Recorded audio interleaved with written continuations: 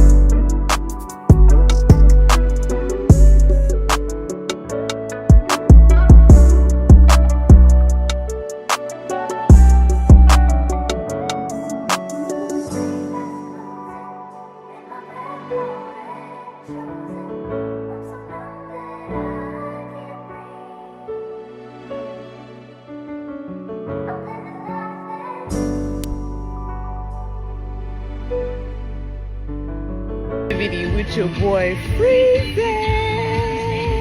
Join in tonight. No captivity. Only the boss motherfucking bitches fuck with motherfucking Freezy. No captivity. Get into it. Hey, bruh, I appreciate you, man. Listen, man. Go sub to my boy, man. Listen, man. Go sub to my boy, No Captivity, man. He's a good dude, man. Shit, what you want me to prove? Spacey got the swords on.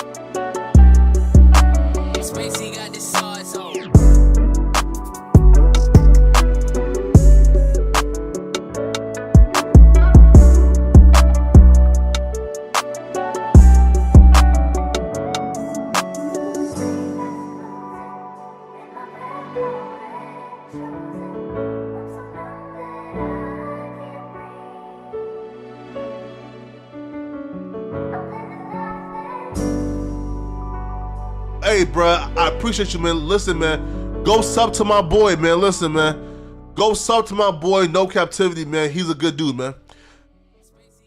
Video with your boy Freezy. Join in tonight. No captivity. Only the boss motherfucking bitches fuck with motherfucking Freezy. It's no captivity. Get into it.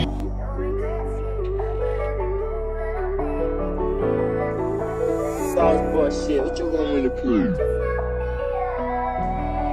Spacey got the sauce on.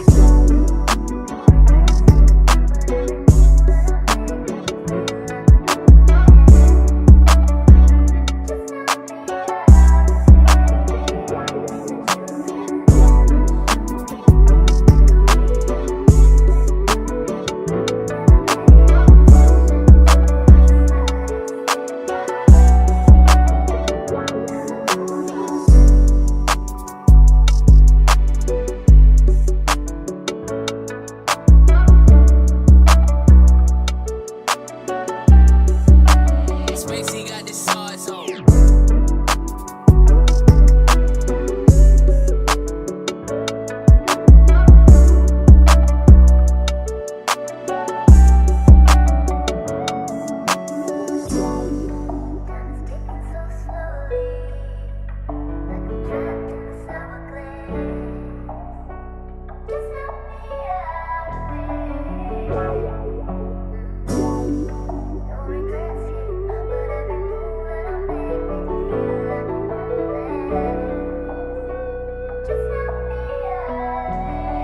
Spacey got the sauce on.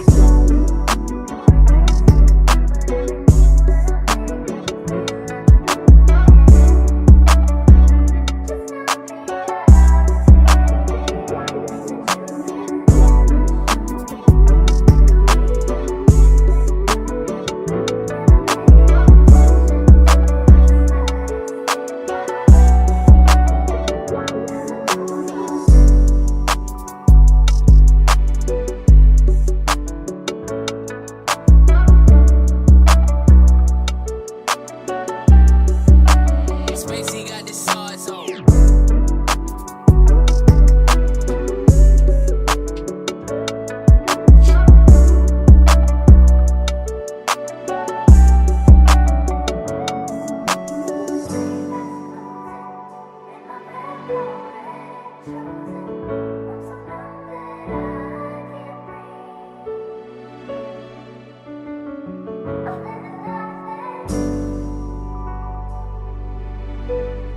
Video with your boy Freezy. Join in tonight. No captivity. Only the boss motherfucking bitches fuck with motherfucking Freezy. It's no captivity. Get into it. Hey, bruh, I appreciate you, man. Listen, man, go sub to my boy, man. Listen, man, go sub to my boy, No Captivity, man. He's a good dude, man. Sauce boy shit, what you want me to prove?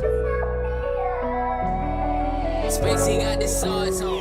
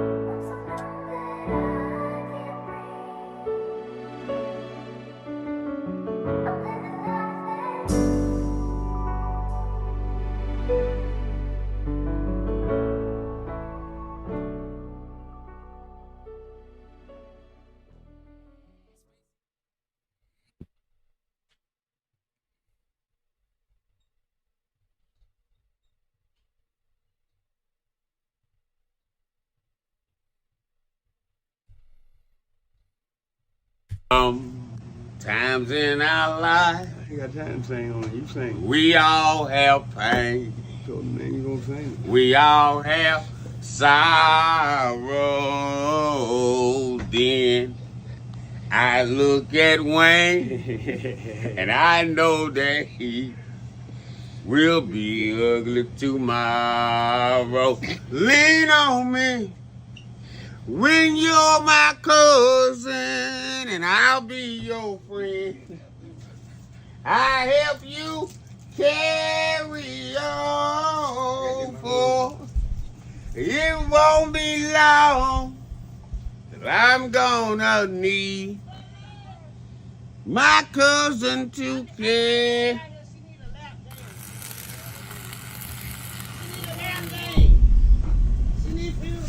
No Cap-tivity. Freezy.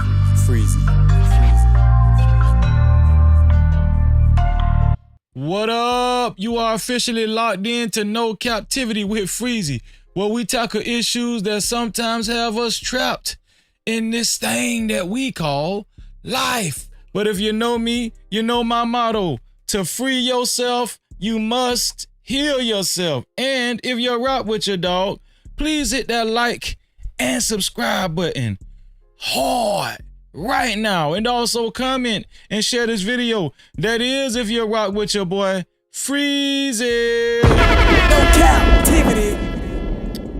How y'all feeling, man? Thank God it's Friday. We're gonna talk about a very controversial topic. Shout out to the people that are affiliated with this topic. No pun intended. Why do only black people have to check in? The check-in culture. Are the strongest black leaders gangsters? Drug dealers? Criminals?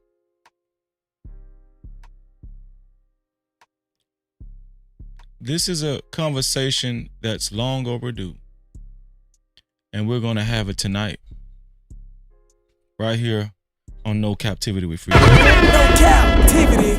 Oh yeah.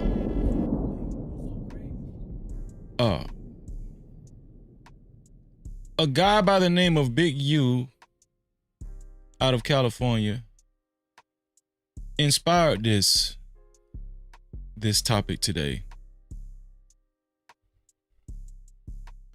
I want to talk about why is it only like that with black folk?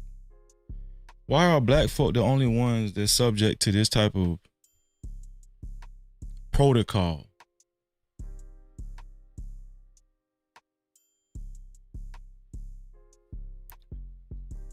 When I think about other ethnic groups, I tried to think about, does any other ethnic group or race group have to check in? I pondered on that. I thought about it, and I just couldn't think. Maybe I'm just off. Now, I remember there used to be a time with the mafia. If you wanted to open a business wherever the mafia predominantly resided, you, I guess, had to check in with them. I'm pretty sure checking in did not originate with black folk, right? But in this day and age, that's the only people I can think of. Now, I need y'all help. Maybe I'm wrong. I don't know. But here's the deal. Here's the whole situation. I'm a big mafia movie fan. I've studied mafia guys. I used to be fascinated with mafia guys. You know, it's just funny how they talk. You know,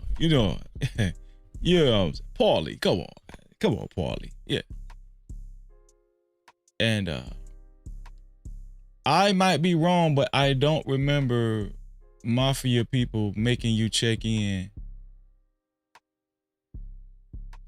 Like making entertainers check in when they come to a city.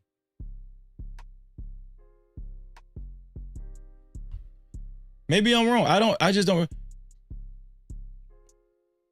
Nowadays, we hear a lot about people having to check in just because they come to a city. The same city that has police officers, a mayor, city government. Yeah. I know this is not a new thing, especially in the black community, but I want to know, how did these people gain so much power to where they influence a stubborn group of people like black people to actually adhere to their rules and regulations? It's astonishing when you really think about it. We don't work together hardly ever to do anything together. But a group of people was managed to put together rules and regulations, a protocol, and almost like a degree of fear that made a percentage of black folk follow those rules and regulations. It's very fascinating when you think about it. Listen, I'm talking about grown men. Grown men. So we're going to talk about that today. I don't know how long the conversation is going to be, but I just know I wanted to talk about it just because. Before we go any further, how about we do roll call, y'all? Let's get it, man. Shout out to everybody that's already in the building, man, and the early No Cap crew.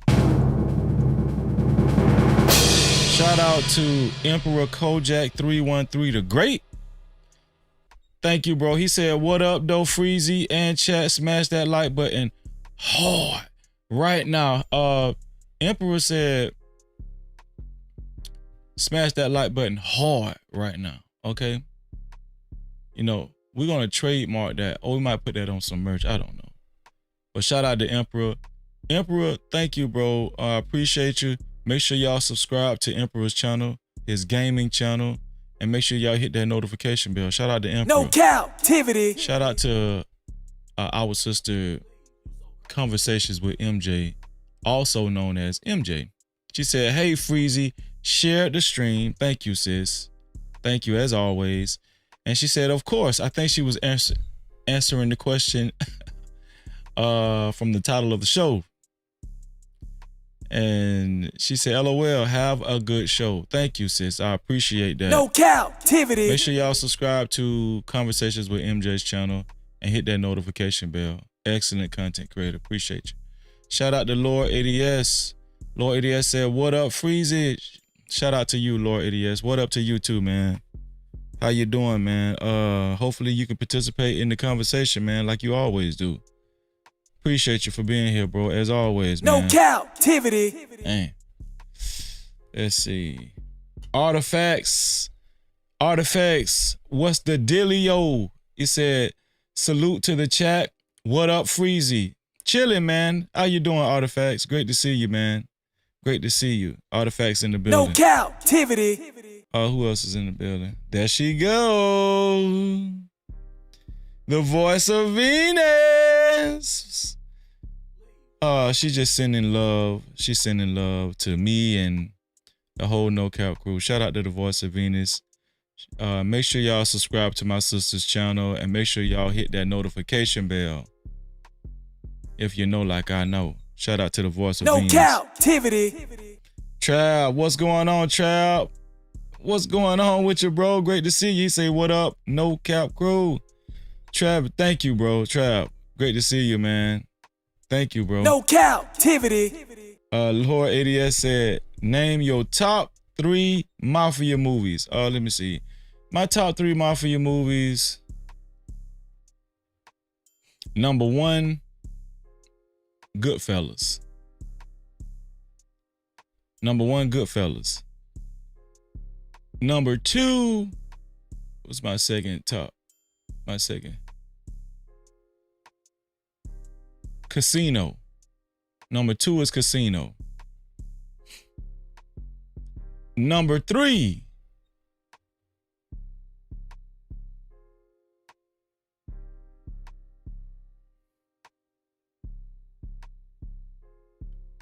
I know y'all expected me to go into the Godfather saga.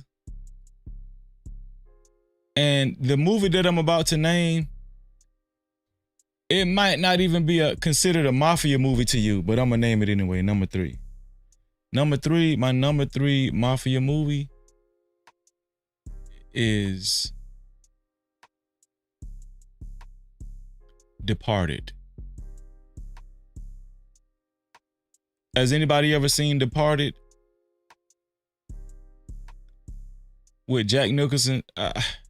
I love Departed. Oh, okay, so you like Departed too? Oh, okay. I thought I was kind of, going off the beaten path a little bit, but no, you feel me though. Yeah, Departed. I love Departed, man. Shout out to my nephew, RJ. What's going on, RJ? RJ, I apologize. I seen your chat the other day, RJ, and I was meaning to.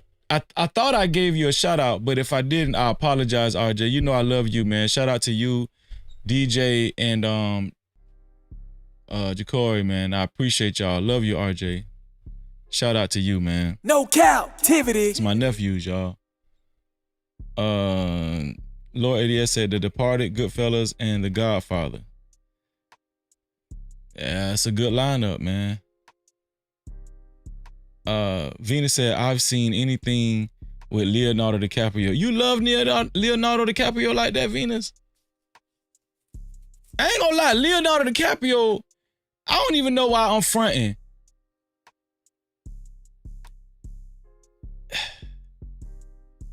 Robert De Niro was my favorite white actor for some time, but I'm not gonna lie. Leonardo DiCaprio might have moved up in the ranks as my favorite actor. I don't know. Robert De Niro still is up here. Leonardo DiCaprio might have they might be neck and neck, or Leonardo DiCaprio might have gotten a slight edge. I don't know. Both of them are good.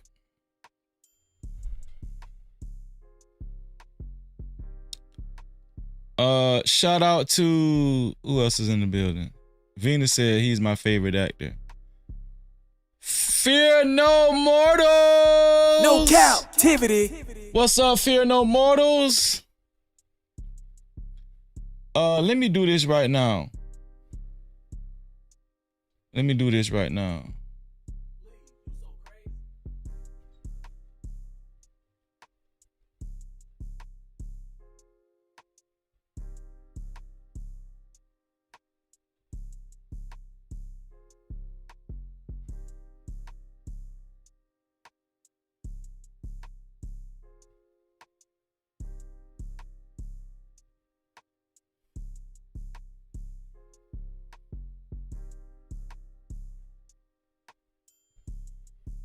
Okay, here we go.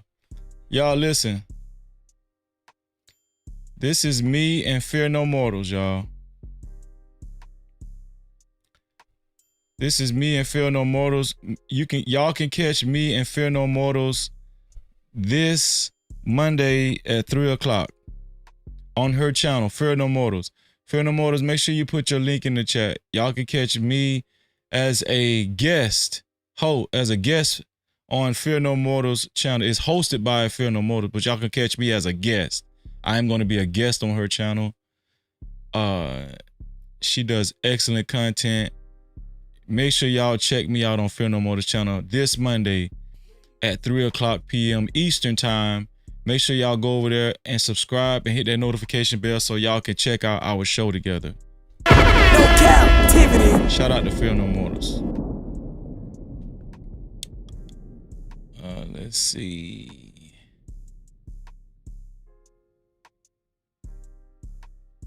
What's going on, Sin 7? Sin 7 said Basketball Diaries.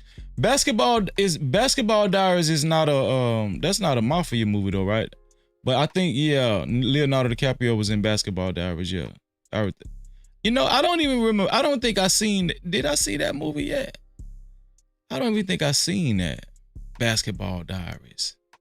I'm gonna put that on my movie list. Shout out to Sin 7, No man. Cap-tivity. Yeah, I haven't seen Basketball Diaries. I need to look that up. Shout out to Big Bad Bull in the building. No Cap-tivity. Listen, Big Bad Bull. I can scream it to the rooftops, and I know y'all won't believe me, but Big Bad Bull is putting together his channel if he hasn't put it together already. Okay. And he got some big stuff ahead, man. Big Bad Bull is putting together his channel. Make sure y'all check out Big Bad Bull, man. He said, salute to my big brother Freezy and the whole entire No Cap crew. Shout out to Big Bad Bull, man. Travel One, how you doing? She said, greetings to Freezy and his No Captivity chatters. Travel only checks in before boarding a flight, listening for a bit. Travel One, they gonna get your ass. Them gangsters gonna get you, Travel One. Especially if you go to California. You got to check in everywhere now. New York, California, Chicago, they making you check in everywhere now. Shout out to Travel One in the building. No Cap-tivity. Shout out to El Cheapo. El Cheapo check in every time El Cheapo have to hit that highway. El Cheapo live in LA. El Cheapo, they have to tell him El Cheapo. El Cheapo, every time before El Cheapo leave her house, she have to make a phone call. All she got to say is check in, and then she just hang up. Yeah. Shout out to El Cheapo. Make sure y'all subscribe to El Cheapo's channel, man. And hit that notification bell. No Cap-tivity. For my sister. Who else is in the building? Nope, that's it. Listen, make sure y'all share the live stream. Share this live stream, y'all. Shout out to everybody that always faithfully shares the live stream and becomes a part of the No Cap campaign. The share button is right below the video, right next to the like and the dislike button. Right next to the like and the dislike button. Thank you in advance. I appreciate you. Share this live stream, baby. Thank you. I wish you $11 million in your life. Believe it and receive it. Let's get it. Also, thank you to everybody that hit that like button so far. Shout out to the 25 people that hit the like button so far. Thank you. Thank you. You didn't have to do it, but you did. I wish you $4 million in your life. Believe it and receive it. No Cap-tivity. Thank you so much. Listen, also, to support this platform and to support stories of this magnitude, you could always, especially if you would like your comments read and highlighted, you could either send a super cap, aka super chat, right? Just like my brother Thelonious KG just did. Super chat. This is how you send a super cap. Thank you, Thelonious, for the initial and first super cap of tonight. He said, props, Freezy. Thank you, bro. I appreciate you. No Cap-tivity. Thank you for helping us keep the lights on, my brother. Thank you so much, Thelonious, man. Yeah, that is the first and initial super cap of the evening. Let's see. Also, another way to get your comments read and highlighted is to send a cash cap, aka cash app, to $No Cap Freezy. That's $No Cap Freezy. Thank you. thank y'all. Who will be the first one to send a cash cow? Who will be the first one to send a cash cow? Well, guess what? That's how you do it. $ no cap freezy. And I thank y'all. I appreciate y'all. Especially with these in-depth discussions that we always have over here, man. And when people come over here, they put their thinking caps on. And for that, I appreciate y'all too, man. Thinking caps. Thinking cap. No cap, thinking. Hold on, let me write that down. Put your thinking caps on. Thinking cap. Man, let me write this down, man. Come on, man. That was God right there. That was God right there. Ooh! Ooh! Hold on, man. Wait. Ooh, shit. Boy, merch coming soon. Let me stop for somebody to take my shit, man. Hold on, man. For somebody to take my shit. Damn, that shit was awesome. That shit was awesome just then. Let me see, hold on. Where my list at for the merch?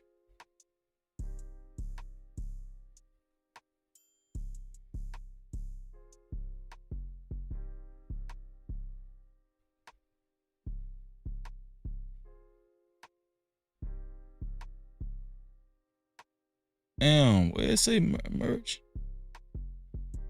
I'ma just write it down, man. Hold on. Merch. Thinking cap.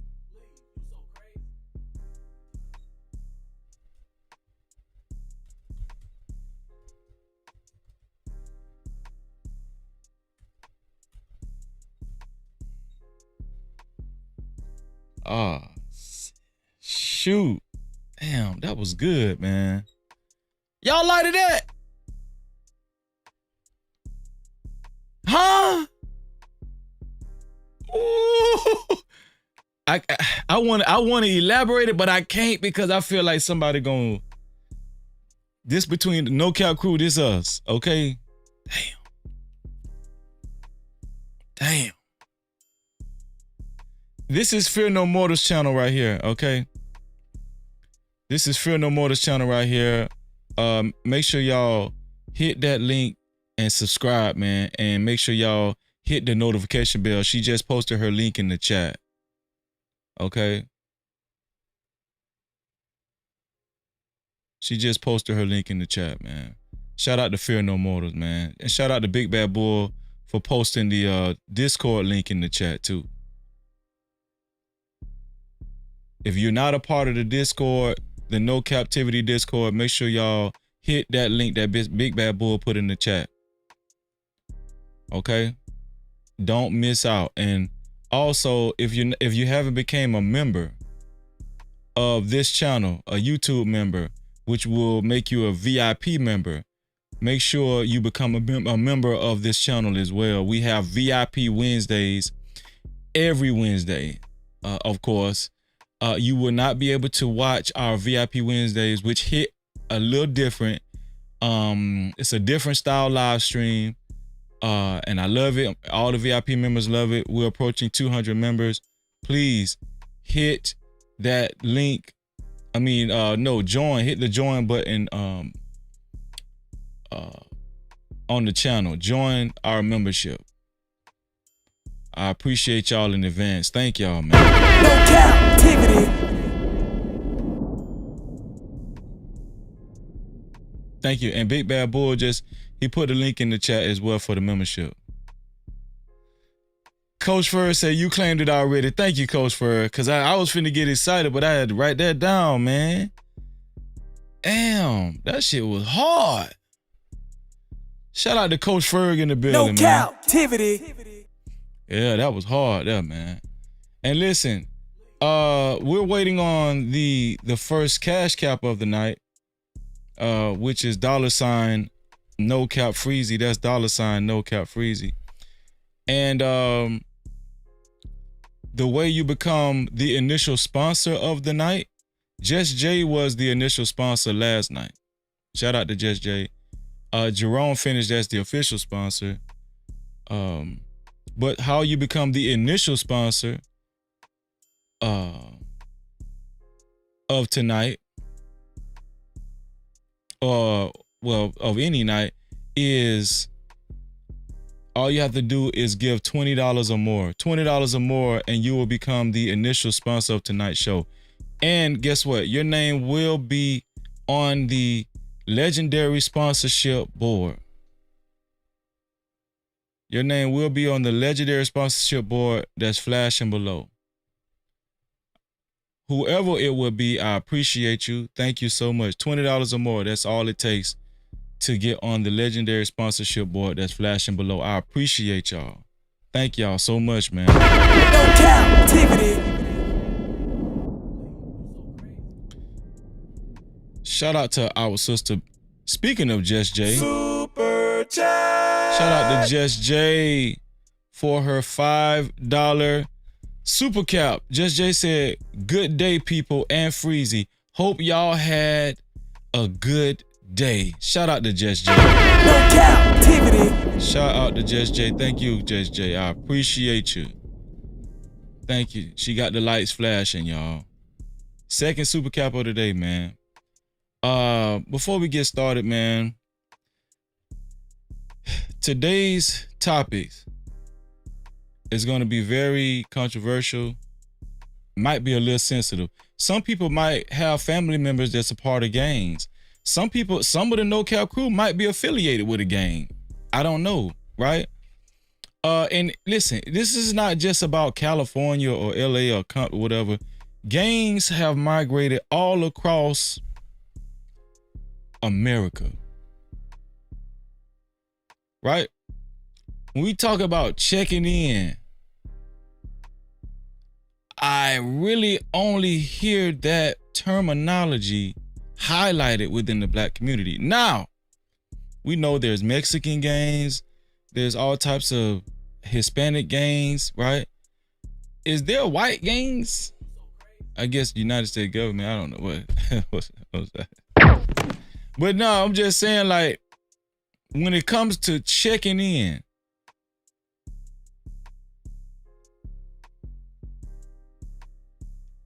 I hear that the most when it comes to black people. Black people always have to check in. But I always said this to myself, like, listen, I live in Florida, right? Now, I'm not saying we don't have gangs in Florida. Of course we got gangs in Florida.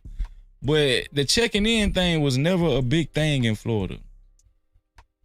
Checking in is not big. Like checking in is not, you don't have to check in Florida. You just got to watch your mouth. That's all. You just got to watch your mouth and watch your surroundings and watch, how you carry yourself.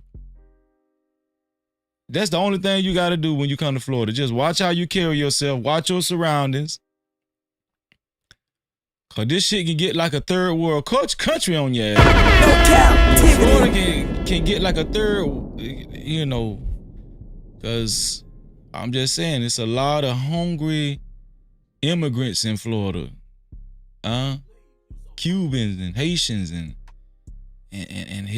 Mexicans. It's a lot of hungry people. And that's the only thing you got to worry about with Florida, But as far as checking in, that's not, when I look at that, I'm always dumbfounded. I always like, damn, why black people are always the only ones really that got to check in all the damn time? Now we know this guy right here just recently got picked up. Big U just recently got picked up, and he had to turn himself in. I've heard of Big U. First time I heard of Big U was on Vlad TV. That's the first time we all hear people on Vlad TV, right? That's the first time we hear about a lot of stuff, because, we, especially if you live on the East Coast and you really don't really know what's going on the West Coast, and vice versa, if you live on the West Coast, you really don't know what's going on the East Coast. Or if you're in the Midwest, you understand what I'm saying? Or Texas or something like that. Mid-South or whatever. But you just really don't know. But I always said, damn. I've asked this question before, right? Are black gang leaders or black gangsters, drug dealers, are the largest leaders amongst black people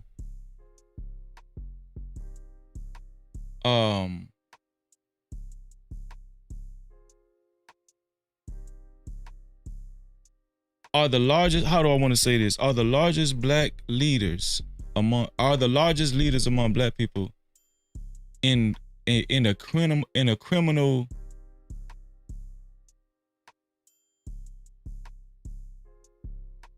involved in criminality?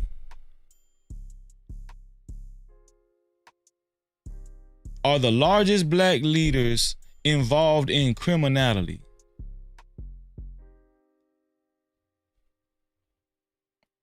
Now, we know we have legitimate black leaders that live legit lives and stuff like that, right? But the ones with the most power, influence, right? Are they on a criminal aspect or are they legit in the black community? I've asked myself this question years ago. I just never had the conversation. And if that is the case, why is it? Is it that the black legitimate people just too weak? Are we scared? Are they cowards? Or because I'm gonna tell you, it's very attractive to a lot of young black folk to indulge in criminality, to indulge in gang life, to indulge in dope dealing. Why? Because there's a lot of questions surrounding it. I mean, there's a lot of aspects surrounding it, right? A lot of women like bad boys. Quite the contrary, from what I've seen, there's more organization when it comes to black criminality. I don't see a lot of black okay, we're talking about black businesses and everything. Okay, fine. But who makes the most money? If you was to group up, if we just take out the 1%, if we take out the 1%, who do y'all think make the most money? Who generate the most money?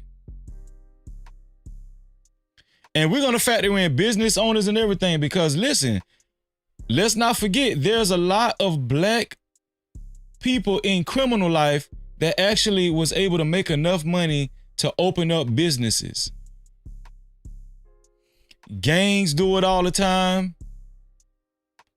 Dope dealers do it all the time.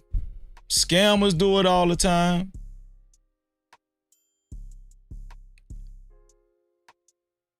But guess what? They all also do. They call shots. They tell you, oh, you can't come over here. You can't come in our area unless you check in. Unless you check in with a... Listen, I don't see black legitimate people actually with that type of power. Even black, like, politicians and stuff that's involved in I don't see legitimate black people with that type of power. For a long time,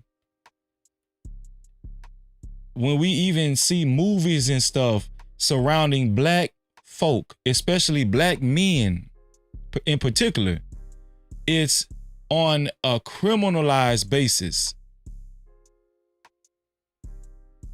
right? Well, we don't see a lot of black movies, you know, about like just legitimate black men with power, right? Unless it's like on a religious sect, like, you know, the Fruit of Islam or something like that, right? Or Hebrew Israelites now, the Hebrew Israelites. But guess what? when it comes to black Muslims, a lot of black Muslims migrated from the streets. That's why they know how, that's why they are familiar with organizing, right? On a street level. Protocoling. A lot of these guys, they come from prison. They you know, they adopt that religion in prison and all that kind of stuff.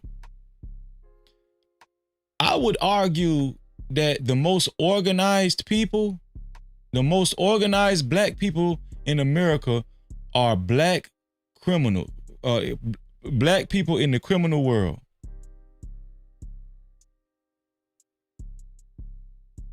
And this is how they've accumulated so much power and influence. Look what they spit out. They spit out rap music. Now, guess what? Even your biggest R&B artists, they want to be Crips and Bloods. They want to make sure that they're Bloods and Crips. Chris Brown, Lil Wayne. Hell, I think Michael Jackson was a damn Blood, they said. Can somebody confirm that? I think Michael Jackson was a damn Blood or a Crip, one of the two. I think he was. I think Michael Jackson, I think I seen that. Y'all know y'all think I'm playing. I know y'all think I'm just joking. But I think Mike was damn near like a Blood or a Crip. Michael Jackson.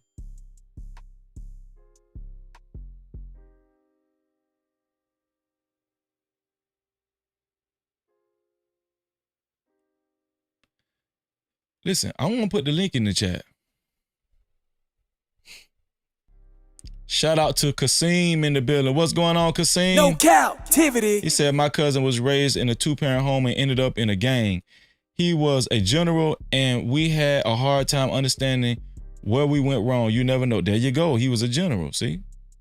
Yeah. Shout out to Marsden Cabell. Said the game has been watered down. Ain't nobody checking in to no pranksters. Yeah, let's talk about that too.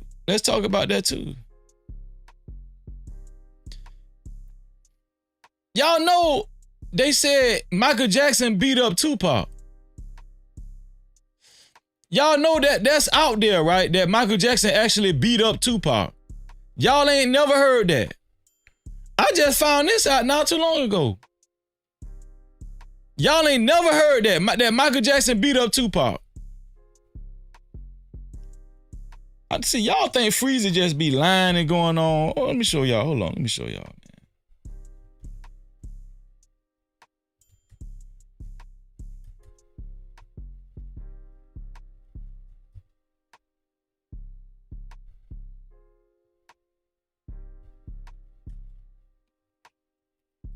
Let me see.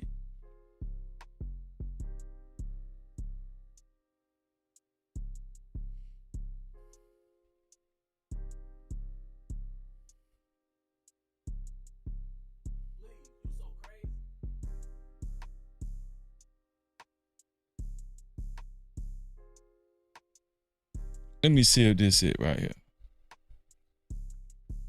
Cause I know y'all think I just be joking.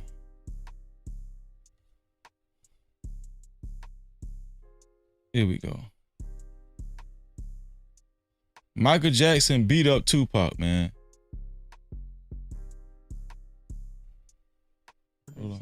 It's BS. They made it up. It's true. None of it's true. It's BS. They made it up. They lie. It's true.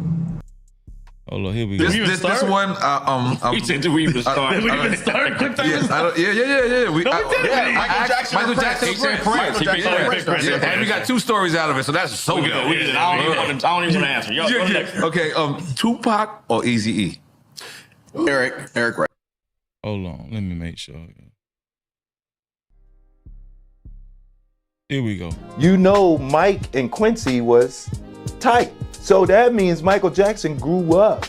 I mean, watch Quincy Jones' daughters grow up. Fast forward years later, Tupac is dating one of the daughters. I think it was Khadijah.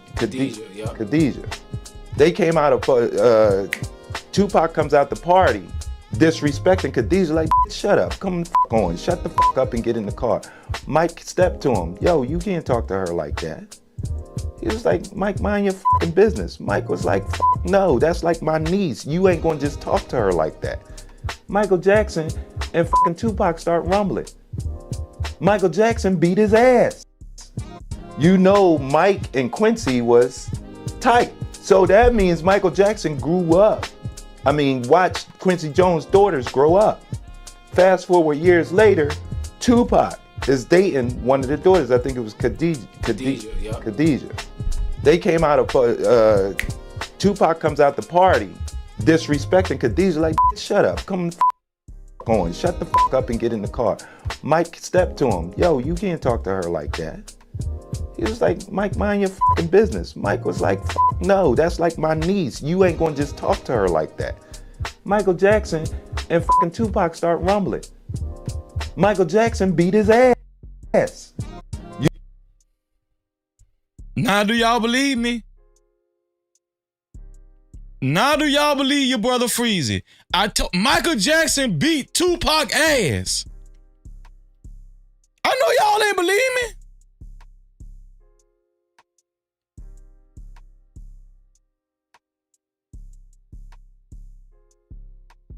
Look at this shit. Shout out to Emperor for the breaking news. Emperor said, rapper Young Scooter has been popped and deleted by the police in Atlanta on his birthday. Wow. Wow. This is breaking news? Damn. See what I mean? Shout out to the world class in the building. What's up, world class? No Cap-tivity. Make sure y'all subscribe and hit that notification bell to world class, man. Damn, Young Scooter. That's wild. What is going on? But yeah, they say, listen, there's also rumors that Michael Jackson was an honorary, I don't know if it was a Crip or Blood. That's what I'm trying to tell y'all. Listen, if Michael Jackson, if that shit is true, that Michael Jackson was an honorary Crip or Blood, how powerful are gangs, black gangs in America?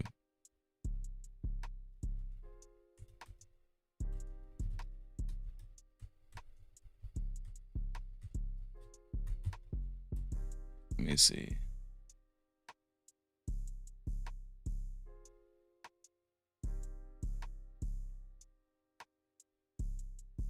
Hold on. Yeah. Watch this. Watch this shit right here. Now, I don't know if it's gonna say it verbatim, but just watch this.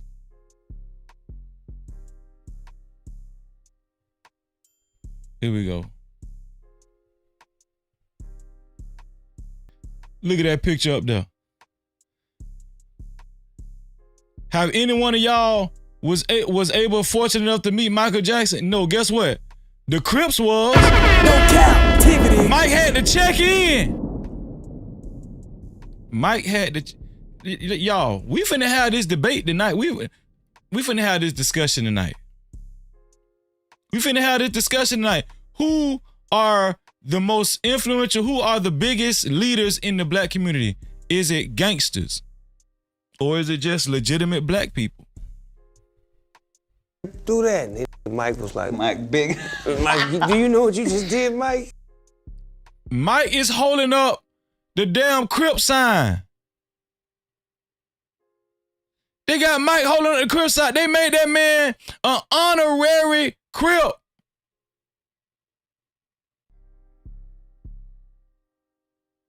How much influence do you have to make to? Okay, and Mike wearing blue. So okay, I tell you what, go to LA and just throw up a Crip sign, just like talking, just cause you want to. Mike can.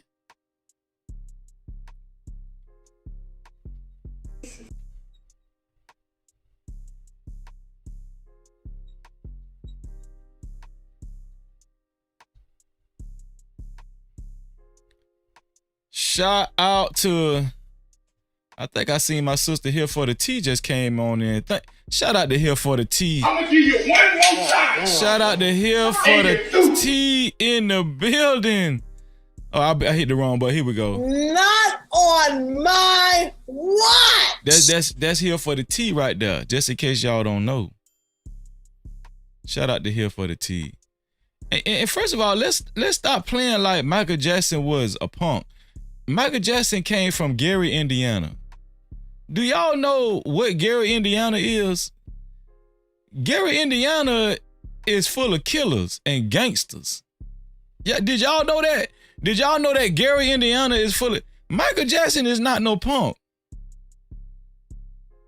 Michael Jackson beat up Tupac. Everybody want to be a gangster. Listen, when I was younger, I wanted to be a gangster. When I was younger, I wanted to be a gangster, man. Don't nobody want to be no nerd. Let's argue that. When y'all was younger, did you say to yourself, I want to be a nerd?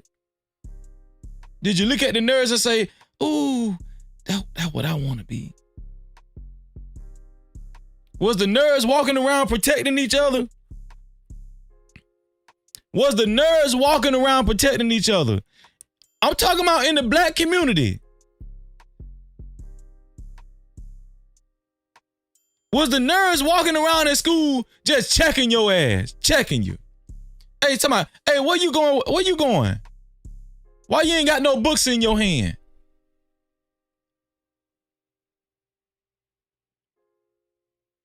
Why you late to class? Why you still in the hallway? Did y'all hear nerds walking around in school checking y'all like that? Why you skipping school? Did you get beat up for skipping school by a nerd? No, that shit don't happen like that. But say the wrong thing to a kid that really ain't making good grades, and he hang around with his homies in school. Your ass gonna get beat up.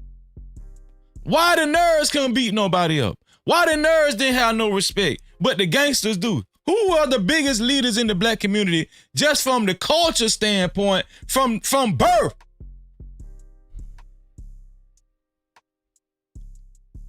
Shout out to my sister, Jet Cora in the building. No cap. How you doing, Jet? She said, freeze it. What up, bro? Great to see you, Jet. Liberated Soul. Did I speak to you, Liberated? Shout out to Liberated, man. No Cap-tivity. What's going on, Liberated?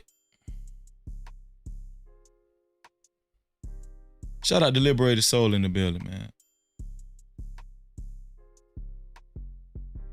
Y'all know I'm making good points. I don't know why y'all flaking in the chat. Y'all know that I'm making good points. You know, I'm gonna tell y'all what's going on. Y'all never thought about it. That's the problem. You never really wrap your head around it. On what's the foundation? What is the foundation to the dysfunction?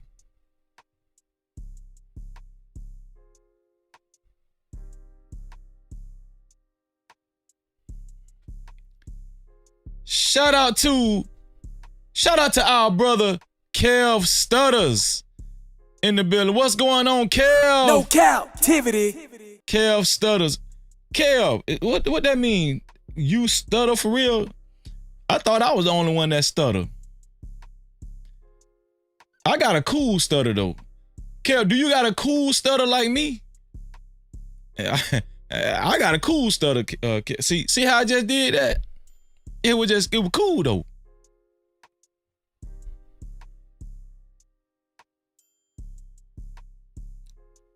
Shout out to Kev in the building, man. Appreciate you, bro. Hope you subscribed, Kev, and I hope you hit that notification bell too, bro. It's great to have you.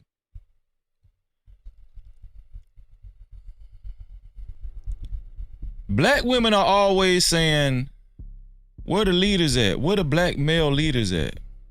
That's the problem. That's what's wrong. We don't have enough leaders. Every race needs some type of foundation.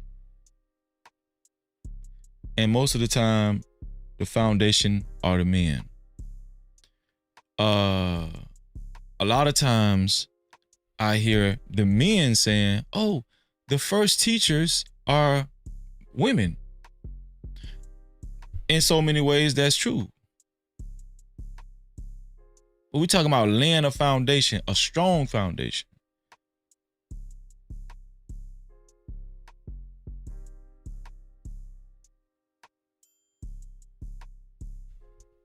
Let me show y'all something, man. I'm going somewhere with this. I'm going somewhere with this, man. Let me show y'all something, man. Because I know y'all think Freezy just talking. It's okay. It's okay. I know y'all think I'm just talking.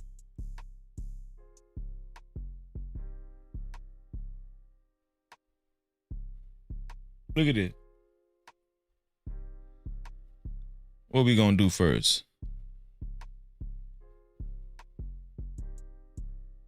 What I'm gonna show y'all first?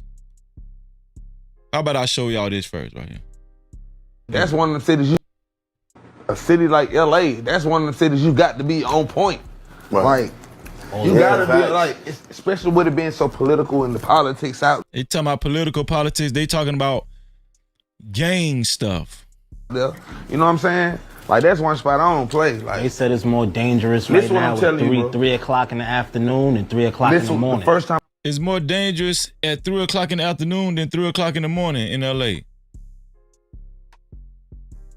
Y'all don't hear people having that much respect for just average everyday black men, average working class black men, or just regular black. Y'all don't hear. The most respect that comes from black men in the black community are gangsters and dope dealers and stuff. Time I ever went to LA, I went out there to shoot the party video. Right. They knew what time I landed. They knew what hotel I was at before I landed. Listen, bro, the first time I go out there, so flying with TIG, Fly was like, man, we gotta go pull up on Big U. So we're going to Crenshaw High School, but he got the football kids out there. So, okay, I know Crenshaw, the blue side. When we first pull up, I see him and Wack talking. And in my mind, I'm like, I thought it was Blood versus Crip. These niggas sitting here talking, having a conversation. Right. So my mind fucked up. This is my first time going out there. He was like, yeah, man, we knew what time you landed. I was like, oh, yeah, this shit different. He was like, yeah, you over there, you in a hotel room, Then what you call to get your bag, ain't your driver? I was like, oh, yeah, this shit different. So at the same time, I say that to say, that checking in should be real. So, cause like, I kid you not, my word, what y'all say, words? R.I.P. Rich Homie Quan, but he's telling his experience when he went to LA and what he felt like he had to do. Some other? He had to check in. We don't say that anymore. My bad, but like, to let you know I ain't playing, I ain't paid no money. All he wanted me to do was just take pictures with the kids, the football kids, and it be little shit like that. Like, niggas be thinking check-in, oh, you got to pay. They just want you to show the community like you're still able to be reached. You know what I'm saying? So after that, I went out there that time, I ain't never had no problems from that first time. You know what I mean? No problems. Like, even when I go out, I still got my dude. See how he took that big breath and said, listen, after that, I ain't have no problems. No problems. Why you got to have problems just because you go to LA and you handling business? Why I'm saying, like, you don't hear average black men operating like that. No, the gangsters do. The dope dealers and all them, they do. That's how they operate.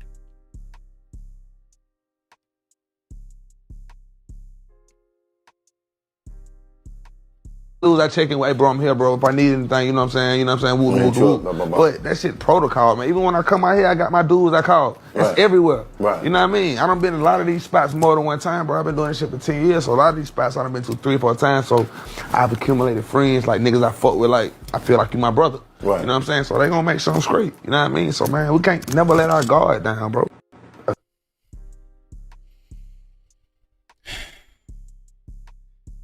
Let's hear from the actual masters of ceremony, Big U, on what he had to say. I think this clip that I'm about to play, he was on the Breakfast Club.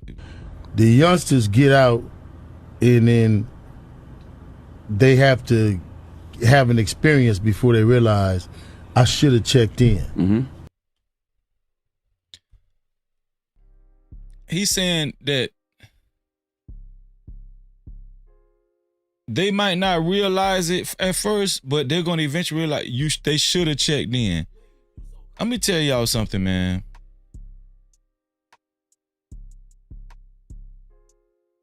When I think about, y'all know I'm big on the collective, and y'all know I'm big on the black community and everything. I'm a collective guy. I'm not with all that pussy shit. Oh, it ain't no more community. I'm not with all that coward shit. I'm not with all that shit. You know, I'm still in the fight. I'm still in the fight, man. I come from that, and guess what? I'm not still in it, but I'm still in the fight. It's a difference, right? It's a lot of black men that's done checked out and say, Freeze, it ain't worth it, Freeze. It's just not worth it. But I know a lot of the black youth come from a lot of these impoverished neighborhoods. Less fortunate, right? After all, when it comes to economically, we still towards the bottom of the totem pole. All you got to do is do the math and use your common sense. And that'll tell you where a lot of the black kids are stemming from. You know, what they're listening to, their environments, their surroundings, right? That's just common sense. Man, fuck them kids, Fred. Okay, all right. But if we have any chance on making a change moving forward with black people in the black community, this is what we're dealing with. This is what we're faced with. Now, you know, the authorities just cracked down on Big U and he had to turn himself in. But come on, man. If y'all think that it's only one Big U out there, you out your mind. It's here for the thug. You out your mind. From what I've been seeing and how I've been feeling lately, it just seems like black men, good black men, are starting to roll over, and just wave the red flag, man. I'm done. I don't want no more parts of that shit. Where the Colombians at? Where the white girls at, man? We done. F marriage. We don't care about none of that shit, man. F them kids. I'm telling y'all, this is...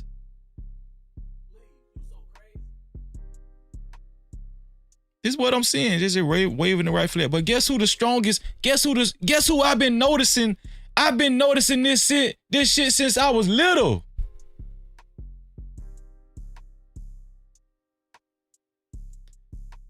From my observation, guess who is the strongest black men in the black community? Like the ones with the most power.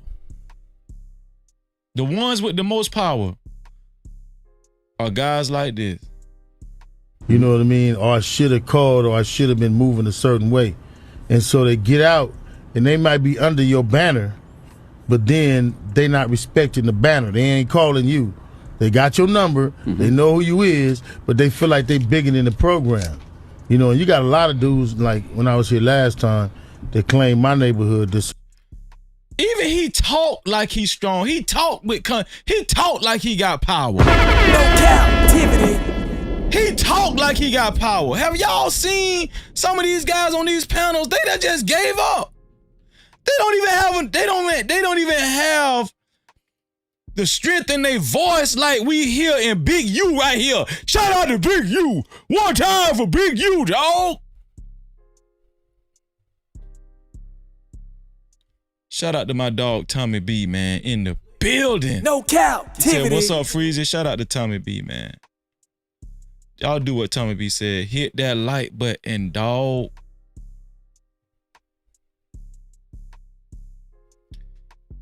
When I see a guy like Big U, his demeanor, masculinity is stronger than most of the guys I seen on YouTube. I'm just being honest with y'all. And this is why Tommy done had this conversation before too. This is why we say, y'all talk bad about them niggas that be in the street. Y'all talk bad about the dope dealers and the gangsters and all that kind of stuff. But this is why the women like them more. This is why a lot of the women like those guys more, because they exude anti-pussy nigga. They exemplify anti-pussy. They a lot of them, even if they faking, you know, they make sure to maintain some type of tough demeanor. Even if they wasn't tough to begin with, they adapted to, oh, this how we need to be. Because all these other guys surrounded by us, listen, only the strong survive out here. And so it make you like that. And so when the women see those type of guys, the women be like, yeah, that's what I want. That's what I want right there. That's what I want. I want that type of guy. That's what the women be saying. I want big U. I don't want that I don't want that conservative coon ass, you know, dude that be putting black folk down all the time. No. Big U, yeah, he might be killing some niggas, but guess what? He's still on the nigga side and he gonna kill your ass too, and you got to check in with Big U. I'm one to argue that the largest leaders, the biggest leaders in the black community are gangsters, dope dealers, what y'all would call thugs. This one here for the thug. In the black community, they are the largest representatives of leaders. And it has been like that for a long time. I'm gonna tell you, it's a lot of things surrounding this. They got the loudest voices. They got the most influential music. They got the, it used to be they had the best athletes. You can best believe a lot of them guys in the street, they will run circles around NBA guys. No cap. And NFL guys.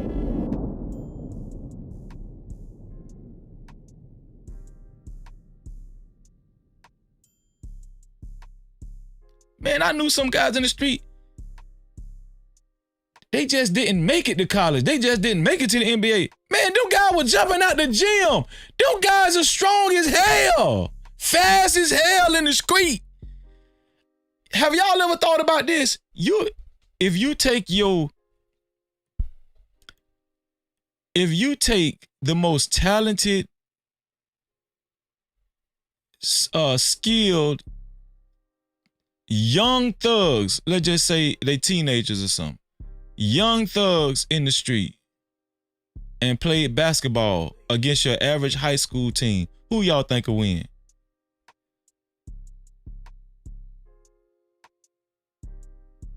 Who y'all think will win?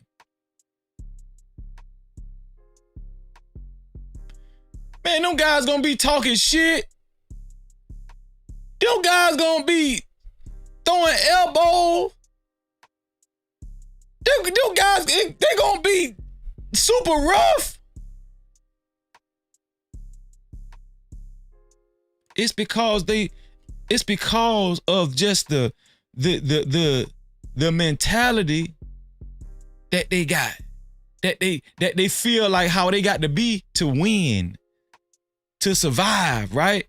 Now, I'm gonna show y'all, because see, this is the beginning of this conversation.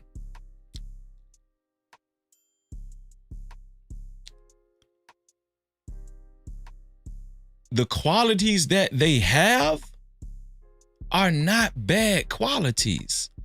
It's just the things that they do. The qualities that they actually have in order to survive, like the hustle, the grind, the willingness to be a part of a gang organization and follow protocol and all that kind of stuff and move and be together and move together and all that kind of stuff and form a brotherhood, a bigger brotherhood than they might have with their own family.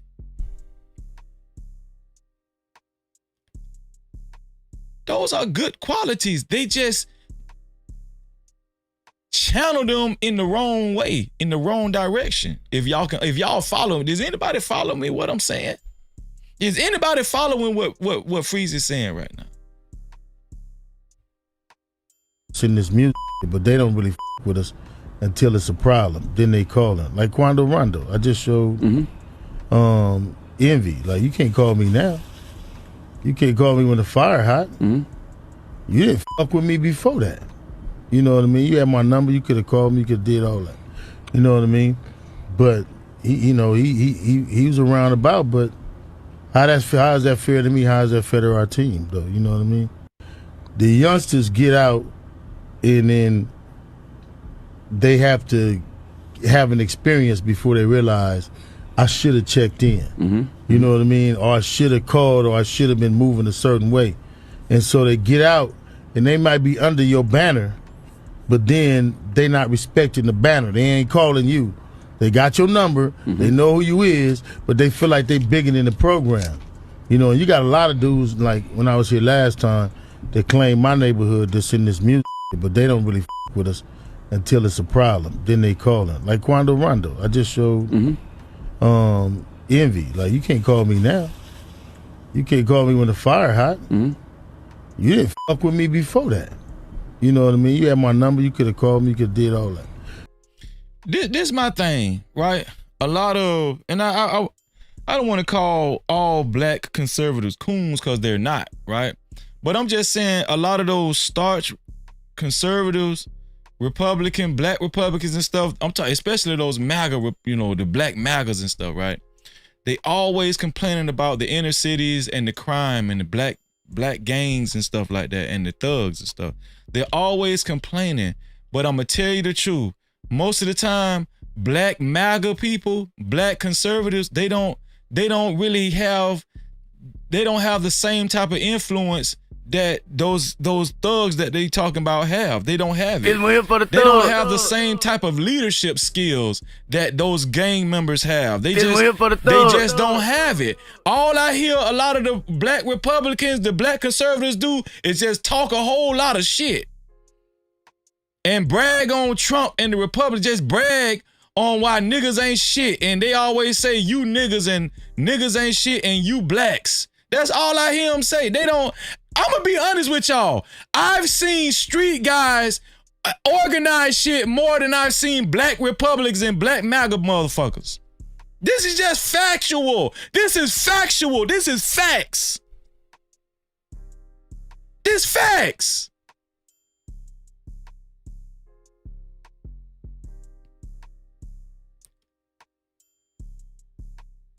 And I came to the conclusion that, yeah, women, they just like leadership, period. They just like a nigga to take over. They just want a man to take over. That's it. Just take over. Even though I'm talking shit, take over, please. Damn.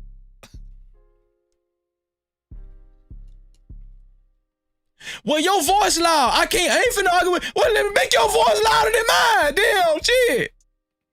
I'm gonna tell you what a gangster gonna do. A gangster, if a woman is talking loud around a real gangster, oh, boy, by the time he get through chewing her ass out, and he ain't got to put her hands on her, by the time he get through chewing her out, she gonna start talking like Miss Piggy. Not Miss Piggy in the chat, but, you know.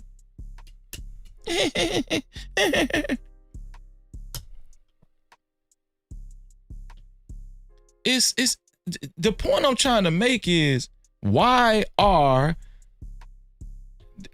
this is the question I'm asking. This is the question I'm asking. Are the strongest black leaders gangsters? Are the strongest black leaders gangsters and dope dealers? Are the strongest black leaders, do the strongest are the strongest black leaders in criminal life.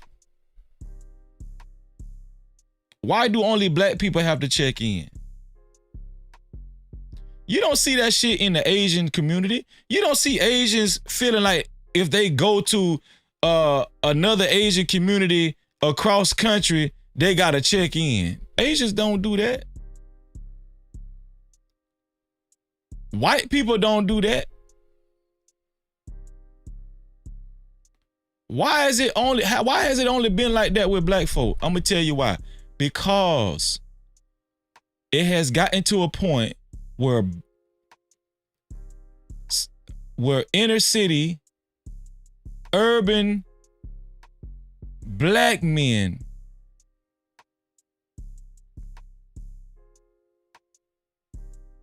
have set themselves up for that type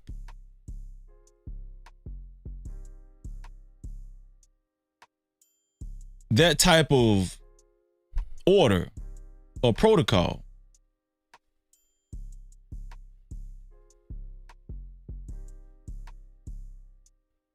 You don't see Taylor Swift having to check in when she go to LA.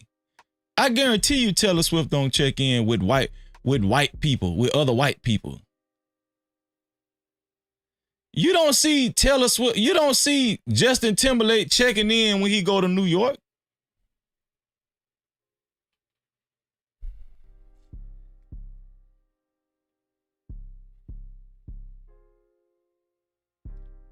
Like I said in the beginning, the mob used to do that, but guess what? They don't do it no more because guess what?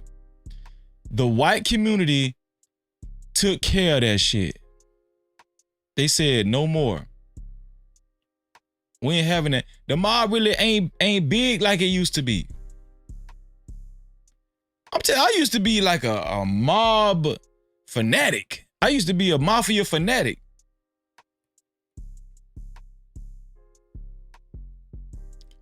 But what I'm saying is predominantly, listen to the sound of my voice, predominantly, that is a common practice amongst the black community. Checking in is the most glorified amongst black folk. As a matter of fact,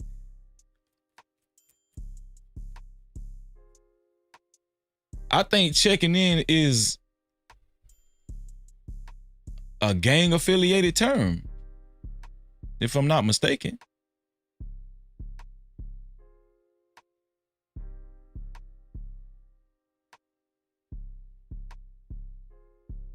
I'm gonna play a couple more videos and then I'm gonna put the link in the chat, y'all.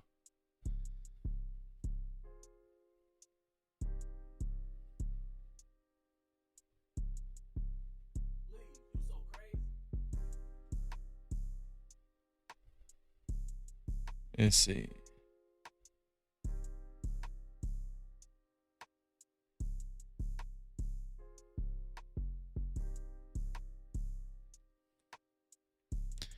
You know, people always talk about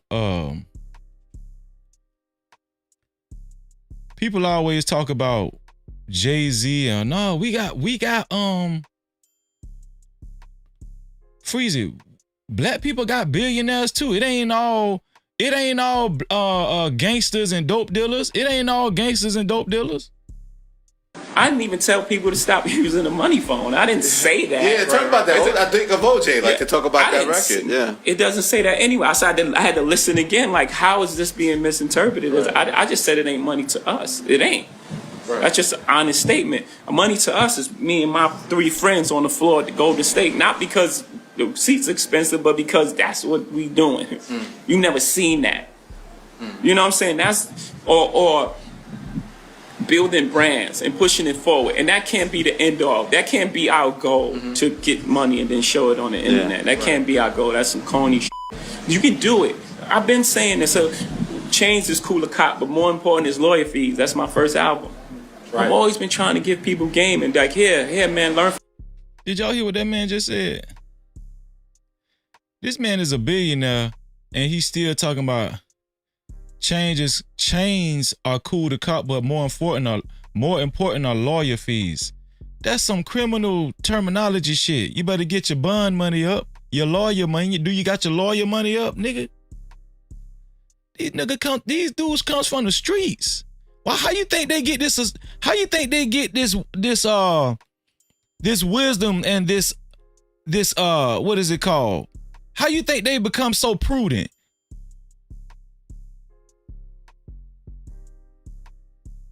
They gained this savvy from being in the streets.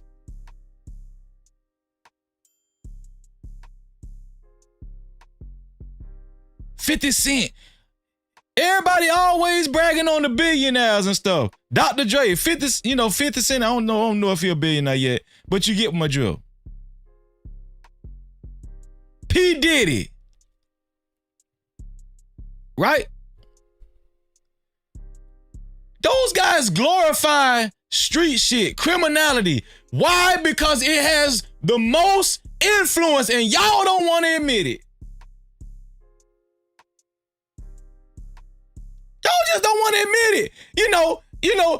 We just want to pretend, oh, there's good black folk. No, Freezy, there's more good black. There's the good black folk. They have more of a precedence than the criminals, Freezy. You're a damn lie. And I'm willing to argue that.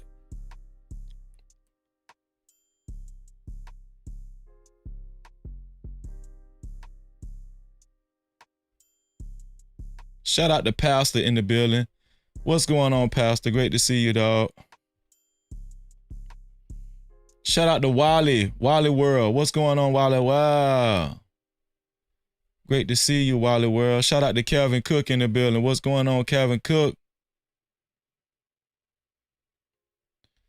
Shout out to our sister, Mo Love, man. Thank you, Mo Love. Thank you. Shout out to Mo Love for her $5 super cap. She said, Freezy and No Cap crew. Hey, y'all. Peace and blessings. No Cap-tivity. Thank you, Mo. I appreciate you, Mo.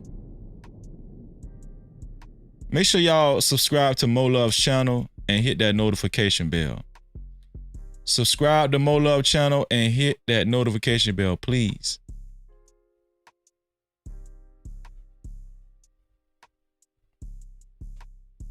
Let's see.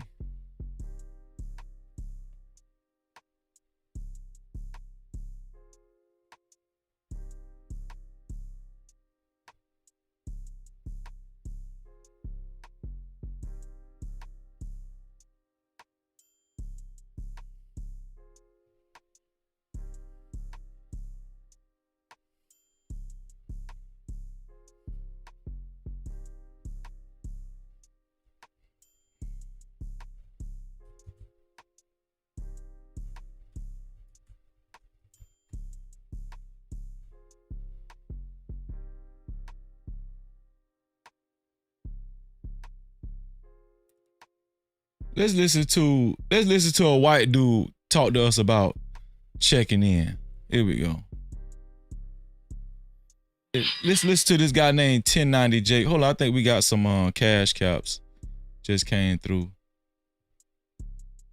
Here we go.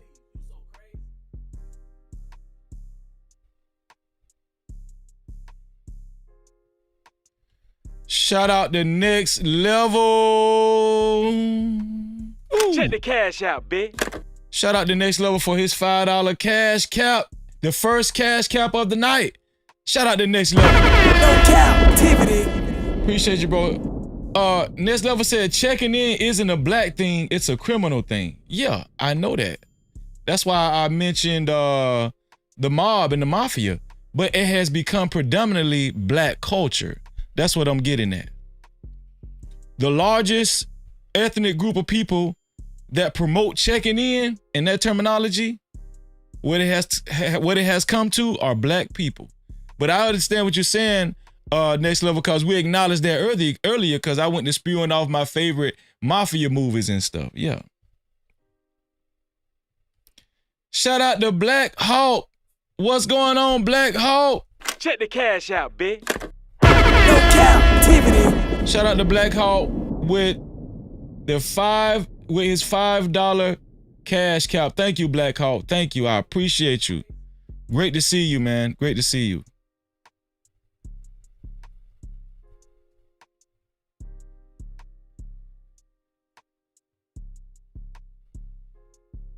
Let's see. Let's play this video right here. Let's see what this guy got to say. I never understood that checking in shit, bro, because it's like whoever the fuck you like, I don't really understand it, because it's like, how the fuck am I gonna check in with y'all and feel safe when y'all got dead homies? Y'all are getting killed where y'all from by people that are living where y'all are from. So how the Now, I'm gonna tell y'all how crazy this is. This is a white dude that has adopted black criminal culture, black thug culture, with his appearance and everything. And after he was accepted into black urban criminal culture, now he feels like he has the autonomy and power to speak against what he promoted and what he built his career off of a long time ago. No Cap-tivity. Yeah, this guy's name, 1090 Jake. He's a huge YouTuber, and guess what? He's a part of a gang too. He's a part of a gang too, and made millions of dollars off of black people.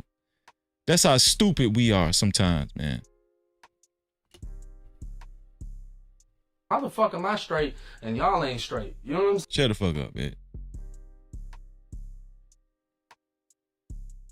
Let's listen to this guy right here. Yo, I got a question. This for anybody out LA. Feel me? Like, yeah, what y'all got? Gangs, Bloods, Crips out there. Now, I really got a question. Like, so when people come to LA that's famous, black rappers, entertainers, whatever, why do they have to check in with y'all and pay y'all for them to come out there for protection?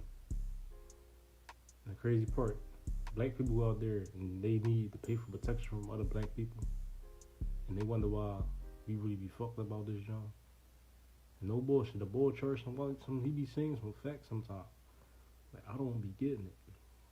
Y'all stirring your own people when they come out there and say they gotta pay y'all to check in for protection. But guess what? The white people, the real white people, the rich billionaires, they come out there with millionaires, whatever. They're comfortable. They don't. Did y'all hear what he said? He said, why do only black people have to check in? Why do the gangs not make white people check in? Why don't white people? That's exactly what I just said. White people do not have to check in. When the billionaire, he said when those white millionaires and billionaires come, they don't have to check in. The biggest leaders in the black community are black gang affiliated black criminals in criminal enterprise. Make them check in. Why? Why? They come out there comfortable, riding around, doing whatever they want to do. But you make the person with your same skin colors look like you check in. So you're stirring black people. You don't stir the white people. And why is that? Then y'all gangs out there like y'all running the whole shit. Cops be out there killing, shooting y'all. Y'all niggas don't do nothing. But you want to stir and thrive and kill each other. Then a cop come around, murk one of y'all, kill one of y'all. Y'all want to go march, talk about it. And this the exact reason why black people can't go nowhere. But how do that even make sense? A black rapper entertainer come out there, he gotta pay y'all for protection. When y'all don't own shit out there. I don't know, but y'all explain that to me. Whoever out there, gang member, whatever. Y'all explain why people gotta check in when they come out LA. I never understood that. I don't know if it's like a business, maybe it's like a business thing. But still, even if it's business, still, y'all don't make them white people check in. Why y'all make them check in? Please, somebody tell me, because I don't understand it. I never got that. They can literally come out there and do what they want. Comfortable. They don't need no protection or anything. Y'all don't touch them, you don't rob them. Same people, they probably got more money than rappers. But y'all don't touch them. And I ain't gonna lie, that make y'all like some bitches. I'm not gonna hold you. Y'all do not disturb them people. Y'all really need somebody to explain in these comments why y'all only disturb the black people with the rappers. Really killed that boy PNB out there for no reason. Killed Nipsey Hussle. He's out there changing, trying to help y'all out. Changing the So he's talking about they really killed the dude PNB Rock for no reason. For no reason. That's what he's speaking on too.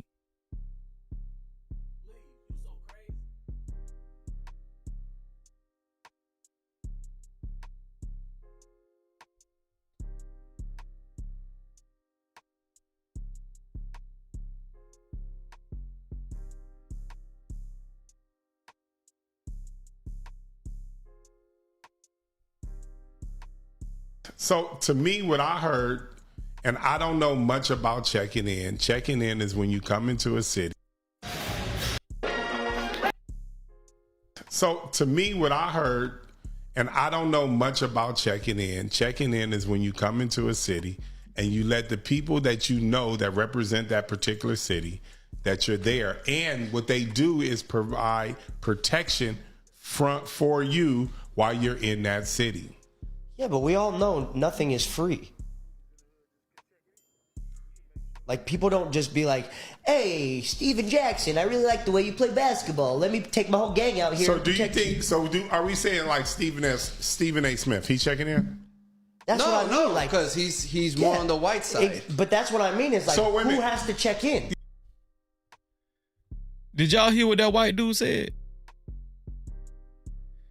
The black dude asked the two white dudes, does Stephen A. Smith have to check in? What one of the white dudes said? No, Stephen A. Smith doesn't have to check in because he's more on the white side. No cap. Let me play it again because y'all ain't listening. He's more on the white side. That's why Stephen, if you're on the white side, you ain't got to check in.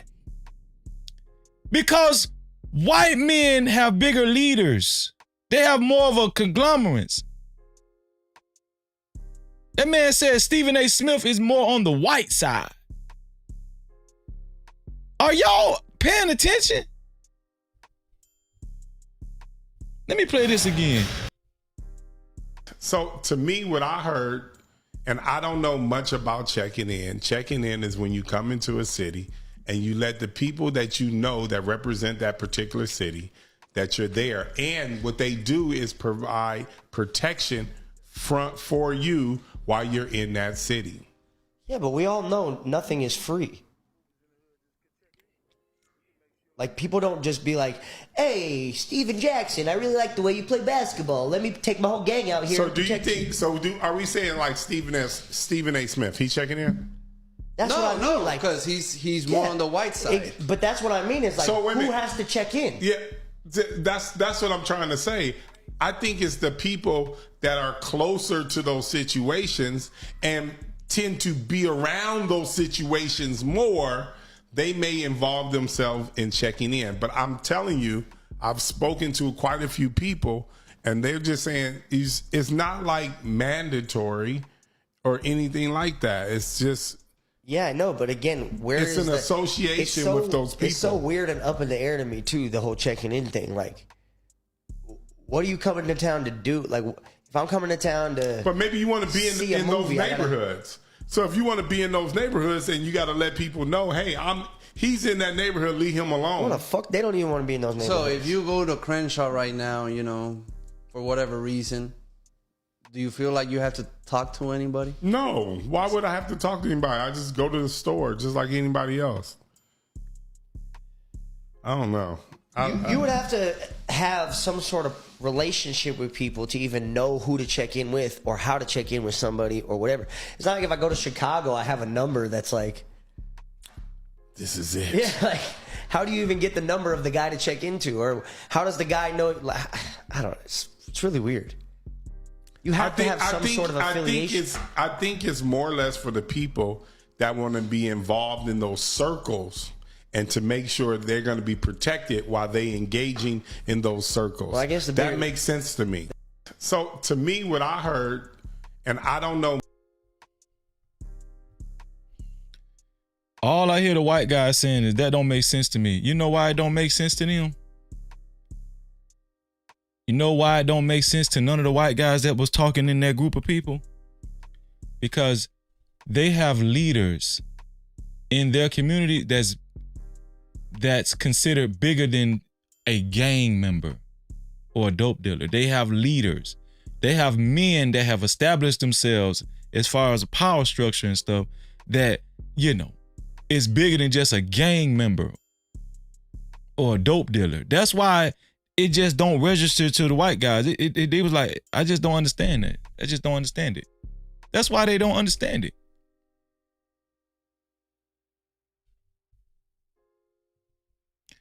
Shout out to Next Level again, man. Salute to you, bro. No Cap-tivity. Salute to Next Level in the building.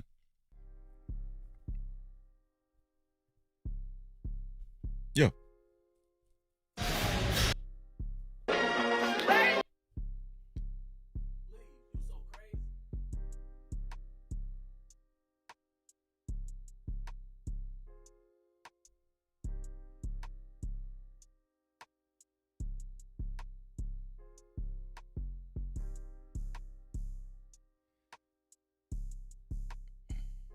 I think I'm about to put the link in the chat, y'all.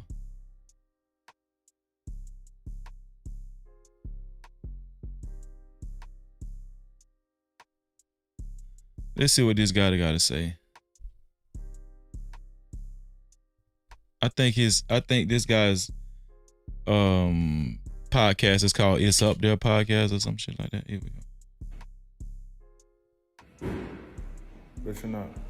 I'm in a small town right now. This is confirmation I'm being followed. I'm about to show y'all a correlation of red and blue cars that's currently tailing me. I have spiritual gifts. A lot of y'all not gonna believe. No.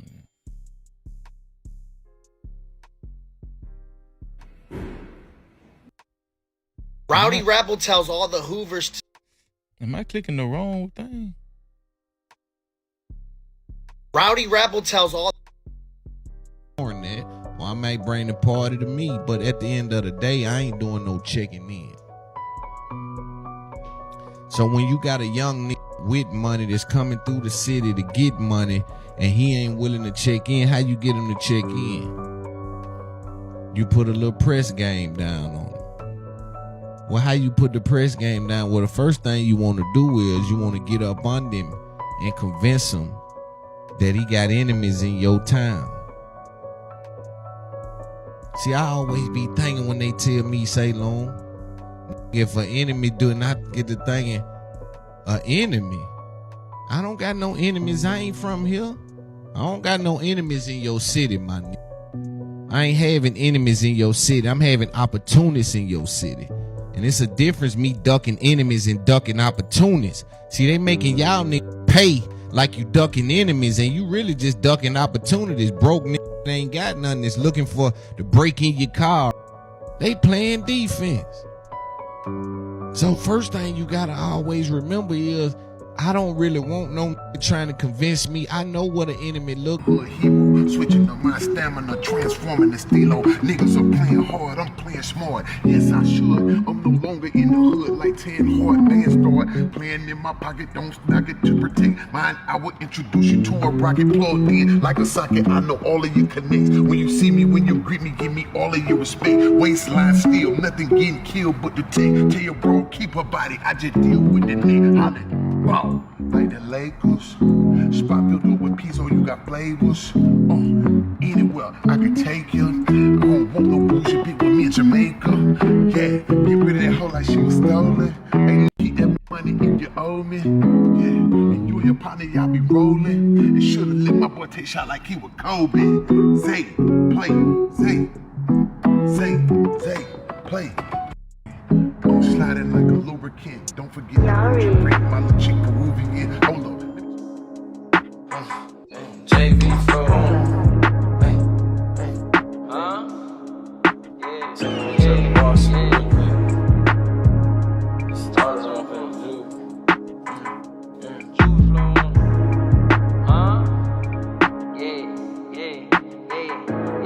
And you done hit the plus for 10, yeah, and caught the bin, yeah. You wanna fuck her and a friend, yeah, do that again, yeah. Get 2 lags, know them boy could double back and spin, yeah. Ride around with that extend, yeah. You play to win, yeah. 40 with a switch, yeah. With thumb in this bitch, yeah. Pull up and let it hit till it's none in this bitch, yeah. You a head hunter, drop 100, get 100 niggas dead. You don't want the bitch, but you gon' hunt your head. Yeah. That little bitch good with them names, huh? You in the game, huh? You bout to go to Johnny Dane, huh? Shout out to my brothers, Ruthless Truth in the building, and Tommy B. No Cap-tivity. What going on, my brothers? What's up with y'all, man? Just chilling, man. Ruthless, what's up with you, man? Why you mean, Mikey? We know you gangster, dog. God damn. This is a good topic. It's a good topic. Okay, oh, yeah. We gonna talk tonight, man. Shout out to Cassandra B, the neighborhood sweetheart. Good to see you. And shout out to Sid. Great to see you, Sid. No Cap-tivity. Great to see you. Oh, Kills, what's going on with you, Kills? Great to see you, Kills. Shout out to Kills in the building. So listen, yeah. So here's the deal, right? Having these conversations, I heard a lot of conservative men talk about how weak just the black community is, and that's why they had to disassociate themselves. And they talk about basically they describe themselves as pretty much stronger than your average dope dealer or gang affiliated person, right? But when I wrap my head around it, and just from my experience, right? And I don't want to be biased because of my experience, but when I wrap my head around it, and when I see the type of representative when a lot of these guys speak, especially on the conservative level, I just don't see it in them. Yeah, they know. And I'm gonna just be honest with you. I don't even know why they talk about relationships, those type of guys. Because if they really knew, a lot of the guys in the street, they know what women want. They already be on the prey, on the prowl. They know what women want to hear. They know what women want to see. Right? But a lot of these, I'm gonna tell you the truth. I never heard the term socially awkward. What is it? Is that the term, socially awkward? Is that it? I think that's it. I never heard that terminology till I came to YouTube. You know why? Because you never really you didn't really see that in the street. Nah, you didn't call them weird, reason. What'd you say, Tommy? We just didn't use that terminology, but now we did. We called them weird or weirdos. Weirdos, okay, right. You right. Yeah. But I just here's the deal. Here's the deal.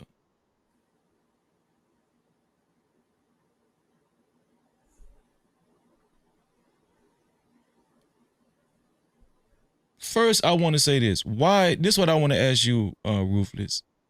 Why do only black people have to check in?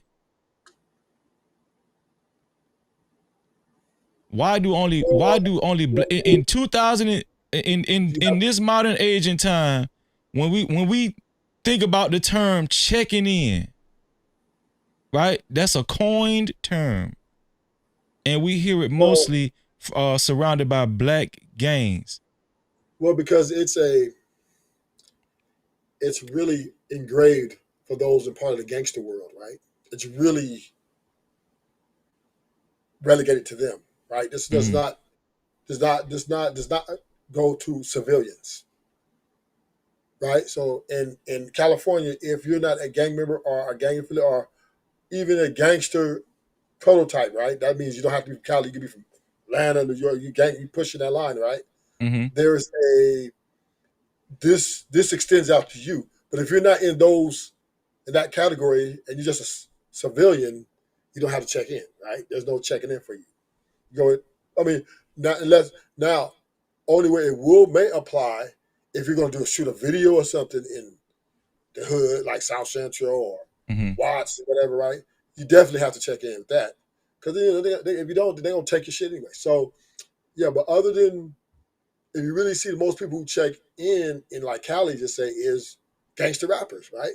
Because a lot of them come down here and shoot videos and do a lot of different things for the projects. They want to do something in their video. They check in. It's very important. Now, there are some who try to slide under the radar, like Quandarado, right? They don't necessarily have to check in. It's not a mandatory thing. But if something happens to you, you're pretty much out there in the water, right? You got to swim through it. So I mean, it's really a respectable gangster thing throughout the community world. When it comes, particularly California, pushes it the most. I think they do in Atlanta too. I'm not sure about New York, but I'm just saying it's pretty much a thing when you come down in our hood, because the hood is a place of business. You must understand it is a place of business.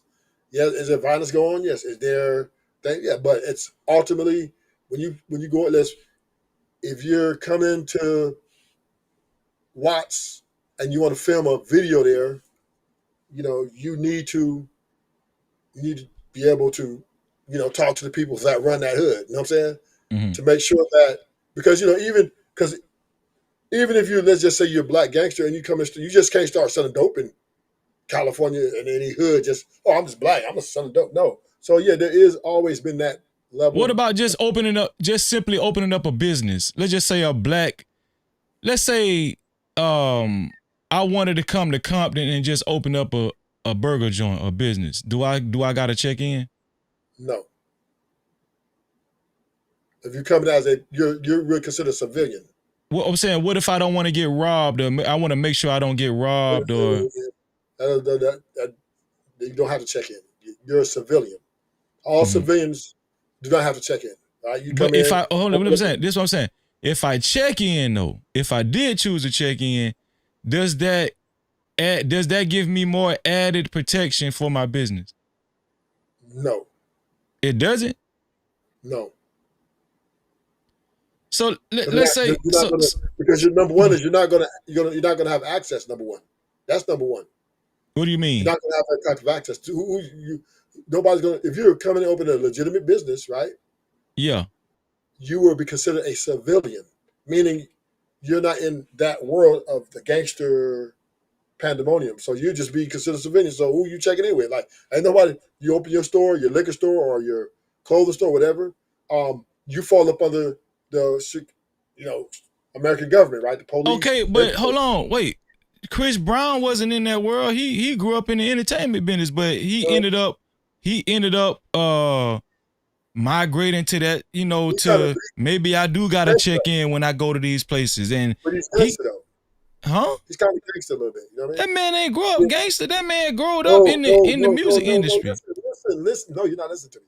But he pushes that, like, his mystique is like he with the shit. You know what I mean? He like gangster type.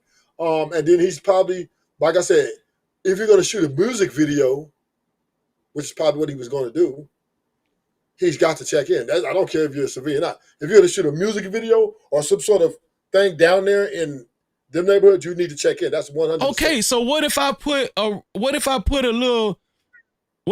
restaurant right there in that same area where Chris Brown's shooting a music video at? Yeah. It would make more sense for me to check in than Chris Brown, because I'm gonna be there 24/7. I'm gonna be there every day. I'm just saying you can if you want to, but you really don't have to. It's not really if you open. Let's just say you open up a McDonald's, right? Yeah. I mean, you're professional business. You're under government regulations, right? Yeah. So yeah. Then go ahead. But videos, we talk about a music video. A music video is not considered like let's say a gangster rapper or whatever. You're coming down, and you're going in Crenshaw, and you want to walk down. Right, you got to check in, because then the Crips or Bloods around there are going to feel disrespected, right? That you're repping your gangster shit on their gangster shit. Then they gonna come holler at you. Does it matter what kind of colors I wear? Not really. Can I walk down the street wearing all red and not get bothered? Like, what do you mean? Just walking down individually? Crazy. You gotta understand. You gotta be in a specific area to even run into these troubles anyway. Mm-hmm. So if you're coming out here, you pretty much you in areas that. So they always ask like, oh, why Justin Timberlake don't have to? Because he's not in the area of these people. He's not trying to frequent there. He's not trying to have a look. None of that shit. You feel me? Like that's why you could say like Usher or somebody like that's not running into the problems. Yeah, he would consider a civilian. Okay, but hold on, Tommy. From what I seen, even like with PNB Rock, right? They robbing your ass downtown LA now. That shit, it ain't no discrimination. Whoa. That's not where PNB Rock was robbed at. PNB Rock was robbed in the hood. The Roscoe's he went to, locals don't even fuck with it like that. Okay. He was robbed in. Okay, my mistake. He was robbed in the hood. Yeah. But these. And he went there with $500,000 around his neck. Yeah, so he's stupid. He was. Yeah. Yeah. But what I'm saying is, are y'all telling me they're not going downtown LA? People aren't going downtown LA just to pull licks and stuff, and they're just like what's the dude name that I just showed? He died. Rich Homie Quan.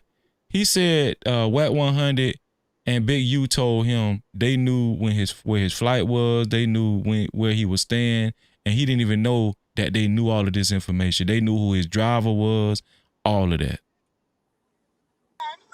Yeah. But again, like they're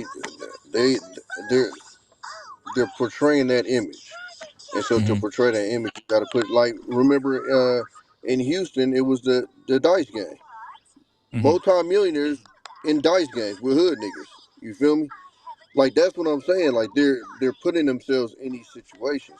They're not like superstars come, they do their show, they go back to their hotel and they bounce. It's not what a lot of these guys do. They in the grimy ass clubs. You feel me? Like it's so you putting yourself in a way in a way because it's not the fact that oh we might get you. It's the fact that somebody can and if you out of town, you know, it's if you're gonna be frequent in the places you frequent in, then you know it'd be nice to have a phone call and you can get some, you know, somebody to back you up. Right. So to me, that shows strength. Right. Those are black guys with a lot of strength. When I examine, what you said, Ruthless? They got the numbers. Okay. So here's the thing. A lot of black conservative people or people that just talk against, you know, that will call these type of people degenerate, the black degeneracy and all that kind of stuff, or niggas or some shit like that, right? They say these guys is weak and they're not real men and all that kind of stuff, right?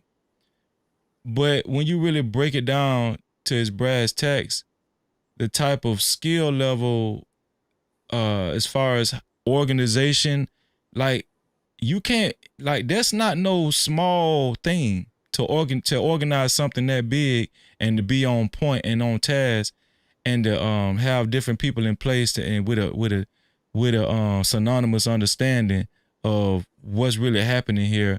Like your average black people don't do that.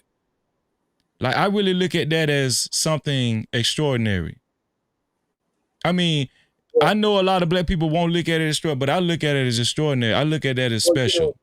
You know, these dudes are gangbanging from young ages, right? Yeah. So within this is their family, man. It's like a family to them. So this is the way of life.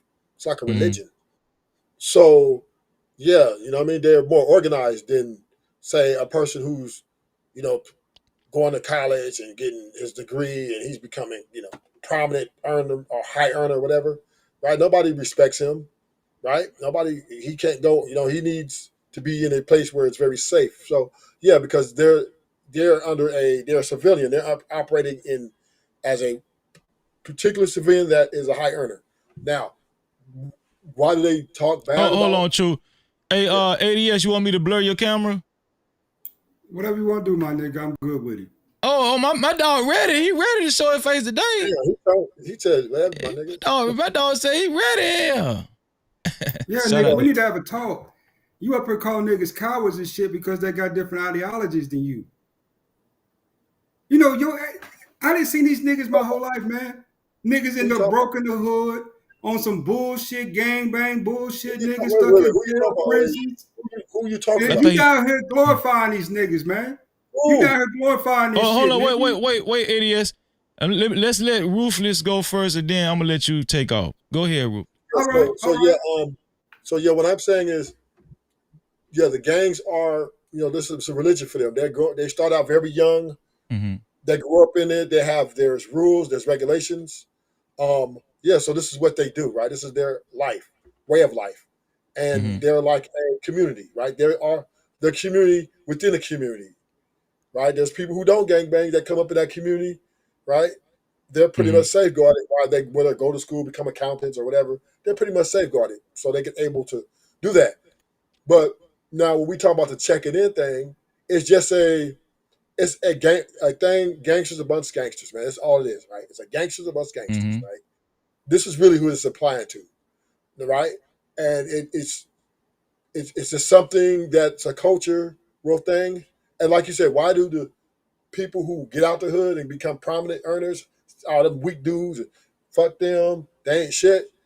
Because, they maybe didn't get the girls. Maybe they took that girl that they had a crush on, right? She didn't want it. She wanted gangster, right? She wanted jealousy, because most people come from the mud, right? So the high earners get up there, they got a little animosity, because the gang members, the doughboys, they get all the glory, right? They get the women, they get the popularity, right? Best clothes, and they just got to sit back and be nobody. So jealousy and envy accumulates. So when they get up there, they talk shit, fuck them, they weak, but they won't go down there and say that to them. Of course not, right? They're going to say it up way high in their facts. So in their little wherever, they're not going to pull up in Crenshaw and jump out in their suit and tie talking about fuck y'all weak, because they know then that's a battle they won't win. So it's just them bending off their chest because they weren't able to excel in that type of environment. Okay, go ahead, Lord ES. Go ahead, take off. Shout out to Lord ES, just came in. No Cap-tivity. Yeah, nigga, what is your problem? Like, what has gotten up in your ass that you call niggas cowards and shit because they disagree with your ideology of bullshit? Now, I don't I got 3 cousins that ain't done biz, man, 10, 15-year biz, man. One came up out of my house. And you want me to go there too? That's a problem to me, my nigga, because you ain't seeing shit straight. I got out because I didn't want to end up like those niggas. And yet, instead of you say, okay, you did your thing, now we talking about this though, but this is my view. You up there calling niggas cowards and all types of bullshit. What the hell they got into you tonight, Freezy? He was quoting your ADS. No, he said that shit straight from his heart, nigga. I said and heard it. Right. So here's the thing. This is why I said, I did say that. I said cowards. I said that. The reason why I said that is because Ruthless Truth made a great point. He said a lot of conservative, what I actually said specifically was the black MAGA people, they to me, they come off as cowards a lot because they talk a lot of shit about black people, and they always use terminology like you blacks or you niggas. Black MAGA, very extreme black conservative black folk, they always come out, they always talking shit about the same gangsters we talk, but you will never see them actually take charge and go in these communities and try to make a change for their own people.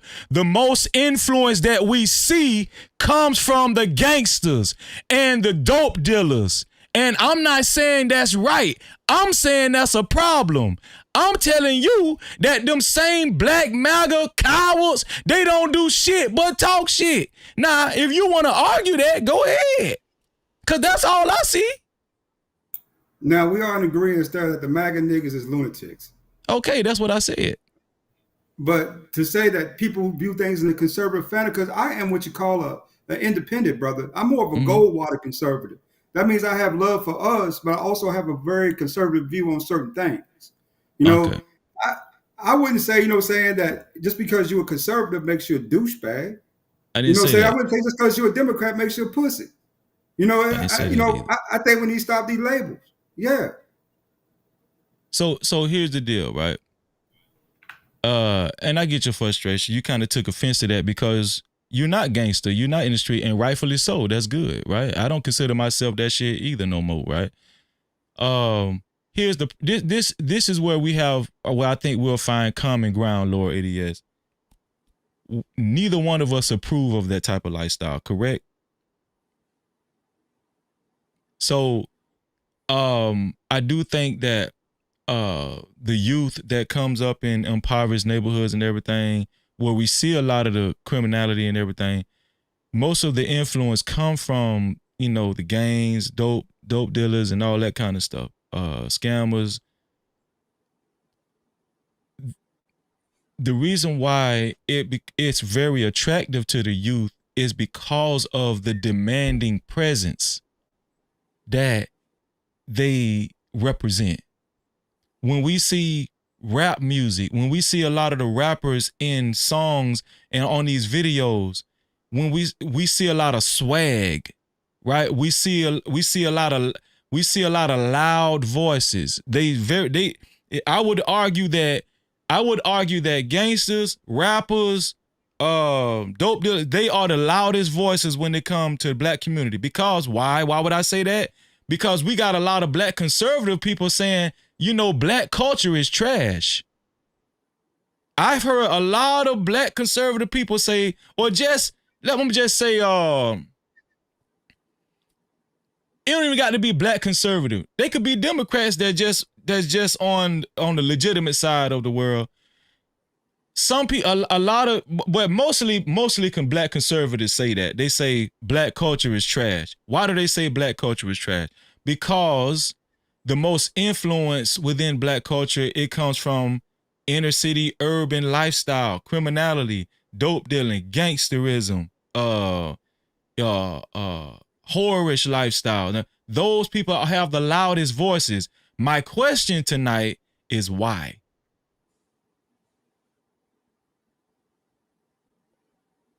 Oh, I'll start with Ruthless True. Go ahead, because I got, I don't want nobody to get quiet right now. Shout out to Blue Jay. Shout out to Blue Jay in the building too. Go ahead. And shout out to Kwafi. Yeah. Go ahead. So, and I just feel real bad for the black people who get money and, after they come to the clouds clear, they start talking like, because us black people, we're a little like confused, right?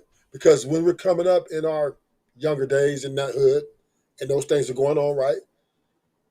A lot of us get a lot of respect just off of that, right? A lot of, just off of that. And, it's kind of prestigious, right? Even it's so prestigious that they made movies about this shit. And it made a lot of money because people were enamored with nobody's ever seen nothing like this before, right? In this fashion. And a lot of people have garnered a lot of respect for just being black. And man, where you from? I'm from Compton. It has a great feel to it, right? Because people are like, oh, okay. He has some, it's a credibility type of thing. The only ones who really going to be crying about it is the one who sell out for America. Let's keep it real, right? They sold out for America. They got the dollar amount, the nice house. Fuck black niggas. They ain't did shit for me. Ooh, y'all weak.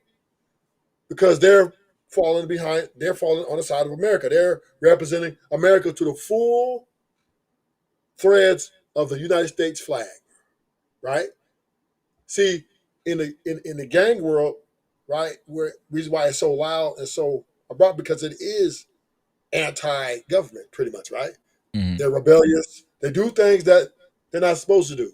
And they get a lot of praise for it. They stand up, kind of, so to speak.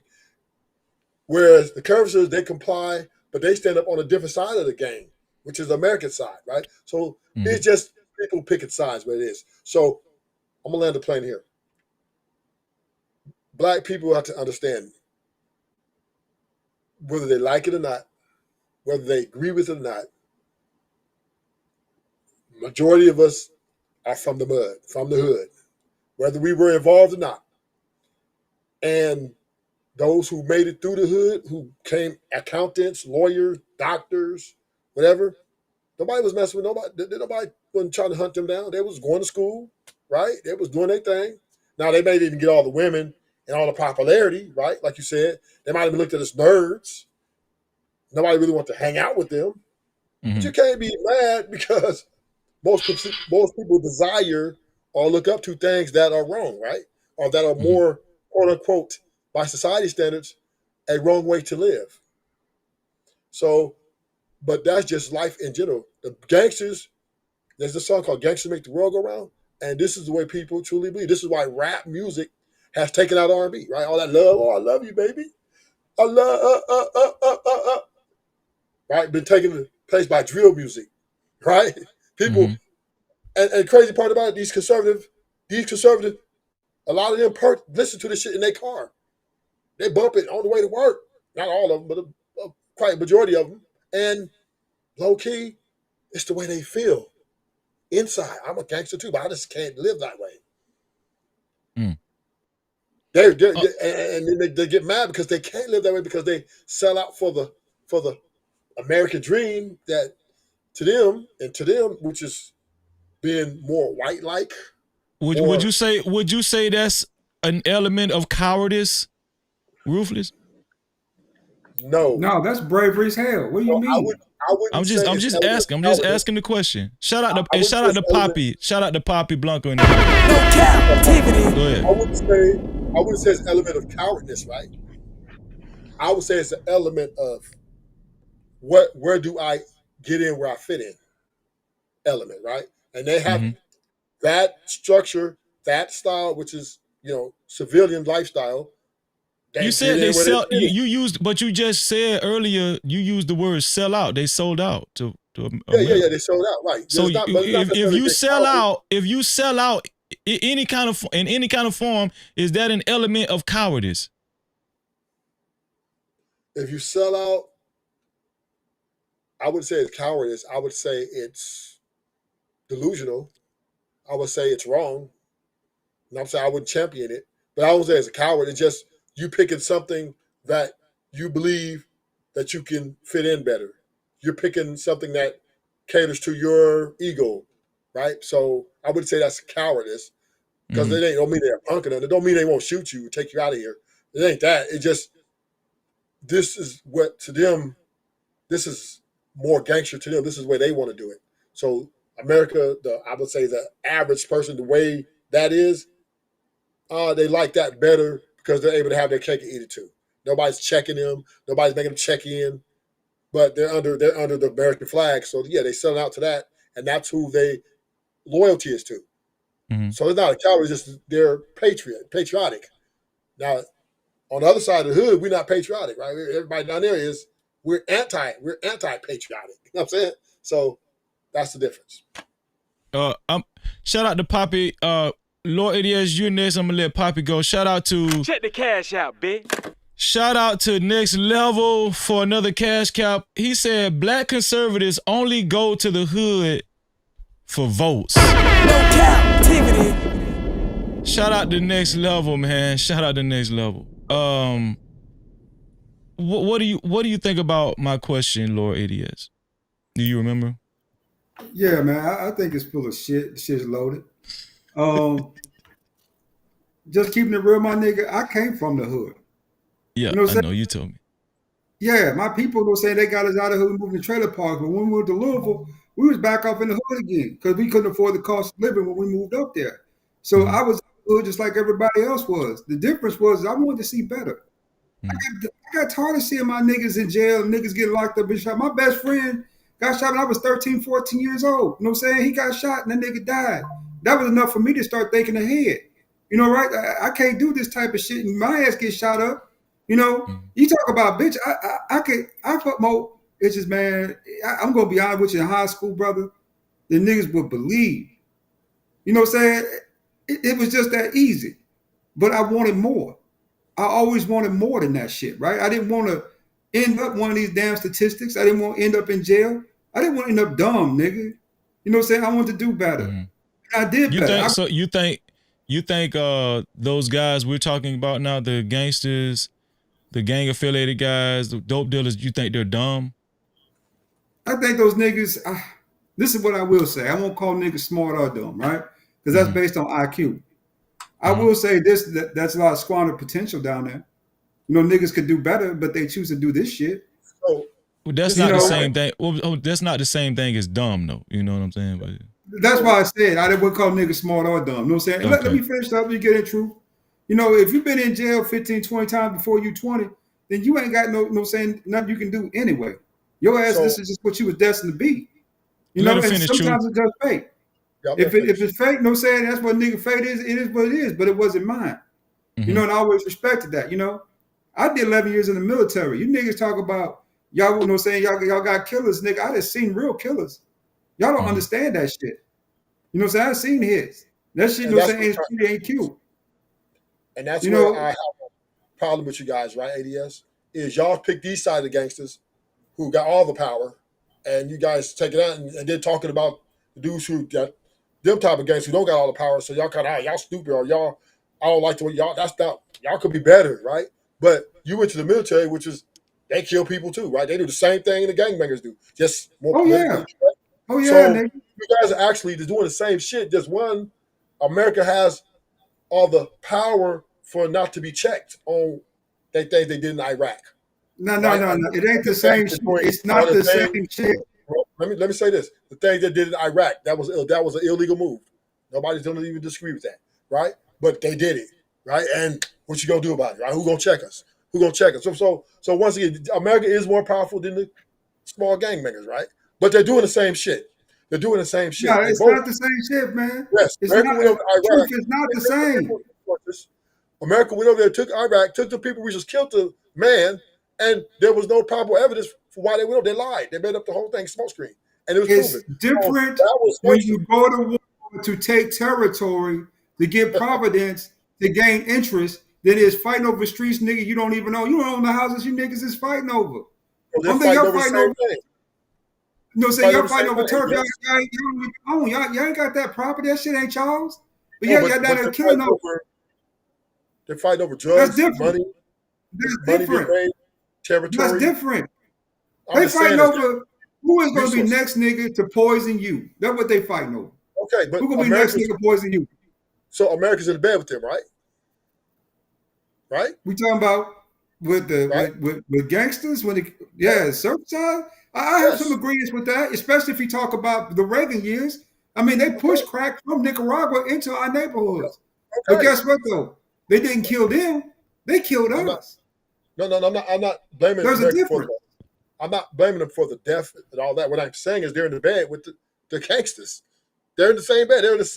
They work together. The guns, military assault weapons, the drugs, all are funded by America at the end of the day. So this gangsterism is not only is it well received by America because it's very profitable, right? Because they get dual money. They get money for giving the drugs and guns and then convicting them in the courts and send them in jail, which was a bad move the blacks took. They shouldn't have took that deal. They should have told them white men, no, we ain't fucking with your drugs. You just move your shit. But homies needed money. We were poor. We were coming, impoverished, and they see the opportunity. And it was just a bad deal. But I'm gonna say this, right? And you saying, listen, let's just be honest, man. And I want Poppy to get in this conversation, man. Poppy Blanco, he's in the back. Poppy here? Yeah, he's in the back. I'll bring him up because I'll just bring him up. But yeah, I'm finna roll out. But why you finna roll out? I gotta take all my girls out tonight. Oh no, I thought you was finna roll out because you said Poppy was here. I was like, God damn, what's No, Poppy, my boy. I fucks with Poppy. Oh, okay. No, but I was gonna say, if I leave now, I think it'd be good for him to fit right in. Oh, okay. Let's make no mistake about it. We know United States, they don't just fight. United States, I would argue that the United States of America, for the most part, they're not fighting for patriotism. They're fighting for politics. You know what I'm saying? For like oil and, territory and all that. To me, that shit gangster. Like when you go over there and take over somebody's land and you bombing somebody's land, just to take over their oil supply or or any other type of minerals or resources. To me, that shit is gangster. And so, yeah, it's a different type of fight, but to me, it's the same concept. I think somebody like you, Lord EDS, you're gonna feel you feel better because you think it's more sophisticated. It's more of a honorable type of fight, an honorable, sophisticated type of fight. But I've talked There's more to gain from it than that shit that y'all doing. There's more well, to gain from it. here's the deal. It depends on who you are, right? Because look, Jay-Z came from that, and he's a billionaire now. So it's just Please don't name a handful of rapper niggas that made out. Name the niggas who didn't. Right. But what I'm saying is it's a lot of veterans that didn't get shit from what they gave to American military either. A lot of veterans are let's ask complaining. this then, Freezy. Let's ask this then, Freezy. Who has more benefits in general, right? Just in the United States of America itself. The gangster that been in prison for 15, 20 years, or the nigga that was saying that just got out of the military? You know, who got more benefits? It depends. You know what I'm saying? Like, because a lot of guys. But what I'm saying, most of the military guys I know, they don't get shit. They don't get shit from the military. They did their time. The only guys I know that get some is probably the ones that got injured or they got a trade or they learned a trade or they they went to school in the military or something. Most of the guys that just do 2-3 years, them guys don't get nothing from the military. They just did their time and that's it. Man, I mean, even niggas who get dishonorable discharges have access to the VA. That's free healthcare. Yeah, but they say the VA suck. Nigga, at least you got free healthcare where there was none. You know what I'm saying? Okay, I give you that. You know, and let's keep it real too. If you did 3 years of the military, unless you got out with a dishonorable discharge, you have access to the GI Bill. You also have access to the VA Housing Association, which you can get a house with, and which I've already done once already, which I didn't have to make a down payment on. I could, I basically just played in with my moving fees. See, there's benefits to the shit that niggas don't even get. That makes sense long term, right? Long game shit. Not just short term clout in neighborhoods, in associations where niggas is perishing anyway and passing away. There's a difference, man. You got to project out, not keep looking in.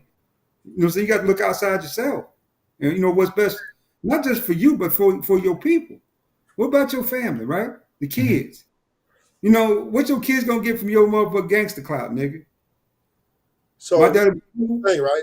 But here's the thing, right? Hold on, True. Let me I just want to interject real quick. I'm gonna get out of here. And okay, hold on. Let me say what's up to Run. What's going on, Run? Shout out to Hot Sauce in the building. Once again, shout out to Poppy Blanco. And shout out to BATL. Thank y'all for being here. I appreciate y'all. No Cap-tivity. Real quick, Ruthless, because I want to get Poppy. He been waiting. Real quick. And I'll be out of here. Nice to see you again, Lord ADS. Sorry, it's good. Sometime when you go back for, but we Gucci. But, no, it's all respect. It's all good. Yeah. All I'm saying is this, right? I'm not champion either side. All right? Because it's all twists and turns and a lot of crossing out and a lot of shit going on in this world, right? But the problem I have with the black conservatives, right, is they're talking down on these little bitty gangsters down here, but when they support the bigger gangsters, right? So you're picking the little bitty fights, right, and ducking the big fight, which is your American gangster. America is the epitome of what the Crips and Bloods are, right, or et cetera, et cetera. Republicans, Democrats, whatever, right? So all I'm saying is this, and I'm glad it. Violence will always be a way of life in this earth, as long as this earth is in existence. I don't care how you split it up and how you want to tame it up. Whether you want to be a conservative, and I'm American, I'm pro-American, you're becoming part of the biggest gangster in this country, right? The one who got more bodies than all the Crips and Bloods put together, right? And don't get it fucked up. And they will cross you out too, if they need to. But right? You these gangsters, nigga, you live for free and your life is established for you. Give some respect to this country, nigga. Yeah, I'm just saying I got mine, but I'm just saying is what I'm saying is, but I'm not gonna talk down or up. I'm just gonna whatever. I've been to the pen. I've been a lot. I done seen every fucking thing you think about, right? And everything comes down to survival of the fittest, nigga. And there will be politics. There's different levels of the shit. But I just don't like the blacks when they get their money and they get their homes, they get to talking down on the hood. Black people degenerates and black this and this and that when they are the biggest supporters of the bigger degenerates. They just politically do it more correct and they have more power when they do it. But that's all I'm saying. Just understand that gangsters on all levels, you know what I'm saying? Hold your own, stand your ground, and be a man in your own town. I'm signing off. Shout out to Truth, man. If you got some time, come on back, bro. Appreciate you, man. No captivity. Yeah, Truth, go take your honey patch, bro. I heard your ass, Poppy. He damn sure be taking them shits too. Shoot. Hey, man, what's good, Truth? What's up? What's good? How I'm you, gonna go handle my how you do? business. Yeah, but make sure you pop your honey pack. How far you got to take them? The honey pack, like 30 minutes out, an hour out. We're going to Beverly Hills tonight, My nigga, man, enjoy yourself, Brody. and I'm not checking in. Yeah, make sure you check in, bro. You better check in, Rufus. They'll come harass your ass, nigga. All right, Ruthless. Poppy, man, what's your thoughts? What's your initial thoughts on this right here, bro?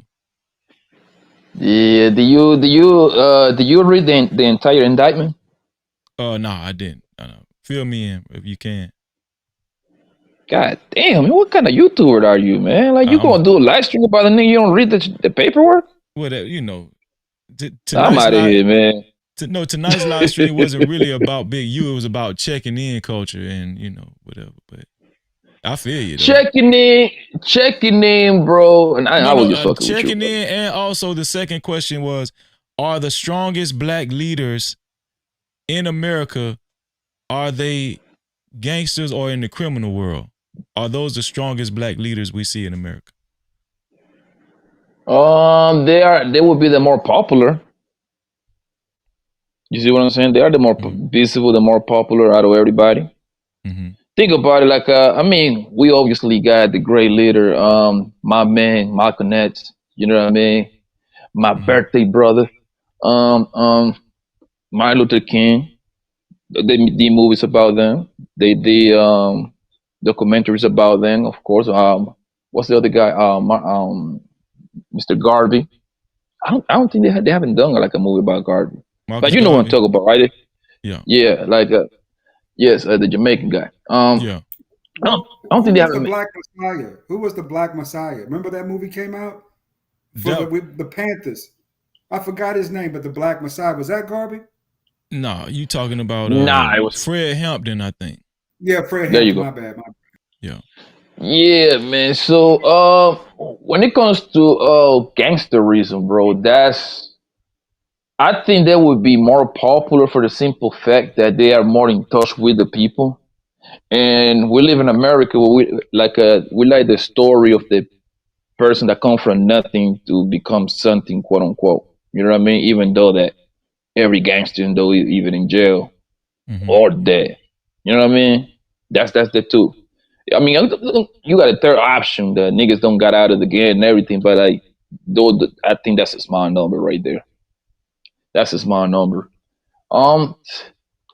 Checking in, bro. That Freezy, I hope you know that a lot of people do the checking in thing, right? And it doesn't have to be from the black culture thing. Do you know that the Italian niggas they used to get money out of Frank Sinatra and them? You know that, right? Yeah. The Hollywood. What's the nigga? It's Buck Siegel. The nigga that used to run LA. He was an Italian dude. Italian or Irish? I think no, he was Irish. He had the Hollywood niggas on his pockets back in the 70s and 80s. Yeah. I think you talking about John Gotti. I think no. I talk about John Gotti. That's New York. I talk about in LA. It was one of those niggas that moved to LA, started running LA. I think his name was Siegel, something like that. I forgot his guy. They even made a movie about the guy. Bugsy Siegel But that's older, right? That's older than the 70s, ain't it? I think it's somewhere 70s, bro. But anyways, okay. he was a guy from I don't know if he was, I think he was Irish. He went to LA, took cover, and he used to store all those Hollywood niggas, bro. The producers, the movie director, they have to kick in, give him some money. He was pushing the work and everything, bro.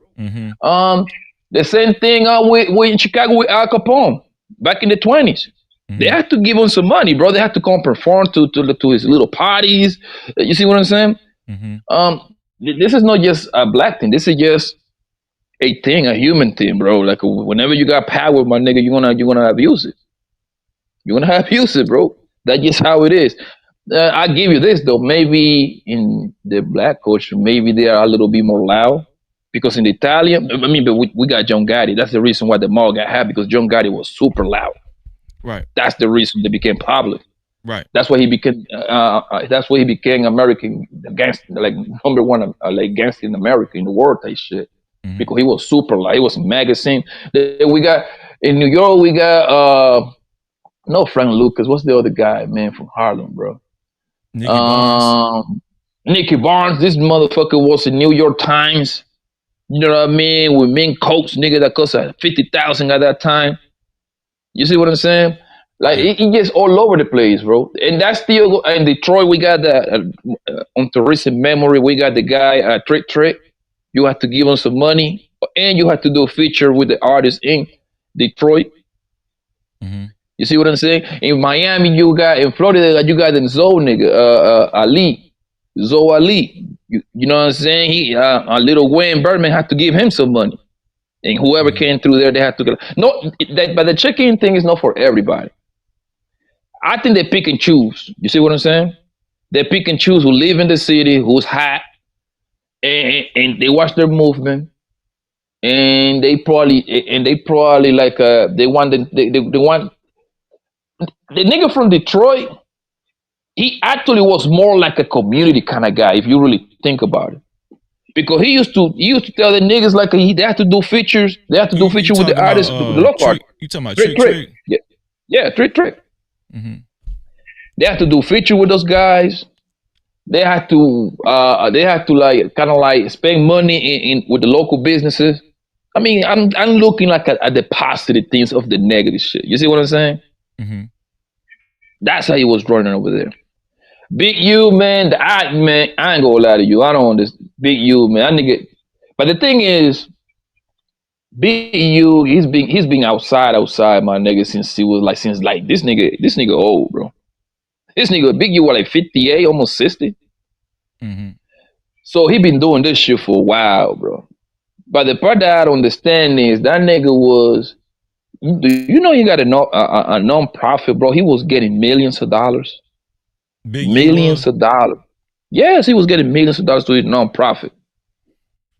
And that just wasn't, I don't understand why that wasn't enough for him, bro. Because he got addicted to power. That's what I'm getting into. Right. Yeah, I give you that. I agree with that. I agree with that because you have to be smart to be outside, bro. You see what I'm saying? Yeah. Because you gotta you're trying to avoid the police. You're trying to avoid the civilians. You see what I'm saying? And you're trying to avoid your rivals. You avoiding like 3 people. You see what I'm saying? So you have to have a very, very unique strategy. Big U, he got like the golden ticket to get out, bro. When he started doing that community shit, right? People was fucking, because Big U is a big name, bro. That nigga's a huge name, fam. Everybody know who the fuck he is, right? So he had it easy to get out of everybody. He was in LA. Everybody got to come through LA. He got a name. Let me do this non-profit and get out of the way. People was gonna give him money. Yo, Shaquille O'Neal was giving that nigga bread. Draymond Green was giving that nigga bread. Couple of all these players, my nigga, all this black celebrity was giving this nigga bread, son. For some odd reason, he thought it was a good idea to start extorting this goddamn local businesses, man. And that's the do you know why the investigation started?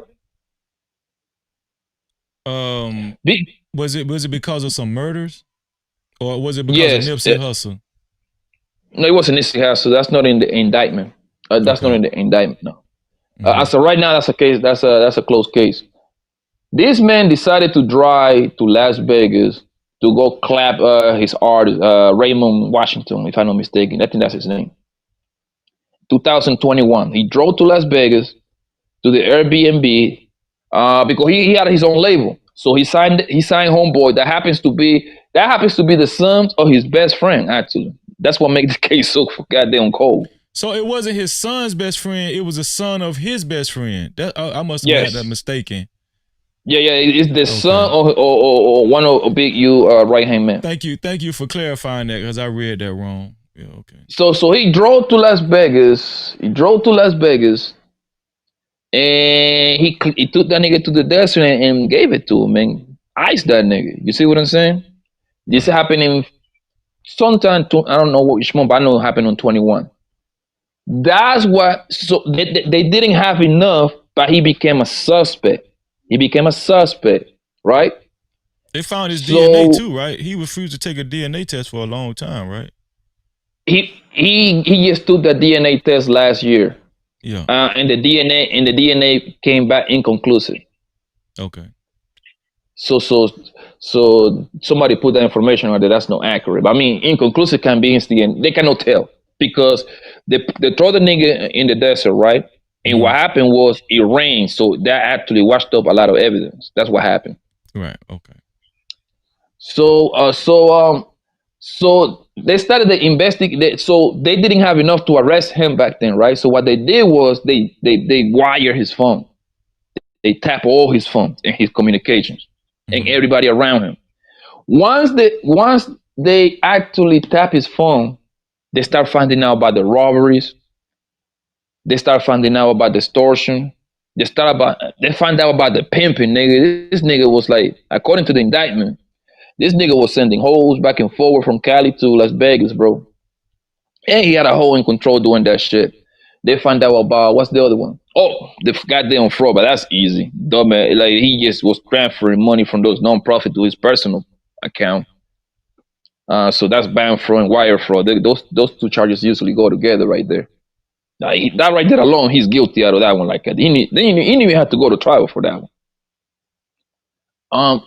So that's why they started investigating him, bro. Because he clapped. If he would have never clapped that nigga, bro, we wouldn't even talk about this man right now. So this nigga still would be on the ready.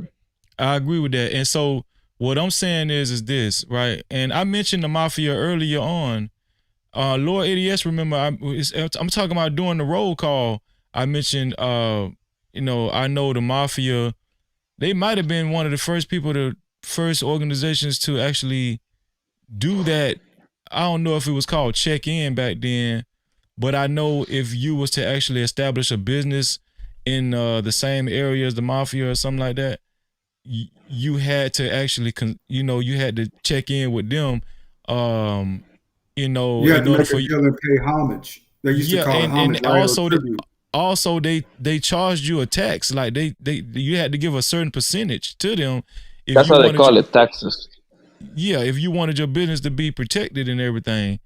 And so so I'm not saying that checking in is only for black people, right? What I'm saying is when it comes to organization, I want everybody to hear me out, and shout out to Hot Sauce too. When it comes to organization, I know that there are more black men, right, that have organized things besides gangs and dope dealers and stuff like that. But from my experience, and y'all can tell me if I'm wrong, the biggest organizers I've seen when it comes to black folk are gangs and dope dealers.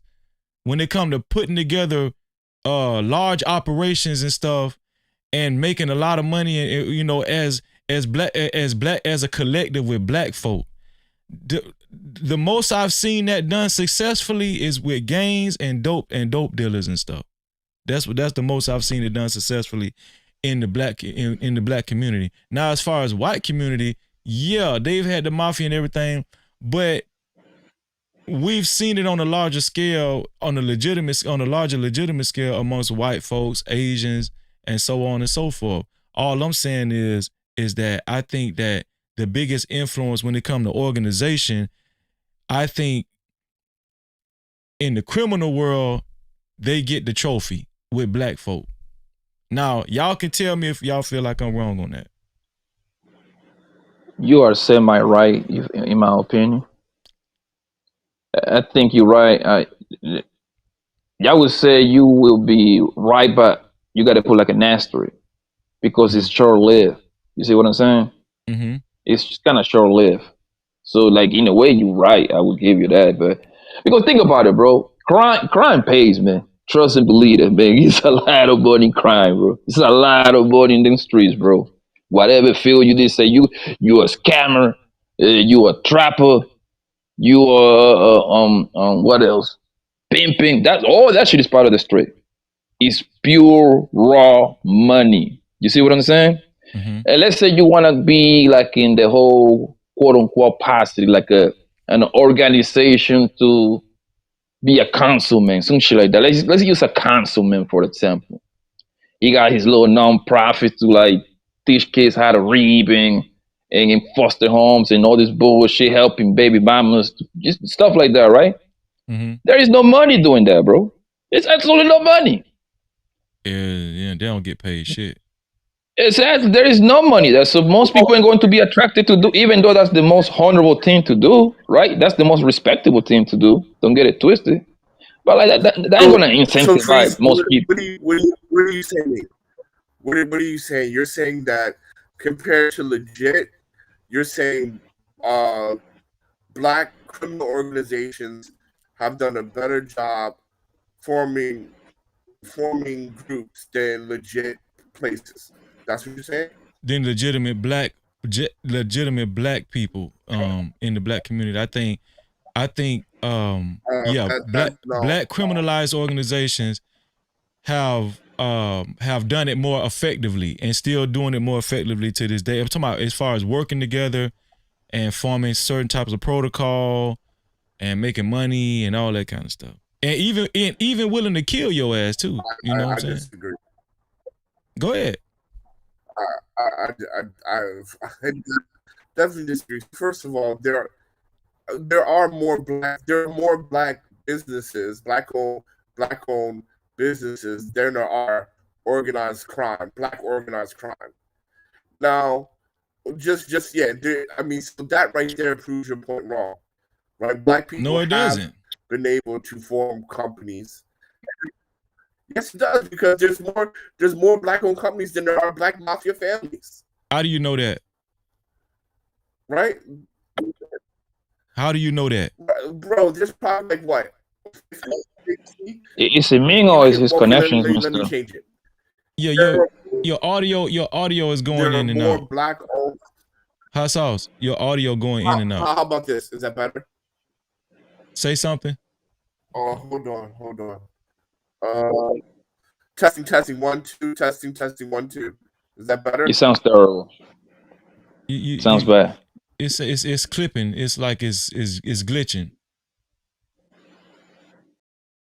See, if you was in a gang, your shit wouldn't be doing that shit. No Cap-tivity. You know what I'm saying?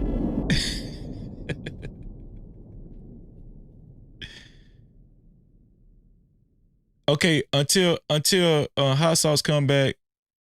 Lord ADS, did you have something on your mind you wanted to say as far as what do you agree or disagree with what I'm saying as far as organization being done most effectively by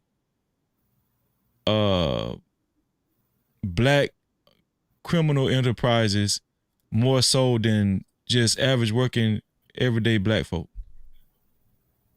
Oh shit, man, that's a tough one, right? I think Hot Sauce made a good point with the black-owned businesses, which kind of debunks that off the top, right? But we're not talking about the people who actually have black-owned businesses who made it out of that community. We're talking about the people who still stuck down in that community, right? Mm-hmm. It's hard to tell. I remember for years it was the church. Remember back in the day, everybody used to go to the church? Mm-hmm. You know, but let's just keep it real. I mean, the church ain't what it used to be. You know, now people just kind of do their own thing, right? So I mean, when it comes to community leaders, it's usually somebody who works in music or entertainment or has some level of celebrity, right, in that particular neighborhood, would be considered at that point a leader, right? Even though that's a piss poor qualification, that's what a lot of people aspire to, so they kind of follow that person. Because that's So the in easy. my view, exactly. Its popularity in certain neighborhoods, Freezy, I think you do have a point. It probably is the gangsters, but I don't think it's the same way in every neighborhood, though. Yo, ADS, keep this in mind. Let me add this so you can understand. I want you to think. I'm gonna put it to you as easy as possible. What do you think is the easiest thing to be, bro? When you 15, 16, because that's the time that's 14, 15, 16. That's when you like actually start joining the game. I mean, I joined when I was 14. That's when I got jumping, right? So it started at 14, 15, 16, right? Right? What do you Something think like is the that. easiest path? What do you think is the easiest path for the average kid that is 14, 15, 16? Go To get money? outside, pick up the gun, get some coke, and start pushing that shit in some way, or sit down, draw a business plan, and develop a business plan to do some logistics. Which one do you think is the easiest? Dope dealer, brother. I grew up with that experience myself around me. Yeah, Most of the kids in my exa- neighborhood, they saying they was dope dealers. The ones that had money, at least. exactly. You know. Exactly, and that's just because that's what is around you. You adapt to whatever is around you, bro. I mean, trust. Listen, I'm not saying that's the right thing. Nobody's over here saying that. You see what I'm saying? I did that shit. It's all good, but like we talk about what is actually happening. That's the easiest path for somebody to do. You go outside, you see customers, right? Guess what? You are broke. What the hell do you think you're gonna engage? You see what I'm saying? This business shit is some foreign shit right here, bro. When you 16, bro. You see what I'm saying? That's some foreign talks right there. Your mama a nigga, your mama barely putting a roof over your head. Your daddy probably got some shitty ass jobs, some shit like that. You in the hood for a reason, right?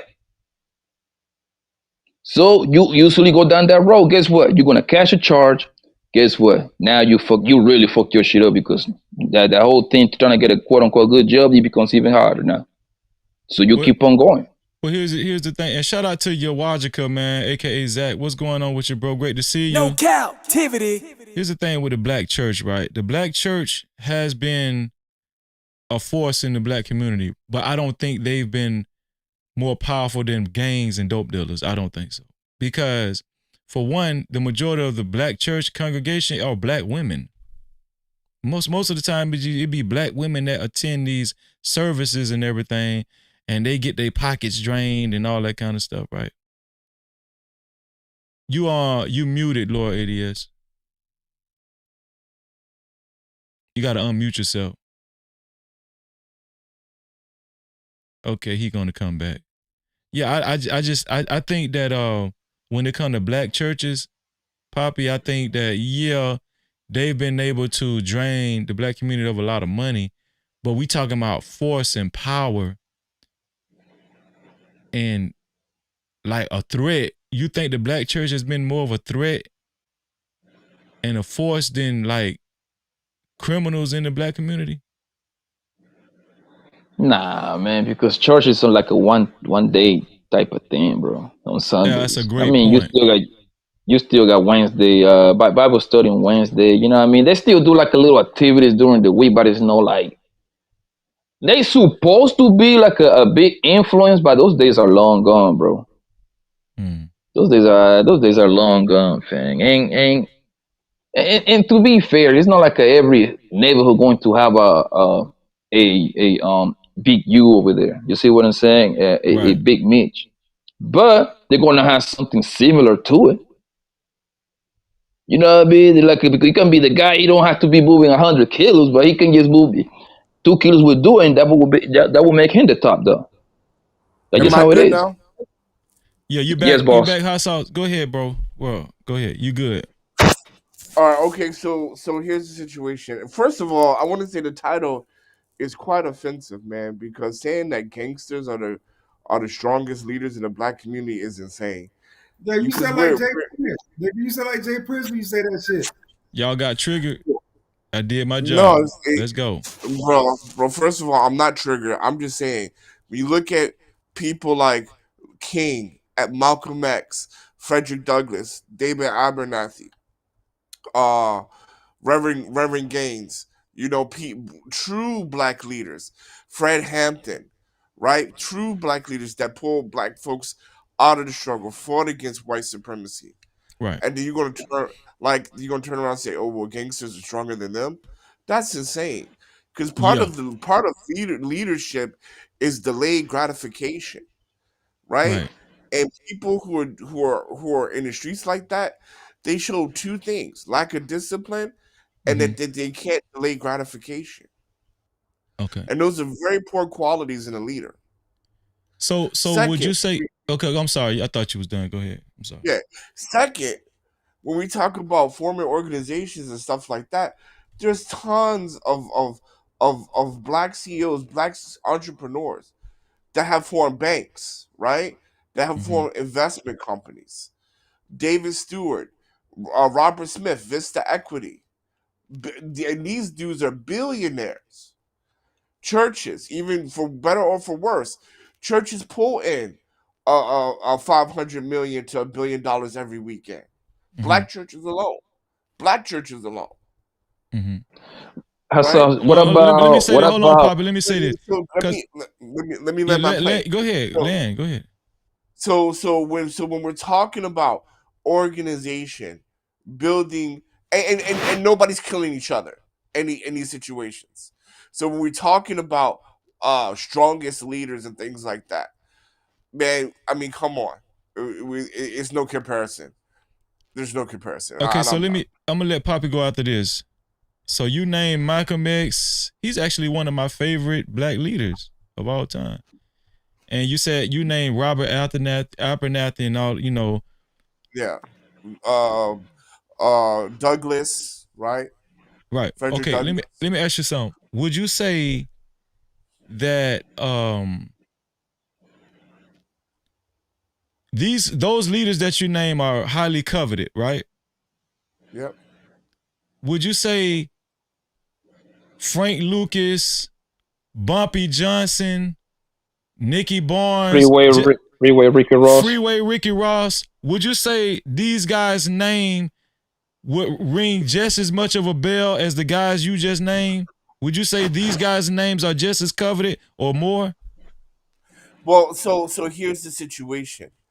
Now Okay. we're out. So now we're these are two different dynamics. Dynamic one is black leadership, and dynamic two, what do the people want? So let's go back, right? The Most High told Israel that you do not need a leader, and you don't need to be like the pagans. But Israel kept asking for it. Then on top of that, Israel chose Barabbas over Christ, the Messiah. And one of the reasons why they were punished because they couldn't determine the time of they couldn't determine the they couldn't determine the appointed times. So to sit here to say that, okay, these names ring out to the people, well, the people have demonstrated over 2,000 years, maybe 4,000 years, that they are shitty at picking leaders. You still didn't answer my question though. Yeah. Yes. So my point is this, right? I will never sit here and say that what the community want are the thugs, are the thugs and the mafia guys. You are right. You are absolutely right. That's what they want, and their names ring out, and they're and they are admired for it, and they are admired for that, right? But if we're saying that they are leaders based on the traditional definition of what leadership is, then I have to say I disagree. But if you're going to say and make a case that, well, these people are admired, loved, and looked at as leaders, yes, you're right. I will never say otherwise. Yeah, Yes, you're right. by the definition, they both leader, whether they are in the negative or positive way you want to look at it. They both leaders, bro. You got That German motherfucker with the little mustache, and then you can turn around and look what would be what would be the complete opposite from that? Nelson Mandela. You know what I mean?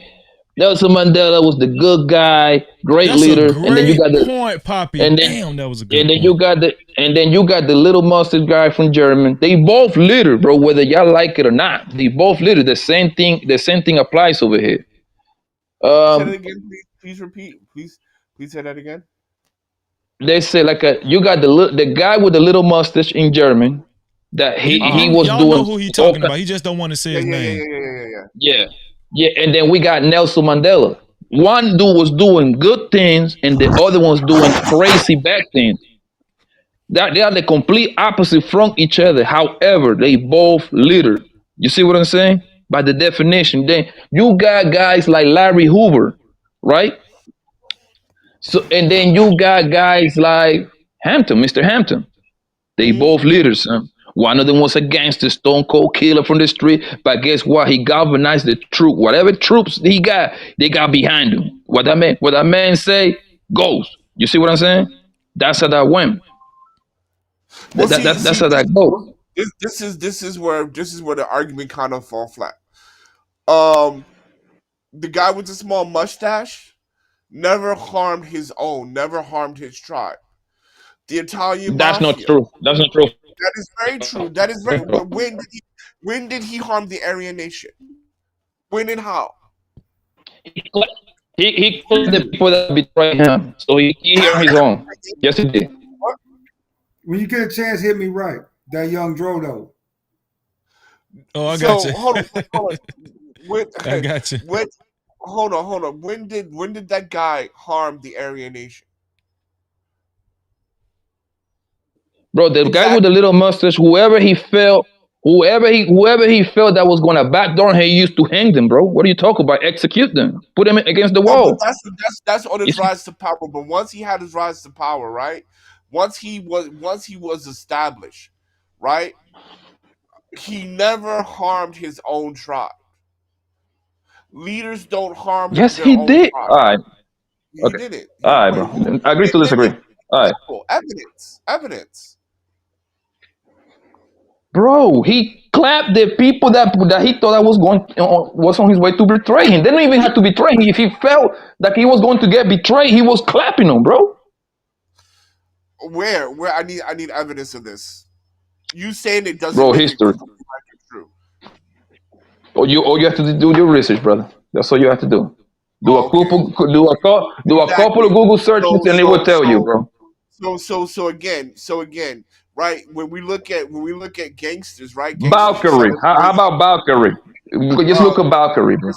We're selling poison to our people. All right, we're selling poison to our people. We're killing people that look like us, right, in the streets.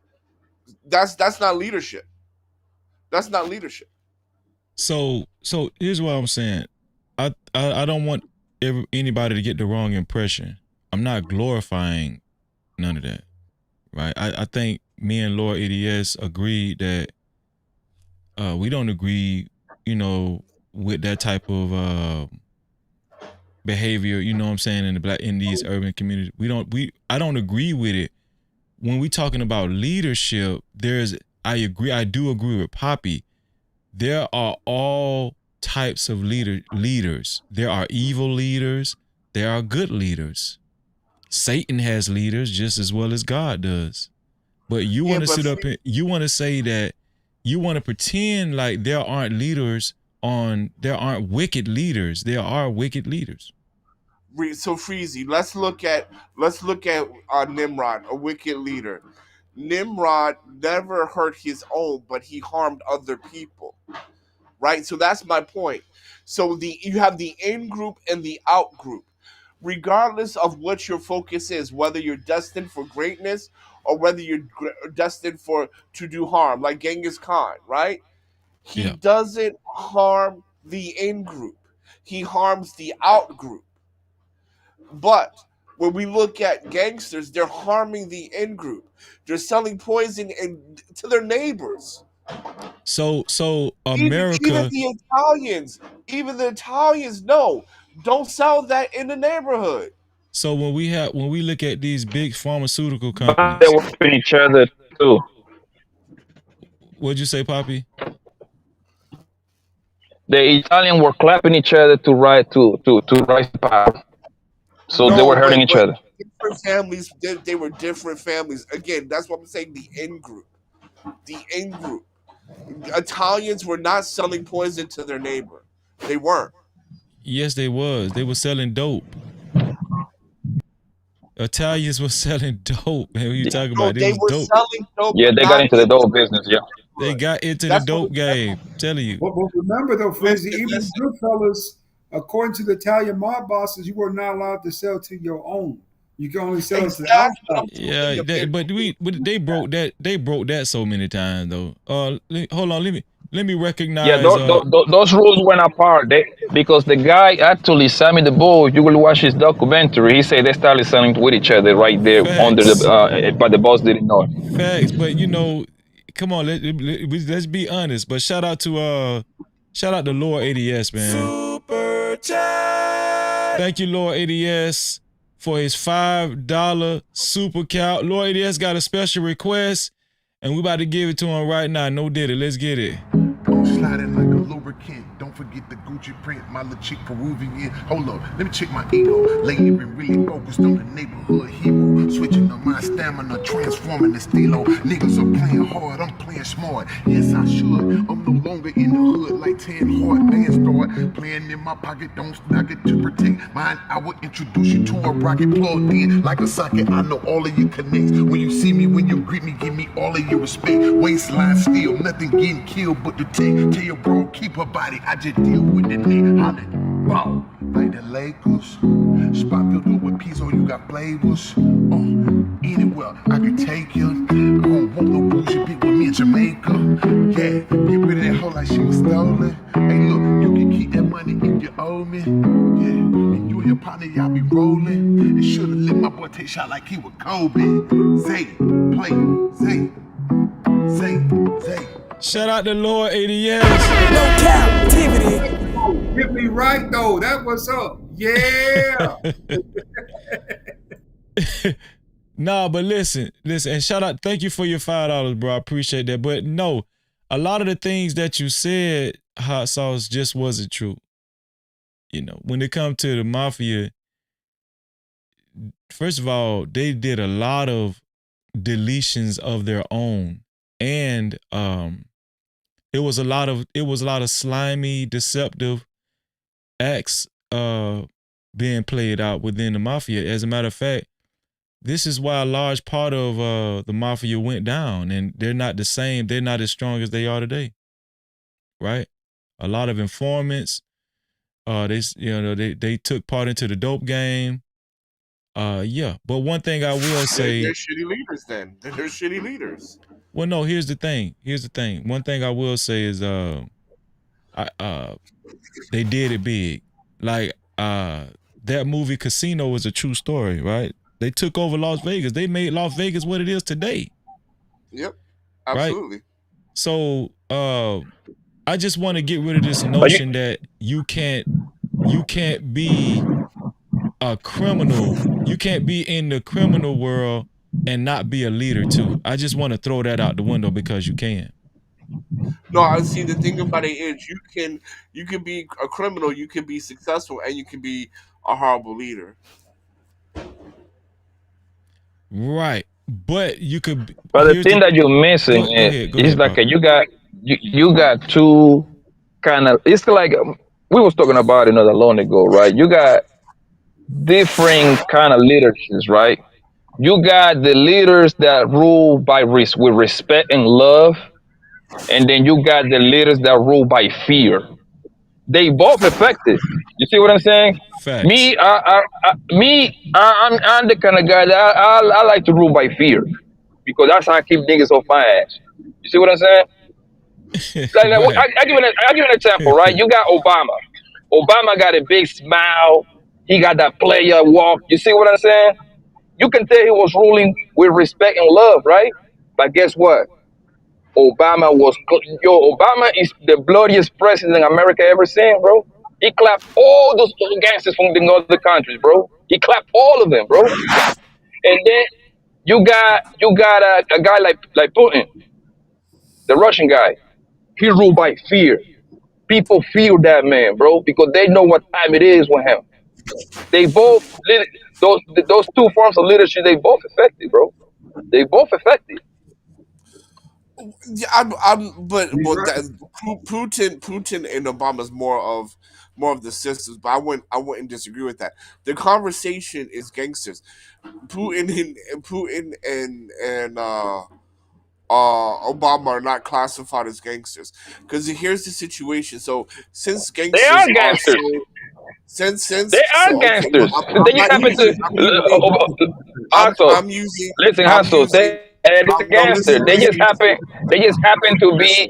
They just happen to be in the politics. Hey, the politic gang is a gangster gang. I'm using the Merriam-Webster dictionary, not the Hood dictionary, nigga. And according to Merriam-Webster dictionary, they are called presidents. So that's what I'm using. So moving forward to the point, and I'm moving forward to the point of this, right? If these guys were such great leaders and shit like that, and again, I don't understand why we're talking about Italian mafias where we're supposed to be talking about black gang members, right? So that's also kind of proves my point. But anyway, where's the legacy, right? Because you can look at the Greek Empire, Alexander the Great, first person to Hellenize the whole world, that even reigns through today. That is great leadership. Rome, great leadership. America, great leadership. So when we're talking about this quote unquote great and strong leadership, where is the legacy of these guys today? Well, I think, see, here's the thing. That's why I think the conversation is getting lost. Because I'm not questioning whether the leadership that we're talking about, that we're discussing right now, as far as the gangs and the dope dealers and stuff in the black communities and stuff, I'm not saying it was necessarily like this monumental great leadership, like you're saying, Genghis Khan and all, and he's gonna, I'm not saying that. Even though a lot of these guys have left a lot of legacies behind. Like, they have left a name that we will always remember. These people have had movies made after them, documentaries and all kind of stuff. But I'm not saying that it's to that degree what you just described. What I'm saying, Hot Sauce, and I need you to follow me right now. What I'm saying is that in comparison to other ethnic groups, we've seen a higher degree of leadership and organization. But for some reason, when it comes to the black community, the most influential and how you say it? Exemplary. Exemplary or examples of power, right? To me, it points more towards criminality, gangs, dope dealers. When it comes to effectively putting together organizations, protocols, making money together as black folk, all of those components, right? I'm saying in the black community, it's more visible in that compartment than any other compartment in the black community. And it's been more glorified. It has had more influence, right? And it has birthed, and I will say, and I will go out on a limb and say it's probably birthed more money. Money, I don't know, because the church is hard to beat, but that's true. But I would agree with you on everything else about it's more glorified, et cetera, because that's what the people want. That's what the people need. That's what it is to get the people going. Right? That's what the people want. No doubt about that. Hold on. Now we're coming to a crossroads. Is that really what black folk want? Right? Or are they just simply attracted to the clout, the fame, the shiny thing. Yes, shiny. and the toughness that they exude, right? People Okay, want it. that goes to my next point. Dudes say it all the time in this space. Women like the bad boys more than they like the nerds and the sophisticated type of guy, black guy. Most y'all say it all the time. Black women are more attracted to the bad boys than they are to the educated, nerdy type. And I'm gonna be honest with y'all for the record. I hate calling black educated men nerds. I really hate that. But for the sake of the conversation, I'm trying to put them in categories so we can visualize it correctly, right? Why is that the case? Why are a lot of black women attracted to the bad boy more than the sophisticated? I would just say the black man that's more on the legitimate side, or not legitimate side, but I guess more educated type, nerdy type. Why do y'all think so? A lot of that's got to be comfortability, right? I mean, think about it, Freezy. A lot of these black women that we talk to and that we look at and that we go for, they was raised in these same neighborhoods and in these same houses as these gangsters and thugs. Hold on one second, Lord Idiot. Shout out to Trey. What's up, Trey? Great to see you. No Cap-tivity. Great to see you, Trey. Go ahead, Lord Idiot. I just had to speak to my little homie. So through that concept, right? You got to think they have the same mentality and the same kind of visual version of just the female version of it. And if that's all you know, those are going to be the men that you've grown up with, that you've grown accustomed to, and that you trust, right? Because those are the dudes that are in your house. Those are the dudes in your neighborhood. So guess who you're going to go for? Women go more for dudes they trust than anything else. That's a great point. Why do they trust? Before I ask my question, what do you think, Hot Sauce? What's your answer to my question? Like I said, I'm gonna keep my promise. I'm not gonna talk about black women, so they have to come up here. I don't know. I don't know. God. You can talk. You can just answer the question. Damn. Why? I don't know. I mean, I'm not with a black woman. You just trying to cop out of the question. No, I don't know, man. I don't know because I have always been. I've been fucking with the Asians, even in high school and middle school. So I fuck with them. So I don't know. Okay. So back to what go ahead, Lord ADS. What you say? When I was growing up in the hood, I mean, like I was telling you, the pussy came easy. It wasn't a good piece of have when I was growing up, right? Because the girls knew me. I knew them. I knew their brothers.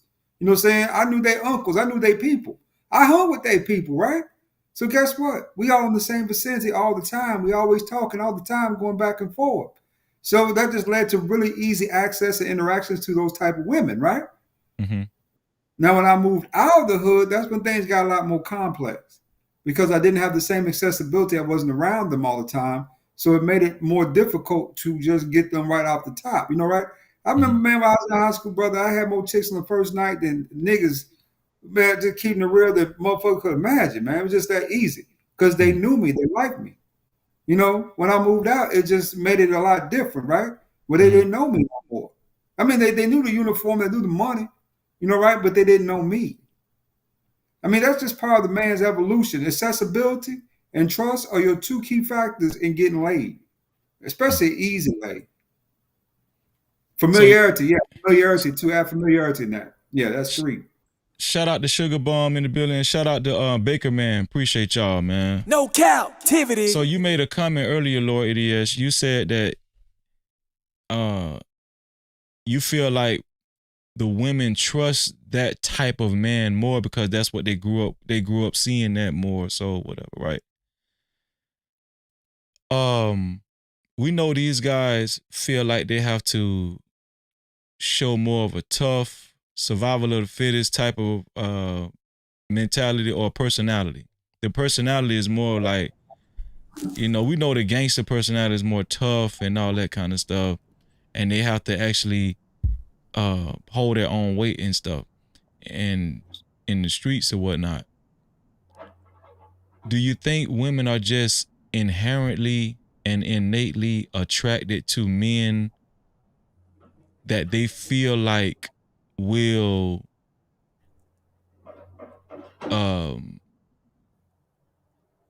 be ready for violence or just will be ready for to defend themselves at any cost or whatever.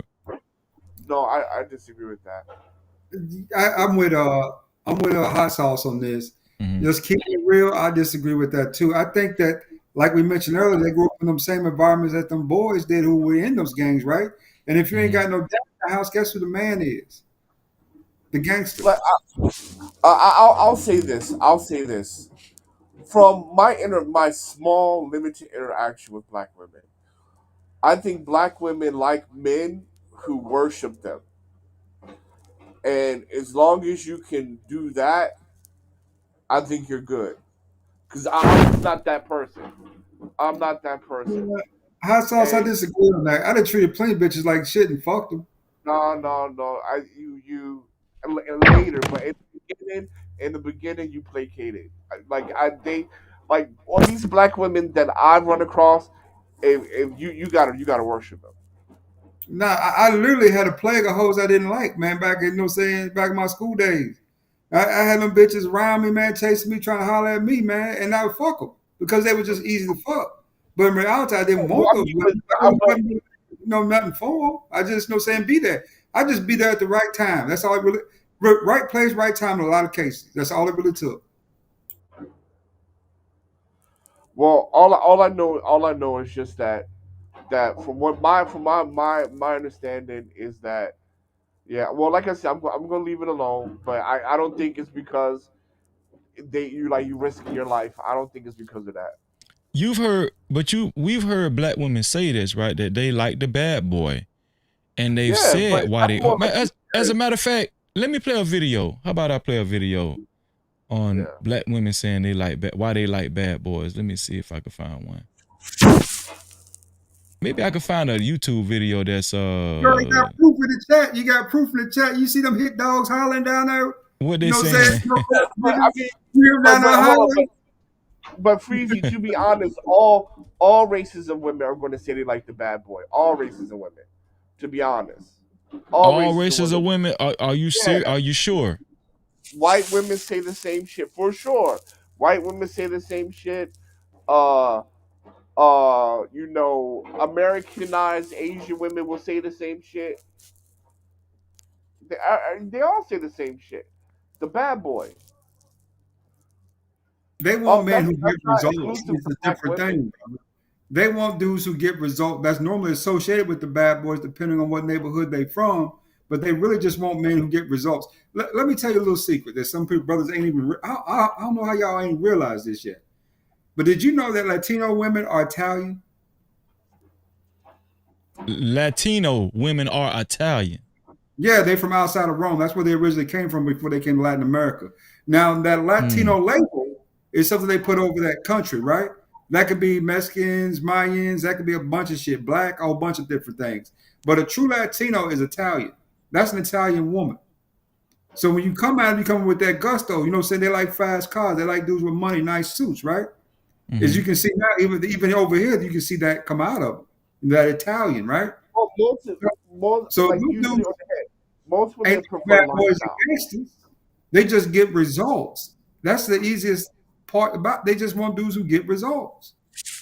Most women prefer lifestyle, to be honest, right? If you can present a certain lifestyle that everybody wants, you're gonna get a lot of women. It's really about lifestyle,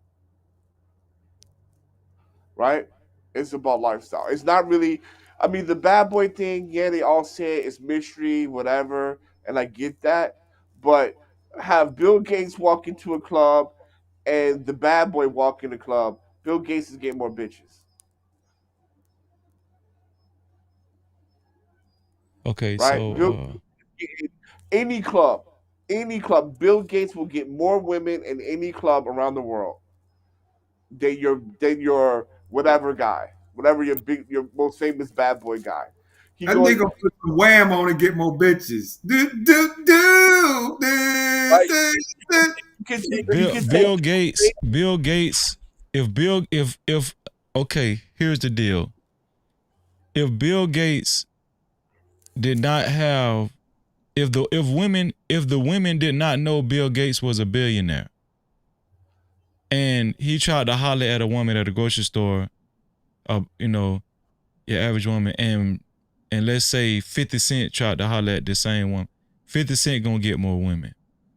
Like I said before, it's lifestyle. And I'm willing to argue that 50 Cent, even if women knew both men's net worth, I'm willing to argue that more women would still go with 50 Cent just because of his bad boy image and his swag and everything.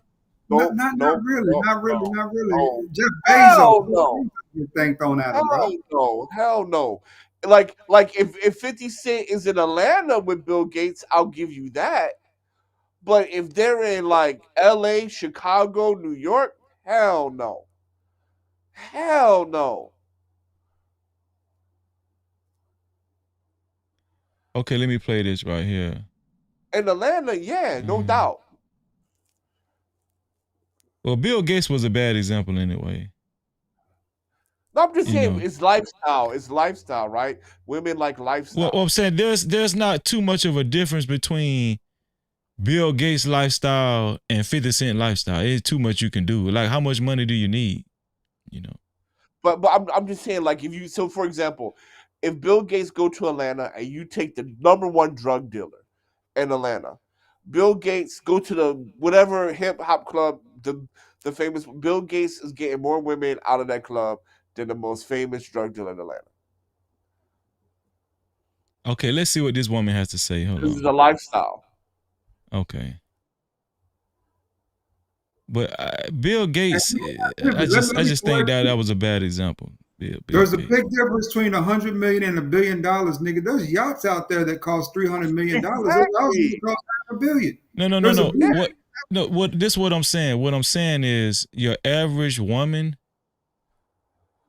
makes like $40,000 a year. What 50 Cent can introduce to her life and versus what Bill Gates can introduce to her life, I feel like both men are capable of tremendously impressing these type of women. That's what I'm saying. Absolutely. Yeah. But like I said, in Atlanta, you're right. I would put my money on 50 Cent. But if you go into New York, LA, Chicago, Bill Gates will wipe the floor with 50 Cent. I'm pretty sure because he got more money, but 50 Cent, how much is 50 Cent worth? Like what, 500 million? Let me Google it right quick. I'll tell you. Something like it's like 2 or 300. Dog, something really ridiculous. Dog, $500 million. Them hoes don't give a damn if that man ain't no billionaire. Listen, I'm gonna tell you something. Breezy, let me correct you. The nigga's net worth is $40 million. Oh, 50 Cent net worth is $40 million. You want me to put in the back chain? No. I believe you. I thought he was worth more than that. Bro, it ain't no comparison, bro. Yeah, you 50 Cent think about, fucked up. Think about it this way, bro. You go meet a Latino woman, right? Bill Gates talk to her. Yeah, come on my yacht. How much is your yacht? $100 million yacht, right? Cruising around the Mediterranean, or drive. You know what I mean? Come on, bro. Okay, this is what I'm saying. Can 50 Cent cruise the Mediterranean too? Rent it, yes. Yeah. It don't even matter though. That's what I'm telling you. To a $40,000 a year woman, that shit does not matter. As long as he can make that shit happen, that shit will impress that woman. No, but bro. Hold on, wait, and let's not underestimate 50 Cent is in shape and Bill Gates ain't. You can't buy that. Look, listen. I am not shitting on 50 Cent. Shout out to 50 Cent. Like, real talk. Like, he's the man. And yes, he can definitely go around and impress How about women. I do this? I'm going to put a poll in the chat. But there's a different, bro, but a billionaire offers a different lifestyle than a millionaire. Right? Like, now Will Smith is worth $300 million. Now, Will Smith might have a chance, but not no goddamn 50 Cent. Okay. Who? Will Smith might have a chance. I think Will Smith But is the worst example, brother, you could ever brought up. I love that man's movie, I Am Legend, is dope, but that nigga is a beta male. How you let the best go Japan, nigga? Bro, doesn't matter, bro. If he has a better chance against Bill Gates than 50 Cent do. Okay, I'm finna put it in the chat. That's my point. Okay, let's see how the poll goes. Right? Like, you need to put Jay-Z up there. Say what? I don't think women like Jay-Z, though. They keep saying he's ugly. Shit, man, they'll fuck the shit out of Jay-Z. No doubt. I think he got Beyonce, yeah. so shit. He got Beyonce, so. Yeah. Okay, so let me play this. I hope this woman that I'm gonna play, I actually plan on having her as a guest on my show. She appeared on frequently on this podcast called I Never Knew TV. So she's talking about Bad Boys, and you would be delighted to know Hot Sauce that she's an Israelite too. Hot Sauce. So, oh, nice. Yeah, here we go.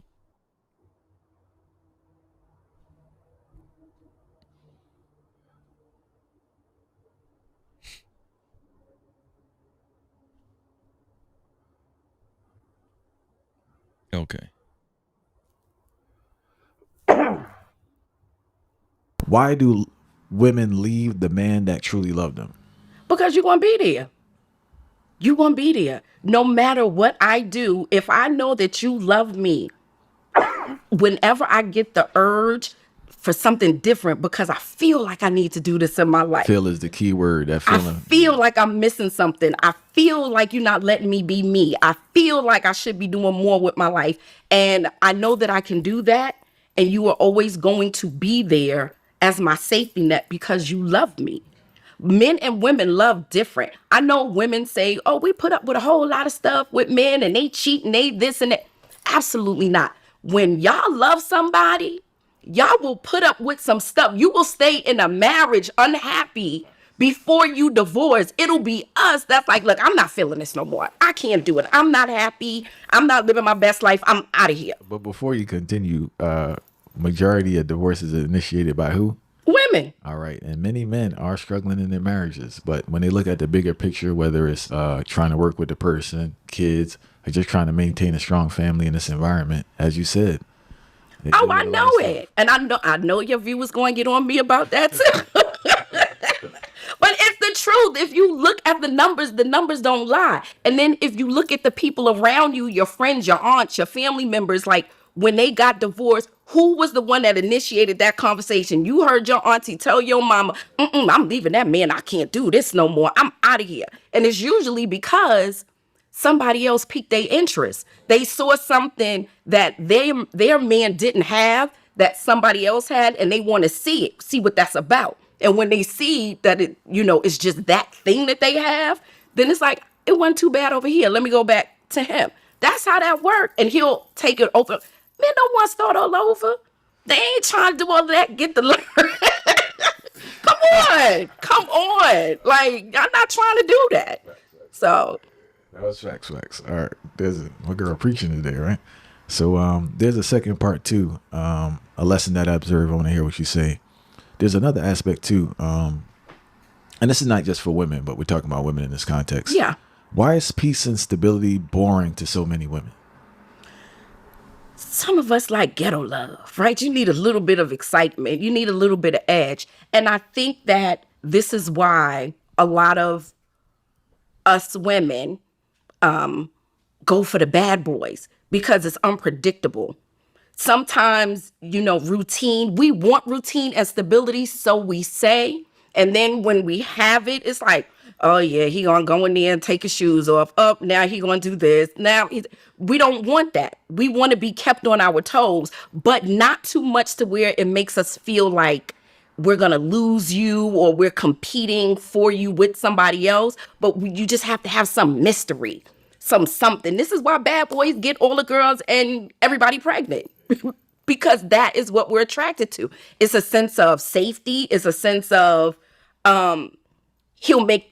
he could do with or without me, but you just professing your love to me, writing me poems, and it's like, oh, man, I ain't nobody trying to hear all that. And it sounds like a ball of confusion because the person that they're attracted to, there is a stability there in regards to problems. There's a consistency there. It's like I hear what you're saying in regards to it's not as routine as being with another guy, but the routine with that person is problems. But I could change you. Oh, you ain't know I could change you? Project now. That's right. I see your potential, and I see what you can be. I can see all of these things, and I'd rather put the work in and trying to change like this bad boy into this good man that I already have. So I told you, mystery. Okay, but we seen she also said safety. A lot of women are attracted to bad boys because they feel like there's more of a sense of safety. Right? And so that's what I was speaking to earlier. Why is it? Why do black women feel like gangsters, dope dealers and stuff, they're more safer with these guys than just say your average everyday black smuck like I am right now? I'm just saying. Nah, man, I always do this, man. And we talked about this before. What type of man you been around? So if your mom is into that, you gonna be into that, right? Like for me, man, I've always resonated with Eastern culture. So for me, I understand that. So that's my lane, because their men ideology and how they move and how they behave is very similar to how I move and I behave.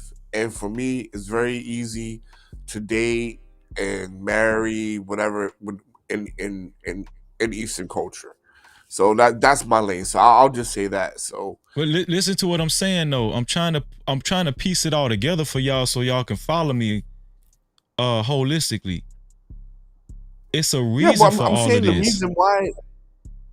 Yeah, I'm saying it starts with the mom, right? If the you have to expect like women who like bad boys, you got to see their mom date bad boys, right? Where their father's bad. I understand that. I'm trying to get you to what you just said, Hot Sauce. I get that. I'm talking about the overarching point of the live stream, like the what you and Lord ADS said y'all was offended by, right? One of the questions. Let's forget we done with the check-in part. We ain't got to talk about checking in no more. We talking about are the strongest black leaders gangsters or criminals or drug dealers, right? I didn't put the rest because the title, I only get so many characters. The point I'm trying to make is if black women are more attracted to bad boys, and this young lady that we just showed said a big part of it is safety. Why is that notion not more for the educated, just a legitimate educated, John Q. Public, right? Why does she feel safe with John Q. Public? Why she might feel safe with him, but why does she feel safer with the gangster and the dope boy and all that kind of stuff? Why are they saying this? Why do they say they are more attracted to the bad boys? And that's one of the aspects of why, right? So here it is. This is what I'm saying. Are the strongest black leaders in the black community gangsters? Why is it like that?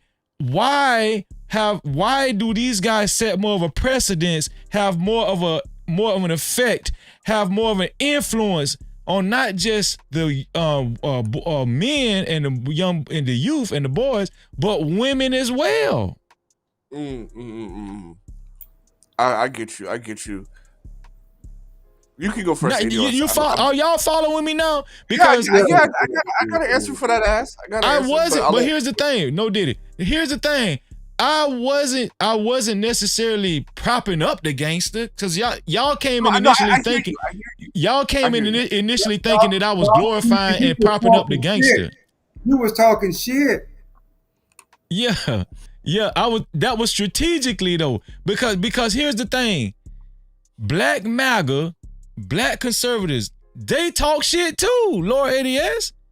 But we see more action, even if it's on the negative side, from the gangsters and stuff in the black community, the gangsters and the dope dealers. We see more visible, like. Well, I mean, the reason why, because there's a class system. And Black America doesn't like a class system, but there is a class system. Because if you grew up in middle class Black America, if you grew up attending Jack and Jill, you would never be saying these things, right? If you grew up in Prince George, Maryland County, you wouldn't be saying these things, because you'll see how the middle class and the upper middle class move and get around, right? So it's just a level of exposure. Right, it's a level of exposure. But anyway, Lord, you can go first. I gotta step away. What'd you think, Lord? Yeah, I think it's a lot of different variables to that, though, right? It's not as easy as this, that, or saying this or that. It is layered, right? It's very well layered. You even with women in suburban areas, they still like the bad boys too. That don't change where you move. I think a lot of that it's influence imagery. You got to think about the image of the bad boy, right? The bad boy is the rebel. That's what it really comes down to. He's the rebel, right? Without a cause. He's the one who gets things done, gets the results. You know what I'm saying? If he got to do it by force, he gonna do it by force. And that's very appealing to a lot of women who are looking for guys, who have that type of strength, right? But it's a huge misconception when it comes to black gangsters. Strength doesn't really lie in, like you were saying, power and influence. Their strength lies in force in an impoverished neighborhood. A neighborhood that don't got a lot of fathers. A neighborhood, that people there on average is making $33,000, $34,000 a year. Families are bringing in $45,000 a year. People on welfare, food stamps, right? And they show another level of that where they have some type of, how do you say, hood rich? Promiscuity? Hood promiscuity, right? But they got a nice car. They got a little money out front. You know what I'm saying? They got a couple chains on, right? They can do something. So that's appealing to anyone who doesn't have those type of things, And then, with the music, the influence, you got the kids in suburbia listening to it. The big difference between really the suburbs and the inner city is one thing. The people in the suburbs, the girls in the suburbs, they grow out of that shit. They find themselves a husband that's stable. Right? Versus women in the hood, they end up with babies by these niggas who can't take care of them. So that's one of the major differences. Okay, so here's what I think, right? Shout out to everybody that just coming in. Shout out to Miss Bella, Anila, Dragonfly. Shout out to all y'all. Mayor 96 Trey, I see you. Thank you, man. I appreciate y'all for being here, joining the conversation. Did I say? I said what's up to you, world class, earlier. I think I did, but shout out to you again. But yeah, y'all feel free to hit the link. I think I pinned the link to the top of the chat. But yeah, this is what I was gonna say. This is my take on it, fellas. When we look at entertainment and media, we see a lot of electrifying movies and hear a lot of electrifying songs and stuff. A lot of these movies we still look at to this day, like Menace to Society, Boys in the Hood, Colors, and the list goes on and on. I think that a lot of women and men are attracted to that lifestyle, and people like that, because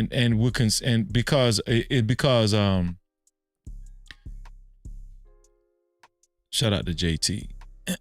It's because they're willing to kill, and they're willing to defend their honor and their brothers and sisters' honor. This is what's being betrayed. Like if you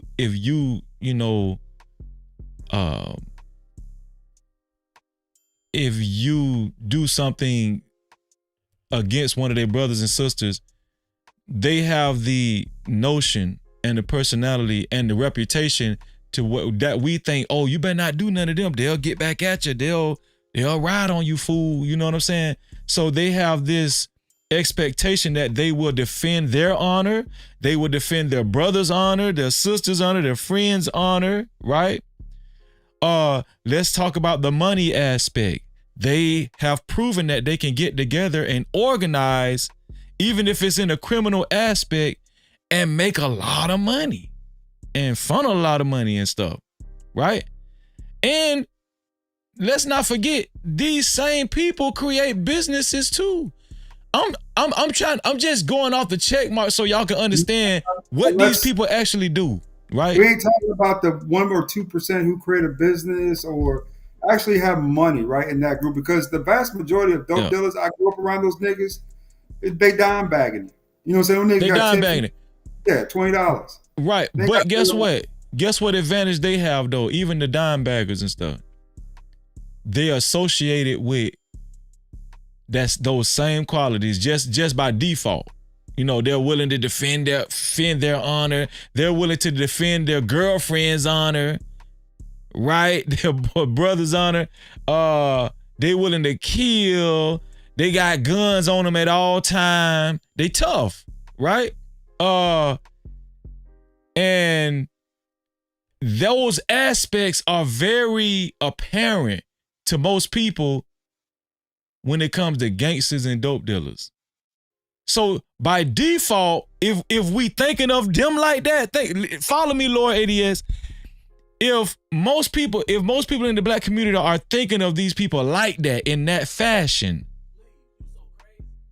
they're going to give them more credence when it comes to leadership. That's why when we have, that's why we have like protests and stuff. What a lot of the protests, black women are at the forefront of a lot of these protests when you're talking about holding up signs and stuff. Who do they go get? Who do they go consult with? They go consult with the Crips and the Bloods, and a lot of these guys join the protests too.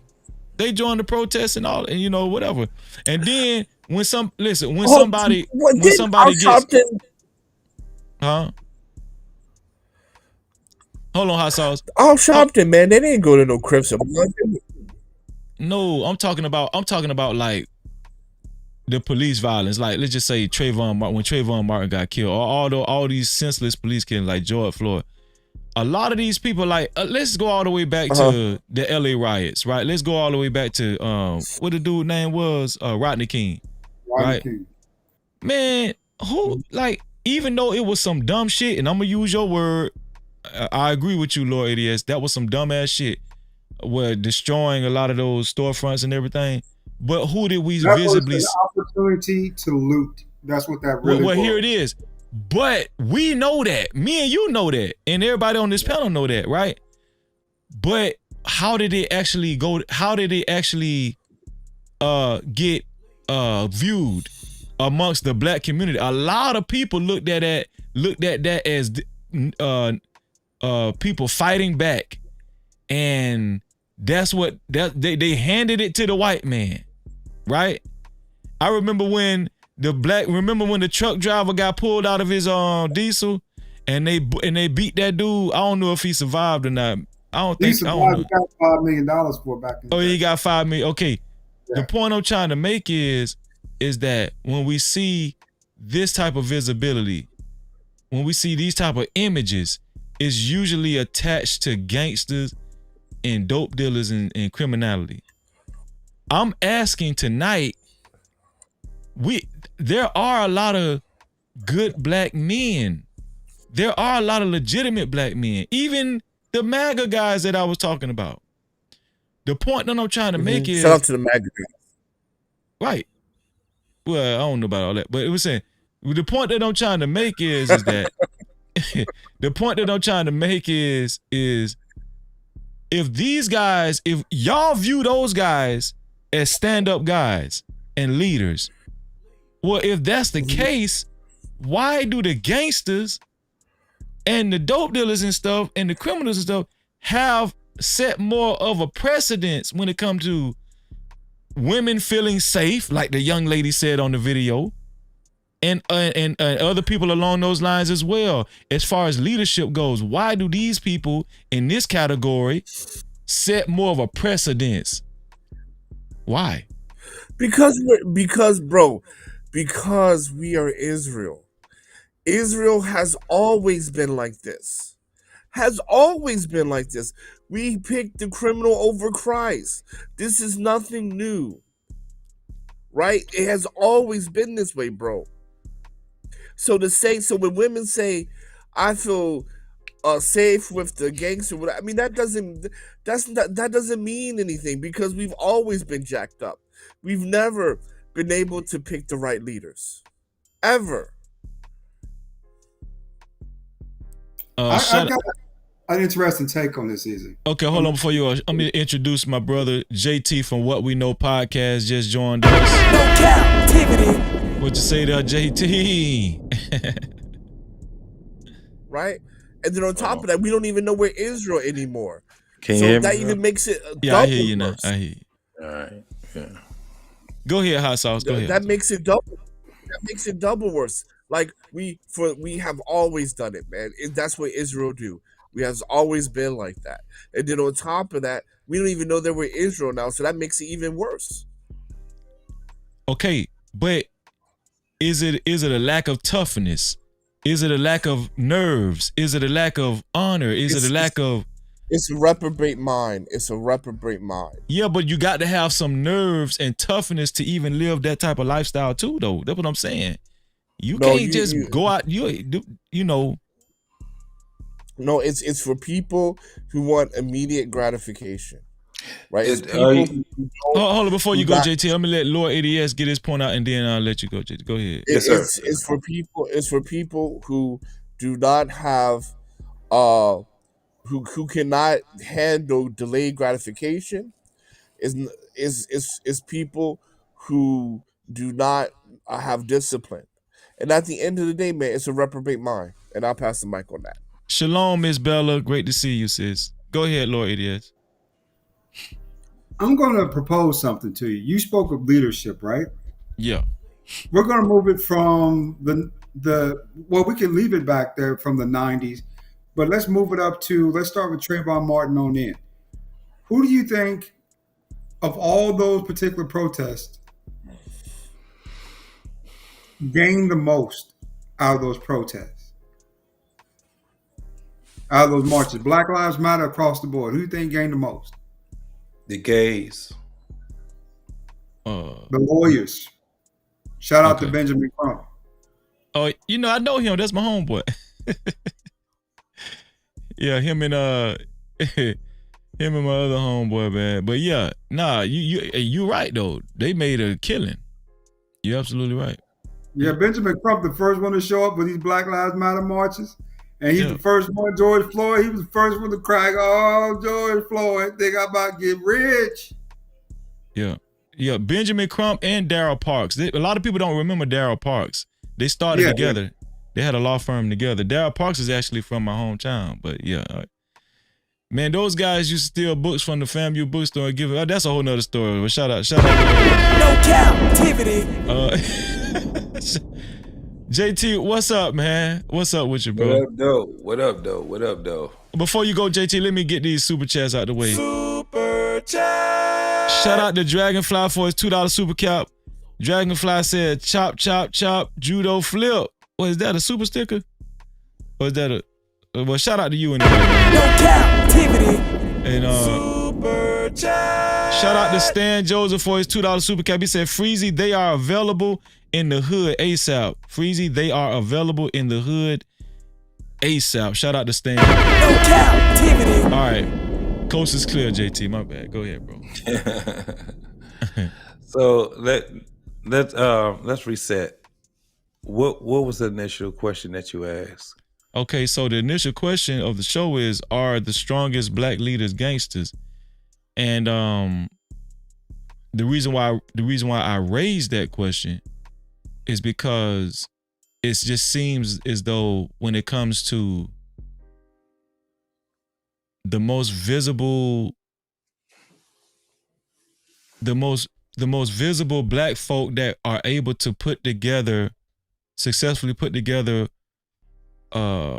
organizations that involve protocol and making money together and actually ready for violence if need be, even if it's against any type of opposition. Quick to join protests as well. The women saying that they feel more safe with and that they like more as far as bad boys. A lot of these arrows point to gangsters and dope dealers and stuff. And so when it comes to black women saying we need more leaders and stuff, and let's be honest, every ethnic group needs leaders, right? Effective leaders. But why is it when it comes to the black community visibly seen, it seems like the most visible and the loudest leaders are and the ones with the most influence are the gangsters or the dope dealers, pretty much in the underworld, the criminal underworld. And we know that's a problem. But why aren't men, the black men that's not a part of that world, that speak against that world, why don't they have a bigger voice? Why don't we look at them as more effective leaders, more so than these guys that we're talking about? Because somebody gonna come see them. They speak long enough, then somebody gonna come see them. No Cap-tivity. They don't want no problems, man. They don't want no problem with these niggas, man. At the end of the day, if you have people that have the feeling of I have nothing to lose, that's the one that's going to be more aggressive. When it comes down to women and they're picking these so-called gangsters, pimps, nowadays in the world we in right now, the rappers? Mm-hmm. They're not looking for leadership. They looking for the bag. That's basically what that comes down to. They're not looking for someone to be a leader because it literally is conflicting to us when we're talking about things that has to deal with politics, when it has to do with community. We know damn well that a gangster, so-called gangster, is not going to be a leader in that. The betterment of your community? What are we talking about? When was the last time that we can even name somebody that was an actual gangster in the black community? Well, here's the thing. I need a name. They get that pass too, though, JT, because, all they got to do, they think about it. They pass out turkeys and book bags and toy drives. They in a certain way they kind of try to take care of that department too, so they can kind of grab hold to that kind of image too as well. You feel what I'm saying? Yeah, but they only passing out turkeys in impoverished communities, right? Mm-hmm. They're not passing out turkeys in regular neighborhoods. If you don't get that turkey out my face, nigga. When you got regular 9-to-5ers, man, we ain't looking at no niggas that's out in the street talking about they out here trying to better the community. That ain't how this shit go. The hood is where it is. In the hood, that's where you see all your crack heads. Nigga, do you know how hard it is to find a crackhead now? Okay, hold on. You have to be there. You mentioned crackheads. You mentioned crackheads, right? Everybody remember this movie called Nino Brown, New Jack City. Nino Brown was looked at as a damn. Remember how he was depicted? Like he was looked at as a hero in the community. Like everybody loved Nino Brown. Like they loved him. They thought they was treating him like he was like a black leader like in the community. And remember, he was doing like he was giving away stuff, and he was calling himself helping community. I think he was helping like students and stuff, black kids and stuff. He was doing little stuff to help out. And a lot of these guys, they orchestrate this type of stuff strategically so they can clean up their image and stuff to keep the federales off their ass. But and shout out to Slim Patterson, aka my dog in the building. Bro, let me give him a bump. No Cap-tivity. What's going on with you, bro? But yeah, the point I'm trying to make is that they are taking care of that department. You feel what I'm saying? They taking care of that department. And so it's kind of hard to beat them. It's kind of hard to beat them when it comes to that image type thing, even with the leadership. Like, because here, what I'm saying is that I just think that they are effective because they're doing what I feel like black men that's on the other side of the coin should be doing. Not the selling the dope and the gangster stuff, but I'm talking about as far as being more visible in the communities and all that kind of stuff, and having this tough guy image, and women feeling like they, the gangsters, are more safe and all that kind of stuff. Yeah, but I mean, they're more safe with gangsters. So when you put a Nino Brown, do you know what Nino Brown, that character and his crew was based out of? You know what city they were based out of? That was New York, right? Detroit. Nino Brown? I thought that was New York in the movie. No, New York was the movie. It was based out of a crew in Detroit. Oh, okay. Yeah. So the thing is Frank that, Lucas. I didn't know that. No, it wasn't I based didn't off either. of Frank Lucas. No, it was based off of a crew called Best Friends in Detroit. And I heard of Best Friends. Yeah. So when we look at that was fictitious, because the nigga didn't live, and his crew didn't live either, right? At the end of the day, it was speaking to our consciousness. So it goes to the whole point of, well, what do women see as leaders, right? Yeah, he's a leader, but he's a shitty leader. You know what I'm saying? That was a shitty leader. Just like a pimp. A pimp is a leader. A pimp is a straight up leader, but he's a shitty leader. Nigga's the devil. And this is the reason why we have problems when we talk about, listen, I mean, we've had many of people that spoke of the consciousness of the black woman, right? Mm-hmm. And one of the things that was spoken some years ago from the Honorable Louis Farrakhan was when he told black folks that the reason why you're having a problem that you have is because you're not looking at where your leadership comes from. And the way that you look at how your leadership comes from is that you look at the consciousness of the black woman. We can't rise above that. We cannot rise above the consciousness of the black woman. It's another person that sit back and say, you want to know how you're doing as parents? Look at your kids. That's your progress report right there.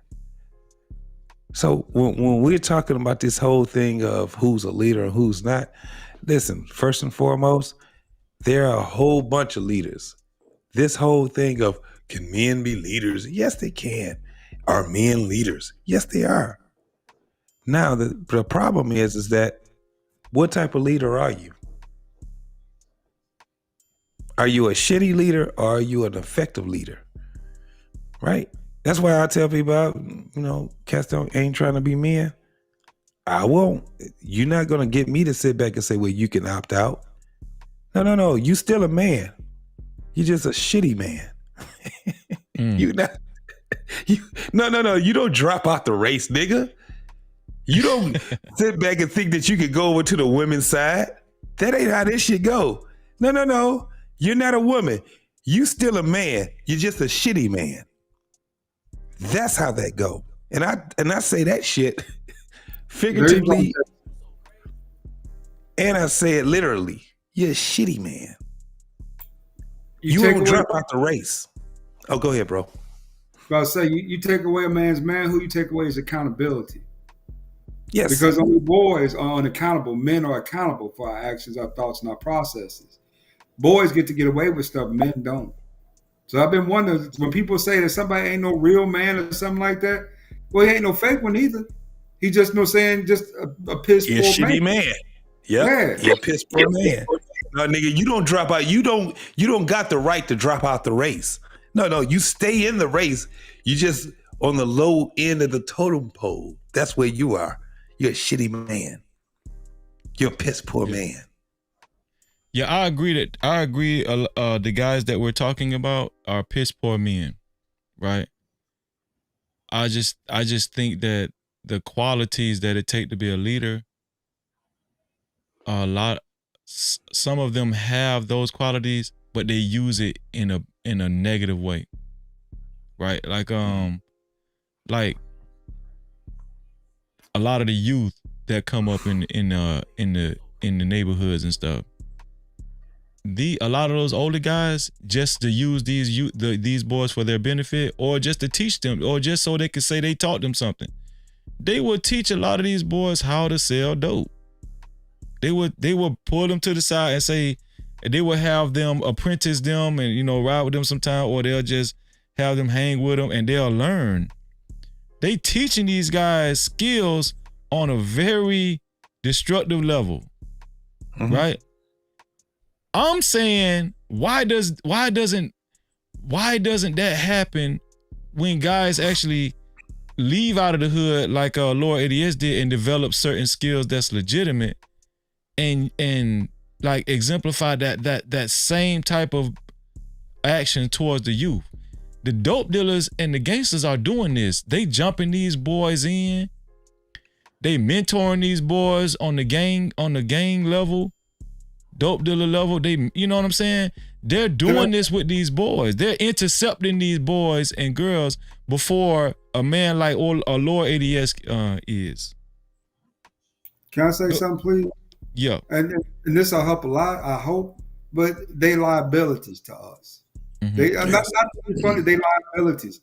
Look at Cam Newton. Did he just get bit by a football coach and two of the players? This is a $40 million man coming down to a camp last summer. Ain't no getting jumped by niggas. Why would you expose yourself and put yourself out there like that? I remember I went to Dominique's basketball camp when I was a kid, right? I never saw Dominique. He ain't coming out there to play with us. Dominique Wilkins?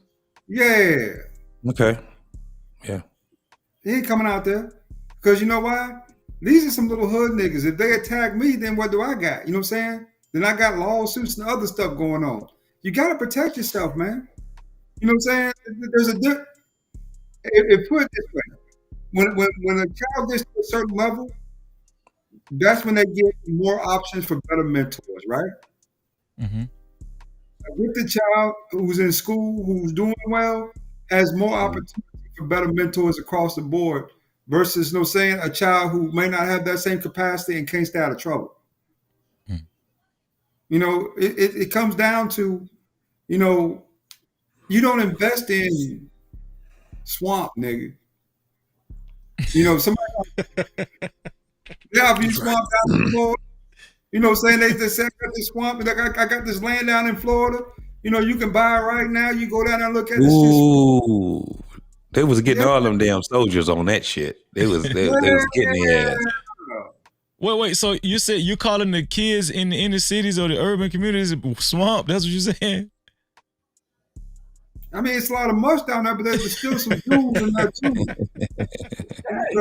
He called them swamp. He said the swamp niggas. Boy, y'all hard on them, boy. God. Hey, man. I have to agree. I have to agree. You got to protect yourself. Cam Newton. Okay. Cam Newton got his ass kicked when he went to help, and like 2 or 3 niggas rolled on him.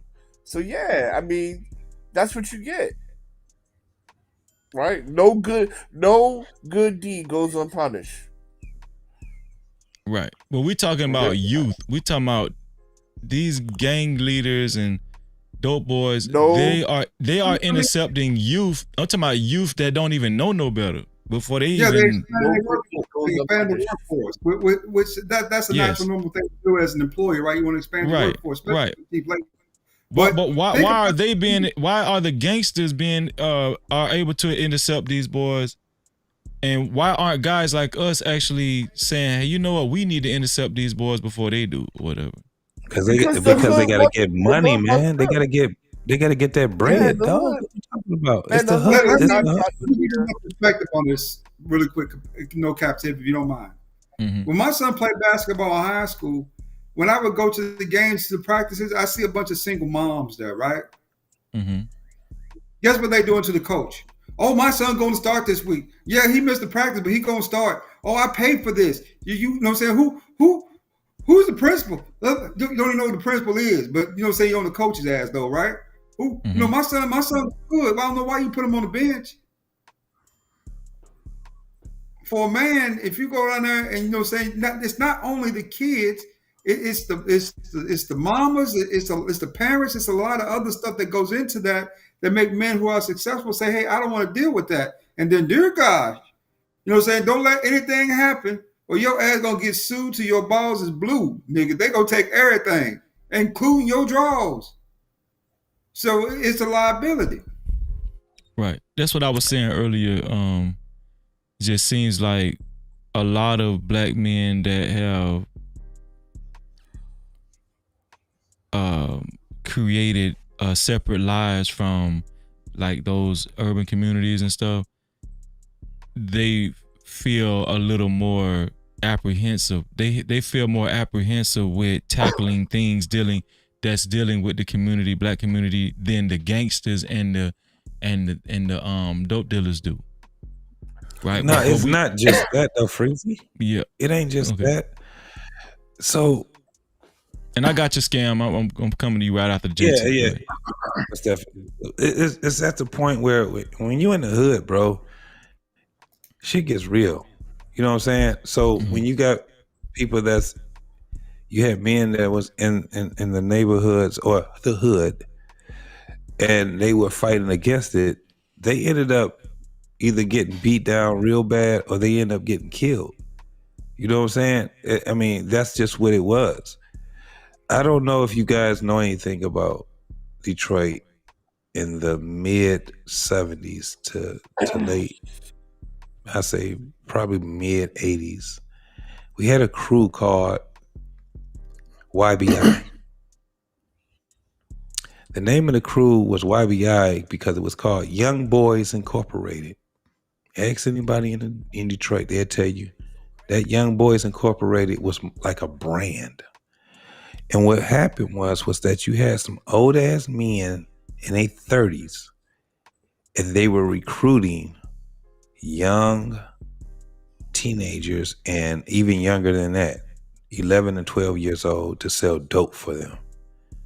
The reason why they started doing things like that is because they said, hey, listen, because of the law, if these young men get arrested, guess what they got to do?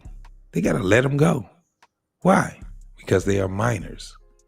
There were laws that protect minors. And that was what their basically what their crew was about. So they called themselves Young Boys Incorporated. And what they did was incorporate really, really young cats. And the ones that did not want to acquiesce at that time, they made them acquiesce. You know how they did it? They told them that you don't do what we tell you to do, we'll kill your whole fucking family. See what I mean? You get what I'm saying? That's what I'm saying. We'll kill your whole fucking family. Yeah. That's what I was trying to tell Hot Sauce and Lord ADS. That's what I'm saying. That's, go ahead. I'm sorry. No, but this was incorporated in like the mid 70s, all the way till like probably 85. It's a couple of documentaries. They're not actually great documentaries, but you got a couple of them because a lot of these cats are still living, right? And for some odd reason, they won't let the whole documentary go. And I'm pretty sure there's a movie that's out for it. Shout out to Apollonia. I see you, Apollonia. Go ahead, JT. But anybody that understood that culture, like we Detroit is not a culture like gang culture like California. It's a whole different type of California. You had YBI, and then you had Pony Down. Before those two, you had Sconies. Niggas will tell you about that shit. These cats were just like how the Crips and the Bloods had started. That's what your 7 Mile Sconies and your 8 Mile Dogs were, right? Then you had the Earl Flynn. Man, these were all young cats. And the craziest part was the only way that they could actually be at a point where they could be recruited was because they didn't have, guess what, y'all? Daddies in the home. They didn't have that. And times in the 70s was hard for a lot of people. It was tough, boy. Like when you talk about finding jobs, it was scarcity. And that was all through America in the urban cities. Detroit is not called the Motor City for no reason at all. Detroit was called the Motor City because we were the capital of the big three, Ford, GM, and Chrysler. That's where it started from. And then that shit, it flopped. And guess what happened? Motherfuckers had to get out here in these streets and they had to make it happen. But they got tired of being arrested because they doing real time. You know how much time it costs for you if you had like 3 grams of goddamn weed? Nigga, you was doing some 3 grams. 3 grams of weed. If you get a joint, they were giving you time. You was getting some time. Dog, please don't have an ounce. 3 pounds. Nigga, you know, they giving you cocaine time. So what they ended up doing was saying, well, shit, fuck it. I'm not about to do this shit. I'm about to get these young boys out here because they were protected. You spend probably 6 months in juvenile. Nigga, you be back out. You good. You be all right. Matter of fact, if you get a misdemeanor, we got you. Nigga, go over there and pay their bail. You back in the crew again. Then came crack cocaine. It was on and popping. That's when YBI came out. Y'all think I'm lying? Just look up the shit about YBI. That shit was crazy as hell. 11-year-olds, 12-year-olds. These motherfuckers still living. They'll tell you. And this is the craziest part because I was a very young kid at this time. That shit was a brand in Detroit. Motherfuckers Earl Flynn doing anything. You know how you got in California niggas throwing up their gang signs and shit? We didn't have all that shit. All we had was the Earl Flynn. When you Earl Flynn, you knew where you was from. And the way that you did. It's just like in Chicago. You got your shit cocked AC Deuce. You got your shit cocked like this. Ace Deuce. Nigga, you better be from that hood. You better be for real about what you doing. You got your shit cocked to the back. Nigga, you better know what you're doing when you got your shit cocked to the back. You got a Max Julian on. A lot of people don't know what those are. There was the leather coats, the bomber coats with the fur hoods. Niggas was getting killed for that.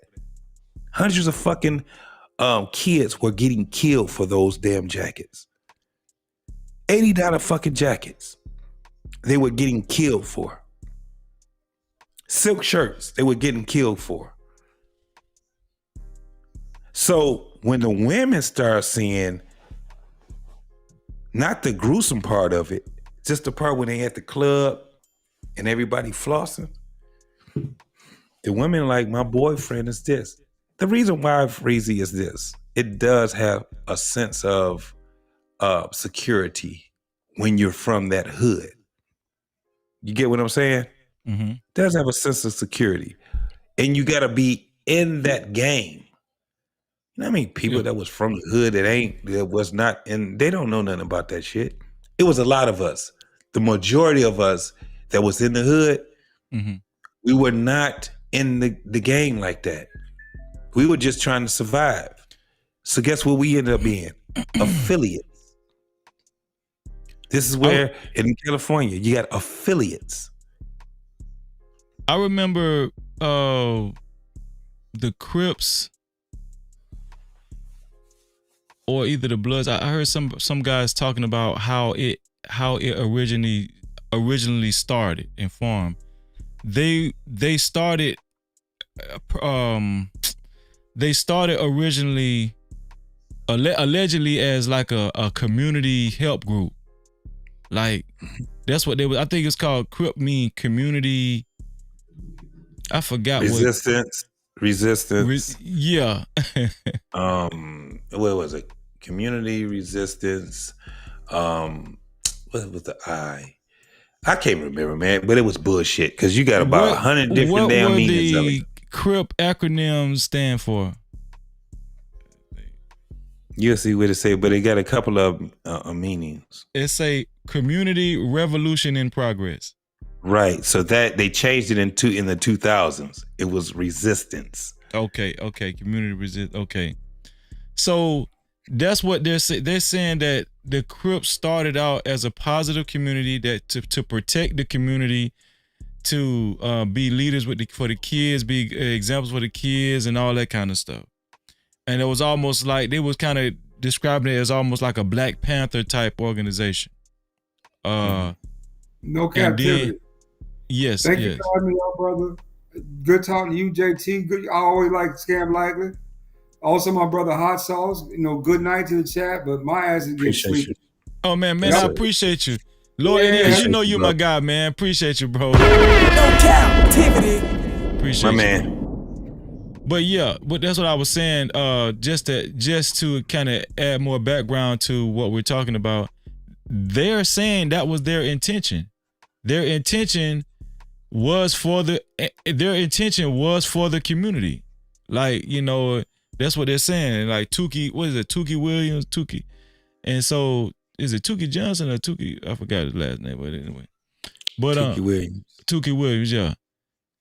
So yeah, that kind of adds to what I'm saying as far as how they're viewed in the community and why some people feel like they have such a precedence.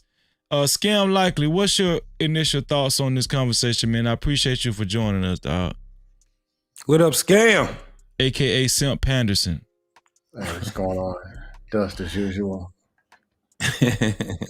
First, I'd like to start with the lady with the green teeth that you brought up. Green teeth? What are you talking about? Ladies that was quacking, reading the same script, a very talking point you heard from 1992. A real man, protect and provide. The video that I played. Okay, yeah. Let's just go to common sense. And shout out the distant lights in the chat too. Go ahead. Yeah. Let's just go common sense. Because apparently out here in the world, there's a whole bunch of men looking for Mother Queen goddesses, and they find this wignoceros with 6 teeth, and five of them are green. And that's the best representative that we can get for the Black woman, because it's all about bliggity Black community. And the first thing when you meet her, she says, "I feel safe." So safety is with dudes with pistols and crack. We're calling that safety. And you're telling me the men are sticking around for the rest of this conversation? Mm-hmm. Yeah. Those people, those women and those men, let them do what they do. But I don't stick around for those conversations. Because I don't want to meet the dude that she calls safe. Because dudes will commit suicide, jump off of 5-story buildings for some sour vagina. I don't know why they do it. But chicks that's smacking with gangsters are the worst simps. They'll do 40 years over some sour vagina. Come on with it. They're max simps. They will die for some sour vagina. They'll die and kill over it. I don't want to be nowhere near that. Mm-hmm. So the dudes that having these conversations with these type of women, y'all have at it. That's one conversation and hang up the phone and get the hell up out of there before he pull up in the parking lot. And he do or die. Marquavion or whoever the dude is she's dealing with, you don't want to meet that dude. And you probably don't want her. So what are we really talking about? That woman that you're referring to, yeah. That woman that you're referring to, she was on the podcast I Never Knew TV. I don't know if you ever heard of that. I bet it would be a I Never Knew TV. That sounds like a podcast. The podcast is actually about black social awareness, right? It's actually a positive channel, but well, to be honest, yeah. Let's just talk about black social, because somehow we got all these the hood, man, the Nino Brown. How many Nino Browns are there? Out of all this crack they supposedly selling, I guess they selling on eBay and Amazon now. Mm-hmm. You're right past the hood. Most of these dudes don't even got a car. And supposedly there's all this money floating around. There's all these Nino Brown. No, they ain't. It's about 2. And they on the way out. And then they get replaced. I mean, we're acting like everywhere they own 8-story buildings. And there's no dudes that are regular working a job. From the how do I say it? Most black people are middle class. It's something people don't talk about. It's always the hood or celebrities. Yeah. JT is from Detroit. The two extremes, and they forget about us. Just the people that work. Tell me the last celebrity that you had this conversation with. Well, I heard it on YouTube. Exactly. You don't know these people. Tell me about the last Nino Brown. How much crack did he have when you talked to him? How many? 2 gallons? Right there in his hand, just selling it on eBay in the parking lot. But this is the norm we're talking about for black. I'm in Florida. I can show you some neighborhood. I can show you what the white people doing. You think that lady had 6 teeth? They got 4. I'm just saying. But we make these norms of black, everybody's some single mom beating the hell out of the kid with a roller, and somebody selling crack, and then there's 4 celebrities outside chasing rhinoceroses. That's not 90% of this world. Those people work a job. Even in that, and Freezy, you know this for a fact, that gangsters ain't crack dealers. They're not dime baggers. According to YouTube, they are. Gangsters, no. Gangsters are them damn hitmen. Gangsters are the motherfuckers. No. The crack dealer and the heroin dealer is exactly what it said that they are. They selling crack and they selling. Most cats that's out here doing what they do, they ain't about that business, man. They just want to get that money. That shit is a hard job to do. Period. I don't give a damn what level you at. You better off just taking your ass and doing a straight and narrow job. Scarface said it. Y'all remember the song Scarface came out when he said it? Nigga don't believe that song. The nigga's wrong. Gangsters don't live that long. That shit is real, bro. That shit is real. That's why when rap was where it was, a lot of the rap that we were listening to was motherfuckers telling the story, not of the story that they lived. They're telling the story of the motherfuckers that was in their hood. They were telling the stories of, they wasn't telling that, nigga, they know. How? We glorified this shit so much where now look where we at. The crack era is basically a ghost era because they still out there. Them crackheads are still out there. Remember when we had rap music that talked about selling dope? What we got it talking about now? Using dope. Percocets, lean. You know what I'm saying? If you on crack, then you got a better chance than a nigga drinking lean. Crack, I might have to agree with that. A crackhead can last longer than a nigga drinking lean. I got a question. All these niggas got dialysis now. They on dialysis. Hold on, Scam. Hold on, Scam. When's the last time y'all saw some crack for sale? Well, let me say this, Scam. You don't want to ask me that, but let me say this, Scam. So, Oh, shout out to Fella Tavius and who else is in the chat? Shout out to Mr. Lucian. So you had said something that I remembered, Scam. Oh, let me do this. Shout out to Joseph A. Gomez, man. I appreciate you. Super chat. Shout out to Joseph A. Gomez for your $20 super cap. Thank you, bro. Thank you so much, man. No Cap-tivity. Joseph A. Gomez is the initial sponsor of tonight's show with a total of $20. He's going on the sponsorship board. And Joseph said, New Mexico always here for Freezy and the No Cap crew. Shout out to you. No Cap-tivity. As of now, Joseph is the official sponsor of tonight's show. And if he stays the sponsor, he's going to get the sponsorship celebration video at the end of the night show. To be a co-sponsor or official sponsor of tonight's show, it has to be $20 or more. Thank you, Joseph. I appreciate you, bro. But what I was going to say, Scam, is this. You said that there are more black middle class in America than there are the gangsters and the dope dealers we're talking about, right? That's what you said? Probably about 36-1. But, okay.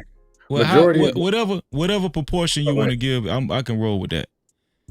So right. What I was going to say, 99% of black men are not in jail. Okay, okay. So if that's the case, and I'm not refuting that, right? I'm not disputing what you're saying. Why, when it comes to black culture in black communities, are the gangsters, the dope dealers, the rappers, do they have more of a precedence when it comes to black culture? We've even heard black conservatives say black culture is trash. Why do these people that we're talking about have the largest voice? Why are they looked at more visibly as the ones that's exemplifying some type of leadership in the black communities? Why does all of these arrows point to these guys if they're only a part of the 10% or 1%, whatever you want to say? Because the numbers don't add up to what you're saying. It just don't make sense. A few reasons. Number one, I can show you where I grew up. It was black, and you ain't gonna see none of this. It's the total opposite. Adjustable basketball goals, water gun fights, green grass, 2 cars in a driveway. That's what I know. That's called normal life. That's what I know. So I can't say, no, it doesn't exist. I grew up in it. Before that, my family is from Michigan. Some form of the same thing. 3 of my grandparents retired from the GM plant. But somehow, the average income for black ain't but $5,000 or $6,000 less than white. But people want to believe that everybody's a gangster, shooting heroin in the parking lot and selling all this crap. Who's buying it then? Everybody can't sell it. You got to have some buyers. No, well, I'm saying they can. It's a lot of buyers. It's a lot of buyers. It's just not black. There's a lot of white buyers. So how are these white people buying it? But then they say, well, the white community, they perfect. They don't have no problems with these women. No, they got problems now. They're buying the crack, but they don't got no problems. They're buying the crack, the meth, fentanyl, all kinds of shit. So these communities, but they're not being. People just believe anything, and somehow they want to run with the worst narrative, knowing they get up and work even if they work $15 an hour at a warehouse or the gas station or as a janitor or in a school or whatever they do. They know this ain't even what they see.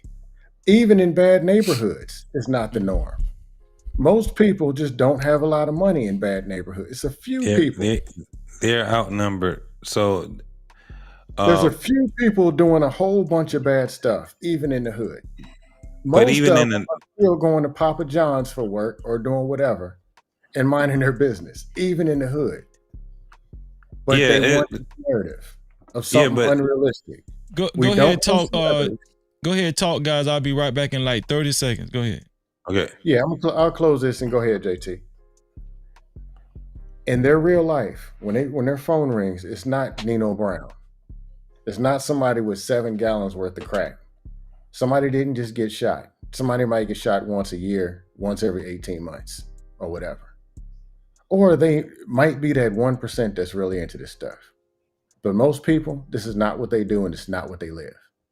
I don't know why people, that's the only thing they want to hear. Maybe they want to escape the reality that they live in. I don't know. But we have microphones. We can tell them. We can grab a microphone and tell them something different. I'll talk about eating fruits and vegetables. Now I do troll, but I mean that got to be done. There's a shortage of trolls out here. They're good for the community. But I'm just saying. Go ahead, JT. No, but it definitely comes down to they're not getting the notoriety that was given before because they don't have the rap music to support it, right? So right now, you got people that still call themselves selling dope, but they ain't. It's not lucrative. It wasn't lucrative when you really look at the numbers. If you did your math, and if you actually knew who was who in the hood, you would understand that first and foremost, that it's not an easy job to do. It was way more easier for your ass to go to school and get a job working in a factory or a plant than it was for you to be out there on the streets. The ones that actually was the plug was the ones that was making that bread. You had motherfuckers that was sitting there making, anywhere from $150 to $300 a night. But they got to give a part of that back to the nigga that fronted them. If you out there on them streets at 3 o'clock in the morning, 4 o'clock in the morning, you selling fucking vials of crack or packets of heroin, or if you selling 7 grams of weed, you owe somebody, nigga. You ain't no gangster and you ain't no dope dealer. You a peddler. That's all you are. Now, when we talking about the notoriety that happens in the hood about the dope dealers, you got to also understand this. It was only for the people that was actually either trying to be in that life or the ones that were in the life. Ain't nobody ever gave a dope dealer the notoriety as he was the man. That was a farce. It only happened because we had rap music. Before rap music, you didn't know who the fuck who was until you actually was out there in them streets. Wasn't nobody fucking around. Think about the ones we know. It's a handful of people we knew that actually was the man. Niggas was hustling hard as hell in the D. I knew them, but that was only because I knew the people that was dealing with them. That shit wasn't like they had national notoriety. You was just a man wherever you was at. How did it grow to that level of notoriety though? Because this stems from way back, like Bumpy Johnson, even before that, Bumpy Johnson wasn't known as a dope dealer. He was known as a gangster, right? And Bumpy Johnson had connections with the Italian mafia. He had the Russian mafia, the German mafia. He had connections with them. And that was a hard job for that man to be able to do. Racism was really deep then during the Bumpy Johnson when he was in there.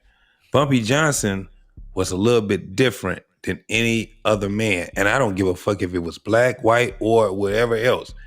He was very strategic in what he did. Bumpy Johnson had connections with the streets and he had connection with politics. He also had a huge connection with the Nation of Islam. You get what I'm saying? Mm-hmm. So his notoriety. Bumpy Johnson didn't want to be known as Bumpy Johnson. Bumpy Johnson wanted to be Ghost. That's actually where Ghost, the concept of Ghost came from. Bumpy Johnson was like, when you saw him, he had a suit on.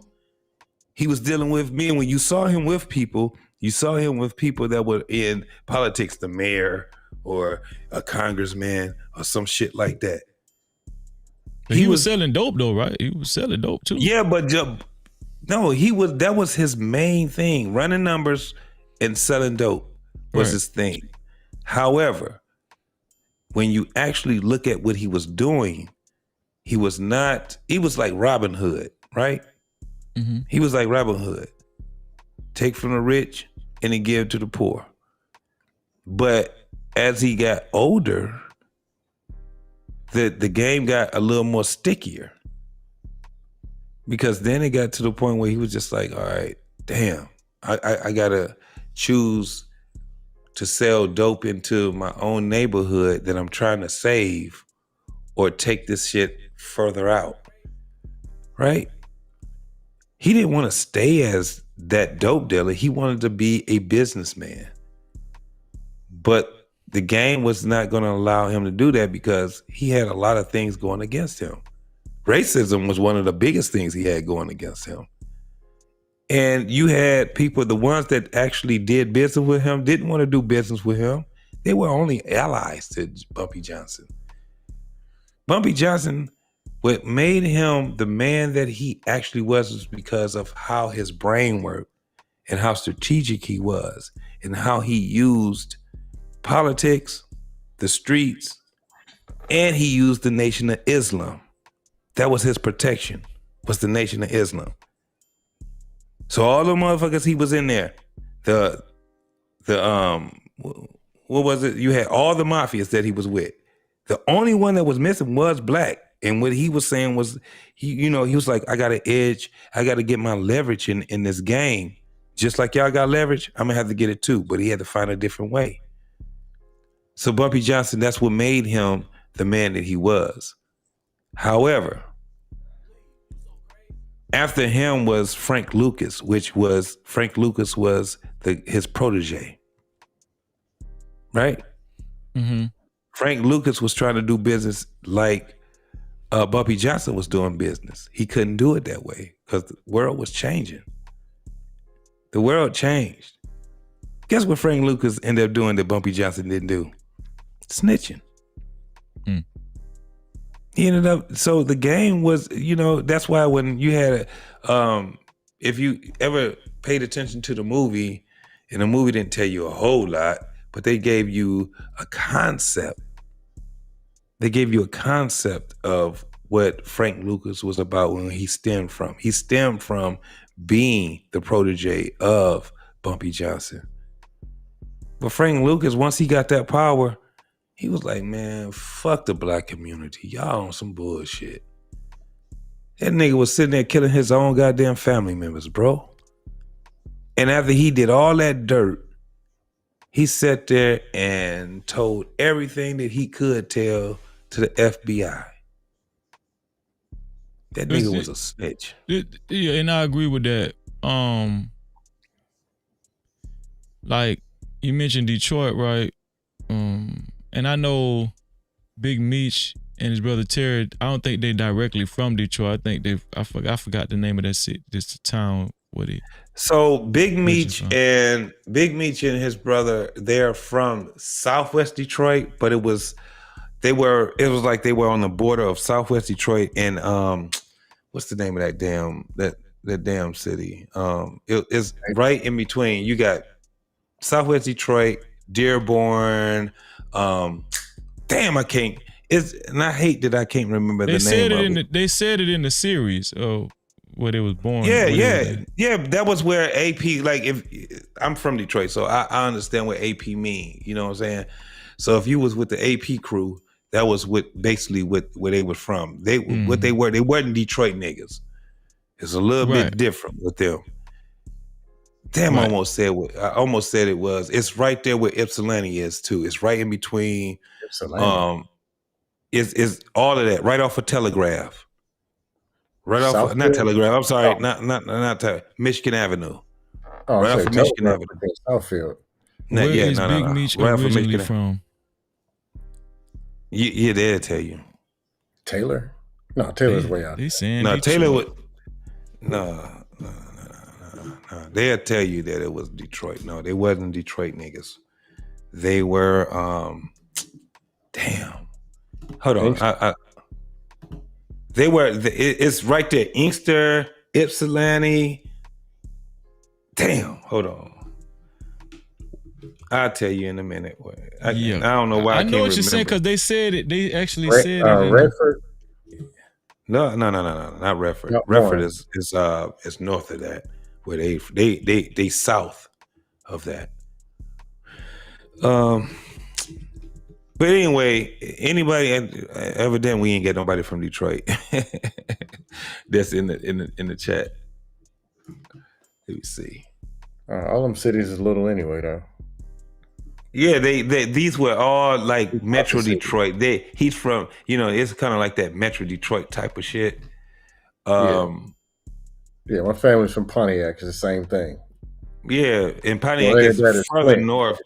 Yeah, it's over by Flint. Issues, but it ain't as bad as Flint or bad. But yeah, when you look at BMF, BMF literally was, they were like a knockoff of a lot of other crews. That's why when I was telling you about YBI, right. Pony Down, these were in the 70s and the 80s. BMF, I was in the Army when BMF actually came to fruition. But they were those PA boys. God damn, I can't remember that little ass city. You know what I'm talking about too. Yeah. But the point I'm trying the point I'm trying to make is why y'all think about it. Would y'all agree that somebody like Big Meech in the last 20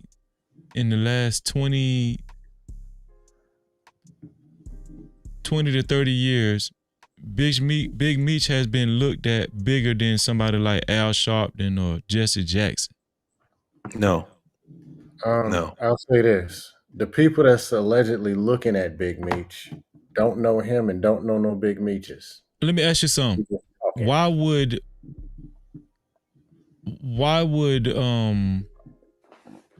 entertainment outlets choose to document somebody like Big Meech before they document somebody like Al Sharpton? They could have did a series on Al Sharpton or Jesse Jackson. No, that's two different. We talking I'm saying about why aren't these type of leaders highlighted more than y'all wouldn't say Big Meech, Freeway Ricky Ross is highlighted more in black culture than Al Sharpton? Yeah, I mean, but you got to understand what we're talking about. So when you're talking about hip hop of what we see it as now, of course it would be that. Al Sharpton was, he started out as a civil rights activist, not a leader, an activist. Mm-hmm. You do understand that Al Sharpton's who he was the protege of, right?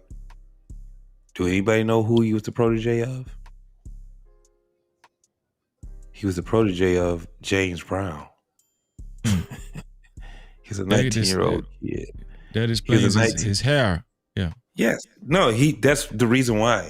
Absolutely the reason why he had his hair permed the way that he had it, wearing suits the way that he did. I'm black and I'm proud.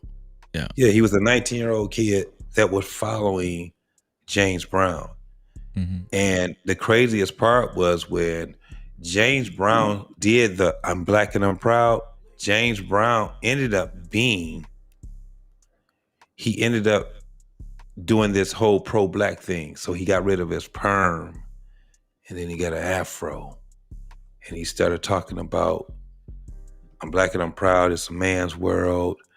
He started doing a lot of conscious music. And he also ended up doing things like jazz albums and things like that. James Brown was in the game for a very, very long time. That's why they say the hardest working man in business, right? Mm-hmm. But when you talking about Al Sharpton was 19 years old when he got into the game. And he was an activist. And he stayed an activist. And then he started, because of James Brown, he started having his connections with the Jesse Jacksons and, all these other activists that was there. and they found out that this young man was a very good speaker. And to this day, he's still a very good speaker. It just so happened that Al Sharpton never reached the heights that a Martin Luther King and a Malcolm X ever got. I don't think that he ever wanted to do it that way because he changed the game very quickly in his endeavors. This is why when you see when they started bringing up saying that Al Sharpton was a snitch, and then they show you the videos where he was talking to the FBI and things like that. Yeah. It wasn't, and the reason why, it didn't really go too far during that time was because he was still a kid. He was in his 20s. These guys that we talking about, they were 30s and 40s, and he was trying to get to the heights and the peaks of where they were. Al Sharpton, did nobody really know who the fuck Al Sharpton was until after Martin Luther King. And that's when he started making, because he got a little bit older, he got, some notoriety through all these other folks that were trying to be activists and things like that. And Al Sharpton was looked at as very brilliant because his speeches were very brilliant. Well, nowadays, this is like Al Sharpton, somebody like Jamal Brown. Nowadays, a lot prominent gangsters, dope boys in the hood, they get more respect than Al Sharpton do, or Jamal Brown or somebody in black culture.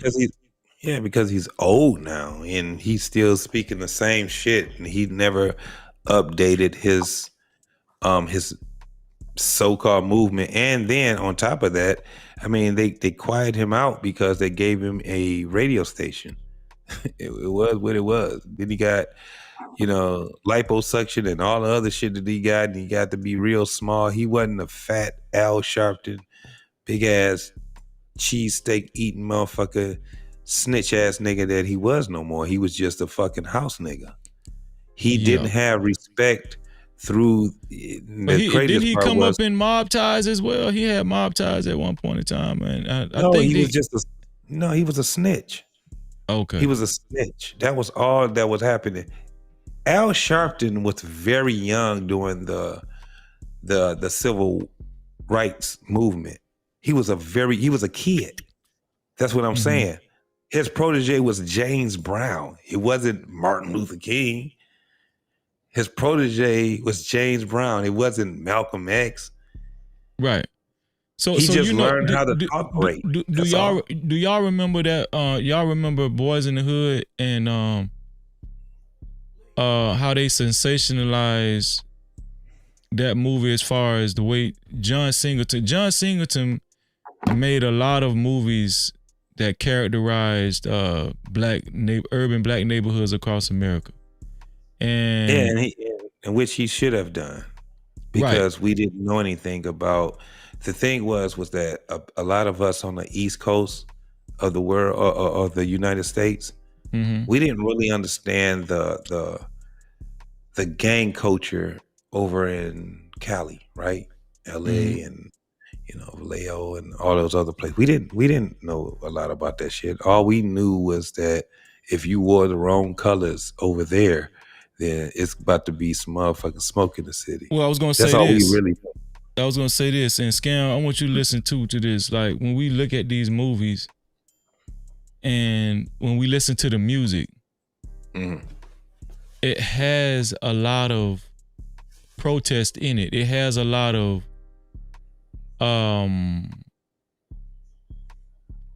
what is it called? Social awareness in it, and bringing attention to the disparities in the black communities and everything. So those are good things. A lot of people think. A lot of people like champion these people when we hear Ice Cube say either they don't know or they don't show or they don't care about what's going on in the hood. It's almost like the gangsters and the dope dealers did a better job with connecting to black urban communities than let's just say those middle class people, that those 99% of middle class people that Scam Likely is talking about. I think that was a part of the problem. You know what I'm saying? I think that throughout the promotion and marketing and social sensationalization, they were able to successfully connect with the black community, and the black community kind of was, took it as heartfelt. And so then now it gave the quote unquote gangster and dope dealer credence when it comes to being sincere at actually caring about the black community and connecting to the black community, because they're one of us. We one of them. You understand what I'm saying? What I'm saying is the black middle class that Scam is talking about, aren't they the ones that's supposed to be doing a better job at connecting to these communities and showing that type of precedence with these, the average everyday black folk in the black culture and everything? I'm pointing this out because there's a disconnect. There's something wrong when people like that, gangsters, dope dealers, the movies, the music connects more predominantly with black people than the 99% of people that Scam just talked about. Well, that's a problem. But during that time, though, but can I say this, Scam? Let me add this before you go. They're quicker to show aggression to opposition, and it just seems as though they're more of a threat.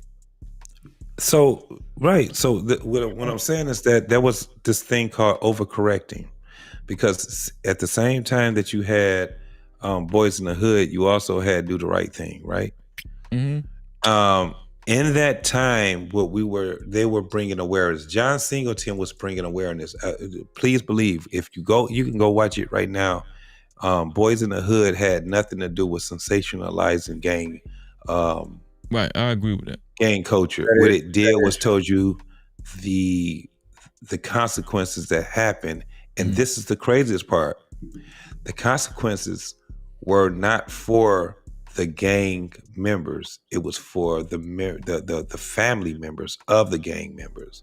So Doughboy, think about what that was. Doughboy, he really wasn't in a gang, right? Doughboy, he was pretty much on his own, but he was in the hood. He was a boy in the hood. The dopest thing about that story was that you had to have a star in the movie. The star was who? Trey. Yeah. Trey was Cooley Goody Jr., right? Yeah. Now put yourself in the mindset of in the 90s. Right? Or in the 80s. I can't remember if it was the late 80s or early 90s, but right there in that frame, right? Cooley Goody Jr. was the star. Ice Cube was actually what it was about. It was about Doughboy. It wasn't about what was his brother that got killed? Ricky! Ricky! You know what I'm saying? It was dope. And then when you see the movie, it was about the relationship between a mother and her sons, right? So Cooley Goody Jr., his mama got him all the way until he got to be a teenager. And what she tell his father? I can't do nothing with him. You got to go stay with your daddy, right? Doughboy and Ricky had a mama, and Ricky's girlfriend was living with him, and Ricky had a baby, but Ricky was a football star, coming up star, right? His mama put more effort in him than her firstborn, which was Doughboy. Doughboy he loved his brother, but he had a jealousy, right? Because he seen how his mom was treating the brother, and then how she was treating him. They all living in that same house. The movie was about Doughboy. Really wasn't about Ricky or Trey.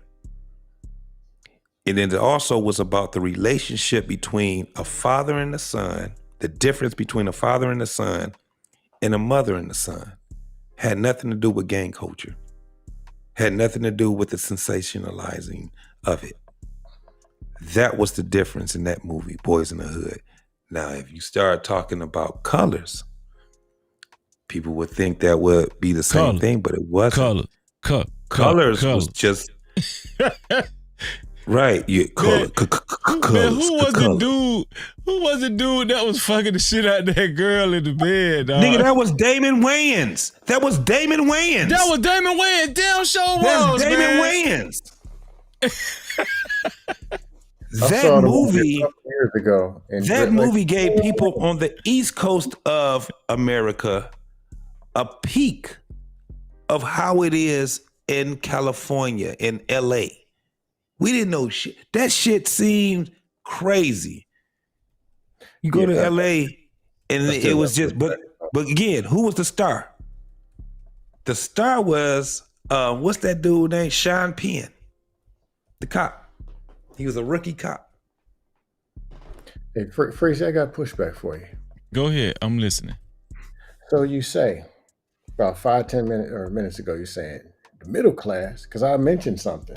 Mm-hmm. Adjustable basketball goals, green grass, families and all that stuff in middle class neighborhoods, which is probably a fair norm that JT comes from or knows, and we all know exists. And you say it's up to us. The middle class people should be given something better. But everything I just heard for the last 20 minutes, the hood, the gangsters, the hood, the gangsters, the hood, the gangsters, the gangster. No, I didn't say that. I didn't say they should be giving something better. I'm asking if there's more middle class, black middle class, like you're saying, to the effect of 99%, like you're saying, 90%, 99%, or some ridiculous number. Mm-hmm. If it's that many black middle class, why does this small percentage of that's conformed of gangsters and dope dealers, and why do they have more effect on black culture than all of these people you're talking about? Why is black culture trash then? Why do I'm gonna deflect that question back to you. No, you can't do that. You got to answer the question. No, here's my answer. I just gave you 5 examples of something positive. And somehow we're using movies to connect to reality. Doughboy is fake, but y'all are talking about it like it's a reality. Y'all are the ones doing it. You tell me. Green grass, adjustable basketball goals, families, middle class, that's multiple things I just mentioned. And somehow it got back to But we didn't just name all fake people. We named. No, what I'm saying is we have an opportunity right now. We got these. Well, let me finish. But we didn't name all fake people. We named a lot of real people too. We named Bumpy Johnson. We named Frank Lucas. We named Nicky Barnes. We named Big Meech. We named a lot of real people that are highly coveted in the black community. I'm not going to just let you just wiggle out of this one with John Singleton movies and stuff. No. It's legitimate. You're proving my point. There's a black teacher, there's a black nurse, a black minister, a black regular janitor dude, and we talking about fictional. Then we're blowing up the Frank Lucas that we don't even know.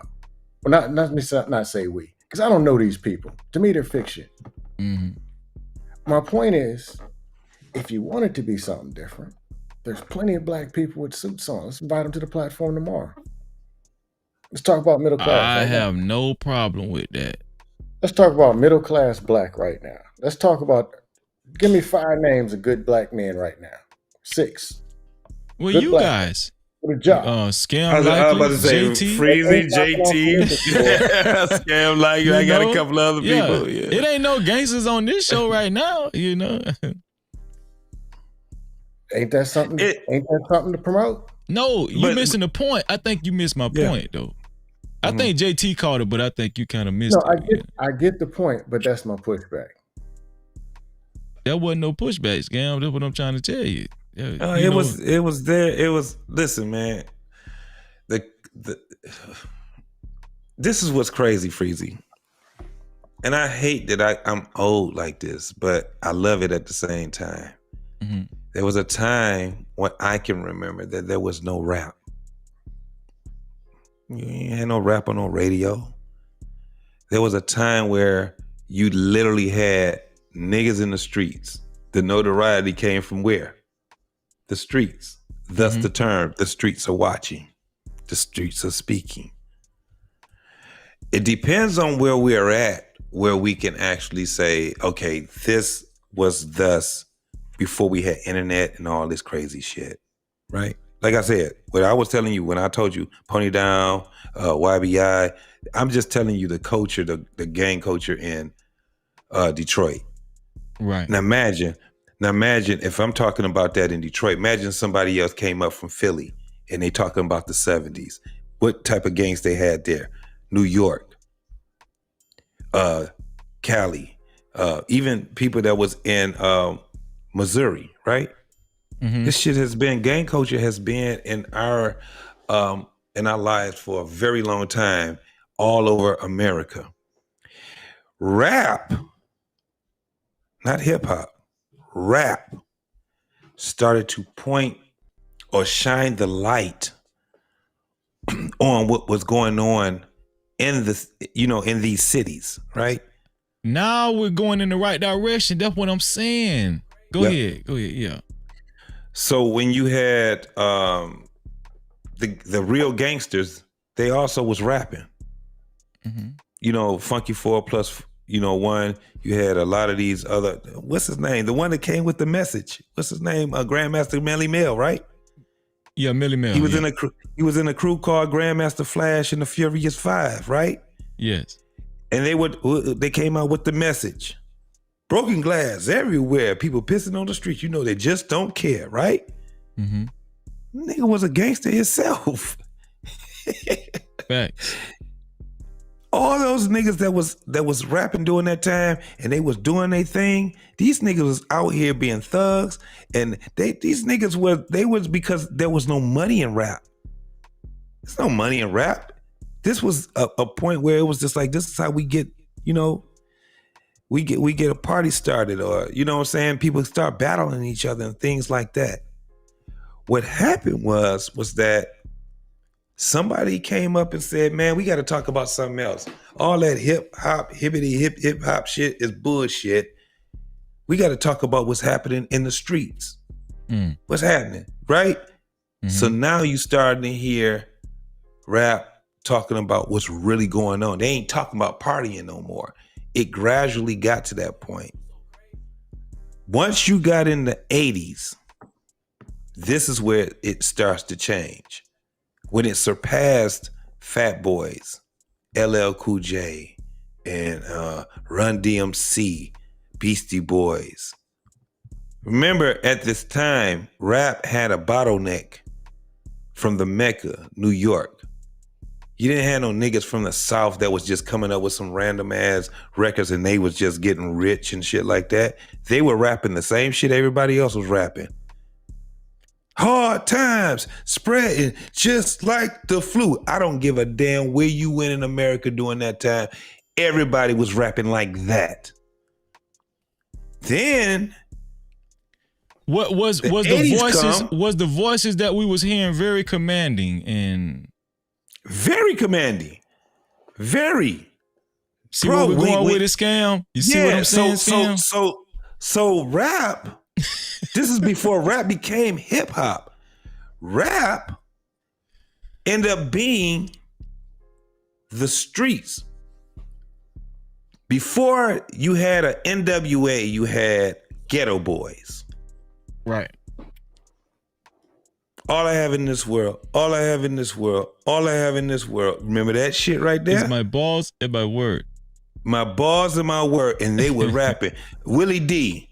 I see some bald-headed hoes. You gotta let a hoe be a hoe. it sounds crazy to the older folks, but we as the young folks, we was understanding what they were saying.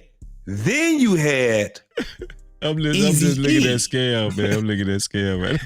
Then you had Eazy-E. You didn't have NWA yet. You had Eazy-E. Yeah. Right?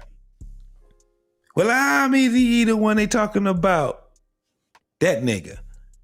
Then NWA comes, and what you hear?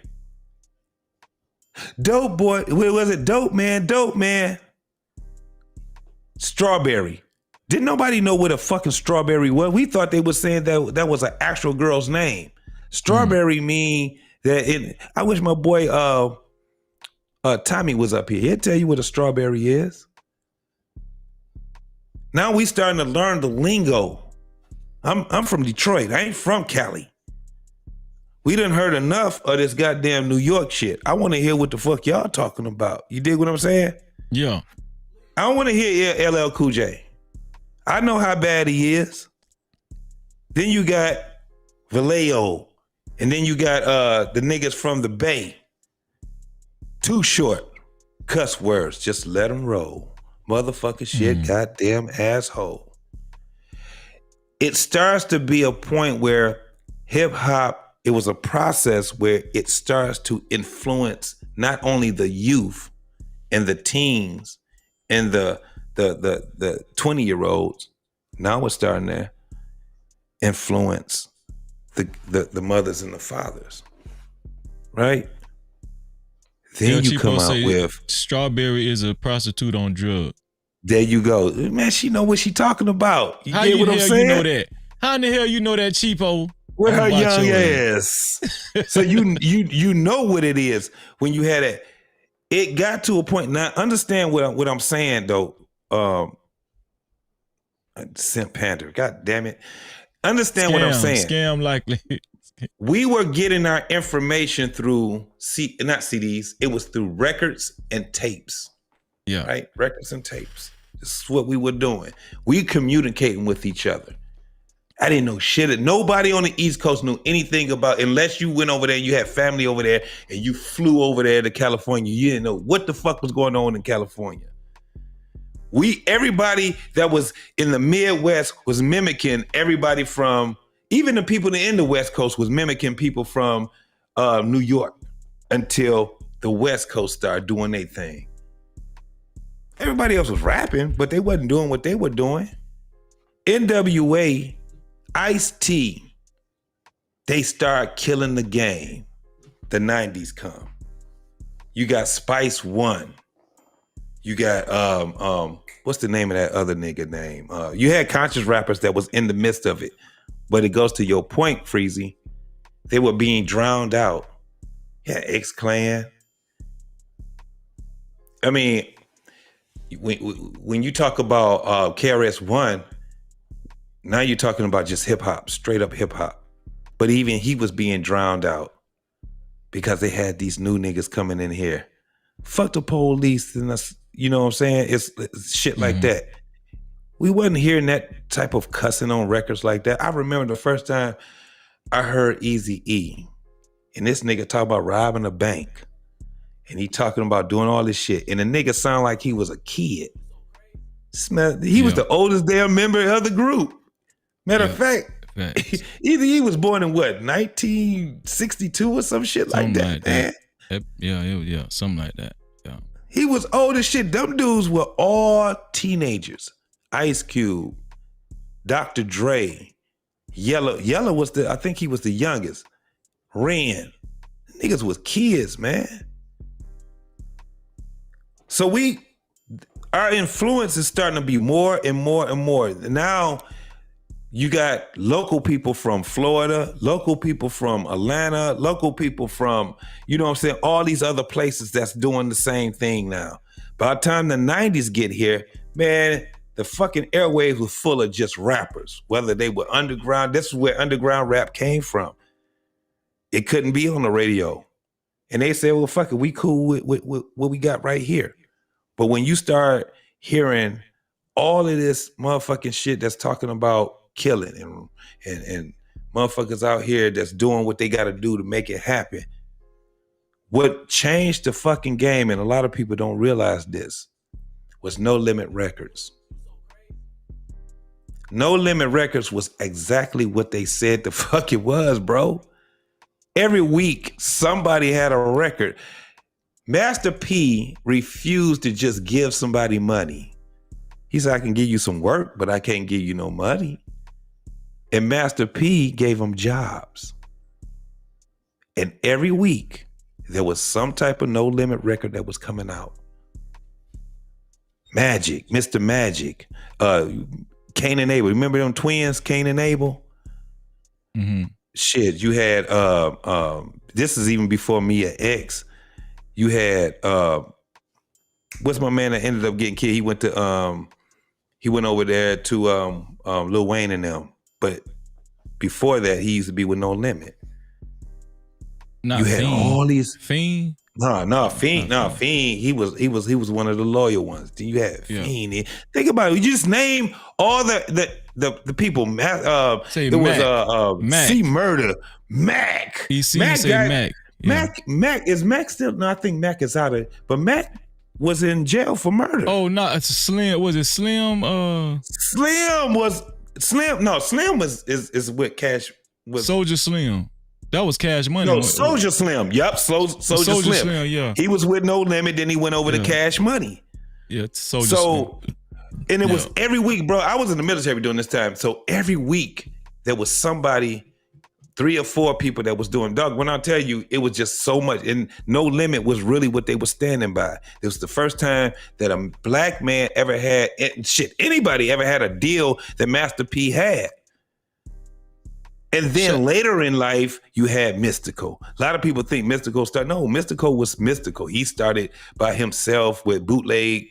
I mean, not bootleg. What were they called? The boot. What was it? The boot camp. The boot camp clique or some shit like that. He was boot camp clique. Yeah. So, but look at how the influence start to be, right? Mm-hmm. So niggas from the hood start doing well. Okay. Go ahead. So I'm glad that you made that connection, and you and shout out to Brad Isaac, David Williams, and E. Senior in the building, man. No Cap-tivity. I'm glad that you took us down that road, because here's my explanation to the question that I asked myself that Scam couldn't answer. I'm just joking, Scam. So I think that a lot of the people, all of those people, right, that Scam talk about, those middle class, those black middle class people, I think they have some type of terms of endearment with that type of lifestyle. Yes. A lot of people are familiar with the crack era and just the nostalgia. I think a lot of people like have some type of, like, even black people that try to that talk against it, you know what I'm saying? They still have some type of endearment for it. They still have some type of connection with it, because the nostalgia in their life and time, they can remember time, place and times and stuff, and moments that they had with this type of music playing. These type of niggas was around, you know, even if they wasn't directly involved. I just think that. Yeah. You understand what I'm saying? Yeah, I know exactly what you're saying, because I'm just saying a few people, because I forgot Tila, right? I forgot UGK, Texas was blowing the fuck up, right? Well, no, this is what I'm saying. Even the black middle class, the squeaky clean people that Scam is talking about, they listen to rap music. Because we got a chance, I mean, not we, but you got the rappers that was rapping in the hood, they started making money, and guess what they ended up doing? Moving right next door to these folks, man. Mm. And then they're still fucking, right? So that means that they're having children also. And then you got family members that's, remember, you're a little bit younger than me, Freezy, but I don't know if you remember when anytime somebody black came on TV, JT, our really parents good. used to be like, everybody need to see this. JT, you watched the Thugnificent episode of the Boondocks? You talking about rappers is moving and living next door in the black community? Really, this what we're doing? We ain't have a black community. We just had communities and neighborhoods, bro. We had guys. That's my whole point. They started. Listen, when people started, when cats started rapping, it was in one spot. I'm talking about like doing it big. That was New York. It started. The influence came from everyone was like, I can rap. I can do this. You know what I'm saying? The influence came from that. But then as the influence starts to evolve, the lyrics start to go a different route.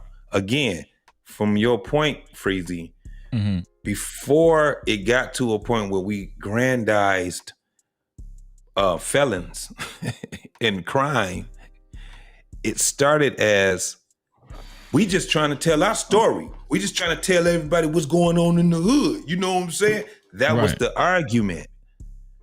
That was the argument.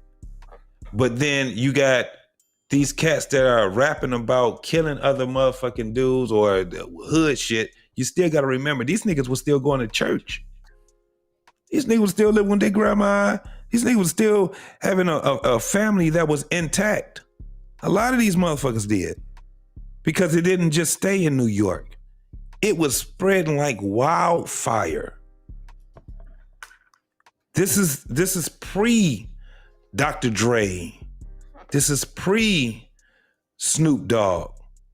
This is pre all of this other shit. I'm talking about when motherfuckers sat back, their argument used to be, I'm a news reporter just like you a news reporter. Argument came. You get what I'm saying? Yeah.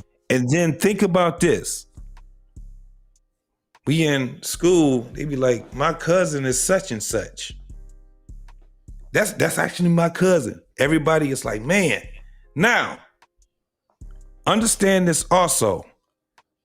Rap changed into hip hop, which now hip hop is a culture. How did the culture look, Freezy? Gold chains, dookie ropes, baseball caps, bucket hats, gazelles, Gucci frames. This is before everybody started flashing money. The money was the things that we possessed. Now, guess what? We can go down to the 5 and dime store, them stupid ass stores, and we can get shit that look just like what our favorite rapper is wearing for $15 fucking. This big ass, stupid ass gold chain that I got, it ain't really a gold chain. Everybody started wearing a bunch of silver. Remember when silver didn't have value like it got now? Silver got a lot of value right now, don't it? Yeah, I see. Gold and silver got a lot of value, don't it? Yeah. Hell yeah. Back then it did. Everybody was wearing silver and, wasn't nobody talking about no platinum. Wasn't nobody wearing platinum. It was gold or silver. You used to get you a silver chain from Walmart for like I'm trying to tell you. $10. Yeah. So now this is the birth of a culture now. This is because you gotta have the look. You know what I'm saying? Even if you ain't a rapper, you gotta have a look of what hip hop actually represents. So if you can't get a bunch of fat ass dookie ropes, what you get? A bunch of thin ass, you just get them all. And then remember this, the medallions, the Benz medallions, the BMW medallions, the Cadillac medallions. Everybody used to wear these medallions. Now, it's hip hop now. And the influence is starting to take toll over all of America. We're past, I ain't talking about the breakdancing and all that shit no more. We're past that. Because now hip hop has a voice. Now you got Tupac. Tupac comes and changed the whole narrative. Freezy. Yeah. But he didn't have But go ahead. Go ahead, Scam. The question is, why do people glorify hip hop and the gangsters and all that? No, that was not the question. Or some form of that, because I don't know what we got on. The question was, if there's so many black middle class, like you to the effect of 99% of black folks middle class, if it's that many middle class people, why does the 1%, the 1 to 10%, I'm gonna say, of gangsters, dope dealers, what you would probably call degenerate culture, degeneracy, why do they have more of an impression on black culture and are looked upon as more of a threat, and when it comes to defending honor and all that kind of stuff? Why are they looked upon in that category, and why do they highlight black culture more than the 99, which is a lot of people, 99% of people, that these black middle class people that you're referring to? Why is it lopsided? Why do these people that we're talking about tonight control black culture for the most part, and the sentimental black people, as far as at the forefront? I'll say this and I'll leave it alone. Okay. There's 3 of us on this panel. 2 of them are doing it right now and have been doing it for the last 30 minutes. Doing One what? of them is glorifying the hip hop and the rap and everything else. Is that what we've been doing? Let me tell you something, nigga. I'm hip hop till I die. I ain't gonna lie about that. I ain't gonna ever lie about that. Well, no, you can say whatever the fuck, because you don't know about hip hop. I know about hip hop, nigga. I'm a die being someone that loves this culture. It is a culture, and it's a culture that we as black folks. That's what you should ask right there, Freezy. No. But yeah, it's a culture that we should have pride in. We don't have to have pride. I'm just giving the reason why the things went the way that it went. I seen it. I grew up with it. Well, no, you don't have to. You don't. But JT, you don't even have to go that far. Scam, have you seen Boys in the Hood? Yeah.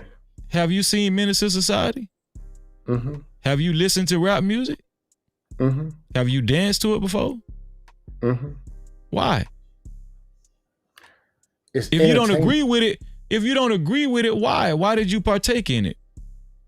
Okay. It's in it, just like soda. Great question. I drink it here. Well, actually, maybe once, twice a year. 98% of the time, that's not what I do. But you focus on the 2%. That's not the point. It's entertainment. Listen and throw it away, and then go back to the rest of the real life of what I really do. I don't know what crack looks like. That's not the point. You're saying 98% of the time you don't partake in it, right? That's fine. Right. But I understand that. On the 2. Listen what I'm saying. I understand that 98% of the time participation is very low. Listen. Influence, it has no influence. I'm the opposite of all that junk. Okay, that's fine. What I'm saying is it's entertainment. What I'm saying is, at some point in time in your life, you have given it credence. You're calling it dusty. You're saying that it's degeneracy and we're glorifying it.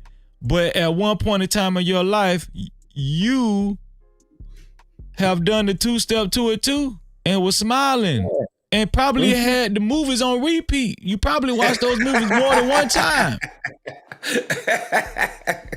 So this is what I'm saying. This is the hypocrisy. I'll be right back, Freezy. I'll be right back, bro. Go ahead, JT. Bro. This is the hypocrisy. This is the hypocrisy that I be talking about when we talk about these conservative black folk. They like to remove themselves and separate themselves when you yourself has partaken in that bullshit. This is what we're doing. I watch Marvel. This is just the truth, though. So I watch a Marvel movie with Wolverine. Okay. Does that mean I'm climbing walls when I finish watching the movie? I don't know. I don't know what you watch sports.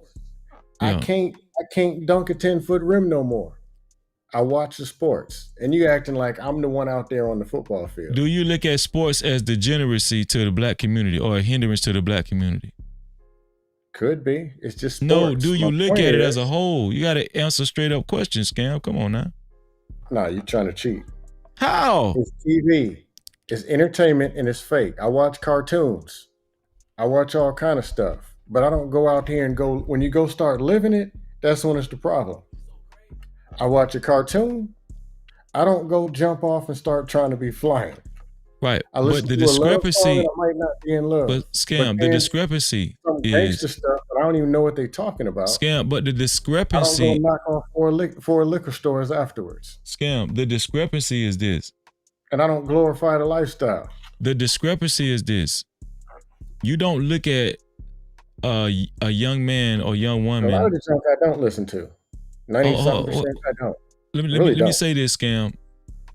You can join sports in high school or junior high, right? You can draw cartoons or superheroes in school. That's not a crime. It's not. You wouldn't consider that degeneracy. You do consider what we've been talking about tonight degeneracy and dust. Right, and I told you. But you yourself, hold on, Scam. But you yourself have partaken in it and has enjoyed it, probably on numerous occasions. Oh no! My criminal record speaks for itself. I didn't say you have partaken in it. Listen what I'm saying. I'm not saying that you actually have been a criminal. Listen what I'm saying. I'm not saying you actually been a criminal. I'm saying you have partaken in it on the entertainment factor. Absolutely. On the entertainment factor, you have glorified it and partaken in it. So if you listen to George Michael, that means you participated in some gay stuff?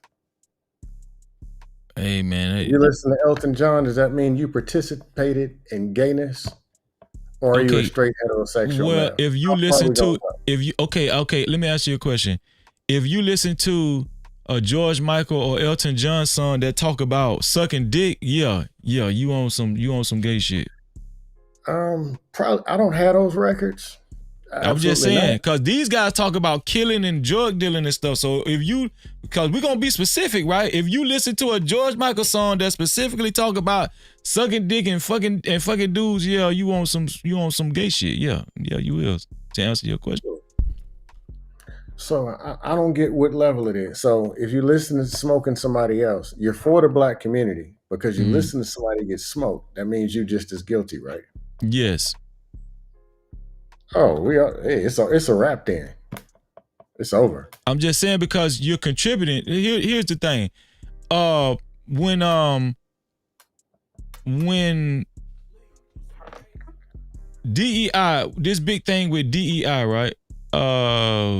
With Donald Trump, he's handed down the DEI stuff and all that kind of stuff. What did Al Sharpton lead? I forgot the guy. It wasn't Al Sharpton that actually initiated the boycotts or whatever, on Target or whatever for the DEI. But why did the people promote not buying products from Target? Why did they promote it? I don't know.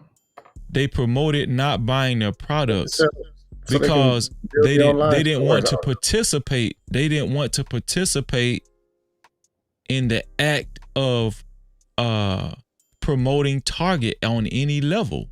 That's how you make statements and stuff. How you make statements with degeneracy music and stuff. You don't promote it. You don't participate in it. You change your. You change what your interests are. If you don't agree with killing and dope dealing, why would you listen to it? Why would you consume it? Why would you stream it? Why would you do that?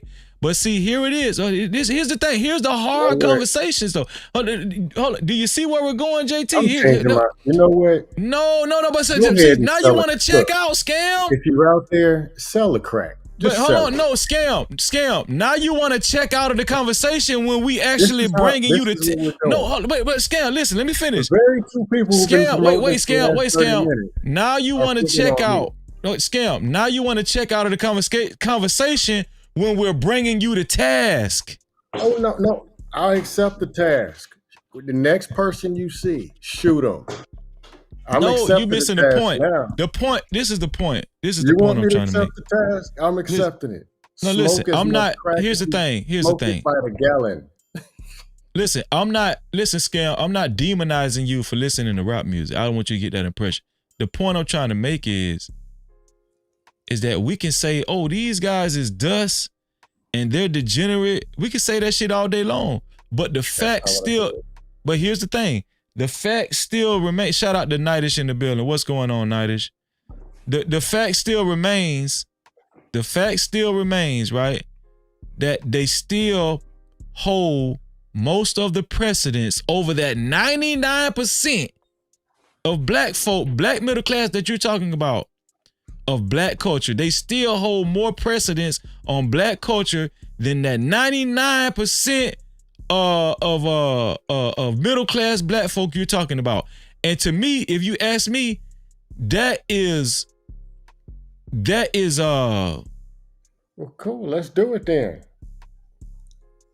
Hey, if that's what you said, that's what you want, let's do it. No, I'm telling you what I'm saying, what I'm addressing is what I am addressing, Scam, is that black folk, these squeaky clean black folk, the 99% you're talking about, they complain about rap music, but they complain and they talk, but these people on that 1% that you complaining about, they have more effect on black culture. And the question is why? And that's what I was explaining. I wasn't promoting it. I was explaining it. No, I was explaining it. That's why I was saying what I was saying.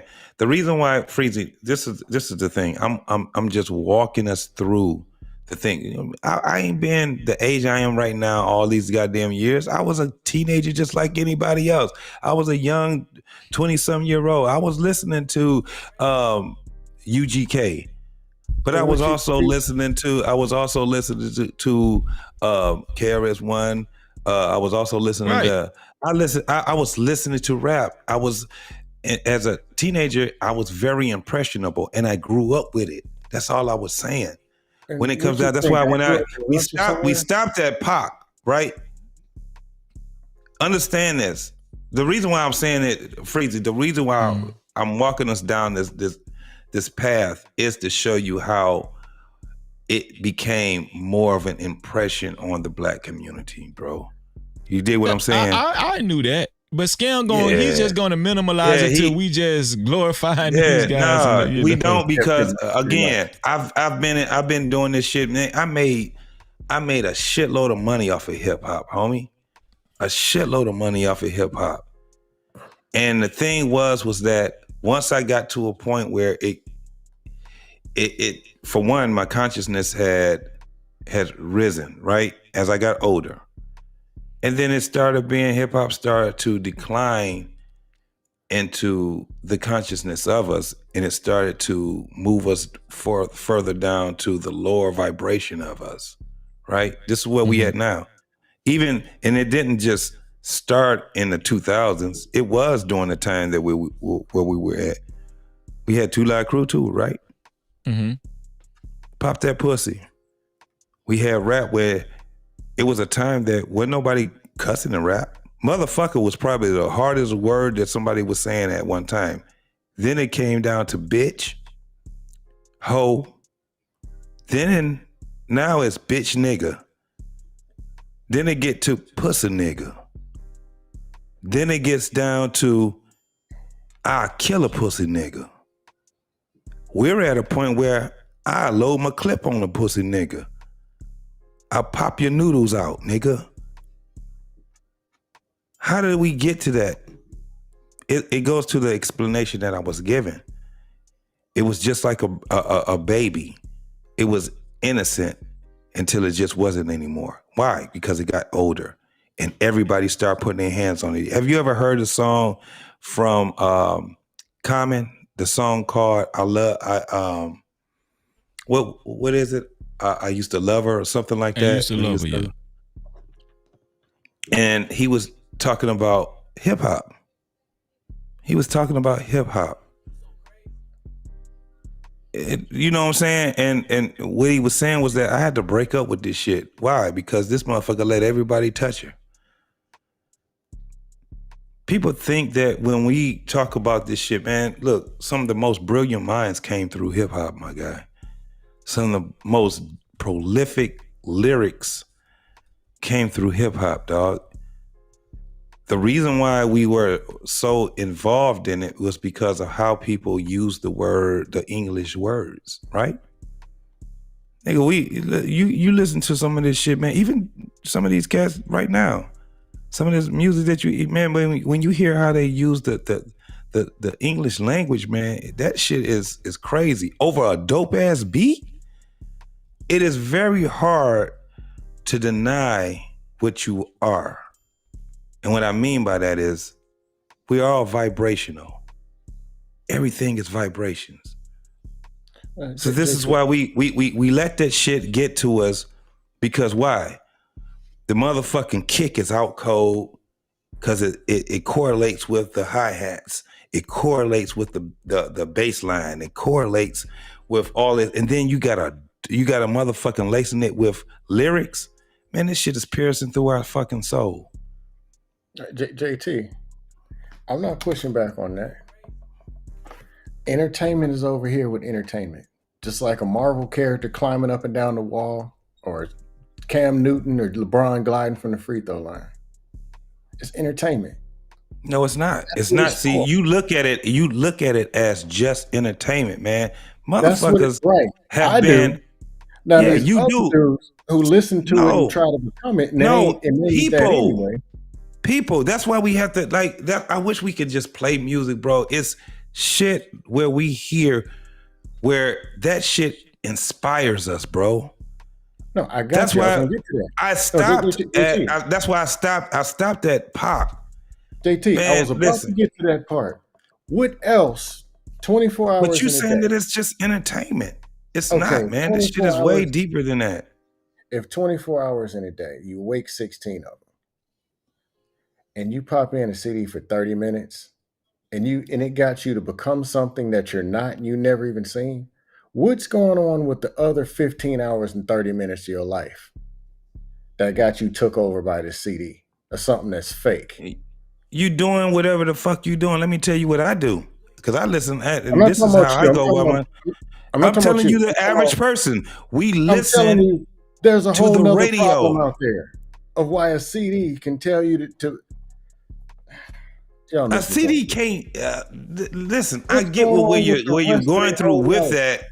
I get where you're going on, but I don't want to go too far away from what Freezy was saying as far as when you're talking about what gets us to be inspired, especially when we talking about the dope dealer, the killer, the nigga that's pulling the shit out. It comes down to this whole thing. Now, understand this.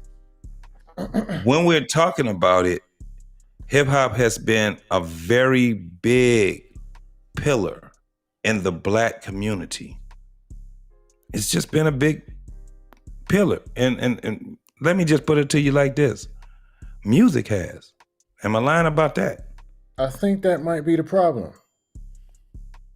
It can be the problem and the solution. Nutrition, where's the rest of it? Or why is hip hop is holding something up? Ain't that a problem? It can be a problem, but it can be a problem. But when you start saying, but when you saying hip hop, you putting it all encompassing with one another. That's bullshit to me. That's bullshit to me. That's why when we talking about this shit right here, bro, and we talking about why we are so drawn to the killer and the dope dealer and things like that. What I can say is this. I don't think that a majority of us are nowhere near a majority of us that get so inspired that when we listen to something that say, I'm gonna kill my bitch or pop that pussy or open your pussy up. I don't think it's a majority of us that end up just doing the shit because it says it. However, there's a dangerous amount of us. There's a dangerous amount of us that go out here and start doing crazy ass shit, right? But it's not the music itself. That's why I said, and I delineated rap, and then I said, then it turned to hip hop, right? Because hip hop is a culture.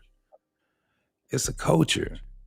So when we talking about the influence is because when you got a dope ass fucking beat, nigga, it's hard. It's hard to resist it. Look what's happening with the churches right now, man. They went 100% secular in the churches now, right? Look when we talk about Kendrick, this nigga took the world by storm with that song. They Not Like Us, right? Mm-hmm. Oh, that's a good one. Yeah. You think it was just the beat? It wasn't just the fucking beat. But hold on. Ooh. JT, I'll agree with that Pierce part. the fucking souls of the people, man. Come on. Music And not only that, it's a steroid that was already there. But hold on. Listen, not only that, Kendrick is perfect. Let's stay there, right? Not only that, Kendrick is looked at. Kendrick, on his videos and stuff, the visuals that we seen was like Bloods and Crip. I know nothing about Kendrick. But no, but have you ever seen the They Not Like Us video? No. Okay, you won out of a trillion. Shit, out of 30 million. So if you look at his video, it ain't nothing but colors on there, Bloods and Crips and all that. And here's the thing. Red and blue, red and blue, red and blue, red and blue. Yes. Yep. And Kendrick Lamar is the centerpiece of that material, of those videos, of that music, right? But guess what? Kendrick is looked upon as an activist, dog. Yep. Look at his performance during the Super Bowl when he had Samuel Jackson come out and the cryptic messages that he was trying to communicate as far as with America versus black folk, and he was trying to give black folk messages. This is the connection that gangsters, dope dealers have with the black community that for some reason the black middle class has not been able to accomplish yet. That's what I'm telling you, Scam. Mm-hmm. Okay. No, if you believe that, when you get them gangsters, grab that clip and open that pussy up. Like JT said. Open that motherfucking pussy. No, I get what you're saying. Here's the deal. What we're not gonna do is this. Hey man, them gangsters, they rocking. You just don't like to hear it, Scam, but it's true. No, if that's the case, make it all the way true. Empty out the clip and open up that pussy. No. Make it true then. Stand on it. So even with that, right? When we talk about that influence, think about the connection that hip hop has had on every aspect. Remember, Freezy, you almost my age. You ain't there. You got a couple of more Christmases than I do, but don't worry about it. Do you remember when motherfuckers was using rap in commercials and shit? And you had white people out here trying to teach hip hop dancing and all these corny ass fucking things that came through. They couldn't use it the way we use it. Right. You're absolutely right when you're talking about the influence that grandizes the plight of a lot of Americans. Hey, JT, happen to be black, right? In Germany somewhere or something?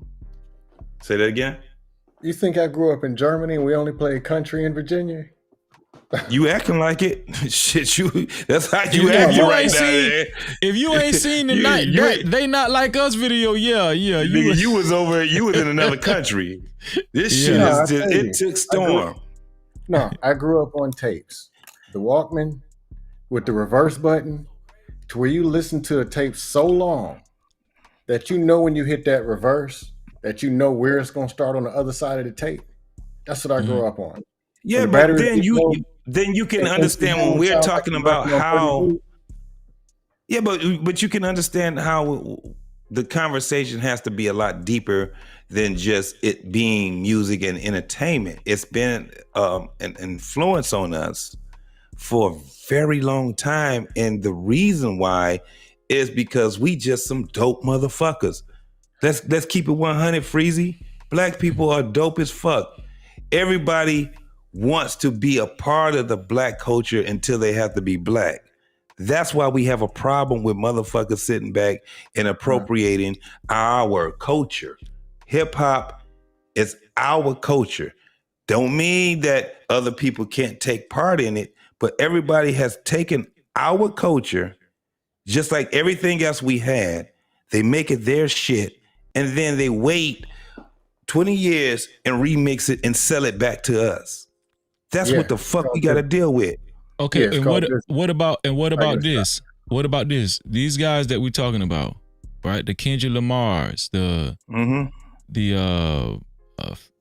50 Cents, the Gangsters, the Big U's, the Whack 100, the Snoop Dogs, all these guys, right? The reason why they have had such a precedence, right? I brought up the crack era, and I brought up, like, you know, the welfare, when welfare took off and all that kind of stuff, Section 8. Yeah. The black father, that music and that entertainment, that type of entertainment, it started actually having more of an impression and influence on the children than the black fathers, right? Now we know. Let me make this connection. Women have already admitted that they like bad boys. They like bad boys. A lot. No. A lot of women. This far to prove this point. No. Listen, I'm not making this to a gender war. This is what I'm saying. This is not because I'm about to take it off of that. I'm talking about you married, right? Yeah. Do you knock off liquor stores Tuesdays and Fridays? Sometimes. I'm just playing. I'm trying to stop. So one minute they love the bad boys. Then 2 days later, man, we need to stick together because we's young, influential black brother. Which one is it? No, you're missing the point. We don't promote the bad boys and gangsters, and let's all join the gang and empty out the clip. Scam, you're missing the point. I don't want to promote the bad boys and gangsters. You missing what me and JT. No, you're missing. That's why I know you've been missing the point. What me and JT said. We're trying to figure out how can the more upstanding middle class, like you said, that group of people that you talk about, the 99%. What is the problem? Why can't they have more of an impression on black culture than influence more than these people that we're talking about? You want the truth? Well, let me say this. Let me land my plane. Give you the truth. You don't want it. You can say it right after this. Right after this. So here it is, right? I think that at the center of it all, we need black fathers. Black fathers. We need more rappers. No. Listen. Because see, I'm bringing it home. This is why for a lot of people that's lost in the chat and you too, Scam, because I don't think y'all really following the conversation. And I'm gonna tell you something. I'm kind of disappointed because this conversation actually is a moral to this conversation. Like y'all not even getting it for some reason. Like JT getting it, but the point, we're not saying that gangsters and dope dealers and rappers and stuff and the messages that they give is right. We're not saying that. What we're saying is that, let me fix this right quick. Hold on. Okay, there we go. What we're saying is that the people that should have more of a precedence and influence in black communities and black culture should be those black middle class dads and the working folk and the legitimate business owners, the ones that went to school, and those are the ones that should have more of an influence. That's what we're saying. Can you hear me? Freezing. Yeah, I hear you, bro. So what I'm hold on. So what I'm saying is that there has to be a disconnect for this 1% that you said, you the one said it, Scam. That 1% that you said has far more impression on black culture than that 99%. There has to be a reason. I'm saying that a lot of those guys that be talking conservative and all that kind of stuff, this is where Lord ADS kind of got upset early in the show. They do a lot of talking, but they ain't really in the trenches like them guys we talking about. And that's why they're more effective. That's why they have more influence. Yeah. Freezy, number one, most people are not criminals knocking off liquor stores. I didn't say that. Hold on, hear me out. Most people are upstanding citizens and they're following somebody.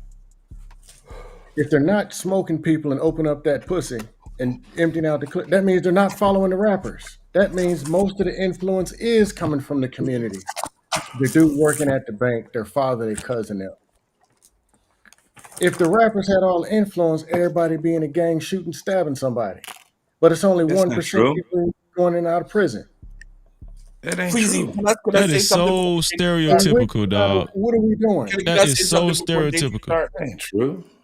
Most people ain't doing this stuff. Let Scam land his plane, and then you can go hot sauce. Okay, simply put, numbers speak for themselves. And I hate to be statistical, man. 38.2%. No, here's the deal. Most people ain't doing this stuff and getting locked up, smacking, karate chopping, and robbing, and thumping wigs. They're not. So that means they must be following most people. But you're saying the rappers got all the influence. They telling you knock off a liquor store Tuesday, Friday, and Saturday. If they had all the influence, everybody be knocking off liquor stores. If That's not true, man. If the athletes had all the influence, shoot, most of y'all wouldn't be fat, but they don't. Well, I don't. I'm just going with your notion that 99% of black folk are middle class. I didn't say I agree. Hold on. 99% yes, you did. Of people are not. No, I said 99% of people ain't going to prison. About 74 or something percent are middle class. Poverty line percentage ain't like 20 something percent. Okay. 70 something percent are middle class. Okay, what I'm telling you, majority of black people live in the suburbs. Okay, if that's the case, I'm gonna ask it one more time, Scam. Mm-hmm. Why is black culture trash then? If 99% of people are not in prison, if 74% practice black middle class type of behavior, why is black culture trash? Why has this small percentage taken over black culture? You still haven't answered the question, Scam. All you're doing is doing a bunch of shaming. That's all you niggas do. That's all y'all do. All y'all have is just shaming tactics. Shaming tactics. Y'all don't got no answers. None. Then rob the pit. Then knock off the liquor store. See what I'm saying? It's almost 6 hours into this live stream, and I'm exemplifying what the problem is. If I'm the problem, grab the Mac 12. No, I ain't saying you the problem. I'm telling you, this has been going on for decades now. No, like people talk bad about. Listen. Don't take it personal, Scam. This is not about you. People that is in the black middle class or higher than that, or let's even include black conservatives, black MAGA, especially them black MAGA motherfuckers. They will punch down and they will talk bad about black community, and it done got to the point where they will say, it ain't no more community, or fuck them kids and all that kind of shit. But guess what? The guys that we're talking down on, they have more of an impression on black culture. They have more, they are stronger in black culture, and it's for a reason. I pointed out some reasons is because and the reason why a lot of women like bad boys, I just added that, right? The reason being is because they exemplify more of defending your honor, defending black folks' honor type of behavior and personality. You understand what I'm saying? And that's what I've been saying. They're quicker to show aggression. These are qualities that I'm talking about. They're quicker to show aggression to opposition, right? This is very important, Scam. They're quicker to show aggression to opposition. They're looked at as more of a threat, Scam. I'm not saying that their lifestyle is righteous or is good or even productive. I'm saying because of those qualities, women like them, and they have more of an influence and impression on black culture. Nobody is telling me why the 74% of black middle class, or even higher, the 1%, 15%, the rich motherfuckers, why they are losing the battle in having more impression on black culture. And like I said, if they're losing the battle, let Scam land this plane, then you go hot sauce. If they were losing the battle, all of us wouldn't be on this panel. We'd be robbing liquor stores. That's not true, dog. People who ain't robbing liquor stores, and we're talking about they have the big influence. 99% of people ain't in jail. So is black culture trash? I never said that. Most people do. Okay, you asked me though, and I say no. Okay, well you're anecdotal. Okay. Now I'm anecdotal. Yeah. You don't represent what most people say about black culture, Scam. That's what I'm saying. Oh, when they talk about black culture, I always talk about the good black community I came from, but y'all skip past that. I'll give you that, Scam. But what I'm saying, my point is this: if the crooks and the criminals got all the influence, everybody be doing crime. There would be no middle class. It would just be nothing but the block and people getting chopped up. But the people who ain't doing it got to be listening to somebody, some uncle, some aunt, some cousin, something, because they're not doing it. And that's a way majority, and it's a small majority that got the mic yapping the bullshit. So then you saying that even the ones who listen to the rap and want to do it ain't even got the heart to do it. Most of the ones out there are fake and weak. They can't be gangsters if they tried. Yes, but they still have an impression and influence. That's besides the point. We know that, but that's beside the point, though. Oh, no, it's my point. If most people are not criminals, most people are middle class and actually doing all right. You said that point already, Scam. You said that already. That's not answering the question though. But hold on, Scam. Let's go because I want to go around in circles. Let's go to hot sauce and then shout out to True in the building, man. Go ahead, hot sauce. And shout out to Reach too. What's going on, Reach? Go ahead, hot sauce. First of all, it's not a competition. The black middle class is not competing to be impressionable to the hood, right? First and second of all, that's not what I said. Y'all keep missing it. It's not what I said. It's not the thugs alone that has this impression. They have help with media, right? Gangster rap, TV shows like Power, movies like Scarface. They have immense amount of help to get the impressions of the hood, right? You don't see nearly enough TV shows comparatively. When you compare middle class TV shows like The Cosbys, when you compare conscious rap like Common Sense, and you compare middle class movies or black rom-coms, you can't compare. You cannot compare. So you're sitting here talking about like Gangsterlicious is like this omnipotent great nigga when he having all types of help from Mr. Jewish people, from MGM Studios and shit like that. So it's the white man's fault. That was you saying? I'm not saying it's the white man's fault. I'm saying they have the white man's. You just went to the Jewish people. You just went straight down. You're refusing to listen to me. That said, they have the white man's assistance in getting the impression because we affect each other. Quit playing. Quit trying to add everybody else in our shit. I do not cut you off. I do not cut you off. Let him finish. We're gonna go down the line. I get it. I get it. 20 minutes of, stories and shit. At least I'm on the point.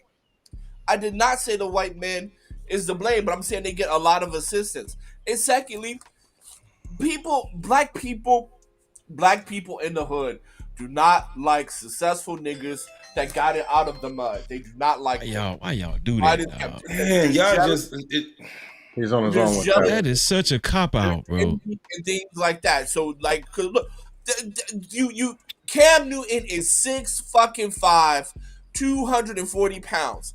What? And they swung on this nigga. I'm 170 and I ain't got Oh man, what the fuck are we Who? talking about? Wait. Who? Bill Wait. Cosby. Why do y'all? Hold, wait. Let's stop there. Why do y'all gotta keep? wait? Why you But why do confused y'all that keep Casey using the? Campbell Why on? do you keep using the Cam Newton situation? Who swung on Cam Newton? Son. Bill Cosby. No, who swung on Cam Newton? Bill Cosby.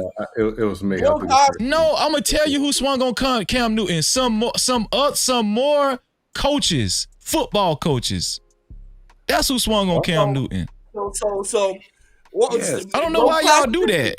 Right, low class niggas. Bill Cosby has put more black women and men through college than a fucking NAACP. Fully paid. Look how y'all turn your back on. Look how black community turned the back on him. Just because he asked the black community to pull up their pants. How about that shit? Harold Belafonte. You shitted on him because he had a white wife. But if it wasn't for him, Malcolm X and Martin Luther King would not have enough money to be bankrolled. So stop, man. Stop it. Nah, you gotta stop, dog. What the fuck? Y'all niggas that went all the way to the 60s. Look, Grandpa, you've been giving stories for 20 fucking minutes. I ain't say At shit. least I was saying what the fuck I was supposed to say to keep on twirling. You talking about Bill Cosby, nigga. You wasn't even born during that time. You talking about some fucking Bill Cosby. What the fuck are you talking about? I was born at the time, and I'm a Philadelphia native. So you don't know what you're talking about. No, I do know what I'm talking about. Listen, the man was saying, this is all I'm saying. Bill Cosby did prison time, nigga. Bill Cosby did prison time. That nigga gangster.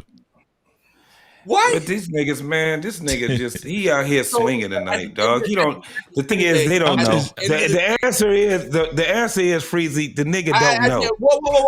I'm not interrupting you. Can you please pipe the fuck down? Thank you, because I'm giving you facts and you guys can't stand it.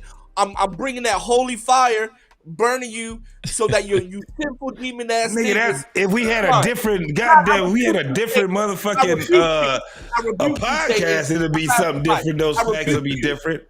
I rebuke you, Satan. This motherfucker Satan. Shut your ass up, nigga. Oh, that nigga Satan. Hassan ain't shit. Hassan ain't shit. He know he ain't shit. Go ahead, man. Keep going with your stupid ass. I'm done. Y'all been blessed. Y'all niggas been blessed. And now I'm gonna go on my business. I love you, man. Let me lay here. And you know why I'm right? Because those Hebrew Israelites out there who know you're Hebrew Israelites, we chose Barabbas over Christ. So this shit been going on for 2,000 years. Ain't nothing new under this motherfucking sun. And I'm done. Appreciate your hot sauce. I'm gonna go to Reese now. I'm going in order. Reese, you still ain't shit hot sauce. Reese, you heard the question of the night, right? Nah. Okay, so I appreciate y'all for joining, man. So are the strongest forms of leadership in the black community in no. Let's go to the latter question. The latter question is, if 74% of black folk are middle class, right? And higher. Let's add another percentage on to a higher class. Let's add to 15% and or let's add the 1%, whatever, the rich people too, the rich black folk. And the minority, the vast minority are like gangsters and dope dealers and all that kind of stuff. This is what Scam is saying. Why does this vast minority have the most impression on black culture? What is the problem? If this is degeneracy and the black middle class and the rich far outnumber the gangsters and the dope dealers and whatever and the degeneracy, why does the degeneracy have more of an impression on black culture?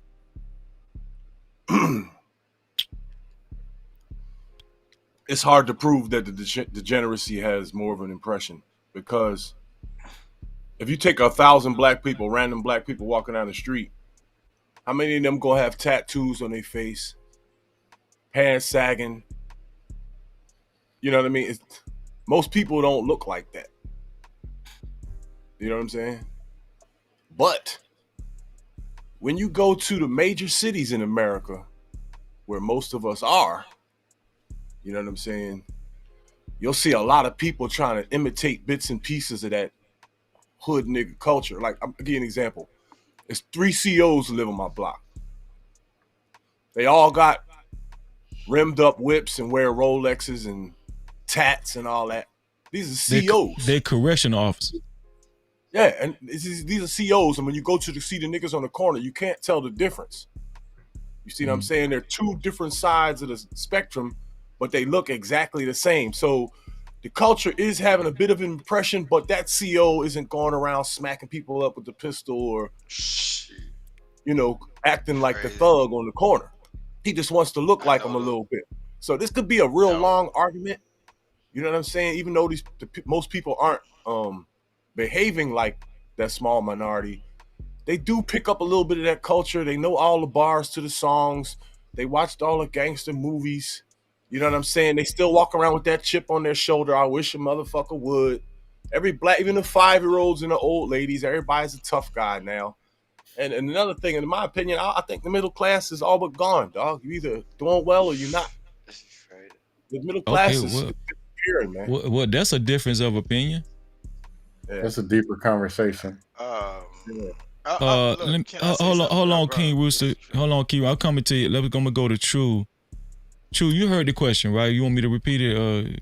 No, you good, brother. How y'all doing? Okay, go ahead. Appreciate you, bro. And I appreciate all you gentlemen camming up too, man. You know, y'all look like kings. Appreciate y'all. Avatars are evil. I just got back from downtown Dallas. They never know they don't know I'm this beautiful though. I'm beautiful.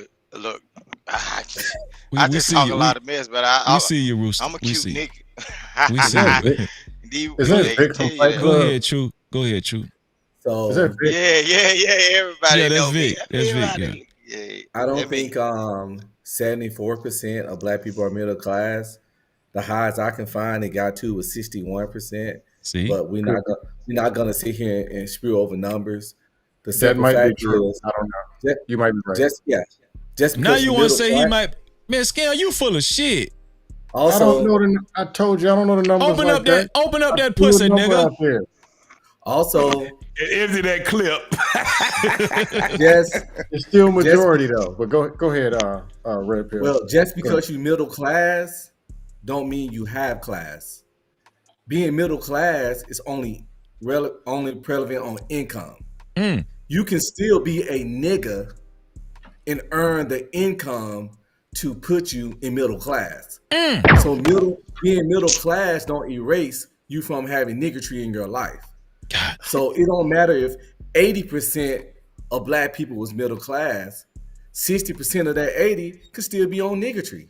So I honestly believe it's more niggas than black people. And why I say that, because it's easier to be a nigga. It's fun being a nigga. It's entertaining being a nigga. That's why it's more degenerates than good people. Because honestly, as a past degenerate, being a degenerate is fun. You're partying, you're drinking, you're smashing hoes, you're doing all degeneracy is fun.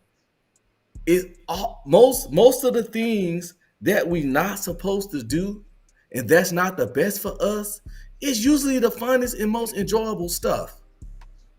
So it's way more niggas than it is black people. If you want to, and by that I mean, and the difference is people just living right, doing the right things, making the good decisions, living morally, things of that nature. So hold on. This is crazy. No, bro. let True finish. Let True finish. So then I got yeah, some questions. to wrap it up is that Black culture is more influenced by certain stuff because what's more fun, what's more easy, and what's more polarizing? Niggatry. And we all about having fun. Think about it. When you a squared away person that got your stuff together, what do most of our women call you? A lame. Okay. Yeah. I agree with that. So having your shit together, not having felonies, not being on fuck shit, not fucking off, not being extra, not doing the most, not being on bullshit, you're lame and you're boring. And we just love fuck shit. The vast majority of us. I got a couple questions for Red Ranger. Number one, if this degeneracy, niggerdom, whatever it is so great, why'd you stop? Why'd you quit? I'm gonna tell you why. Tell you why. I know why. You see that picture behind me? You see you said women want the crooks and beaters and skeet cheating. I'm gonna tell you. Whatever. I'm answering your question. You see that? That's 4 kids. You get a little girl in the middle. Your woman wants you to be a crook. That's what you said. So that means she's calling you a lame every day. I didn't say my woman wanted anything. I never speak in absolute. I never say all. I never say all because I don't speak in absolute. It don't. But the majority be on the math ain't adding up. But the other thing is, no. How is the math not adding up? Did I ever say all? You don't have to say all, but when you said no. You either glorify the left or the right. You glorify both. No. The world doesn't work like that. It's not left or right. There are gray areas. I never said all, and we know it's not all. All women don't like thugs and fuck shit. You just gotta find you one that don't. Most women do. Most of them don't. Well, see, I've been married 22. It'll be 22 years in May. Cool. I didn't get with none of these kind of new motherfuckers. I'm 46 years old. Cool. But all at the same time. I met my woman in the 90s. Hold up. I'm gonna get Vic in there. Go finish your point, Scam. Shout out to No Chaser, Realistic Vibes, and I see your Marcus. I see your Super Cap, and shout out to Jones and for more. Go ahead, Scam. Just make it quick because I want to get a Rooster in there. Yeah, and I don't know, degeneracy at a limit. Some of it is fun. I can't lie. Those are clown, but I ain't with the crime and the reckless stuff. I just been a prankster. But anyway, most people were middle class before rap came out, and they still middle class. So how did rap do all this stuff and change all these people into something? And if they were so degenerate doing all this stuff, how are they staying middle class? Still, I guess I got to say apartments because of the cost of living. And 99% of them ain't going in and out of jail. So I'm wondering what's this big influence and what they doing? Because times actually in a lot of ways, some ways are getting worse. I'll give you that. But a lot of ways are getting better for Black people over time. Go ahead, Rooster. If you want to. You asking him the question. Go ahead, True. You want to answer his question? Yeah, because he's saying most middle class are all these degenerate savages. Because and most are not. Crime rates and everything show that they're not. 99% something high employment rate. 90-something% employment rate. Being middle class is solely based on your finances, not your behavior. And I hate to say it, you can still be on niggertree and hold a job. I done worked with many people that perform niggertree daily. I was in the military for 15 years with people that was on some niggertree. Straight up. So you can hold, so you can being middle class has nothing to do with behavioral patterns and how you conduct yourself. It's just literally your task bracket. See, every person that performs niggertree ain't get out there getting locked up, ain't out there busting heads and kicking in doors and setting stuff on fire. You can perform niggatry and still stay within the limits of the law. That's crazy. If you stay within the limits, Niggatry don't mean niggatry. Hold up, niggatry is not synonymous with criminality. I agree. It's just not. I agree with you. So what's the cutoff then? That's crazy. Nah, man. I can meet you halfway on way- what you said, but what's the cutoff? There's people. You Man. got part-time niggas out there. You got some. What's the look cutoff? like When it, you really cross ain't. that line. The cutoff is when you cross the line of criminality. Okay, so I'm saying my point is more that most people ain't doing caught. that. And get caught. The cutoff is when you get caught. I can meet you halfway. Most people doing mild stuff, but they ain't heavy like they saying they are. Listen, if you really into that influencer rap, you're gonna be doing some heavy stuff. But the light stuff, that's just light stuff. That ain't no big deal. I can meet you halfway. That's all I got. Let me get Rooster into the conversation. What's going on, Rooster? Rooster, you need me to repeat the question, or you understand the question? You can repeat it just for content or whatever, because what I'm hearing, it sounds like foolishness on both ends. Because I know a military man and I know school teachers, right? So what they talking about, if you want to base it upon niggatry, they're saying a certain race does this certain thing. When I know military men that have been ahead of this nigga that have done worse shit than he can ever think in his life, right? And they come home and do the worst shit, right?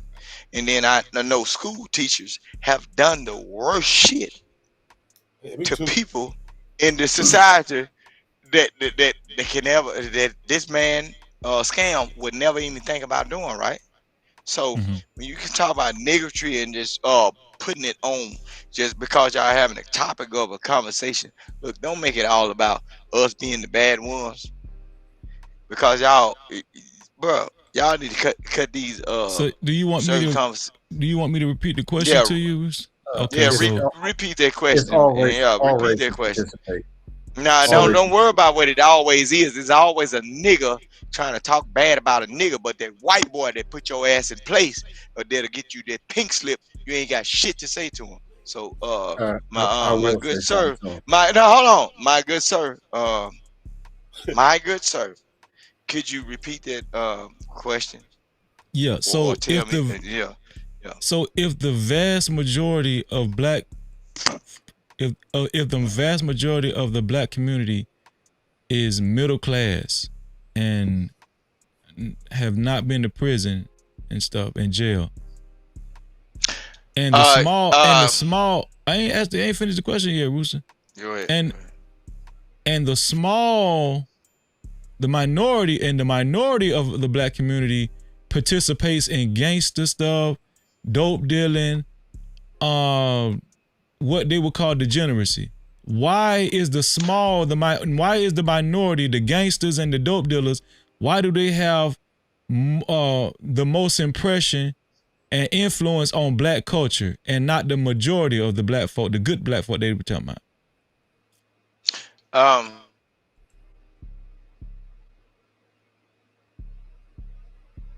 Okay. I don't know if that was God or I don't know what, but Rooster just froze up. He just froze up. Let me read this super cap while Rooster get it right. Super chat. Shout out to Marcus Antonio Castillo for his $5 super cap. He said, in Mexico, cartels pop culture. In Mexico, cartels pop culture influence was mobsters films going back to the 70s and 80s. These are drug bandits and cowboys. Look at the state of nation there. That's a great point.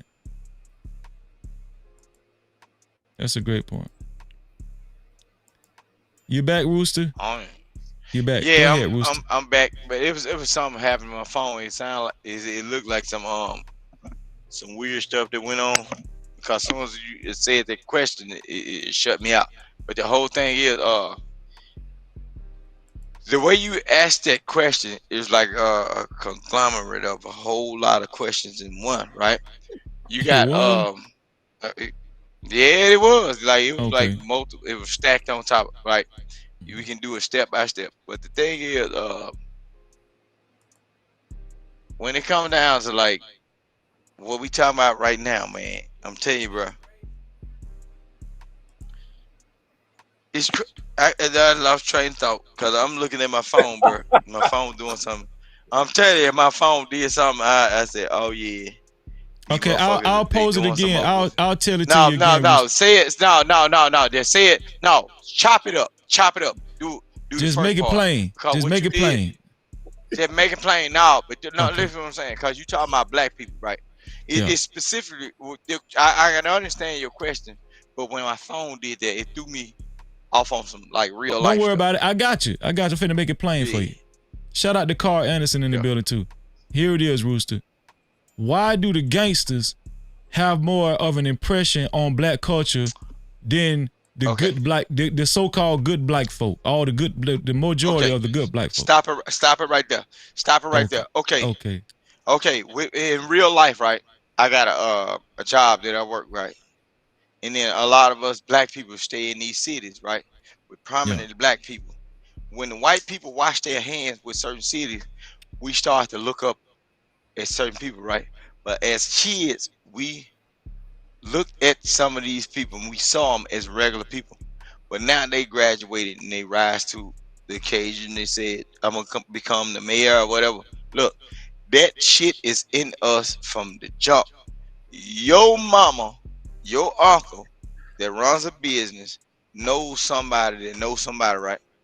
Look, all of them before they became like a prominent person, all of us was trained that society don't want us, right? So all of them before we, because I was born in 1985 and some of y'all were born before us, all of these niggas was gangster. Grandmama was gangster.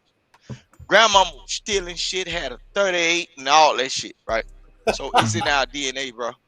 And see, this the shit that folk don't want to talk about. That's why I say chop it up. Because I don't want to go too far up in the white folk business when y'all be talking about. But to all these old prominent people, like, look at the major cities, bro. Some of the major cities, and like even when you have gun violence on TV, don't you always know that they found a one? How many times a long time ago when we had 2020 on the news when they say this just in, it was a shooting. They ain't calling the mass shooting, but it was a white person reporting on it. But you got these prominent ass black niggas. Every time something happen in a community, is they find a delegated nigga to tell what's going on in the god doggone community that we can't go through or walk through or whatever. See, that's what I'm saying. They are regentrifying the mind of these niggas and they captivating the mind, saying, "Oh, the white folks' water is better," and the city niggas believe in that shit, right? So every time something go wrong, they ain't looking at these same people that's allowing these people to do this shit. The same people your grandmama used to hang around or went to school with. Now your grandmama don't even want to tell you who the folks is or who's allowed. But bruh, these niggas doing this shit. Then and that gangster rap and all that shit, look, is the same old thing. Ain't nothing new under the sun. These the same people. If you see a prominent black person, he's a gangster. Look at that girl, Fannie Willis. Had that boy, the YSL Oh gang man, up that's in a that great court. point though. Hold on. See Come y'all on, picking bro. that, y'all picking that Rooster, but And Rooster cooking. Keep going, she Rooster. was What about that she ratchet was ass either congresswoman? yeah. But listen what I'm Jasmine saying. Crockett. Every time, these the same people. Look, I'm finna show you something. From the time we babies, bro. Stay with Fannie Willis. Stay with her whorish ass, Rooster. Look at Fanny, right? Look at Fanny. She vowed to like some not like some Romeo and Juliet shit. Vowed to revenge the love of what's name? Cause she ain't died now. But she vowed to revenge the love of what's name? She planned. Come on, graduated Hold through on, the hold on, steps hold on, Rooster. Hold on, Rooster. Guess who Bruh. said you cooking? My boy, my dog, Poetic Flacco in the building. Yeah. Y'all thought, hey, listen. Hey, bro, Poetic, hit. Well, I ain't gonna force you to hit the link. If you can, if you got enough time, hit the link. Yeah. Hit the link, Poetic He might Flacco. spark Man, shout out to something my in me dog, then, Poetic Flacco in the building, man. I'm gonna put the link in the chat just in case he Yeah, wants he to hit it. can hit the link, bro. Just in Look, case. the more you can get out of me is based on energy. Like I like your energy, Freezy. Like No, a lot hold of on, times, because I want to ask, I want to ask you the same question, Flacco. If you've been listening, bro, if you got time, go ahead, Rooster. Take off. But what I'm saying though, a lot of these things is going on when they when black people we be on these spaces and in these spaces, we always wanna talk about how degenerate and bad we are, but you got to look at the blueprint in the DNA, bro. Some of your grandmamma and your granddad done taught you how to be wine sellers, hustlers, and craft shooters, dog fighters, and everything. But then when you see somebody graduating doing what the white folks do, but they still got the same, because them your cousin, the kissing cousin now. But now you want to treat him like he bad and call everything that come from him degenerate, but you ain't pointing your finger across that wheat field and say, that cracker taught us all this shit. He grandmamma this shit. He Anybody understand the word he said? No, but here's the deal though. When he brought up Fannie Willis, he kind of hit a. Here's the thing. She thugging. She was thugging. She was out there with the thugs. Listen. Rooster, stay right there, Rooster, cause you killing these niggas right now. Rooster, when Rooster brought up Fannie Willis, it was like he hit a home run with that shit. Because look at Fannie Willis. Fannie Willis. What's the dude name that died? I think his name was Big something. No, Big Nut. Big Nut. She was fucking Big Nut. Dude, this dude is a well. People? Hold on, no, because see, Scam, you're being unfair. Listen, check this out. Fannie Willis. He in Arizona. Fannie Willis was having sex with Big Nut. I think Big Nut was married. This dude is a well-known gangster and a leader in the gangster community in Atlanta. Fannie Willis took to this dude, damn near fell in love with this dude, and sent out a vendetta on Young Thug and the YSL crew because of their possible involvement in his death. That lady took out a vendetta on Young Thug and the YSL crew. Dog, Fannie Willis was a great.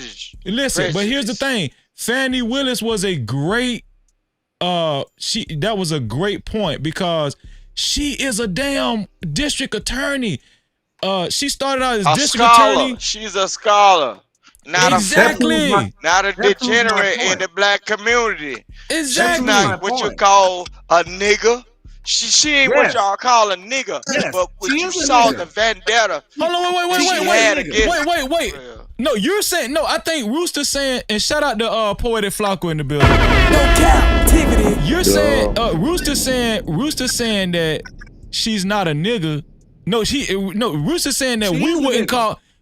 I know what you're saying, true, but Rooster saying we wouldn't call her a nigga, but she really is a nigga. Yes, I would. I'll call her a nigga and that dumbass congresswoman. They always cursing every time she gets a microphone on a public platform. She don't talk about a handicapped man, call him Hot Wheels. I don't care how you feel about his politics, but it's women, children, and veterans in the same kind of goddamn wheelchair. And you get your wig wearing ass up there. We can't do this. We can't do this. When it's women, children, and veterans in the same kind of goddamn wheelchair. Okay, true. We got it, true. You'll call her a nigga. Go ahead, Rooster, land your plane. I'm gonna get my boy Poetic. I'm gonna land it right here though. Yeah. You would call a person that you could probably persuade to do the right thing for you, which you are a nigga, but you have served in the United States military where they done stripped y'all or robbed y'all of rank when knowing that you was faster, better, and everything, but you didn't have the nerve or anything to call not one of them white boys cracker. You ain't calling them one of them white boy. But you going off on a tangent. Hold for on, man. you Hold on. Hold on, Rooster. No, but Wait, for Rooster. him to call Fannie Willis Okay. because she was in love with some wiener though. For him some to gangster call wiener. Willis, Gangster wiener. Some gangster wiener, right? Corruption. But all at the same time, but guess what? Them white boys that you in the military with, they in love with power, the almighty gangster, power of the United States and all dominion over the world. Okay, and but hold on, wait, Rooster, I don't want to go there. Rooster, disrespectful name, man. Hold on, Rooster, you jumping the gun. I know who he is. Hold on, you jumping the gun. I'm sticking with Fannie though. I don't want to beat up on the black woman like that. No. What I'm saying is, I understand what you're saying about the military, but I don't want to jump the gun. Flacco, okay, well, Flacco, listen, man. Shout out to Flacco, man. The question is, Flacco, is what's going on, bro? What's up with you, dog? So we know Big U just had to turn himself in, and it brought up a question of gang culture and checking in. For the most part, checking in, that terminology is attributed more so to the black community, checking in. Now we know extortion. That wasn't the birth of checking in. We know that as far as like with the mafia and all that kind of stuff, they kind of did some of that to that nature too. But for a while, checking in has been coined in black culture and the black community, right? So my question is that if the majority of the black community is considered middle class, never been to prison, squeaky clean people, the good upstanding citizens, why is the black culture trash? Why are a lot of people saying black culture trash, and that these gangsters that we calling degenerates, who actually display an enormous amount of organization, wit, defense mechanisms as far as like guns and stuff, they're willing to defend their honor and all that kind of stuff. Some would call it, courageous, and some would call it courageous. Why is this vast minority, why do they have the most impression and influence on black culture than this vast majority of upstanding middle class, rich class, upper class black folk? Let's just say, I'm just throwing a hypothetical number.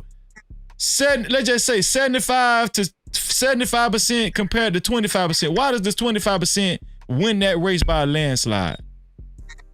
Yeah, man. So those are like two questions, right? So the first question that I will answer is why, if the overwhelming majority of Black American culture is wholesome, then how come these people is our representative? That's the first question. And the second question is, how do these people have such an influence on Black culture? So first question is, they are our representative because I think like the fifth or sixth biggest export in the world right now, meaning like, in terms of like goods, right? Like oil, right? Like the biggest export is hip hop, right? And hip hop is the biggest export. No, sorry, the fifth biggest export, and it's definitely Black America's biggest export. So if hip hop is our biggest export, then that means that hip hop is our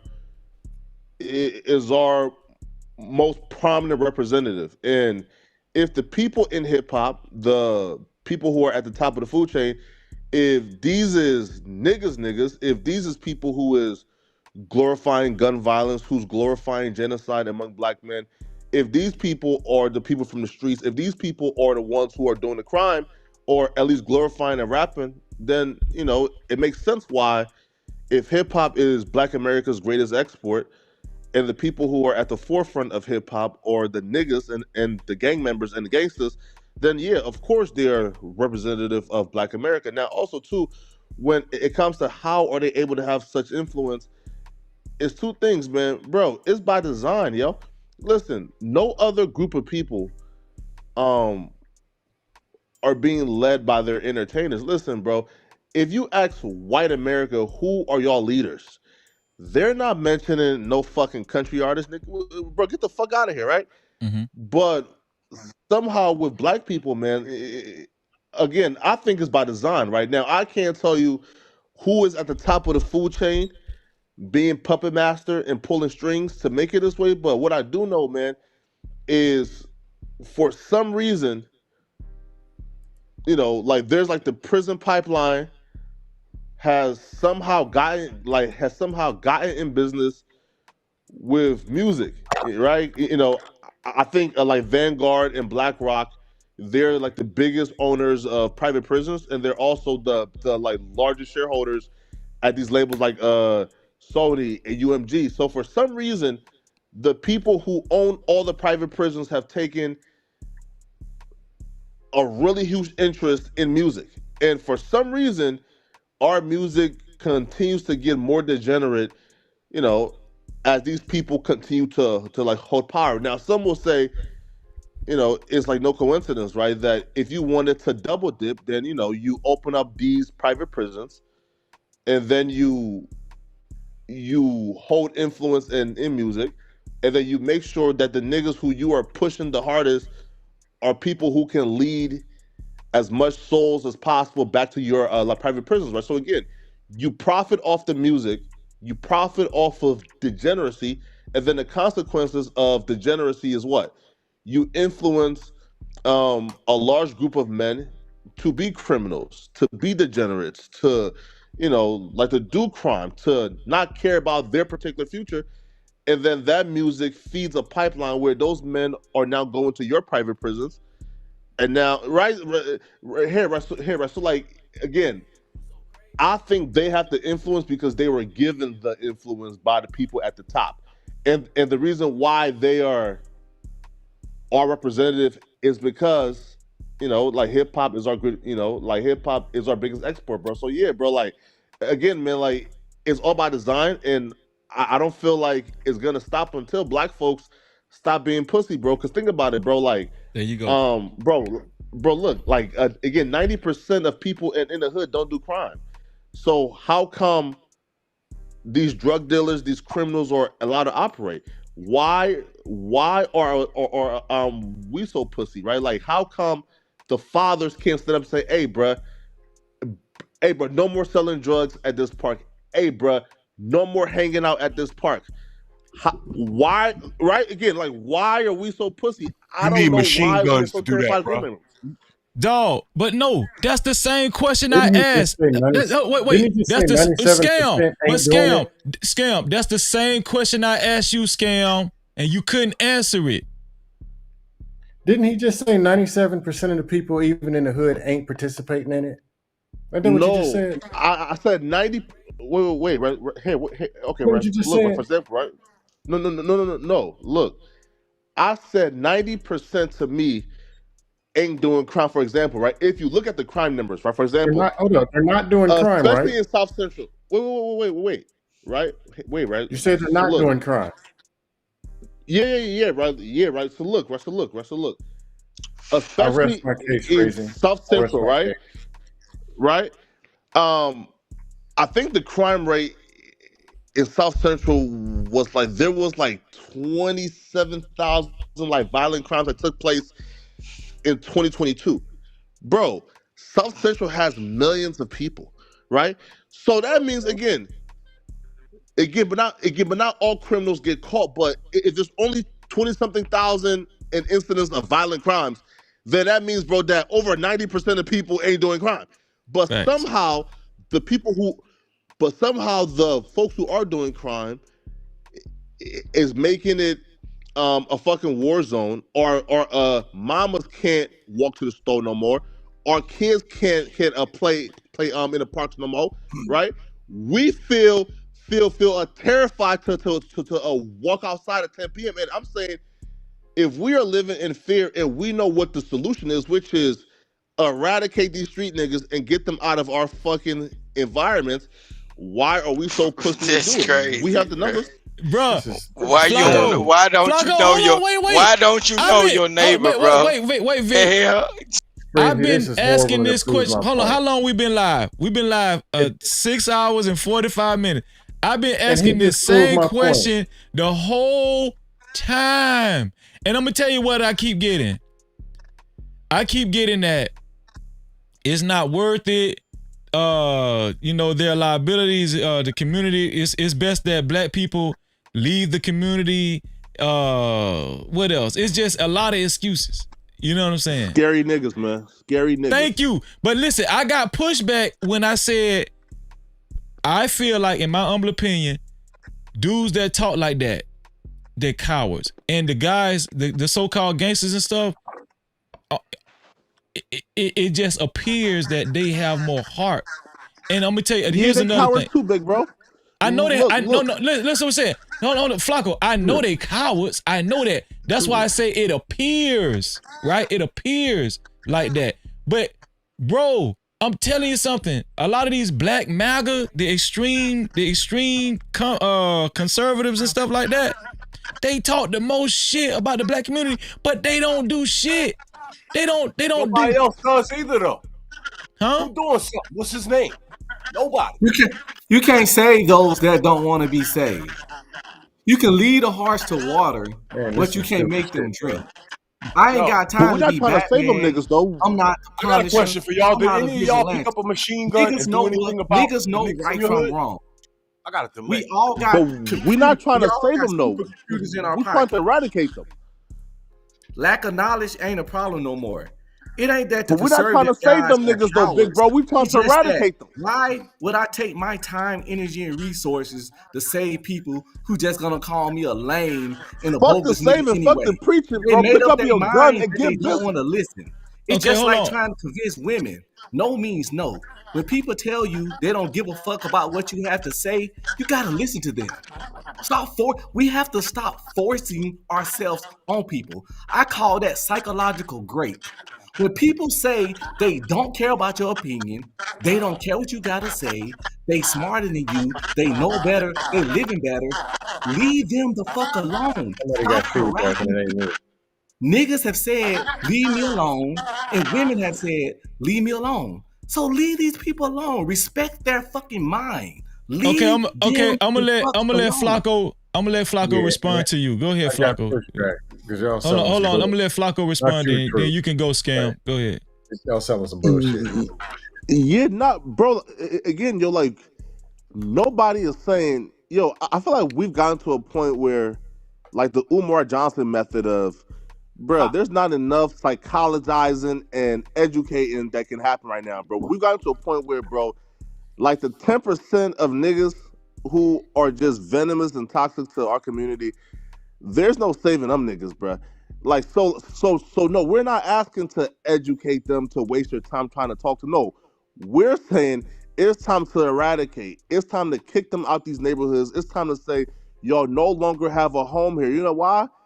Because if we're all following the rules and y'all are the only obstacle, meaning this, bro, like these babies ain't growing up and going to college because of y'all.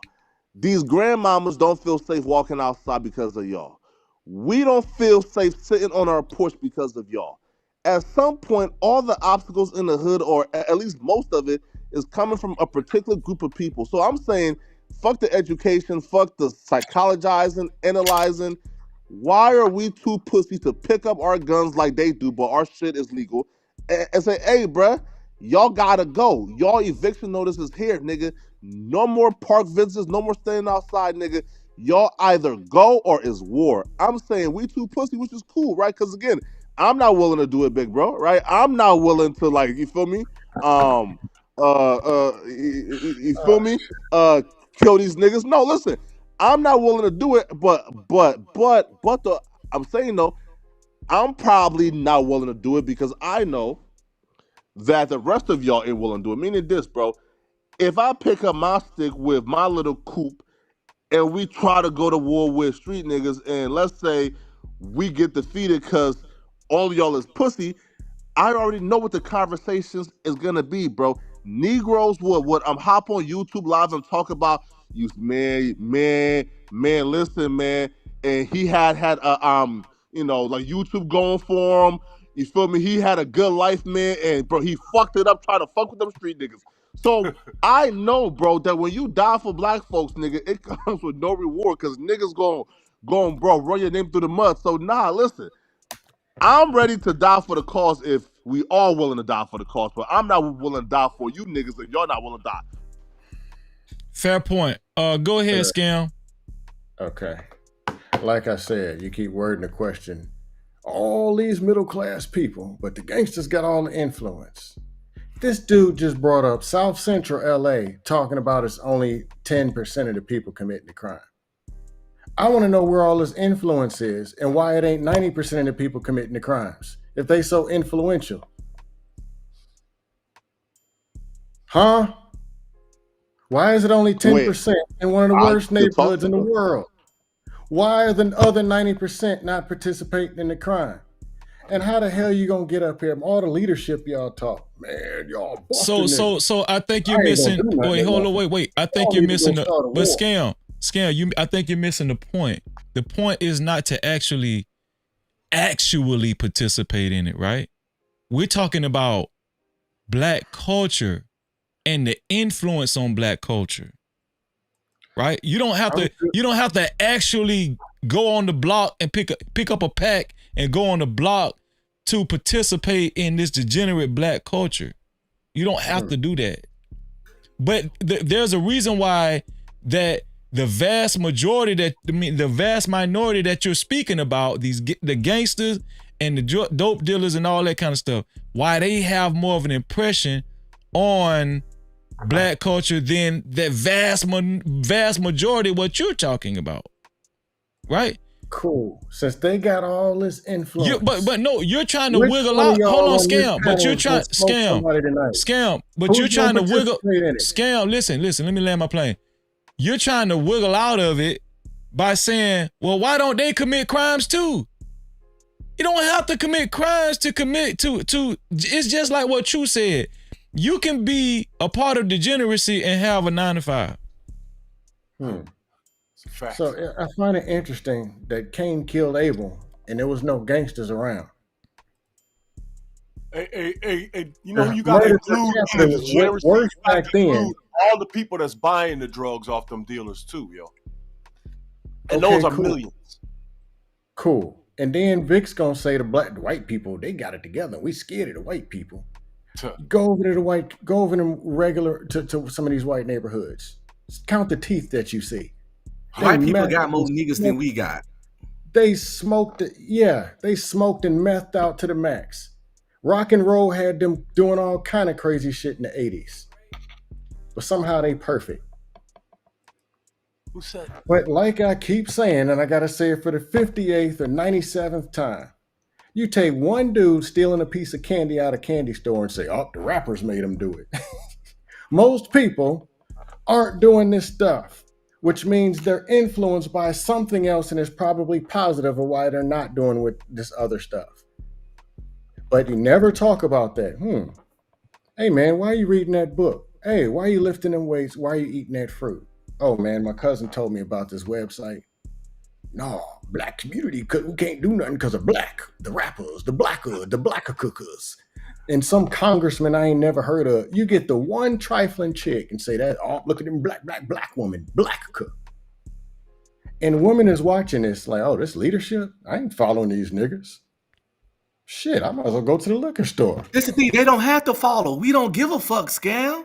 What are you giving them to follow? Understand. Men need to stop worrying about what the fuck women think so much. If I was watching it, if you don't want to follow, am I supposed to knock off the liquor store or what? Which one is it? You're one of them dudes that too concerned about what women think. We don't give a fuck. If you don't want to follow me, I'm not gonna die. We're not going to stop breathing if these down helpers don't want to follow us. Female.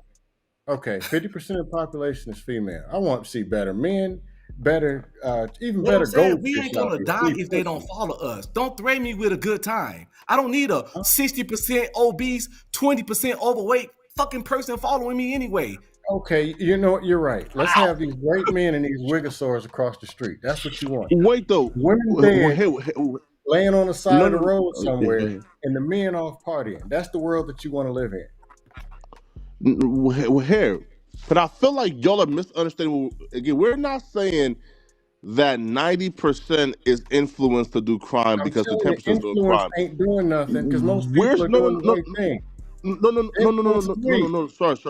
Wait. No. Sorry. Right. No, sorry. So again, we're not talking about how they're influencing. We're talking about how they are imposing their will, and that's different. For example, bro, when we talk about the 90% of people in the hood not doing crime, but 10% is doing crime, we're talking about, for example, in our inner cities, that 10% is imposing their will, meaning the inner cities isn't safe because of that 10%. The inner cities is impoverished because of that 10%. There's a gun violence issue because of that 10%. So we're saying mostly every problem in our inner cities dates back to that 10%. So we're not saying like that 10% is somehow influencing the majority of people to do crime. We're saying there's something wrong about the picture of 10% being able to impose their will and harm 90%, and then 90% sits there and take it. Bro, how this man scam? How this man come up here and get it off top, and you just have a hard time understanding what I was saying? The dude gave an example of South Central LA, and that's going to represent all black people in the world. This is what we're doing. No, and we're not. No, move 30 minutes out and go live somewhere else. No, listen. Okay, look. We're talking about he said inner he cities. Won't do nothing.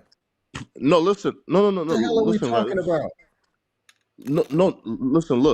Look. We're talking about how 10% of black folks in these inner cities, in these primarily minority environments, how these 10% of criminals are imposing their will and creating obstacles for black folks to prosper in these environments. That's what we're referring to. Because yes,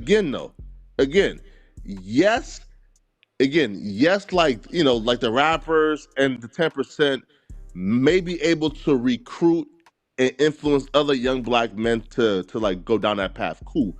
But they're not gonna influence like like the overwhelming majority of people won't happen. But they're still able to operate in their small factions and small numbers. They're still able to impose their will and make it very difficult for people in those environments. So I'm saying, why is it they're able to impose their will and make it difficult for black folks in the inner cities to live and prosper, but somehow the 90% of black folks who are being bullied, being tormented, somehow they sit back and allow the 10% to create obstacles in their environment? That's the question. Wow. I don't know, but let's talk about the 90, because he's talking about majority. Hip hop didn't influence the world. It should be 90% giving hell to 10% if this was true, but it's not. Why not? 90% of them would be criminals. And they say, man, get these squares up out these neighborhoods. No, but you're saying the worst. Okay, we picked the example of the worst and still said 90% ain't doing it. And we're still having this conversation. So you're telling me, you're telling us that the only way, which actually Flacco said it too, but you're saying that, are y'all saying the only way to defeat this 10% is to participate in the same criminal activity? That's not what I was saying. I was saying that the question is, why do these people have more influence than those? The crooks, criminals, and gangsters and rappers got more influence. If they did, we wouldn't be talking about no 10%. We'd be talking about, dang, man. Okay.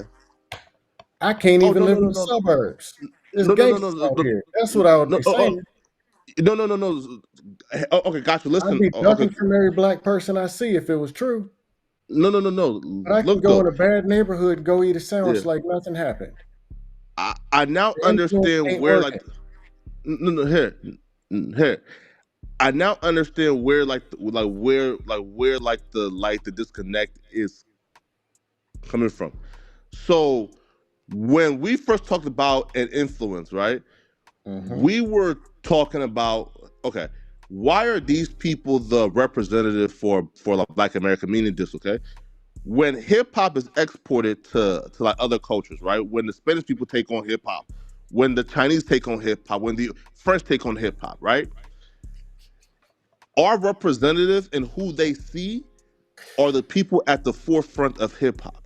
And usually the people who are culturally dominant in hip hop are the people who are coming from like those environments, right?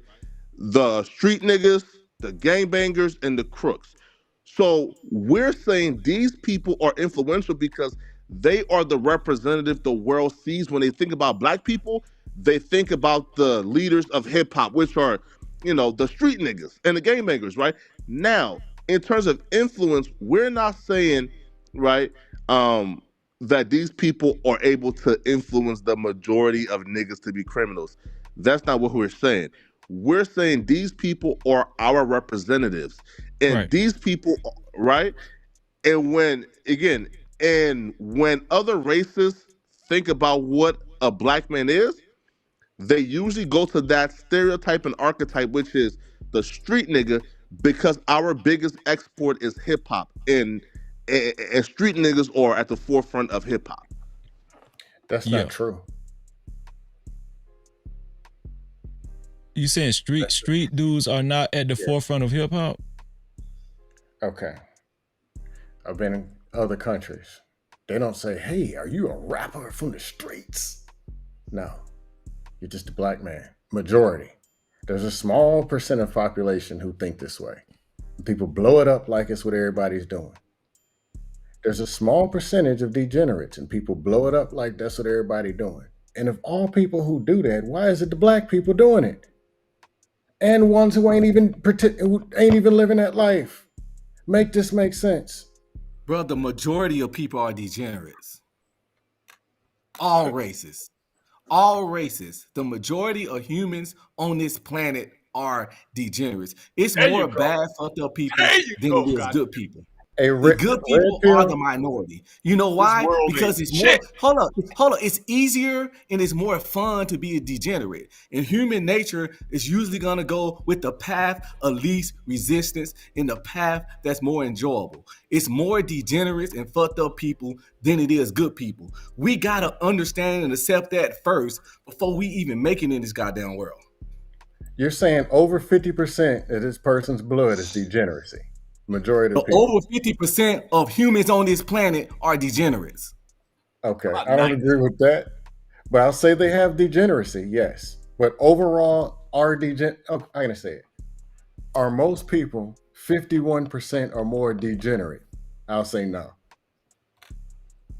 But at least I can understand where you're coming from, because you're being scalable and you're not saying that they're all criminals or whatever. Not all criminals. See, degenerate is a wide range of stuff. Sniffing feet, sniffing jaws, peeping tongue, watching little kid porn. It's a whole bunch of stuff that make you degenerate. I'm telling you, the majority of people are degenerate because it's hundreds of thousands of things that can make you a degenerate.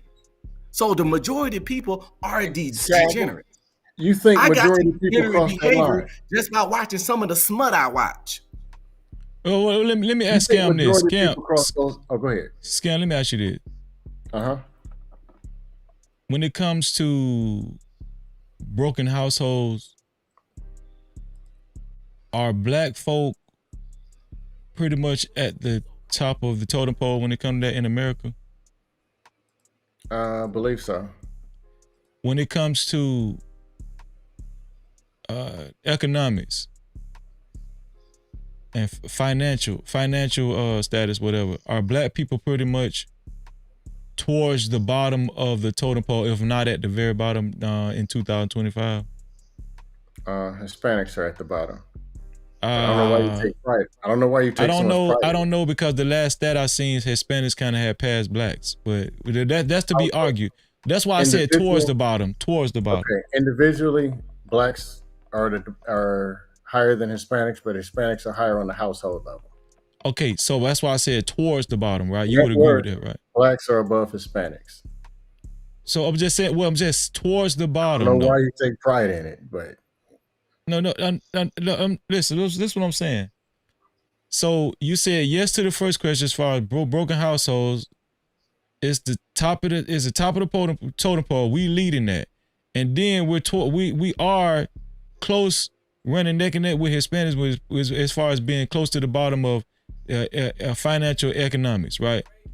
Mm-hmm. So, do you think Black culture plays a part in that? That's a weak argument. How? Culture is everything. Culture is a way of life. That's the meaning of culture. That's a weak argument. And if you're going to stand on it, stand all the way. No, I'm asking you, do you think Black culture has a lot to do with that? Yeah. Okay. So if Black culture has a lot to do with that, that means something is wrong. That means Black culture is bad. It's not doing good. It's not a good influence on what we just discussed as far as broken households and the financial part, economics and all that kind of stuff, Black economics. And what I'm telling you is there has to be a change. There has to be a change because we can't keep going like that. And who is the biggest influence when it comes to Black culture? It's got to be degeneracy. It's got to be the gangsters and the dope dealers and the rap culture and all of that kind of stuff. Okay, I've determined. I guess I just have to throw. But it but hold on. I just want you to You're admit. Determined to make the rappers.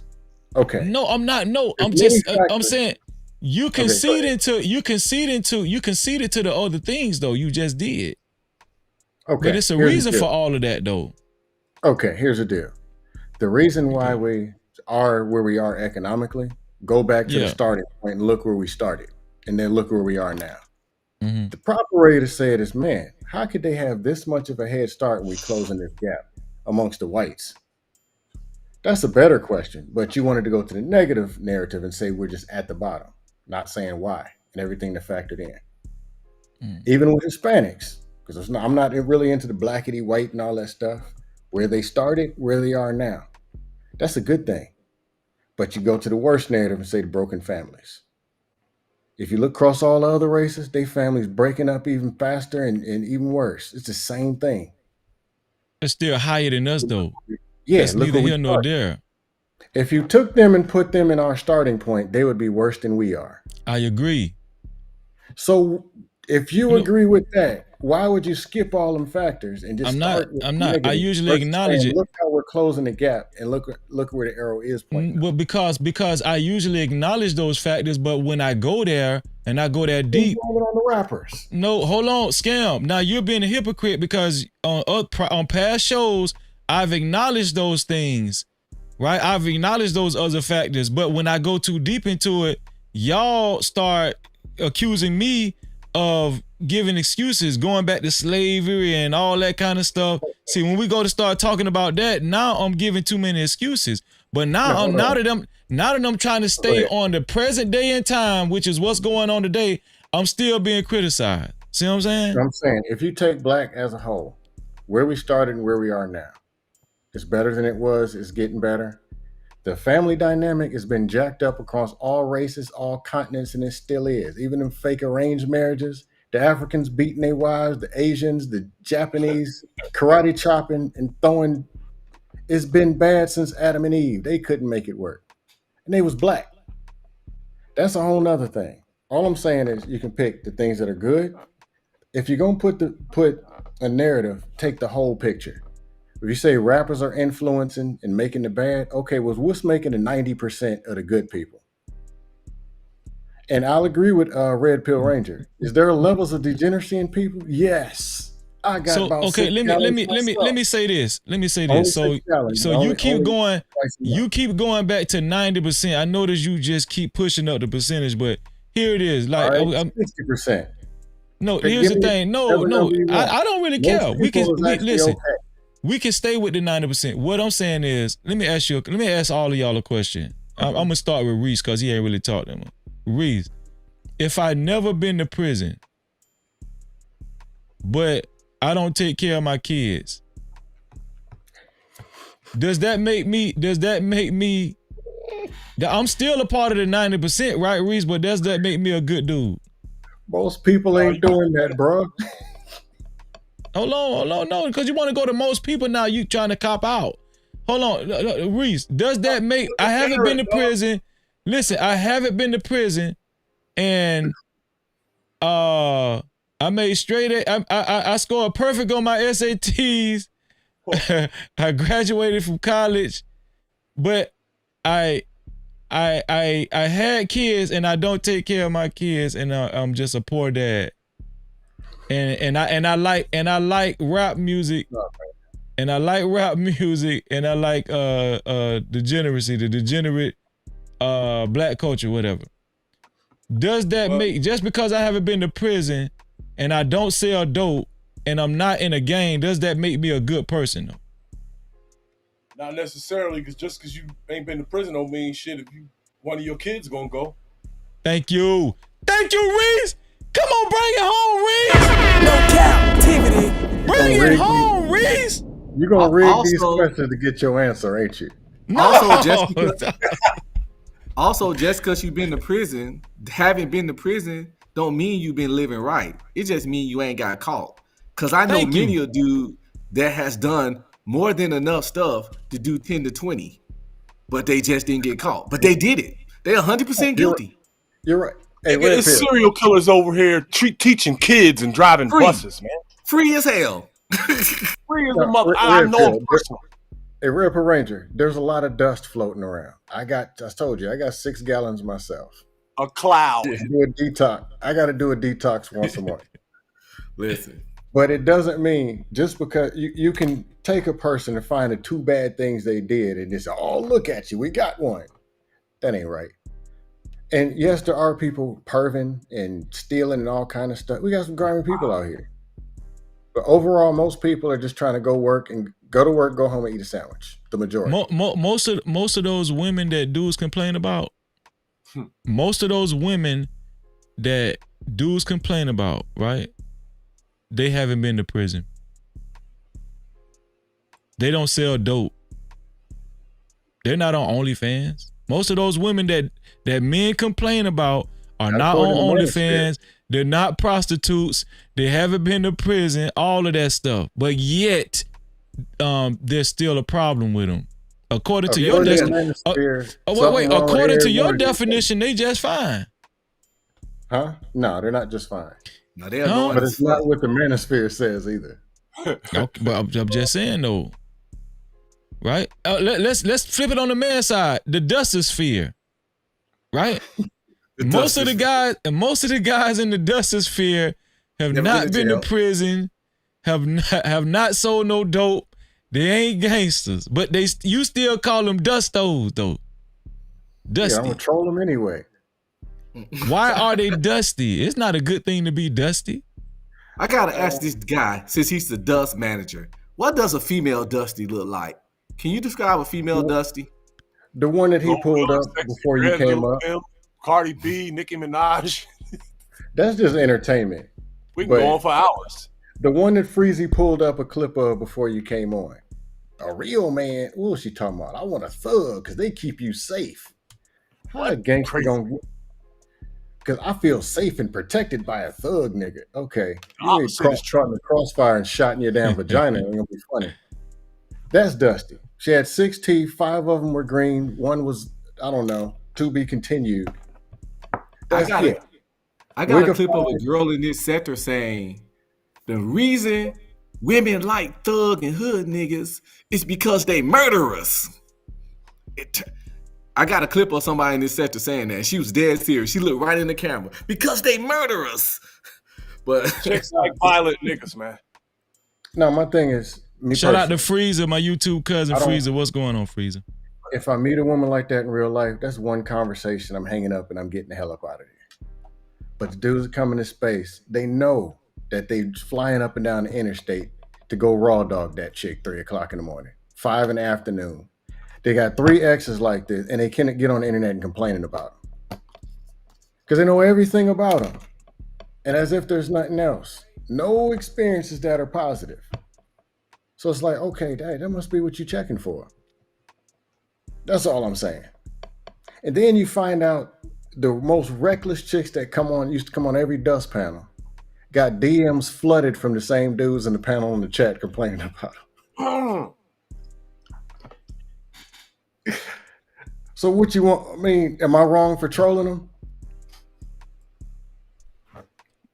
I'm not saying you're wrong for trolling anybody. I think what we're telling you, Scam, is that you can juice it up to 99% of people that haven't actually done a lot of those things, the gangsterism and the street stuff and all. Right? You can say 99.9. You can leave 0.1% if you want to. What we're telling you is that just because that might be true doesn't mean that they haven't they don't indulge in degenerate behavior. No, right? That could actually harm the black community and produce, like Reese said. Let me tell y'all something. It's been some good points that came out during this live stream, and like Reese said, and produce a child that actually might end up in a gang or go to prison or sell dope. Right? Several children that might go to jail. Right. So there could be I know parents. Chicks got all 5 of their kids and sons in jail, 4 sons in jail, and they home alone. That's a fact. Yeah, right? That's work. That's reproductive. That's a dust factory at that house. Well, here's the deal. Here's the deal. Those guys that we're talking about, the gangsters, and listen, this whole live stream was it was just a. It wasn't to, and I want to make a note of this. It wasn't to glorify gangsters and dope dealers. It was to get people to understand why they have such an impression on black culture and why their voices seems to be the loudest in black culture. It's because of the qualities that they exude that's very attractive to women and the youth. Right? I'm glad you said that right there, Freezy. I put a clip in the back chat that would actually go right with what you just said. Even if that was true, Freezy. It goes right with what you just said. I believe you dropped it right on time. Even if it was true, you have a microphone, you have a platform. You can still produce something else. I agree with that. You can show them the opposite. I agree. But what all I'm saying is, we can have all I'm saying is, Finance Wednesdays. At one point in time, right? Let's go back to the 60s. At one point in time, there were men that was on some righteous shit, like the Black Panthers and, There still are. You know, I'm not saying they're not, but I'm just saying, I'm just going back to, because I'm highlighting the 60s, right? In the 60s and some of the 70s, I guess, because they were more, those type of men were more, they had more, they were highlighted more. You know what I'm saying? They wasn't selling dope and they wasn't gangsters. But guess what? Guess what they had in common with the gangsters and the dope dealers on Scam and Reese and True? The Black Panthers toted guns too. The Fruit of Islam, them niggas will kill your ass. That's the difference, bro.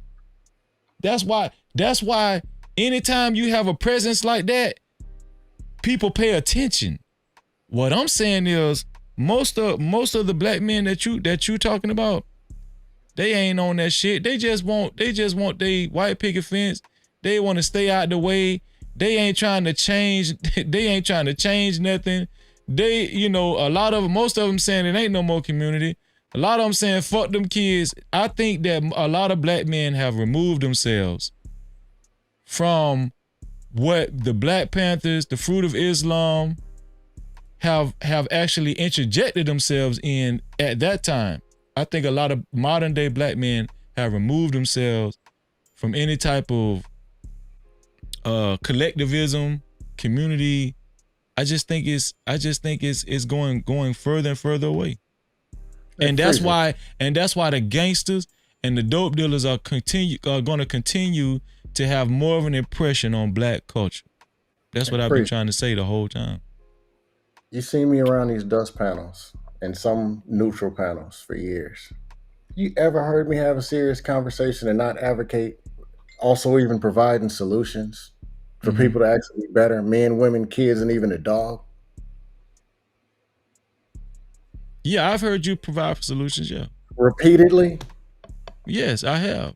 I'm not saying you're one of the weak ones. I'm not saying that you want actually you're one of the ones that will go against the grain. You'll go against the normal the normal sentiments that you hear, whatever. I agree with you. You are a rebel, Scam. I agree with you. You are. But most dudes have, from your experience, are most guys like you? Do most guys agree with you on these panels and stuff? Most men, most women, most everything are followers. Scam, now you with me. Scam, you with. That's what here's the thing. Everybody's not a leader. Everybody doesn't have to be. Everybody doesn't have to be. You be the best, whatever you are. But don't pretend and hype up all this. We the leaders. We strong. We's a man.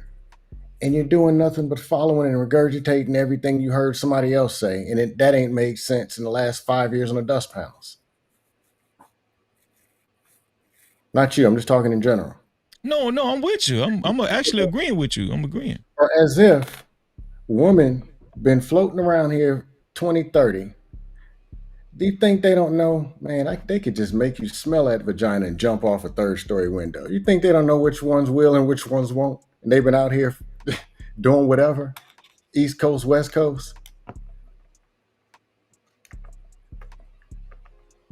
There's a reason people are the way that they are. Some stuff is like, hey, out of control. We don't get to choose our circumstances. I actually was born in a decent family or whatever. Thank God for it every day. Could have been better. Like, I had some problems too. I ain't perfect. Got 4 gallons of dust. But it's this fake judgment thing where people coming up here being something that they're not, or just repeating what everybody else saying and not just going to say, hey, how can I get from a 2 to a 3? How can I get from a 4 to a 5? But now everybody make 8 figures. Everybody 6, 7. And everybody ain't having these problems, but yelling and veins popping out the side of their head talking about these very problems. No, I agree. I agree. What I'm trying to tell y'all is, as far as the black community, especially the men, right? I just think that black men have basically checked out. I think black men have checked out when it comes to the black community, being a collective, caring about the image of the black community, how we're viewed. I think black men have checked out. But when you see white men, right, and Hispanics and Asians, they haven't checked out. When you got a group of men that's willing to storm the Capitol because they want to make America great again. We know what that means. We know what MAGA really means.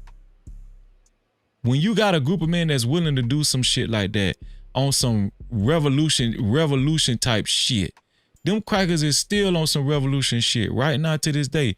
And they king, Donald Trump, made it his business to exonerate all them motherfuckers. And not only that, I don't know if y'all seen recent news, he's talking about actually giving them compensation, like a stipend or some shit, like money, for storming the Capitol. Dog, they stick together. They still are a collective, whether we like it or not. Asians do the same. Yes, they are. Listen, Asians do the same thing. And so on and so forth, right? But I just think that when it comes to the black community, the reason why gangsters and dope dealers have more of an impression is because the vast majority of black men that you're talking about, Scam, have checked out. If they checked out, what did they check into?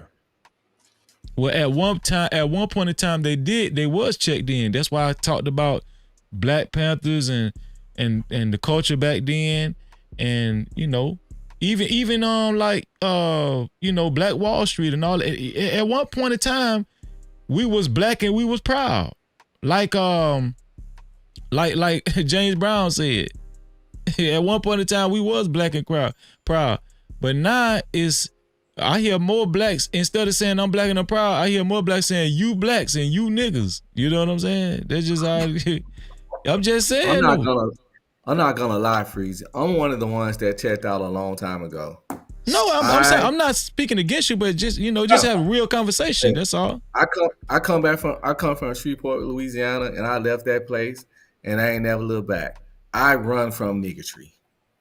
I dodge niggas like they got the outbreak plague. I dodge that shit. I love black people, but I don't like niggas.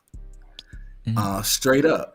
And if you conduct yourself a certain way and you fit with my lifestyle and morals of family and love, then we can be friends and comrades.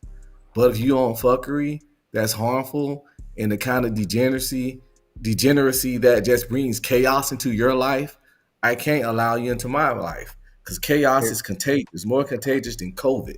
If you live in a certain way that's counterproductive to society, I don't want you around the things that I value and care about. And if that means turning my back on these people, I do it 20,000 million times with a smile on my face. I move over to the suburbs, and it ain't no white suburbs, but it's black people over here, not niggas. So yes, I think we need to just go your separate ways, people. The same with the women, and the same with if something doesn't align with you, we don't owe them anything to tolerate it. If something doesn't align with you, you have the right and responsibility to move yourself away from it. Stop torturing yourself and bringing the burden on yourself of somebody else's transgressions.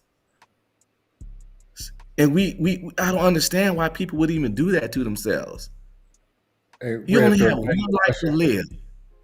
One life to live. The moment you're born, the hourglass turned upside down and your sand start trickling. And you're going to take that limited time in your life to let somebody else fuckery bring you down and hold you back? That's insanity to me. Well, here's the thing. Go ahead, Freezy. Here's the thing, True. I'm not telling black men such as yourself to go in these inner cities or black community or these communities and fight the gangsters or fight or fight the drug dealers or stand up against the drug dealers. No, I'm not telling y'all to do that. What I'm saying is there is a way to make your voice as loud as theirs. That's what I'm saying. There is a way to organize the same way they do with the gangs and the dope dealers and stuff, right? There's a way for upstanding black men such as yourself, Scam Likely, Reese, and Flacco, myself, to organize and make our voices heard too. You know, you're right. I think, but it's more. I think that I just think that we just really feel like we don't have enough time to do it. We don't have enough time to do it because you have to be creative, you have to be innovative, and we have to actually practice collectivism and come together as a unit. All I'm saying is that the degenerates are exemplifying that. They're coming together, even if it's for something bad and degeneracy, they're doing it. They're coming together and they're practicing collectivism in a negative way, but they're still doing it. Plus, the people love the effery. I'm pretty sure some of your most viewed shows is the ones when JP was on here cutting up. You know what I'm saying? I'm saying you had where review sold, but if you were to go back and look, some of the JP foolery might have high views and some of your more chill stuff. Cause the simple thing is you could take positive brothers and talk positive stuff, but people not entertained by that.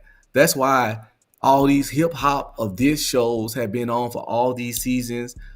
Basketball wise and Real House of Atlanta, all those kind of stuff got 15, 16, 20 seasons in because people just love fuckery.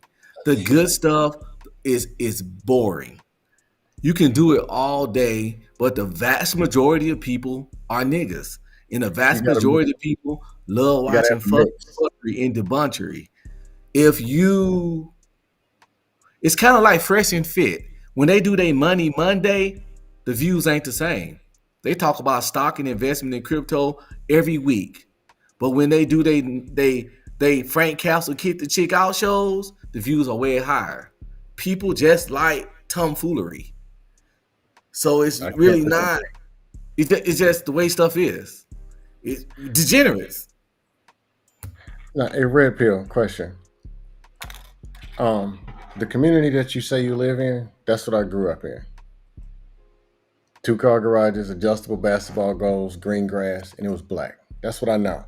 Some people say, "Oh, black in the hood." The hood. No, everybody black don't live in no hood. Most people live in regular places.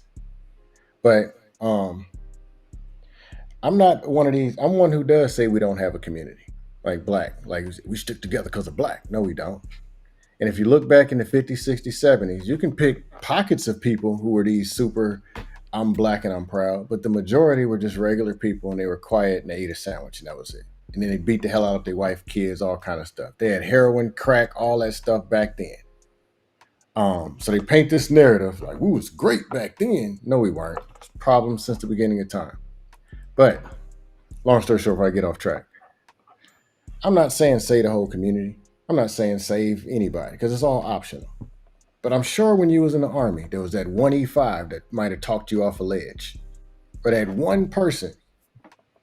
Can you do that for 1, 2, 3 people? They're probably going to be black. And they probably need to hear what you got to say. I can't reach them. You see behind me is 4 people in that picture. I did my part. They come first. But I'm just saying, that dude up the street, there's a reason he's acting the way he's acting, and you might can tell him something. If you can't, and he says, "Give me your wallet," trust me, I understand. Well, I understand what you're saying. I was in the military for 15 years, so I mentored. Can you talk to that E2 before he beats his wife? Can you talk to that E4 who said, "I'm tired of it"? I've done that. I saved people from putting a suit on. I saved people from deleting themselves. I've, like I say, in the 15 years, 4 deployments, I've seen and done all the hard stuff that you see in the movies and blah, blah, blah, in the dramas of the military. And I mean, wife cheating, babies ain't theirs, all the little, the Jody letters. Yeah, I was in the military. My dad did. Yeah, so you know this. Yeah, so I had to deal with all that. And I'm not opposed to helping people that's willing to help themselves and are making change. But once I see you set in niggotry, I'm just going to let you reside in your niggotry. Bask in it like a turtle in the sun. What about, okay, what about the youth? What about those people, True? Youth? They got parents. Do they? Simple as they really? Somebody skeeted them out and pushed them out of cooch. A red pill. Do they really have parents? Listen, you can't save the world. You see this? When I do this, it's just a shirt. It's not an S on my chest, man. You know what I'm saying? It's not an S on my chest. And that's what black men, us as black men, other black men, we put too much pressure on ourselves and others. We are stanky ass humans that need 6 to 8 hours of sleep, sometimes 10. We got bills, we got families, we aging, we got bad knees and bad backs. We not Kryptonians. We ain't the Green Lantern Corps. We not the Flash. We can't run all over the world at super speed. You got to focus on your shit. And if you have the bandwidth or energy to help a nephew or a niece or a young co-worker that comes to you for advice, I suggest do it. But this whole save the community shit, No, I got you. as a I'm normal, not regular, saving. smuggler dude, man, listen, eggs is I'm not $5 saving to community first. $8. A gallon of orange juice is $8. When we go grocery shopping in his house, we spending $300-$400 a week up in here. I ain't worrying about these ninjas. It's real out here, man. It is real out here. I got kids in college. I'm paying for that shit. I just bought my son, 19-year-old son, a car for cash, 12,000 goddamn dollars. I got shit to take care of. I can't be out here trying to Bruce Wayne around Gotham. Y'all niggas need to get But y'all no, shit. but Motherfuckers got high blood pressure and diabetes. We trying to save the world when our health ain't even right as black men. Let me say the truth. Who's Fundamentally, the biggest advocate for health in this space? Who's the probably top 5 biggest advocate for health in this space? I'm gonna say you, OG. Yeah, I say Reese too. I'm number one. OG. Period. I don't know. OG Speed, he go hard too. He go hard. I'm number one. But I got this what I'm fitness saying. videos on my. I got workout videos on my channel. And I go to the gym 5 times a week. And I got fitness videos. I'm not lying. Let me say this because I'm getting ready to wrap it up. I want y'all final thoughts on this, right? So, what you just said, true. I totally understand, bro. You got a lot going on, but at the very, I don't even want to say at the very least, but fundamentally, you taking care of your kids. You're present, right? Am I wrong on that? Okay. So if we could just get most fathers to just do that. You just said you just bought your kid a $12,000 car. A 2020 Nissan Versa. A lot of some of these guys that represent degeneracy that even the guys that you heard talk on some of these panels or whatever. Do you think they can do that? Do you think they even worried about doing that? They probably can't, and they not worried about it, unfortunately. Okay, thank you. That's the point I'm trying to make, true. So, and the last question I have for y'all is this: you take the fruit of Islam. How? And I'm not Muslim, but how could a group of black men like that still go to work, still practice being upstanding citizens or whatever, but take the time out to have at least some type of influence on the youth and men and women as far as trying to change the scope of black culture and the black community? How are they able to exemplify that kind of collectivism? By raising your kids properly and putting good humans into the world. You do your part by making sure your kids are not chaos agents. No, they come together though as a collective. They have a unified mentality. Yeah, but see, they branch out and spread their positivity into the world by being decent people. See, you create decent people, and then you send your decent people out, and then they interact with other people and show them decency, and then they get with decent people. Like my 24-year-old son don't date women that don't have both parents, which is something I put in him. He don't date single moms. If the women weren't raised by both parents, they're not an option for him. So, and then when he get with those chicks, and if things work out, he had a girlfriend been with for a while, then they have kids, and then they create more decent people, and then you spreading out a wave of decency by starting off by making your kids decent, and they go get more decent, then they have decent kids, and it all starts from your ideology of just not being a full of fuckery. So that's how you do your part, unless you got the time to go volunteer and mentor at the YMCA or youth center, which I kind of want to do sometimes. I'm really thinking about it. Man, shout out to True. We just reached out to True, dog. We just reached True. Cap-tivity. See, I'm gonna tell you, see, shows like this is for a reason, Scam. Shout out to True, man. I ain't saying I'm gonna do it, but I think about it all the time. Don't say no more.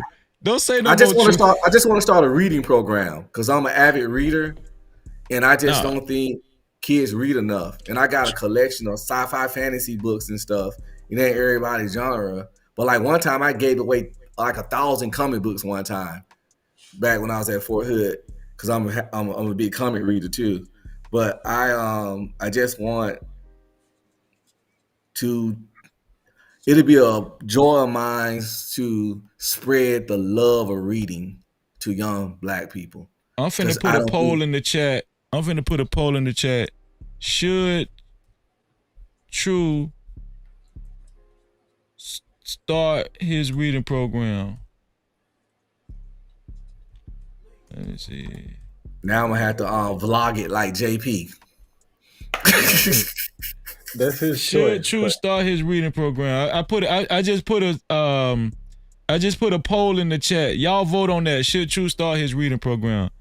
Y'all, this is going to be an excellent live stream. And True, I'm gonna tell you something. I think that you're very energetic and you're very intelligent and you have a lot of energy. I think you would be a perfect person to start a program like that, especially with the youth. So you know, I'm encouraged. A hitman. Yeah. Don't give True no ideas, okay? Please. Just for the record, right? He has a sort of a resume, you know what I mean, for the United States military, missions, that are not able to be revealed. So I mean, don't let True hear you, man. He ain't that nice of a guy. I ain't Special Forces, but I can hit a target from 300 meters though. But anybody that went to basic training can do that. And that shot is to kill. It's not to, warn you. There's no warning. No center mass. You aim at center mass at all times. So shout out to did I speak to you 907? I thought I did, but shout out to you anyway, sis. You know we love you. One more shout out, Freezy. We gonna call you Shout Out King.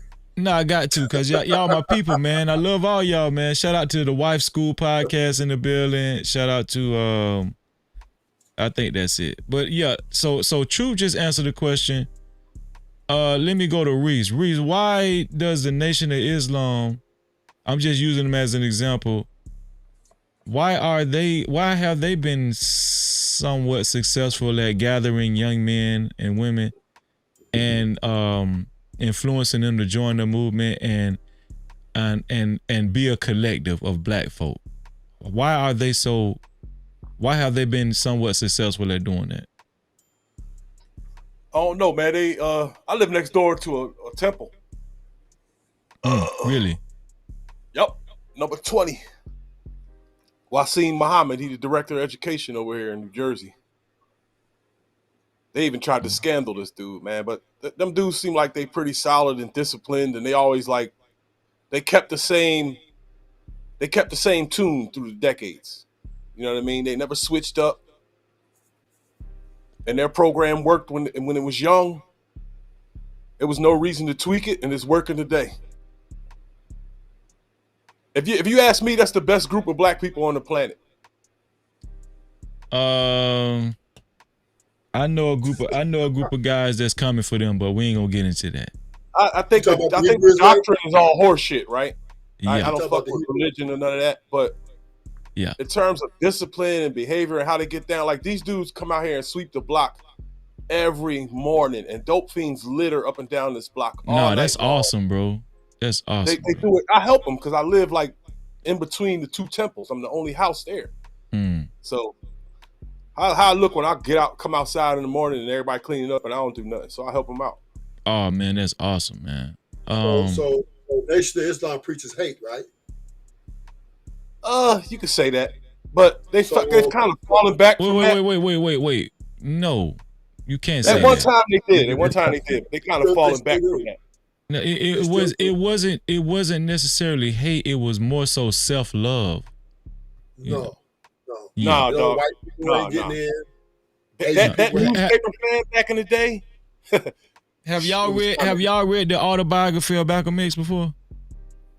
Long time ago when I was locked up. Okay, y'all should read it. It'll let you it'll make you understand they was not preaching hate. And that's the label that a lot of people give the Hebrew Israelites too, that we preach hate. We don't preach hate. Y'all definitely preach hate. No, we don't. We don't. You can go back in history and look at the induction in the beginning of the Nation of Islam and find all types of holes in it and whatever. But if you look at the people, dog, the group itself today, they're the best behaved black people alive. I would argue that, but no, listen, I would argue that, but I don't want to get into that argument because it's late. We can do that on another show. This is the point I'm trying to say. Hebrew Israelites gangsters. It's not, kinda, God gangster. But this is what I'm saying. They'll call you a cracker while you walking down the street. Listen, here's the thing. It's not hate. They don't preach hate. They don't teach hate. They teach self-love. They teaching black people to love themselves, which has been a long lost art, right? Love yourself, right? Love yourself. Understand who you are, your identity. That's what they're spreading. They're not spreading hate. They're spreading self-love. So exactly. Fear no more. They're teaching self. They were teaching self-empowerment. Exactly. So, Freezy, but wouldn't that be a contradiction? Why? Because this is a problem we have with our women, right? They're loving themselves so much that they're leaving their families. So, self-love. Oh shit! I didn't make it into a gender war. This truth, he always coming. Look at Scam. He already shaking his head.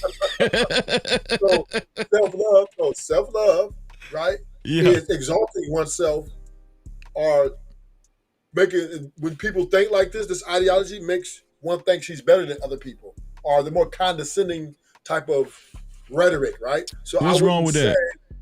Because when you have a condescending type of rhetoric, you then place yourself better than. Are some people better than others? Answer that. No. Nobody is better than nobody. Yes, they are. I'm better than any rapist out there. Thank you. So I am better than any murderer out there. Thank Not you. the ones in Arizona. But you're a murderer yourself, though. No, I don't. Come on with that bullshit, man. If you wait a minute, you did missions shooting center mass only. That means you ain't been shooting motherfuckers. Let me give you a warning shot. It was so you was already trained to kill. So stop, right? If you've been to war, you're a murderer.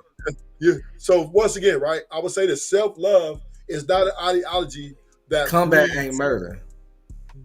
What? But yes, it is. It just justified combat by America. But they won't it's murder because you did it in the name of the flag, right? Okay, but that does not in the name of God. Okay, so that's we can't shoot into a fire upon.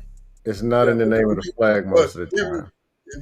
But the bottom line is the ideology of self-love or self-empowerment. This is what the rhetoric the women are building on, right?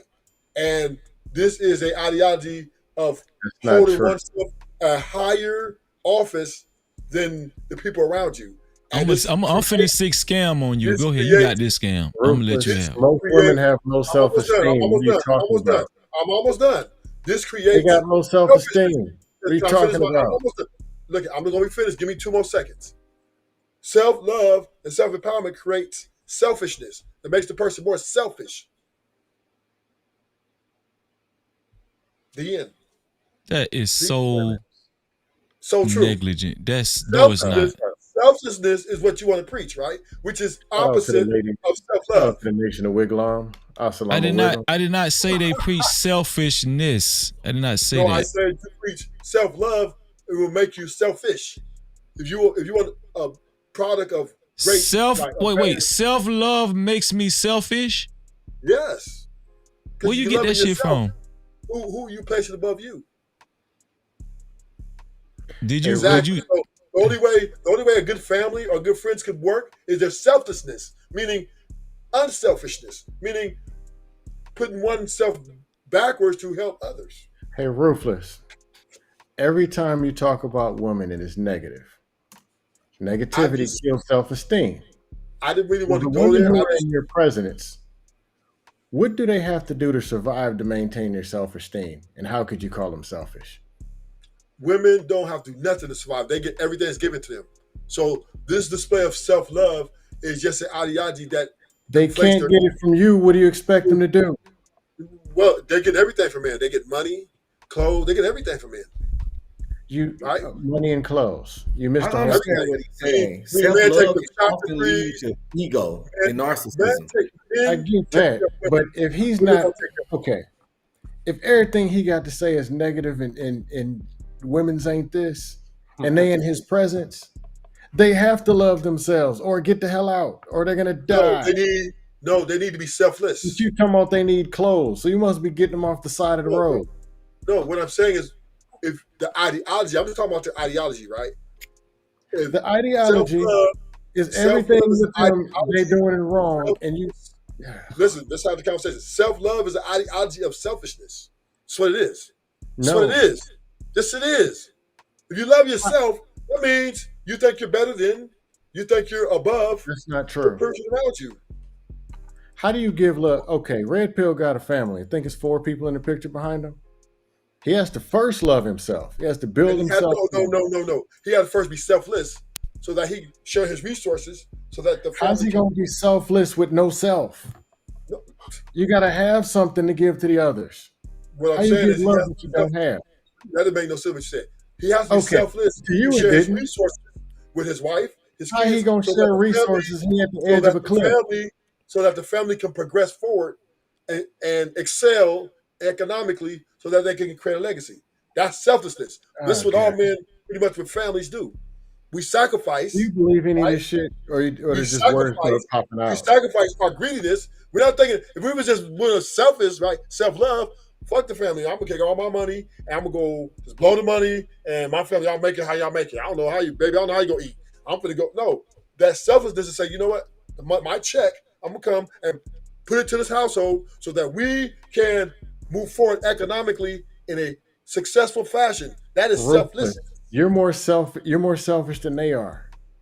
You didn't do a fair assessment of what the woman actually needs. And everything is negative that you have to say about it. I wasn't really trying to get into women. And one of the things that they need is some kind of safe mental space. Self-love is their ideology. And then Freezy, you got to learn to beat them to death with some resources. So Freezy needs to understand that if anybody's preaching self-love, get the fuck out of there. Get the fuck out of there, because that means you're idolizing yourself as some type of god or something. So I mean, so what Ruthless is telling y'all, do not practice self-love, practice self-hate. No, pretty much. No. What I'm saying is you can always respect a murderer. That's what you just. That's basically what you're saying. You can respect oneself, right? And your family while you on a ledge, right? But you do not have to practice loving yourself, because most people who are living care about themselves enough because they're not deleting themselves, right? So that's already established. You don't have to sit there and think about how much you need to love yourself. But how to bring the nuclear family back, how to deal with others in a constructive, structural manner of respect is selflessness, nigga. You have to be able to put your ego aside, right? And work with others and make sure your family has the things they need so they can operate in a space, a safe space. This is all about selflessness, man. Because if I'm just selfish and put self-love, then fuck everybody. Get your own, nigga. And this is the problem. Shout out to Quantum Love in the building. Shout out to LA Project. Shout out to Shout out Kasim. to a great speech. See, Shout out to Kasim, man. You think you sleep, Freezy. That's what you're doing. Yeah, you try. Now I got your game now. Yeah, Freezy. No, you want to listen, go. You don't like it. Oh, shout out. That shit can wait. So Ruthless, do you practice self-love? No. You don't love yourself? I respect myself.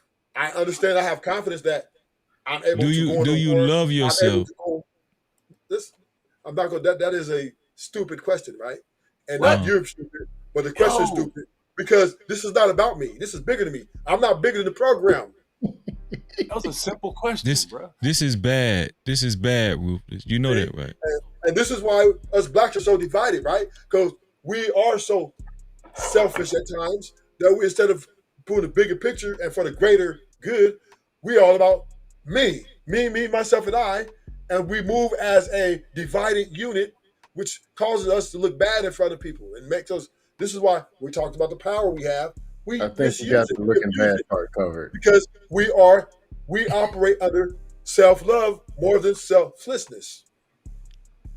So you should erase that ideology that you're in because it's obviously taking you down the wrong path.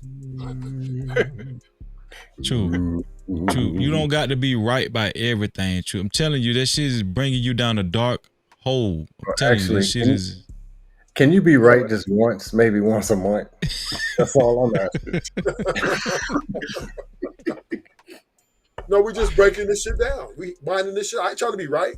I'm just saying is if you look at the root word, it explains itself. Self-love, we all know this is what women really, the psychiatrists, the therapists tell them, well, why, what's wrong? Well, love yourself. Oh, and then what happens when they love themselves?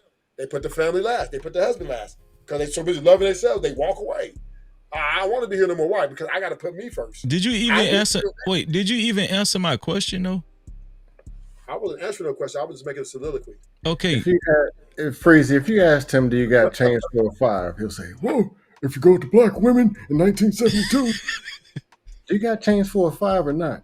The problem with women. Fucking crazy. Now we talked about the topic of the show. Freeze made a very good topic about do black men of the lower set display more power than the men of the upper echelons? And that's a fact. I mean, they just do. And not because most of them operating in an organization for something may be wrong, but they do display selflessness for the greater of the organization that they're representing. And the dudes who are upper echelon about self-love. So they talk bad about the people who operate together because they feel I can do this all by myself. Would you attribute that? Would you attribute those same qualities to the Nation of Islam too? Like, would you say the same thing? The Nation of Islam is very divisive, right? So I don't really describe anybody to them.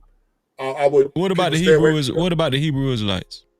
Same thing, worse, right? They get 3 niggas on a panel. We divisive. They got this big ass speaker, right? And as soon as you try to have a conversation with them, the guy on the speaker starts speaking into that 1800 watt speaker. So you can't win with them, right? They don't like white people ain't getting in. Latino people ain't getting in. Only the Indians and somebody else is getting in. So now everybody else ain't getting in. Okay, but hold on, wait. Look at what you're doing. I'm not talking about Indians or Asians or white people. Well, I'm saying as far as black people, does the Nation of Islam practice collectivism? Does the Hebrew Israelites practice collectivism amongst black folk? They practice individualism as a group, meaning black first, everything. Everything else doesn't matter. Okay. So that's divisive. Okay, individualism as a group is the same as collectivism. You do know that, right? They're not the same. But hold on, man. God, one is more dangerous. Can somebody please help me, man? Freezer, you asked them the question. I'm just waiting for the black women to come into this. This is where context matters, right? Yeah, they do practice collectivism as a group. Yeah. But they preach individualism, meaning as a group, they're individualized. They're separate from everybody else, right? They're special other than everybody else. So that's individual group, which separates themselves from other blacks and other whites and everybody else, right? So, but they do practice collectivism. You already acknowledged that. So yeah, I said within themselves, but they practice. Yeah. That's all I was asking though. This whole conversation being about the black community. You don't even need to go any further though. That's what I'm saying. No, I'm just saying that they practice collectivism in a divisive way. Okay, whether it's in a divisive way or whatever kind of way, I ask you, do they practice collectivism? Right? That's your opinion. That's your opinion if it's divisive, because you're making it divisive because you're adding in or including other ethnic groups, right? Okay. No, that's not amongst black. They're divisive. No, amongst black, they actually are embracive, and they try to No, listen. They embrace their own. As a matter of fact, those groups, especially Hebrew Israelites, they believe in nationalism, just like white nationalists. Hold on, let me finish. Just like white nationalists and all that kind of stuff, I actually don't disagree with that ideology, but that's a whole nother live stream. You trying to make this a whole nother live stream, Ruthless. I don't want to go into that. Unless they catch your ass eating that pork.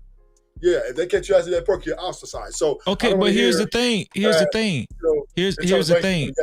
The only reason why they tell you to stop eating pork is not only because it's against the laws of God, but it's bad for you. Ruthless, that's not a bad thing. It's not a bad thing. But you what about the rest of the Twinkies? Because a lot of them fat. I'm just saying. That shit give you high blood pressure. Put Twinkies in there too. A lot of them are fat. Where y'all get this from? Where y'all get this from, man? I ain't had no fat jokes tonight. I had to throw one in there. Yo, hold on. Let's see. Let's see if a lot of them are fat. Let's see. I just know they do be yelling. They are kind of aggressive. But what's wrong with that?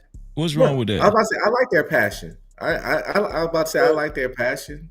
They ain't passionate about what they believe in. Hold on, let me play this. Let me play this. Cause all of them. Let me play this. Here's one black woman that actually spoke highly of him. Here we go. Let's see.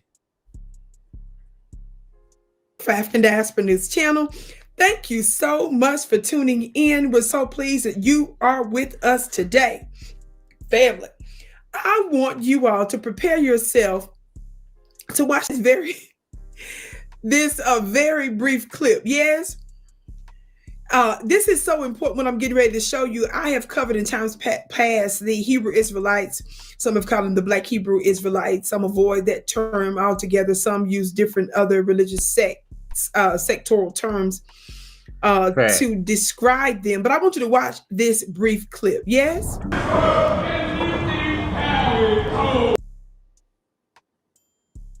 Is there a lot of fat? You see a lot of fat Hebrew Israelites in that clip? One of them covered up the whole damn screen. No, it look like they marching to me. Look like they in shape, don't it? Don't it, Scam? Yeah. You ain't got a good fit.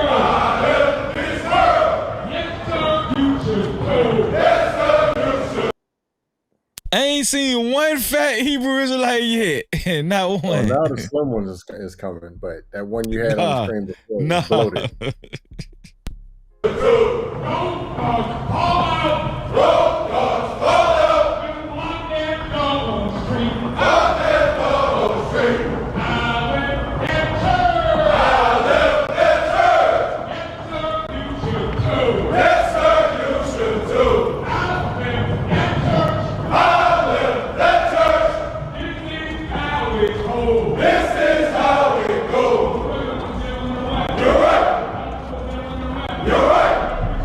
Okay, family. Now, I wanted you all to see that. It's a beautiful showing of our people, regardless of whether you associate with their religious persuasion or not. That's not the point. Anytime you see things that have to do with the unity of Black folks, the consciousness of our people, I think that's so important. Now, how many of you all know that we recently had the Super Bowl here in the United States? Well, beloved, that Super Bowl took place in the stadium, the Caesar Superdome in New Orleans. Yes. Well, family, the Hebrew Israelites always do marches. Well, they did a march in New Orleans. And so the clip that you just saw there actually came, it's been shown on multiple platforms online. Don't get me wrong. But one person that put it up is this white man who appears to put up different types of, conscious, seemingly some, respectable posts. I can't speak for all the stuff he does. That's not at all what I'm saying. I'm not going to put that out there now. But based on a few posts that I've seen, videos I've seen, reels that I've seen him put out, he has several platforms, very large platforms, actually. Well, he goes by the With George here. And on this one, he says, guess who avoided a whooping today? He said, you know. And then he tagged apparently the source of this video from one of the Hebrew Israelite groups. It appears in New Orleans. Now, family, I was tripping because let me tell you something. It ain't no telling what little birdie might have been in his ear on what might have been plotted and planned for that area. Now, how many of you all heard about, the little white supremacist group that ended up, getting their little feelings and stuff hurt and run off the block in Cincinnati not too long ago? Talk black to me, somebody. How many of you all know that the streets has been turning up against these little white supremacists that like to come out covered with their faces and stuff? And notice when you see our people in the streets, especially for an affirmative march, meaning not something that they're doing because they're responding to something that a white supremacist does, but something that's goodwill. We don't usually go out there with a bunch of masks on, just like you didn't see our brothers here with any mask on. So, family, this white man is letting the world know. He said, his people avoided a behind whooping of these brothers. I can't wait to hear what you have to say about it. Shout out to the Hebrew Israelites in this sense. I appreciate that. Again, I'm not sitting here speaking on behalf of their theology. That I certainly have my disagreements, beloved, but I'm talking about the positive things that is what I'm focused on today. My name is Vicky Diller, beloved. Be sure to check out my school, by the way. I'm talking about spiritual stuff. Be sure to check out my school where I teach. What do you think, Scam? I ain't seen no big back, Scam. I ain't seen what the big back said. What they at, Scam? At first, there was a couple of bloaters. They look like a bunch of dudes that's ready to whoop some ass. That's what they look like. Yeah. They look like some Crips. No, they look like some Hebrew Israelites. That's what they look like. Hey, I have several interactions with these brothers, and they're gangbangers. Go ahead, Scam. Go ahead. No, I'm saying I don't know that much about Israelites. The ones in Baltimore, when I lived up there or lived in Maryland, I talked to them. They were cool. The ones in D.C. that used to be at Gallery Place were annoying as hell. Just barking at black man. Look at them white devils. I ain't with all that. So you're not, but here's the thing. This is what I like what the young lady said, right? Everybody might have their opinions or whatever. But what I like what the young lady said, she made it clear that she doesn't agree. She might not agree with their ideology, which is fair. But she does like the display of collectivism and organization and fearlessness that these black men are exemplifying. That's all we're asking. Now we can sit up here and talk shit about these dudes, but these dudes out here really doing the work. Hold on, True. While you out here, hold on, Ruthless. While you out here fucking these hoes and talking bad about black women, these guys really out here marching and putting out programs and tutoring these kids and mentoring these kids and standing up to the gangsters and the dope dealers. Yeah, they standing up to these guys. They doing that. That's what they doing. Stand up to who? To the gangsters and the dope dealers and all that. Yeah. What they tell them? To stop selling dope? They stop selling dope? Well, they're doing that, and they're also actually letting these guys, they don't have to do that. They're letting these guys understand. They're making these guys understand who they really are, their true identity. And they have also ran a bunch of these guys, degenerates, off of blocks and stuff, and said, you're not going to sell dope here today. No, you're not doing this today. So they have exemplified. This is the thing, right? They're not perfect. Nobody's perfect. But I like what the black young lady said. She said she doesn't agree with the ideology, but she still gives them credit for coming together and in solidarity. You're not giving them credit, Ruthless. You know, all I hear from your mouth is a little hatred. But all I'm saying is, we know that to take a woman's opinion about something, right? There you go. See, there you go. We asked Judge James last night, well, what do you think about homosexuality? Are you for or against it? Well, I'm neither for it nor against it. Like, what did you use? So we understand that they're the easiest target when it comes to just by the things they see now. They don't really have understanding. So yeah, you can get over on them, right? It's easy. So that's no big. That's no big. Oh, the woman said no. We don't. You can't trust her opinion. Oh, let me highlight this coming. Hold on, True. So this is Emmett Fox. I'm pretty sure either Emmett is white or some other type of shit. He black. He black. Yeah, right. Okay, so Emmett said the Hebrew Israelites are a race-based cult rooted in hate and distortion. Black. Well, no, you're partly right. They are race-based. I will say that they are like I wouldn't say race-based, not race-based, but they are lineage-based, like bloodline-based, right? And but they're not a hate group. And here's the thing, right? People like this, like Emmett Fox, when they see positive black men, like we just seen on video, right? Not doing any crimes, not selling no dope,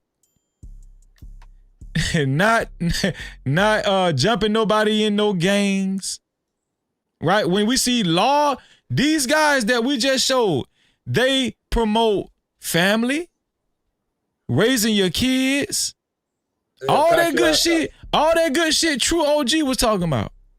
And they'll pack your ass out. wait. If they have to, me too. Hopefully you will too. But hold on. Wait, Ruthless. Because I'm gonna tell you, I'm finna show you how quick somebody like that will try to demonize positive black images and black men that's not causing no problems. They're not causing they're not committing no crimes. They promote families, and they will shame you as a black man if you don't take care of your kids and your family. But when we got, hold on, wait, let me finish this. But when we got positive images of like this of black men, that's when these people like that will come out. They don't want, here's the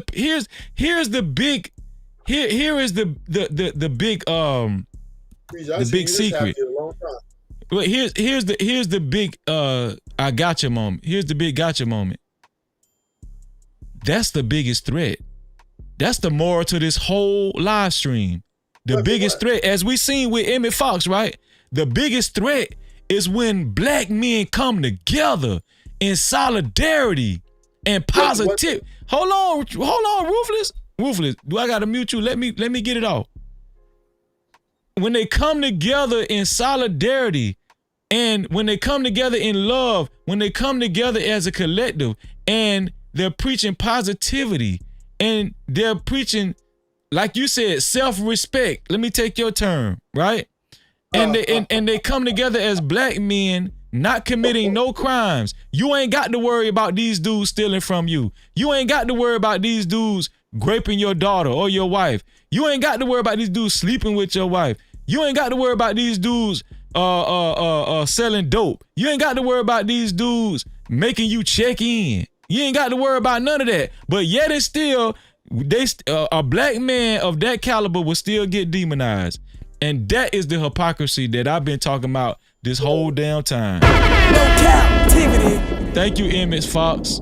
Thank you for motivating this section of No Cap-tivity with Freezy. So how many branches of Hebrew Israelites is there? It's like 20 of them? No. Well, there's as far as number goes, as far as like, you guys are divided, right? Huh? You guys are divided. No, we're not divided. As far as there are no, let me tell you, let me show you. There are, as far as certain ain't it white ones and black ones? No, there's no white Hebrew. I didn't see the white ones, but that's the you talking about the Jews. You talking about the small hats. Yeah, with the fake small hats. But anyway, so here's the deal, right? There are discrepancies in doctrines, but the one common ground that we all come together on is following the law, statutes, and commandments, and that Jesus Christ died for our sins, right? We all believe that. So here's the thing, right? As far as what you're saying, because you want us to be divided so bad. How many black men did you see marching? Did you know How many? Could you make out how many black men you seen marching just then? Look like thousands of them. Huh? If they're marching, It was like to go beat up some women, he'd be all like for it. thousands of them. Yeah, he'd be all for it. Listen, he said it was like thousands of them. Do you usually see that with black men? Yeah, in the hood. Thank you. Marching they blue flags and they red flags. Thank you. But saying, we're talking about positivity. I can't tell the difference between the Crips and the Bloods and the Hebrew Israelites. Man, I like that. Y'all kind of I don't know. I don't see how you can't I tell don't see the the difference. I don't see the difference. Are you colorblind? I'm just saying. I got some red and blue men. They got purple Y'all and be gold. preaching with weapons. Y'all be having knife holders. Knives Why and not? shit. Like, Why not? Listen. If you were doing what they were doing on street corners, doing what you're doing, and then I forgot what that organization painted you as an extremist group, and they're demonizing you all across America, you too should protect yourself. Hell, I protect myself. I protect myself on a regular day, so I don't know what you're talking about. Freezy, you're not being fair here. I keep a knife. Listen, I keep a knife and a gun on me. You talking about them? I keep a knife and a gun on me just for going to the grocery store on a regular day. This ain't got nothing to do with me being a Hebrew Israelite. You're being disingenuous right now. I show it on camera. You're very disingenuous, Freezy. No, I ain't finna follow Ruthless. Ruthless just hating. Go ahead, Scam. Go ahead. Because you just said that people have, through your doctrine and rhetoric you're preaching, have deemed you guys as extremists, right? And you guys are very extreme. Ruthless, nobody's listening to you. You told people not to even love themselves. Be quiet. What are you talking about? Ain't nobody listening to you. Hold on. Would you rather listen to me, a Hebrew Israelite, who telling you to love yourself, or Ruthless who telling you not to love your damn self? You really want to have this conversation because you know you get exposed. You killed yourself. You killed yourself an hour ago. That's what I'm trying to tell you. Ruthless don't love these hoes, man. I know that much. Or himself. Sure. We know that. Yeah. That's a listen, I'm just enjoying them. They're just good for sex and great conversation sometimes. Other than that, anything past that, it's kind of sketchy. Wow. But I would say this regarding myself, I don't think I'm better than nobody in this world or on this panel, right? I've done You're correct, sir. You're correct. I've done very many wrong things in my life. So, I don't think I'm not judging nobody where they're gonna go. You're gonna go to heaven or hell. I don't know about that. That's not what I do, right? I just worry about my life as far as my happiness and the things I like to do. So yeah, you can say I'm this or that, but one thing about it, I'm not gonna judge you. So for the record, Hebrew Israelites do not put anybody in heaven or hell either. Yes, y'all do. No, we don't. Y'all saying certain people ain't going, are not chosen. No. We don't say certain people ain't going. We say people who do not obey God ain't going. A white person. Listen. Here's the big. Like we went over this before, and I'm not gonna do a whole another 8-hour live stream with you, Ruthless. I've told you before, Ruthless, that a white person who agrees that they should follow the law, statutes, and commandment, and obey God, they can go to heaven too. I said that before. I'm going on record. I don't know how many times I can say that. I'm gonna keep saying. If you need me to say it again, Ruthless, there you go. And guess what? Hebrew Israelites believe that too, Ruthless. So there's the misnomer. Thank you. Bro, that nigga going to hell. Hold up. I'm not going to. I got a question. I'm not going to stain it, brother. I'm not going to stain it. So does a white person have to become a Hebrew in order to do that? Say it again. Does a white person have to become a Hebrew in order to do that? No. They can. How do they get the benefit of paradise? Well, they can just simply choose to follow God's law, statutes, and commandments, and obey God. Whatever the Bible says, and basically they can go to the same place we go to. But people can go. But Ruthless, huh? But Ruthless. Can I say something? Go ahead, hot sauce. Ruthless, you ain't gotta worry about nothing. You are definitely going to hell. Don't worry about nothing. No Cap-tivity. Goddamn, he came here. You be the only one that goes in Uber paid by a black woman. Hot sauce mad at me because I said the Chinaman don't run shit. Okay, all right. Everybody else going to hell too, though. No, I'm gonna tell you what the problem people have. Black people, and I get it more so from black people than any other race, ironically, but black people don't have a problem when the so-called Europeans say that they are the real Jews. When they say they are the real small hats, nobody has a problem. Nobody questions them. Y'all do. No, when it comes to you know, them saying, them self-proclaiming that they are the chosen people, I don't hear no black person challenging that except for Hebrew Israelite. I don't, or Fruit of Islam. Black people do not argue with those people. They just accept them for what they say because the white man's ice is colder. That's just how it is. But when black people, let me say this, but when you got a black man and the black men that you're seeing on video show proof that they are the people that God chose and the true bloodline of Jesus and David and the Israelites and Jacob, then that's when niggas like Ruthless say, man, you niggas is lying and y'all divisive and shit like that. I didn't say that. Hey, man. I'm just saying, man. But Freezy, me and you need to have a breakdown because you're tonight you're windmilling, right? So no, okay. what I'm saying is that's the only issue. Like what Emmett said. Whatever his name is, Emmett. I forgot his name. Emmett something. But hold on, let me say that Emmett Fox said the reason why Emmett Fox wrote his comment is because, and I might be wrong, 9 times out of 10 he's probably white or some other type of ethnic group, and he has a problem with black people saying they are the chosen people. They are at the top of the food chain when it comes to being chosen under God and all that kind of stuff. That's when the problem comes in. That we don't say white people can't get into heaven or the kingdom. The problem comes in that when we say these so-called small hats say that they are the chosen people, they're not, and that's when the problem comes in. At yeah. But let me add this: when you read their literature and you talk to the scholars, they will admit they're not the true people. Facts. They will just, they're scholars. The professor at Israel University and a geneticist. All say, and even in their books, it says it is even in the what is that? Even in the not the Torah, but what is it called? Talmud, the Jewish Talmud. In the Talmud, even in Talmud, like the first and second page, it is incorrect to call a modern Jew an ancient Israelite. It says it. It is incorrect. Because they just Caucasian people. That's why I just ignore them with all that stuff they talk. Those modern I had a soldier that was Jewish, and he was my soldier for 4 years, and I just thought he was just a white dude until he told me, because it's not even a race.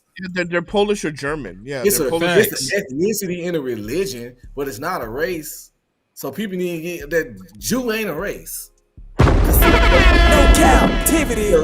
It's not even the bloodlines. What they're talking about. With them, it's not. With them, it's not. With them, it's not. Exactly. For us, it's a bloodline. Yeah. Yes. But for them, no. But that's what I meant, though, Hot Sauce. Yeah. Okay. Yeah. But I mean, but they'll tell you even in their literature, it's incorrect to call a modern day Jewry to be an ancient Israelite. It says it. Hot Sauce, where do you stand? I'm a Hebrew Israelite. Okay, that's why I knew something was fishy. Why? Because he understands who he is, or what? When you was up here promoting, he came up here right behind you. So I was like, "Guys, got to be some sort of." What's wrong with that? That's collectivism. That's collectivism. That's collectivism. What's wrong with that, though? Freeze, I'm not saying nothing wrong with y'all connecting. We fucked up. Niggas is fucked up. That's your brother from another, right? That's your brother from another. So, Ruthless, you got a YouTube channel? You need a YouTube channel, man. I want to be a ruthless truthite. Ruthless. I will watch your channel, man. You hilarious. Ruthless. You got to understand something, right? You got to understand something. Now, how can listen? In the Bible, black people ain't got no power, but you a Hebrew Israelite and they're black. So let me say this. how can I say I love God, right, if I can't love my brother, right? It says that. How can I say I love God who I've never seen, but yet cannot love my brother? So if you have a problem with my brother as an Israelite, you got a problem with me because y'all niggas are black, but we are You gang Israelites. banging on me? Well, What's he up, don't love cuz? himself, so I mean, Right? I'll tell you. So, What? He just banged on me. What's up, cuz? Yeah, What's He up, turned cuz? into a gang, bro. Damn. no, Nah, we are a race. We are a race. We ain't no gang. Listen. We are a race. Hot Y'all sauce. niggas are some Listen, Gentiles. I Y'all support niggas are some your channel. Gentiles. I support your brother's channel. The fuck? Thank you. So, Yeah, what are you talking about? Are but you throwing some support today?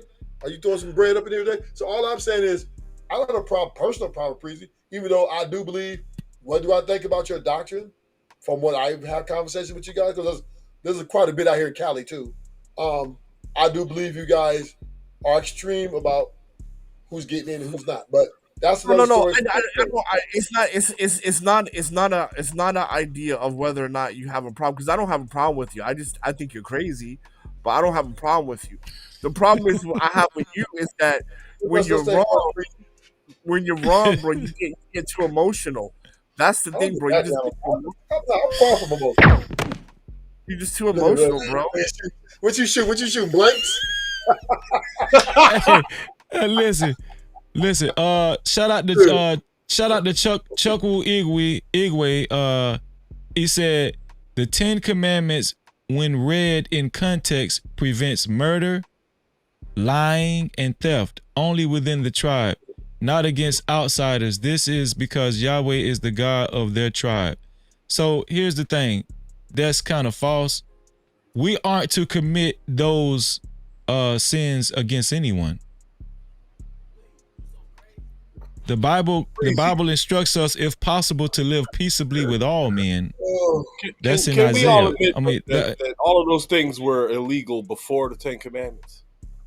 no. All of those things were wrong before that. No, the first listen, the most ancient language today, and it still hasn't been proven not to be, is Hebrew language. Aramaic Hebrew language. So one can argue that the first those first sentiments and commandments and statutes and stuff came from ancient Hebrew texts. Before that, those kingdoms that existed. No, I'm finna tell you why you're wrong. I'm about to tell you why you're wrong. At one point in time, especially European Caucasian civilization, it wasn't uncivilized. They were uncivilized. Mm-hmm. This is what they're not going to tell you. They was, well, they still doing it to this day. They was fucking each other, the family members, the daughters. They was eating each other's shit, all kind of shit going on. They weren't taking no baths. I don't believe none of that shit, but okay. They weren't taking no. You don't believe none of that. They weren't taking no baths or nothing. You don't. So you don't. Do you? Nobody, have you ever? So watch this. Nobody. Wait, have you ever heard? Have you ever heard of the Black Plague? Yes, it's a story. It's a story. Yes, no one was there.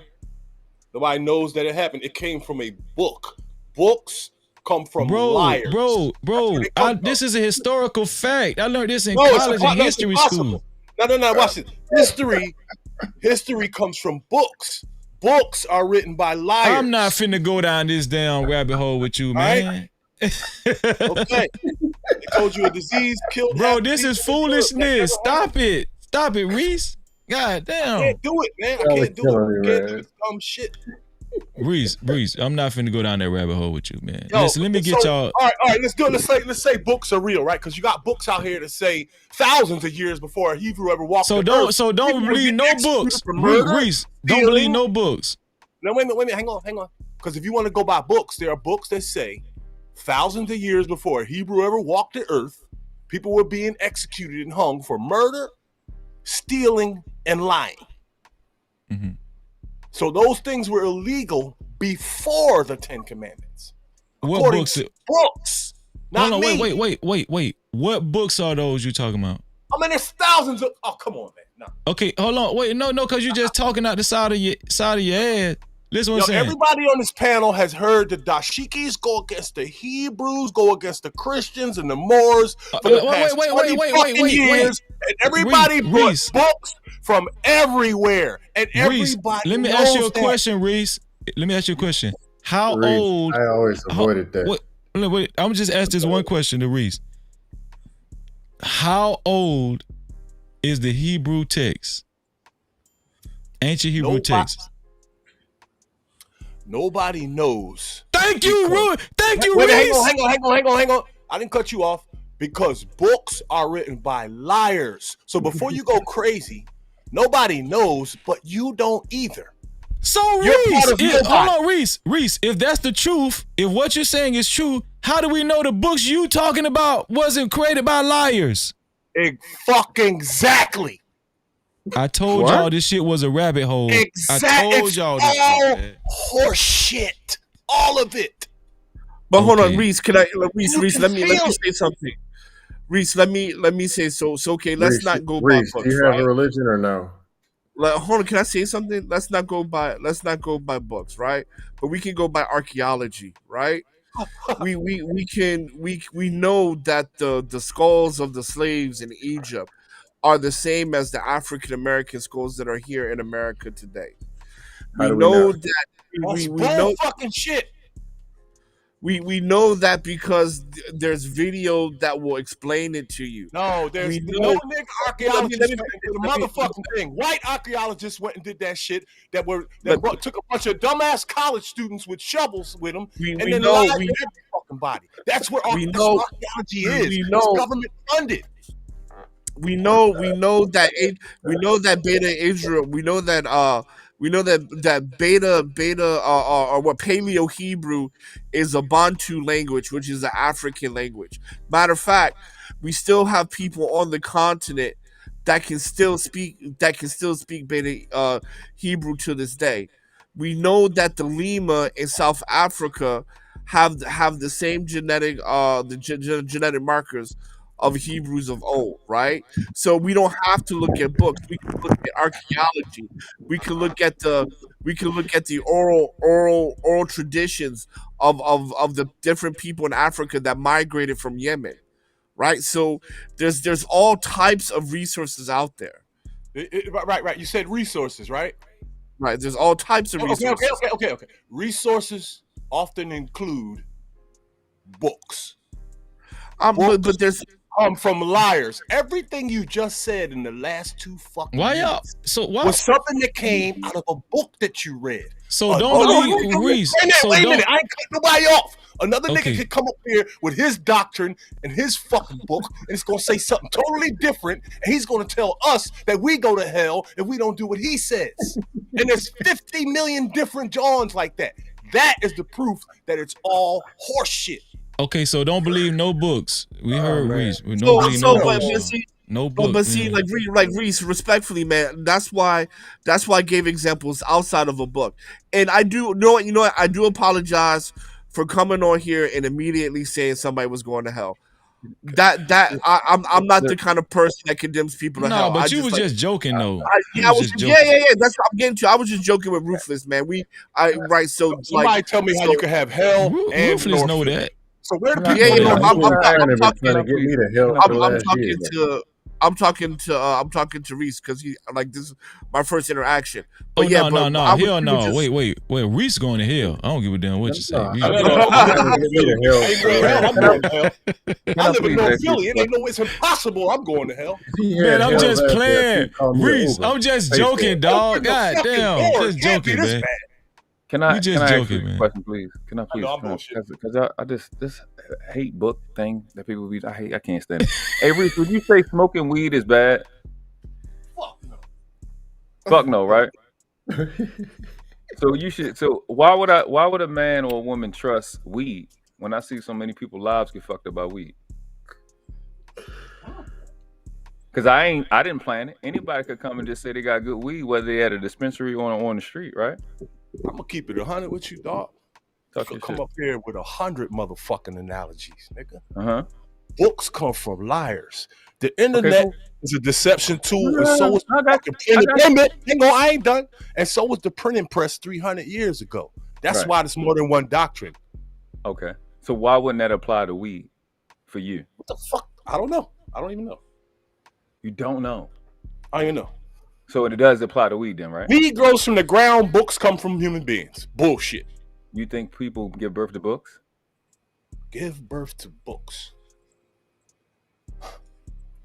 They come from the same place that your weed come from, right? You trust weed because you know how to grow it, right? I could watch the life cycle and witness it, dog. A book comes from a man-made machine, and what goes into it comes from concepts from the man with the it's right in the motherfucker. It don't none of that shit. You can't make none of that shit true. What none of y'all there for none of that shit. History is fucking horse shit. You want to pick up a book? Pick up math, science, gardening, health, something that matters in life, not fucking God or history. Cool. If you when you do that, right? Not history. When you pick up a math book, history tells us that niggas clothes and fucking horses built the White House. No power tools, no trucks to get the rocks. Reese, let world class finish his point. Let him get it out. Yeah. No, okay. He's saying that history. Hold on. Whoever's talking, hold on. Go ahead. Reese is telling you that history taught you that. When was history born? Does it have a face and ears and eyes? Did it work at a school? The 70s. Because that's like me saying weed taught me that weed is bad. Your problem is with people. See your same skills that you have of growing weed, I got.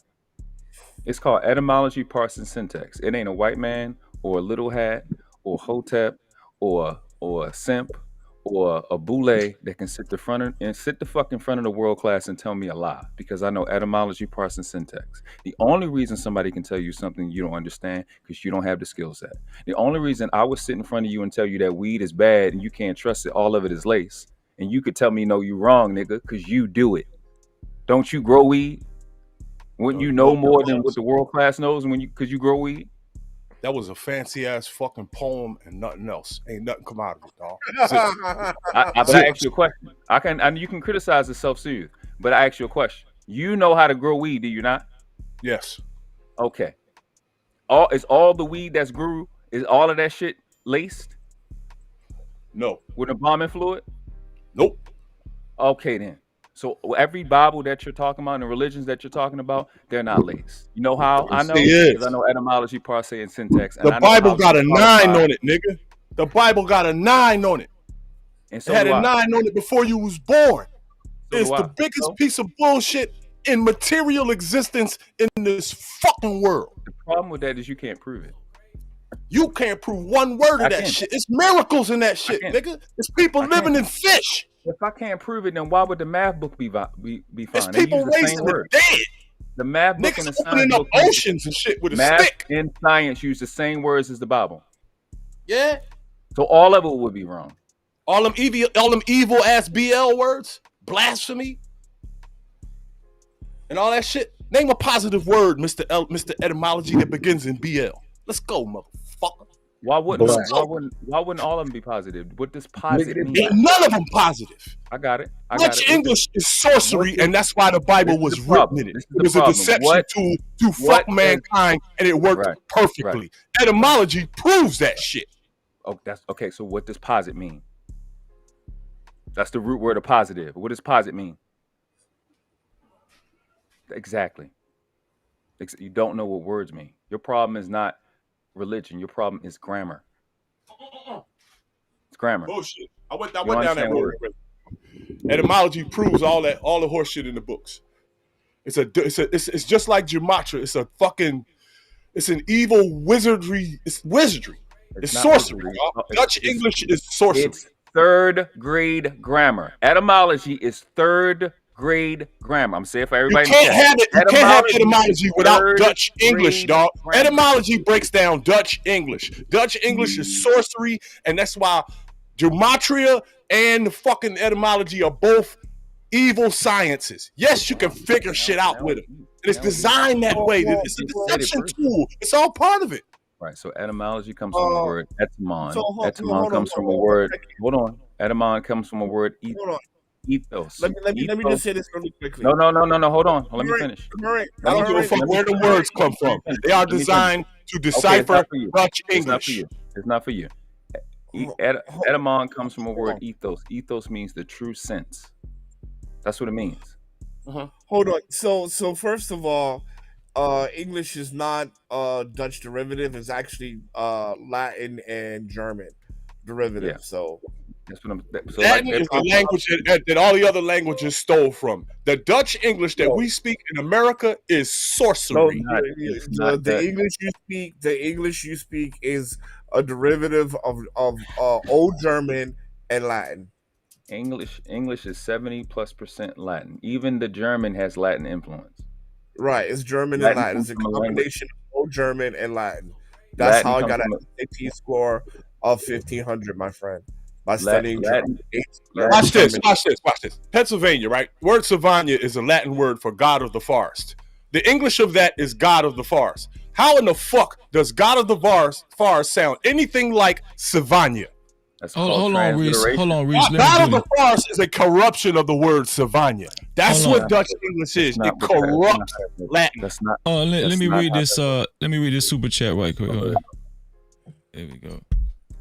Super chat. Shout out to Carl Anderson for his $5 super cap. He said, "We pretend to fully commit to the establishment of positive neighborhoods and cannot even contribute $1 or $5 to channels that discuss important issues." Damn. Man, shout out Let's to start you. This $5 Cash App party right now. You finna start the $5 Cash App party? Man, shout out to Reese, man. Shout out to Carl Anderson. Cap-tivity. Can we get five super chats and 5 cash caps in 15 minutes? I got to charge my phone up. Give me a minute. Let's do it, man. Let's do it. Let's support this positive content. Go ahead. Oh, the whole World fucking Class. panel, nickel up. That's 20. That's 20 right there. Yeah. Go ahead, World Class. Yeah. So Latin comes from a language called Italic. Italic comes from Latin called Coptic. Coptic is what they wrote and spoke in Egypt. Medu Natar, which is what they call the hieroglyphics, was for a priest and adepts. And the regular common man didn't speak in that. So they don't have nothing to do with white people. To make that white clear. people. You know what? Out of everybody I've met in this space, I will say that you are probably the best person out of all of them at remembering what you read, and I admire that shit. Appreciate it. That's all I can say, yo, for real. People that gather information, like whether I agree with the shit or not, if you can remember what you read, right? That's how they gauge intelligence in America, right? Not me, but you know, intelligence is gauged on what you can remember. That's how you pass the test. That's how you get into the top of your class. I admire that shit, man. I'm still gonna stand on the fact. I think we've been deceived, dog, and I think the books were used for it. I really, because it's too much shit that just doesn't add up. Too much miracles and craziness in history. It all sounds like Chat GPT. It don't make no fucking sense at all. None of it. Is it that it doesn't make sense, or you don't know how to make sense? You just said, I'm a pragmatic thinker, dog. My 5 senses matter to me, right? You just said that they use books to deceive us. They also use air. They also use air. They also use water. They also use shelter. You gonna throw the rest of that shit out too? I'm not throwing that. I'm not throwing none of that out. So it doesn't make you're picking and choosing because that's not a strength for you, and that's what that is. I've had hundreds of debates with. Okay, go ahead. My bad. I see you super chat. I was gonna say, super chat. Shout out to the LA Project. She kicked it off with a $5 super cap. You know what? I'm gonna add I'm gonna add on Carl's super cap too. So that makes 2 so far. We need 8 more contributions to meet the goal in 15 minutes. Let's do a record, man. Shout out. Who's gonna be the next to send a cash cap or a super cap?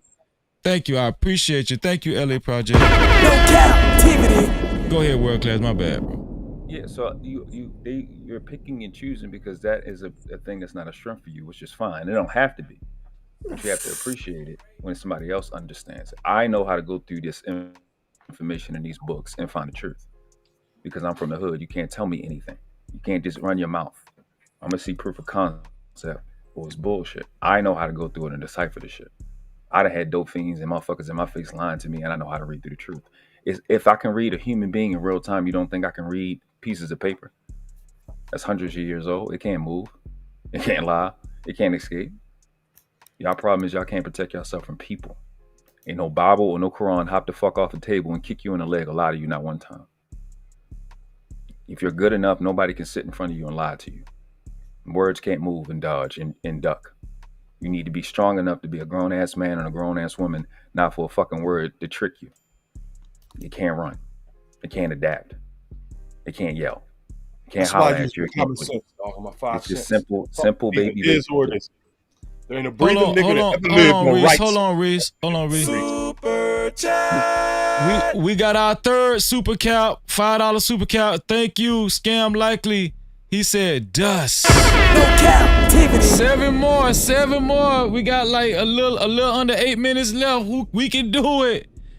7 more super caps. Who gonna send them in? $5 or more. It could be $10, $20, however you want to do. The sponsor of tonight's show is Joseph A. Gomez. So anybody want to beat out the sponsor, you can do that too. Go ahead, Reese. My cash app is saying they ain't finding a match. Your cash app saying what? Do it all over again. I finna say that's false because you reading that. You reading that. Yeah.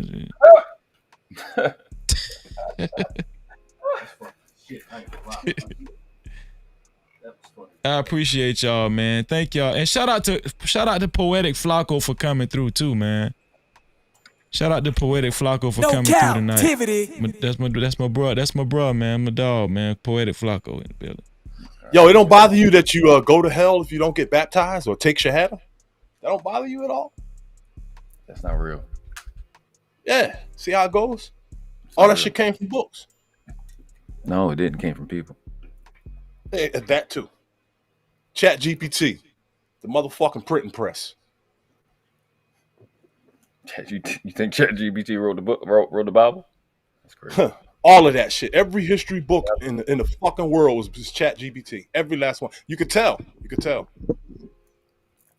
Listen, before, and we're being mocked too. It's actually mocking us too. That's what's funny about it.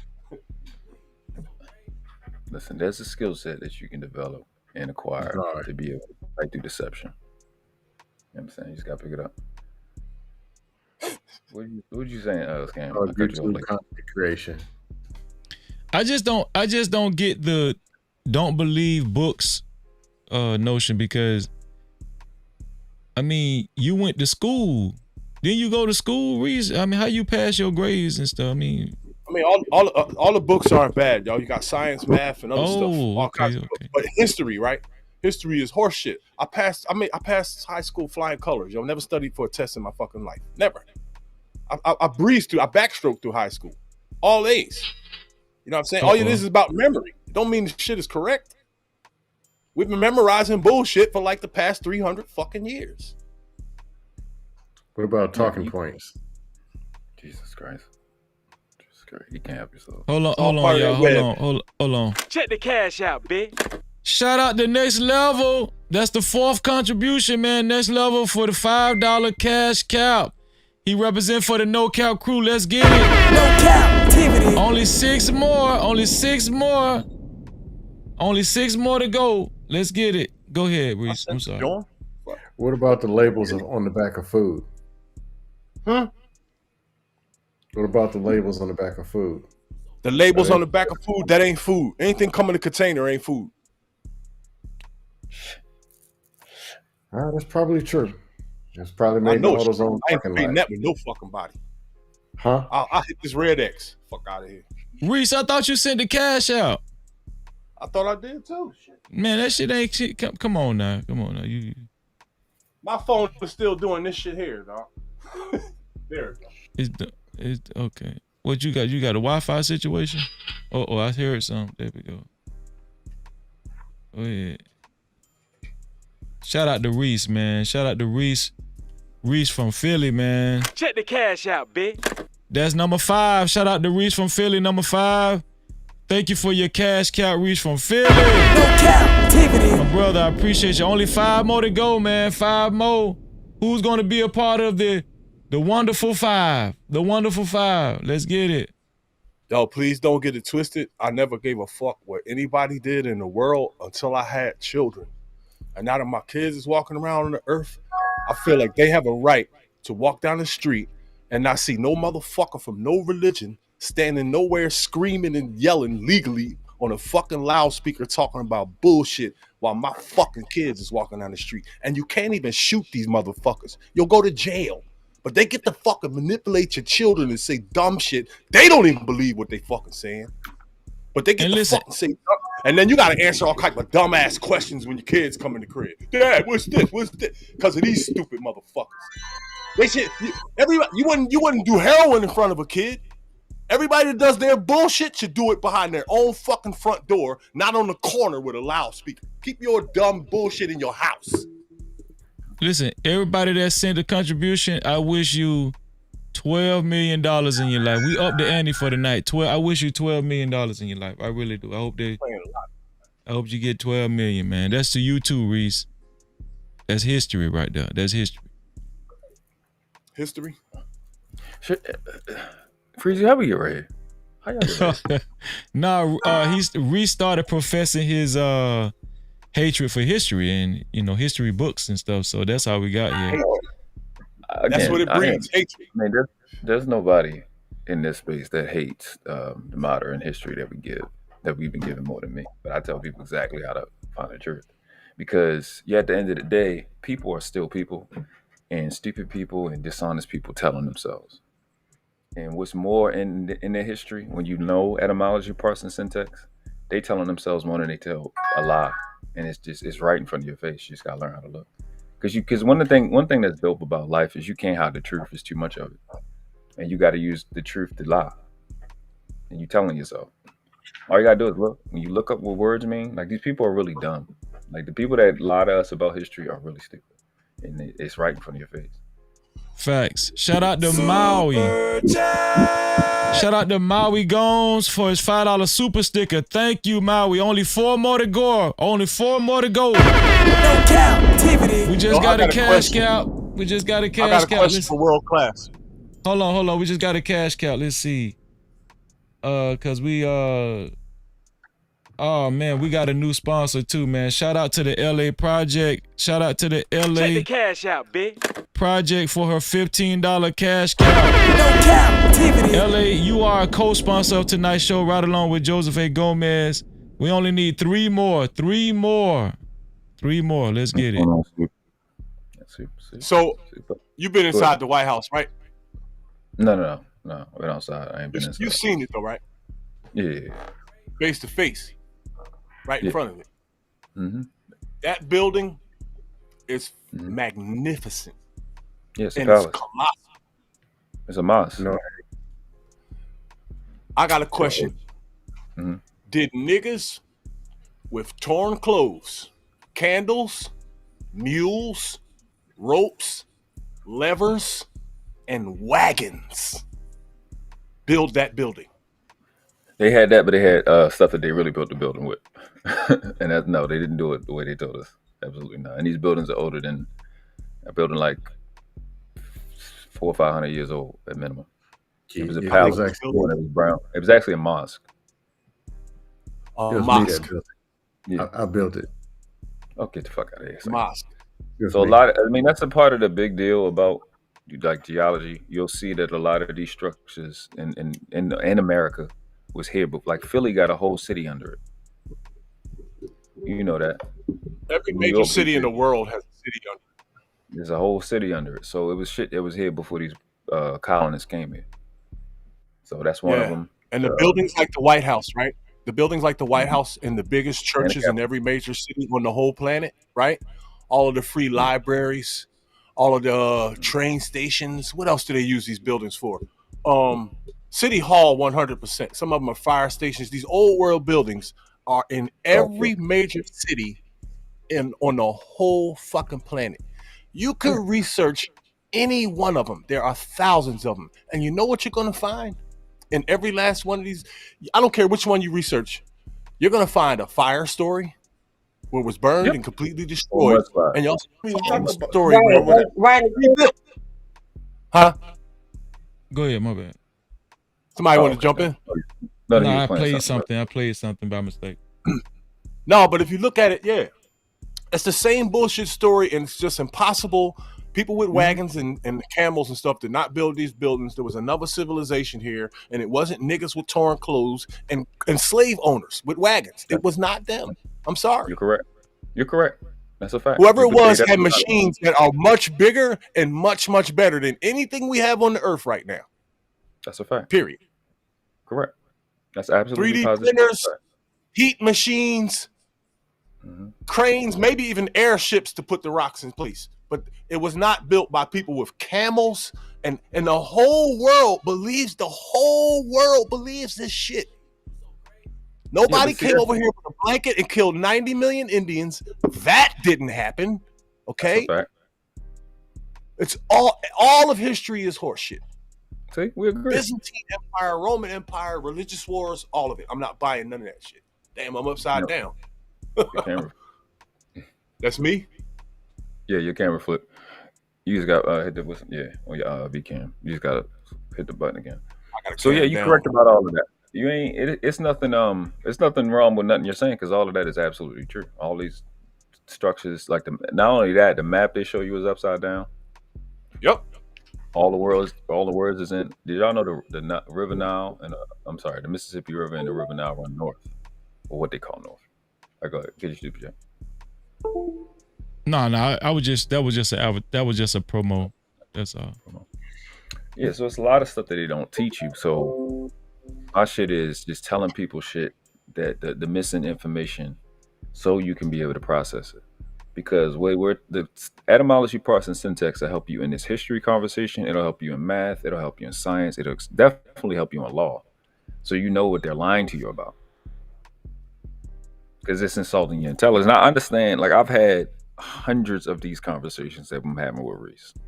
Hundreds. I've had so many conversations with them about the same stuff, because you know you've been lied to, and it's not like niggas playing in your face. But when you got that, when you have the tool set, nobody can lie to you. So the history they tell you is 100% fake, because they'll never want to start at 1492 and back, because that uncovers everything. My question is this: Why does mankind, right? They don't trust it, but they take bits of pieces of it and will kill for it. I don't understand that shit. It's either all horseshit or it's not, and it's all horseshit. ALL, brother, all of it. But that is just as idealistic and extreme as the thing you're fighting against, because you don't know that. You don't know that it's all BS. You have to take your time. You got to be willing to take your time and go through the information and find out what's real and what's not. You can't be that lazy, because that's honestly the lazy way to look at it. It's easy to just throw it all away because you don't like it. That's why I be arguing with flat Earth. Go ahead. I'm gonna let you finish. Well, I be arguing with the flat Earth because they say NASA lied, so that means the Earth is flat. But that doesn't prove anything just because they lied. Go ahead. You don't need NASA or lie. No, hold on, Reese. Hold on, Reese, because I'm in the end. I'm gonna get y'all final thoughts. I'm gonna start with Scam. Go ahead, Scam. Yeah, it's a deeper conversation. And actually, I traveled the world. And when I went over to Ethiopia, it was a pyramid there. And it's about 400 meters underground. You take an elevator, and only certain people can go through this group. And when you get there, they got 3 translators. And you'll find the first talking points of all time.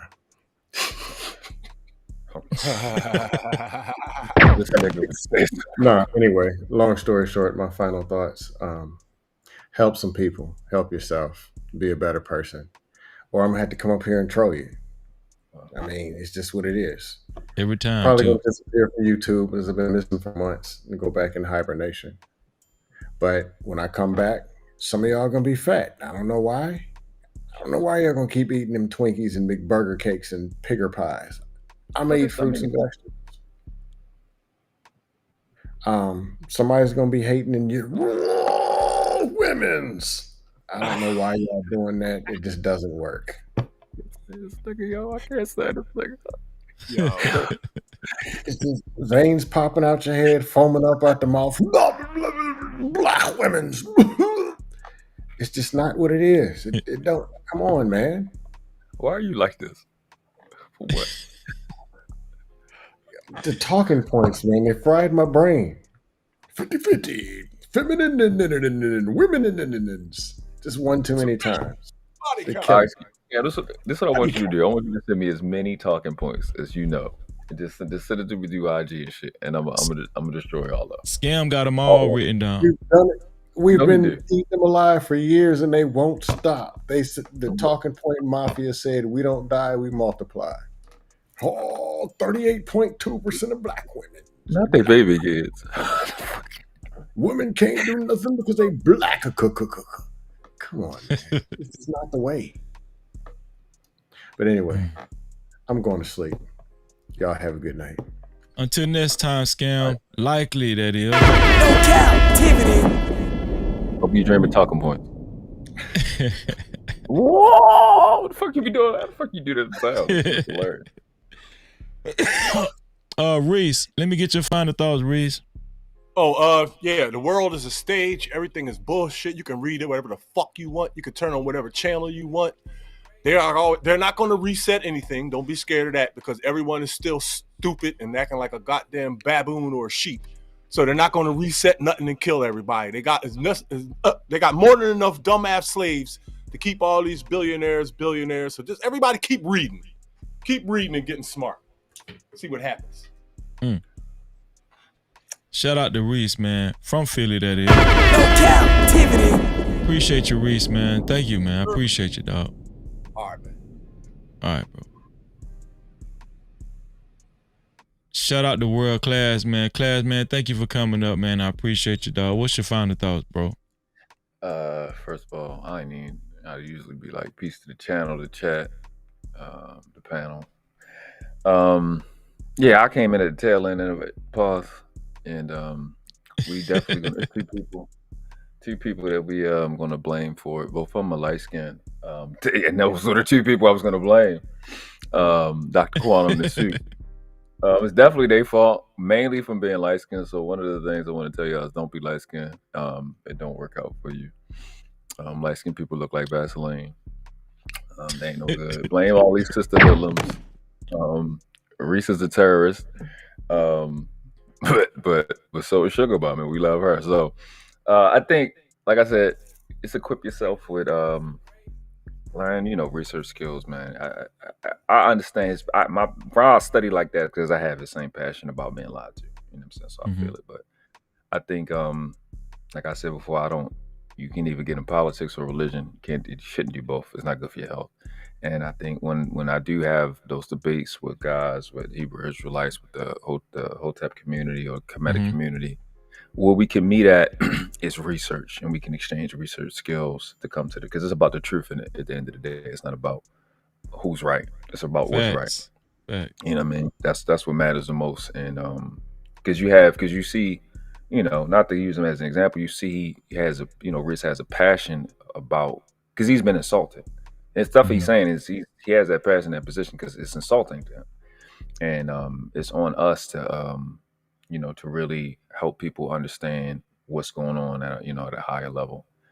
That just lets you know that we're not delivering, and we got work to do because it's bigger shit here. I'm changing my direction. I'm doing my channels. I'm taking my time because I definitely want to weaponize people in terms of giving them the right information, and part of that is not just giving information it's not just giving the things that's dope. It's like giving information in a way that where you can use it and it's applicable.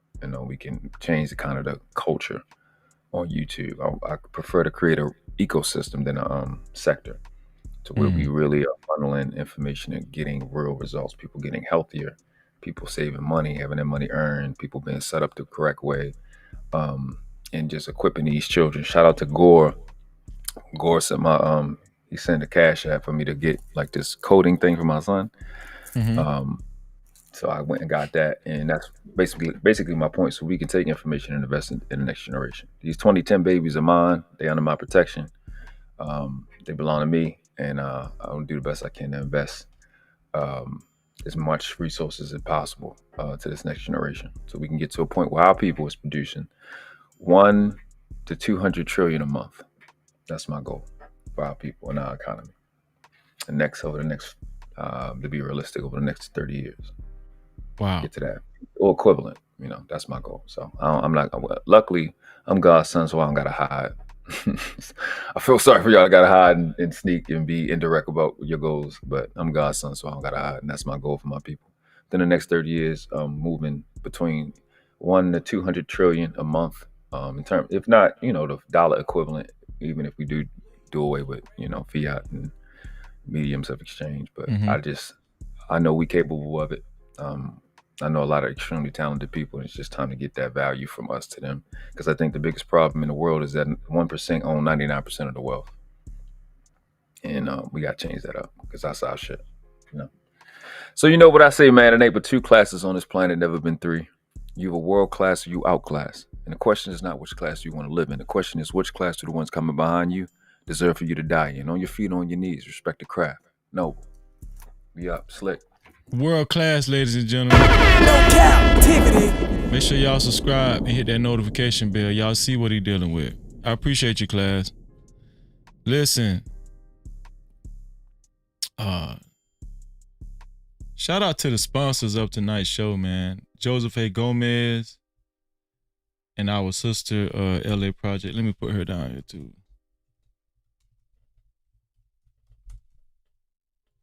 There we go. There we go.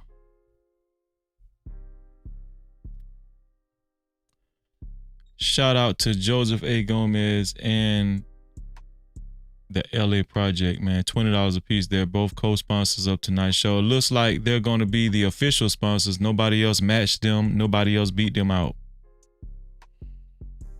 Nobody else matched Joseph A. Gomez and LA Project with the $20 a piece, and nobody beat them out. I don't think at this point nobody can. I appreciate y'all. It's time for the benediction, y'all. It's time for the benediction. Let's see.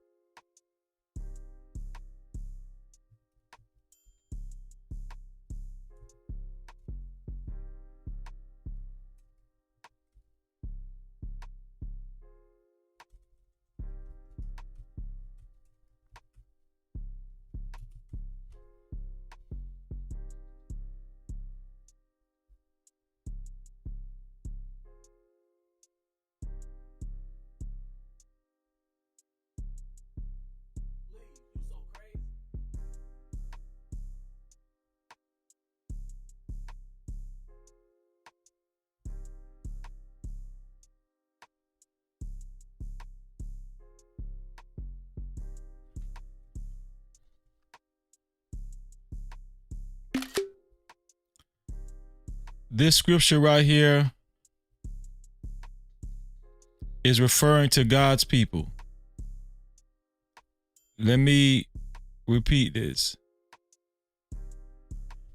This scripture right here is referring to God's people, coming from Jeremiah 51st chapter, the 20th verse. And it reads, "You are my hammer and weapon of war." It's talking about God is talking about his children, his people. "You are my hammer and weapon of war. With you, I break nations in pieces. With you, I destroy kingdoms." Come on. No Cap-tivity. You are my hammer and weapon of war. With you I break nations in pieces. And with you I destroy kingdoms. Come on, man. No captivity. All praises, man. Real talk. If that don't motivate y'all, I don't know what will. Understand who you are. That's what this is all about. That's what this is all about. Understanding who you are. If you don't know who you are, you ain't gonna believe that verse. You're not gonna believe that you're that powerful.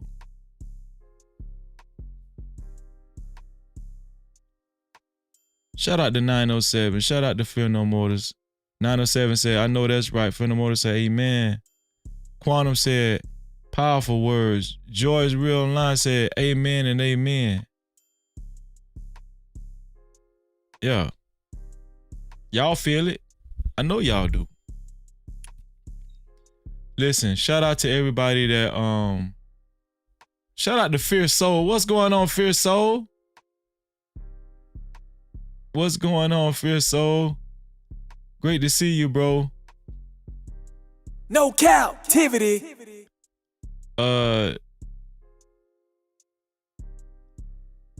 Thank you, Liberator. Liberator said, peace, love, light, and protection to all y'all, man. Good show, bro. Appreciate you, Liberated. Thank you, bro. Carl said, amen. Amen. Most definitely.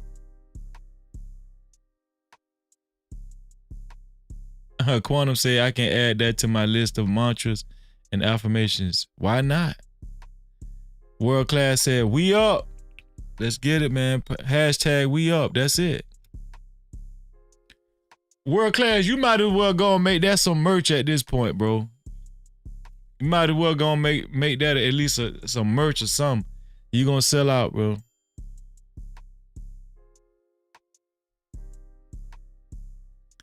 Fierce Soul said, good morning, bro. I really enjoy the late night joints. Keep teaching, bro. Man, most definitely, bro. Maui said, God ain't an AK-47. He's not an AK-47. No, he way more powerful than that, Maui. God way more powerful than that.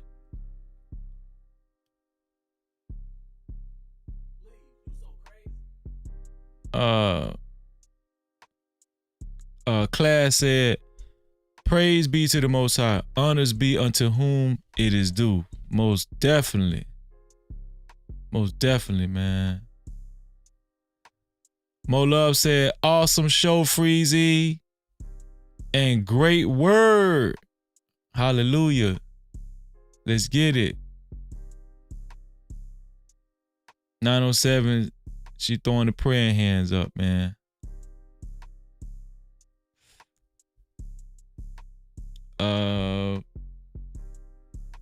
Roy says, salute, Freezy. You facilitate great bills. Thank you, bro. I need to hear that, bro. Thank you. Thank you, man. Fear No More said, yes, Freezy, way more powerful. You better believe it. You better believe it. Listen. Shout out to everybody that gave on the Cash App side. Thank y'all, man. Shout out to Next Level for his $5. Shout out to Black Hawk for his $5. Shout out to Next Level again for his $5.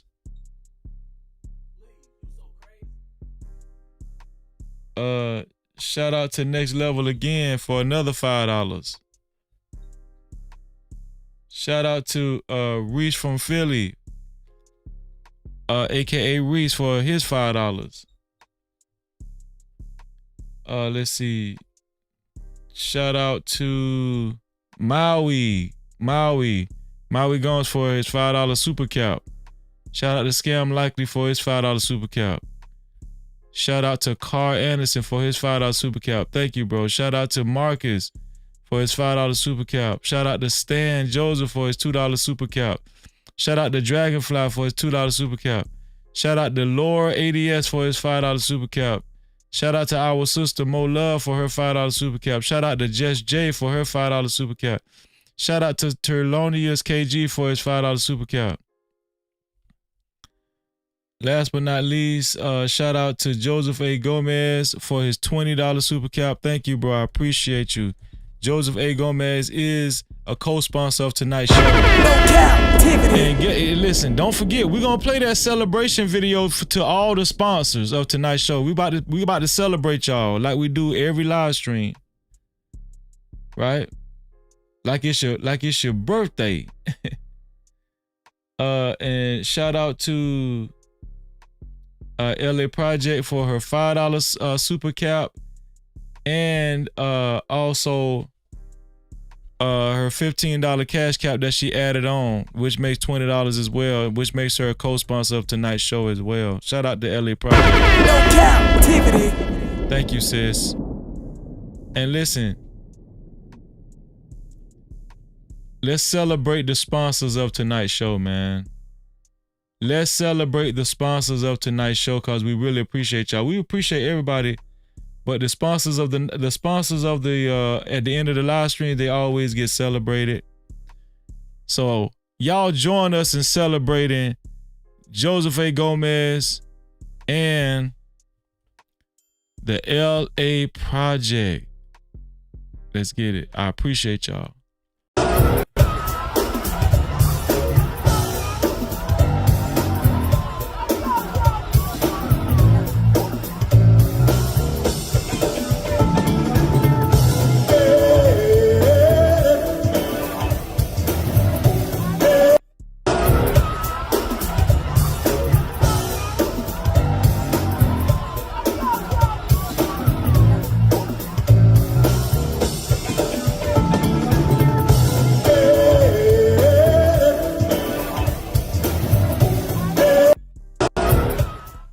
Shout out to y'all, man. I appreciate y'all. Thank y'all, man. No Cap-tivity.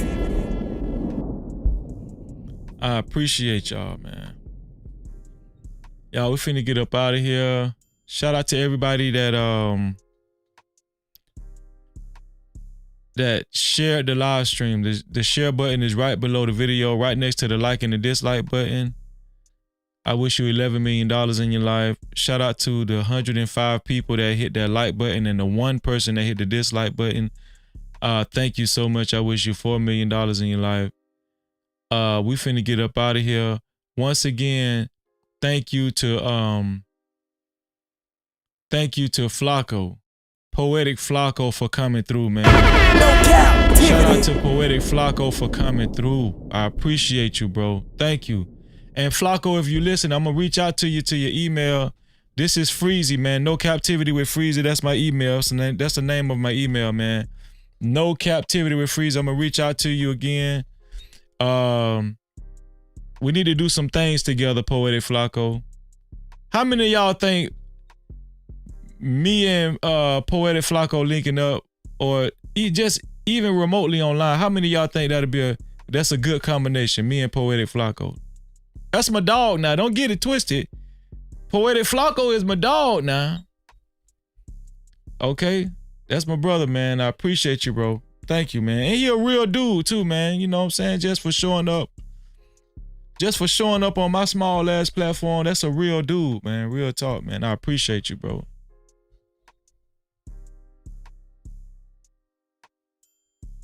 What shout out to Freezer, my YouTube cousin. What's going on, Freezer? Oh, you think it'll be a good idea? Fear No Mortals? I think so too. Liberator say Freezer be tripping me out with his damn handkerchief. What handkerchief? Oh, you talking about when I be cleaning the lens? Yeah, cause it's something with this lens. It just won't stay focused. It's a good lens, but it just won't stay focused. 907 said, yeah, Flacco, yeah, that's a good idea. Yeah. But you know, he be coming through though. This is like his second time coming through. And he gave me a drop too, which I'm about to play, man. You know, so you know, we rock with each other, man. Shout out to Poetic Flacco once again for coming through. No Cap-tivity. Listen. listen, y'all know we'll be back later on this evening for StreamYard Saturdays. Y'all know StreamYard. StreamYard Saturdays be lit.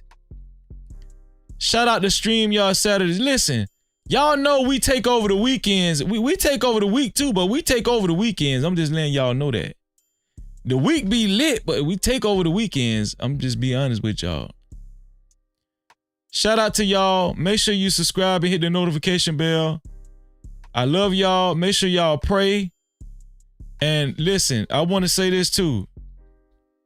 Make sure y'all catch me and my sister. Where is it at? Make sure y'all catch me and my sister, Fear No Mortals. Fear No Mortals this Monday. Me and Fear No Mortals this Monday. I'm going to be a special guest on her channel this Monday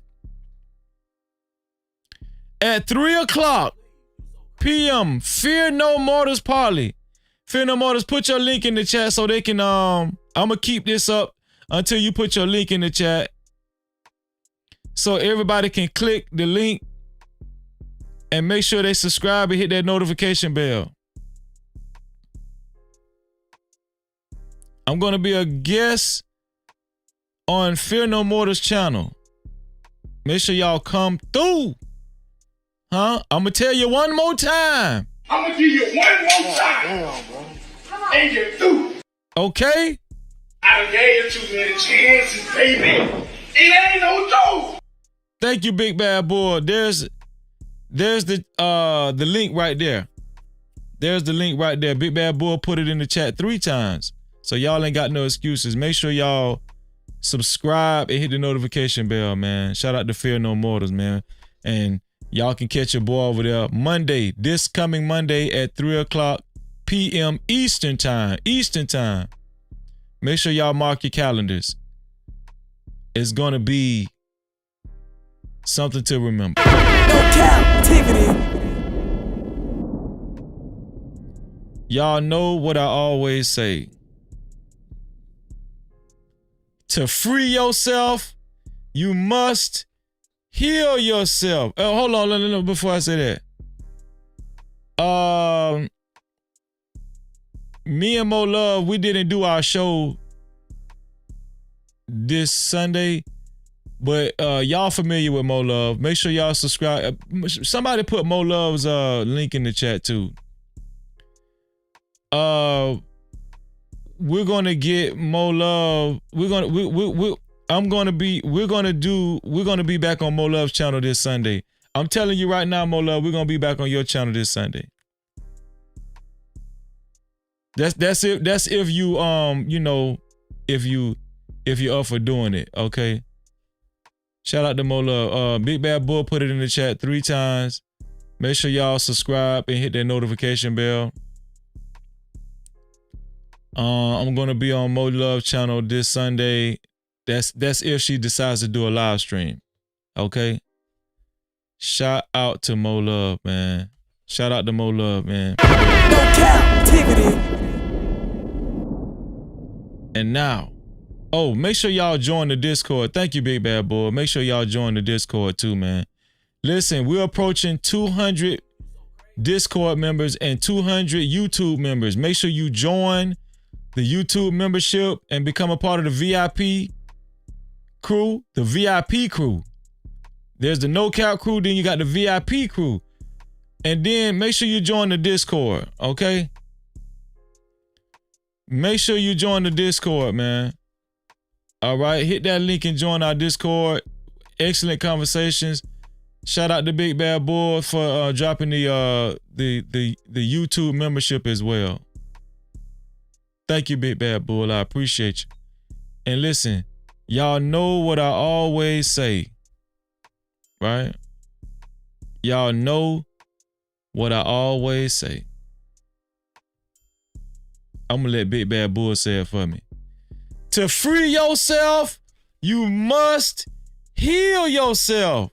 And until the next time, we out of here. Listen, I love y'all, man. Let's get it. Hey, bro, I appreciate you, man. Listen, man, go sub to my boy, man. Listen, man, Go sub to my boy, No Captivity, man. He's a good dude, man. Hey, bro, I appreciate you, man. Listen, man. Go sub to my boy, man. Listen, man. Go sub to my boy, No Captivity, man. He's a good dude, man. Hey, bro, I appreciate you, man. Listen, man. Go sub to my boy, man. Listen, man. Go sub to my boy, No Captivity, man.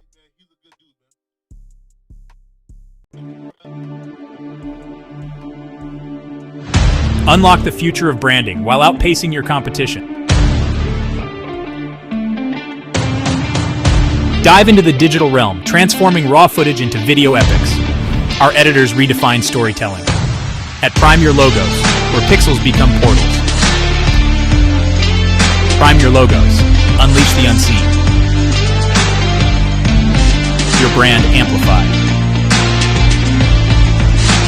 Visit us at Prime Your Logos on Instagram. Or call 704-792-6345.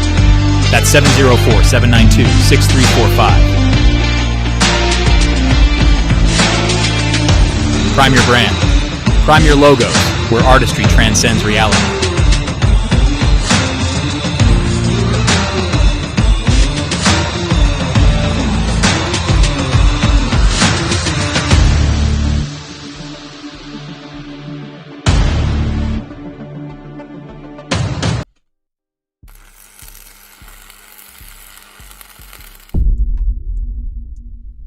No Cap-tivity.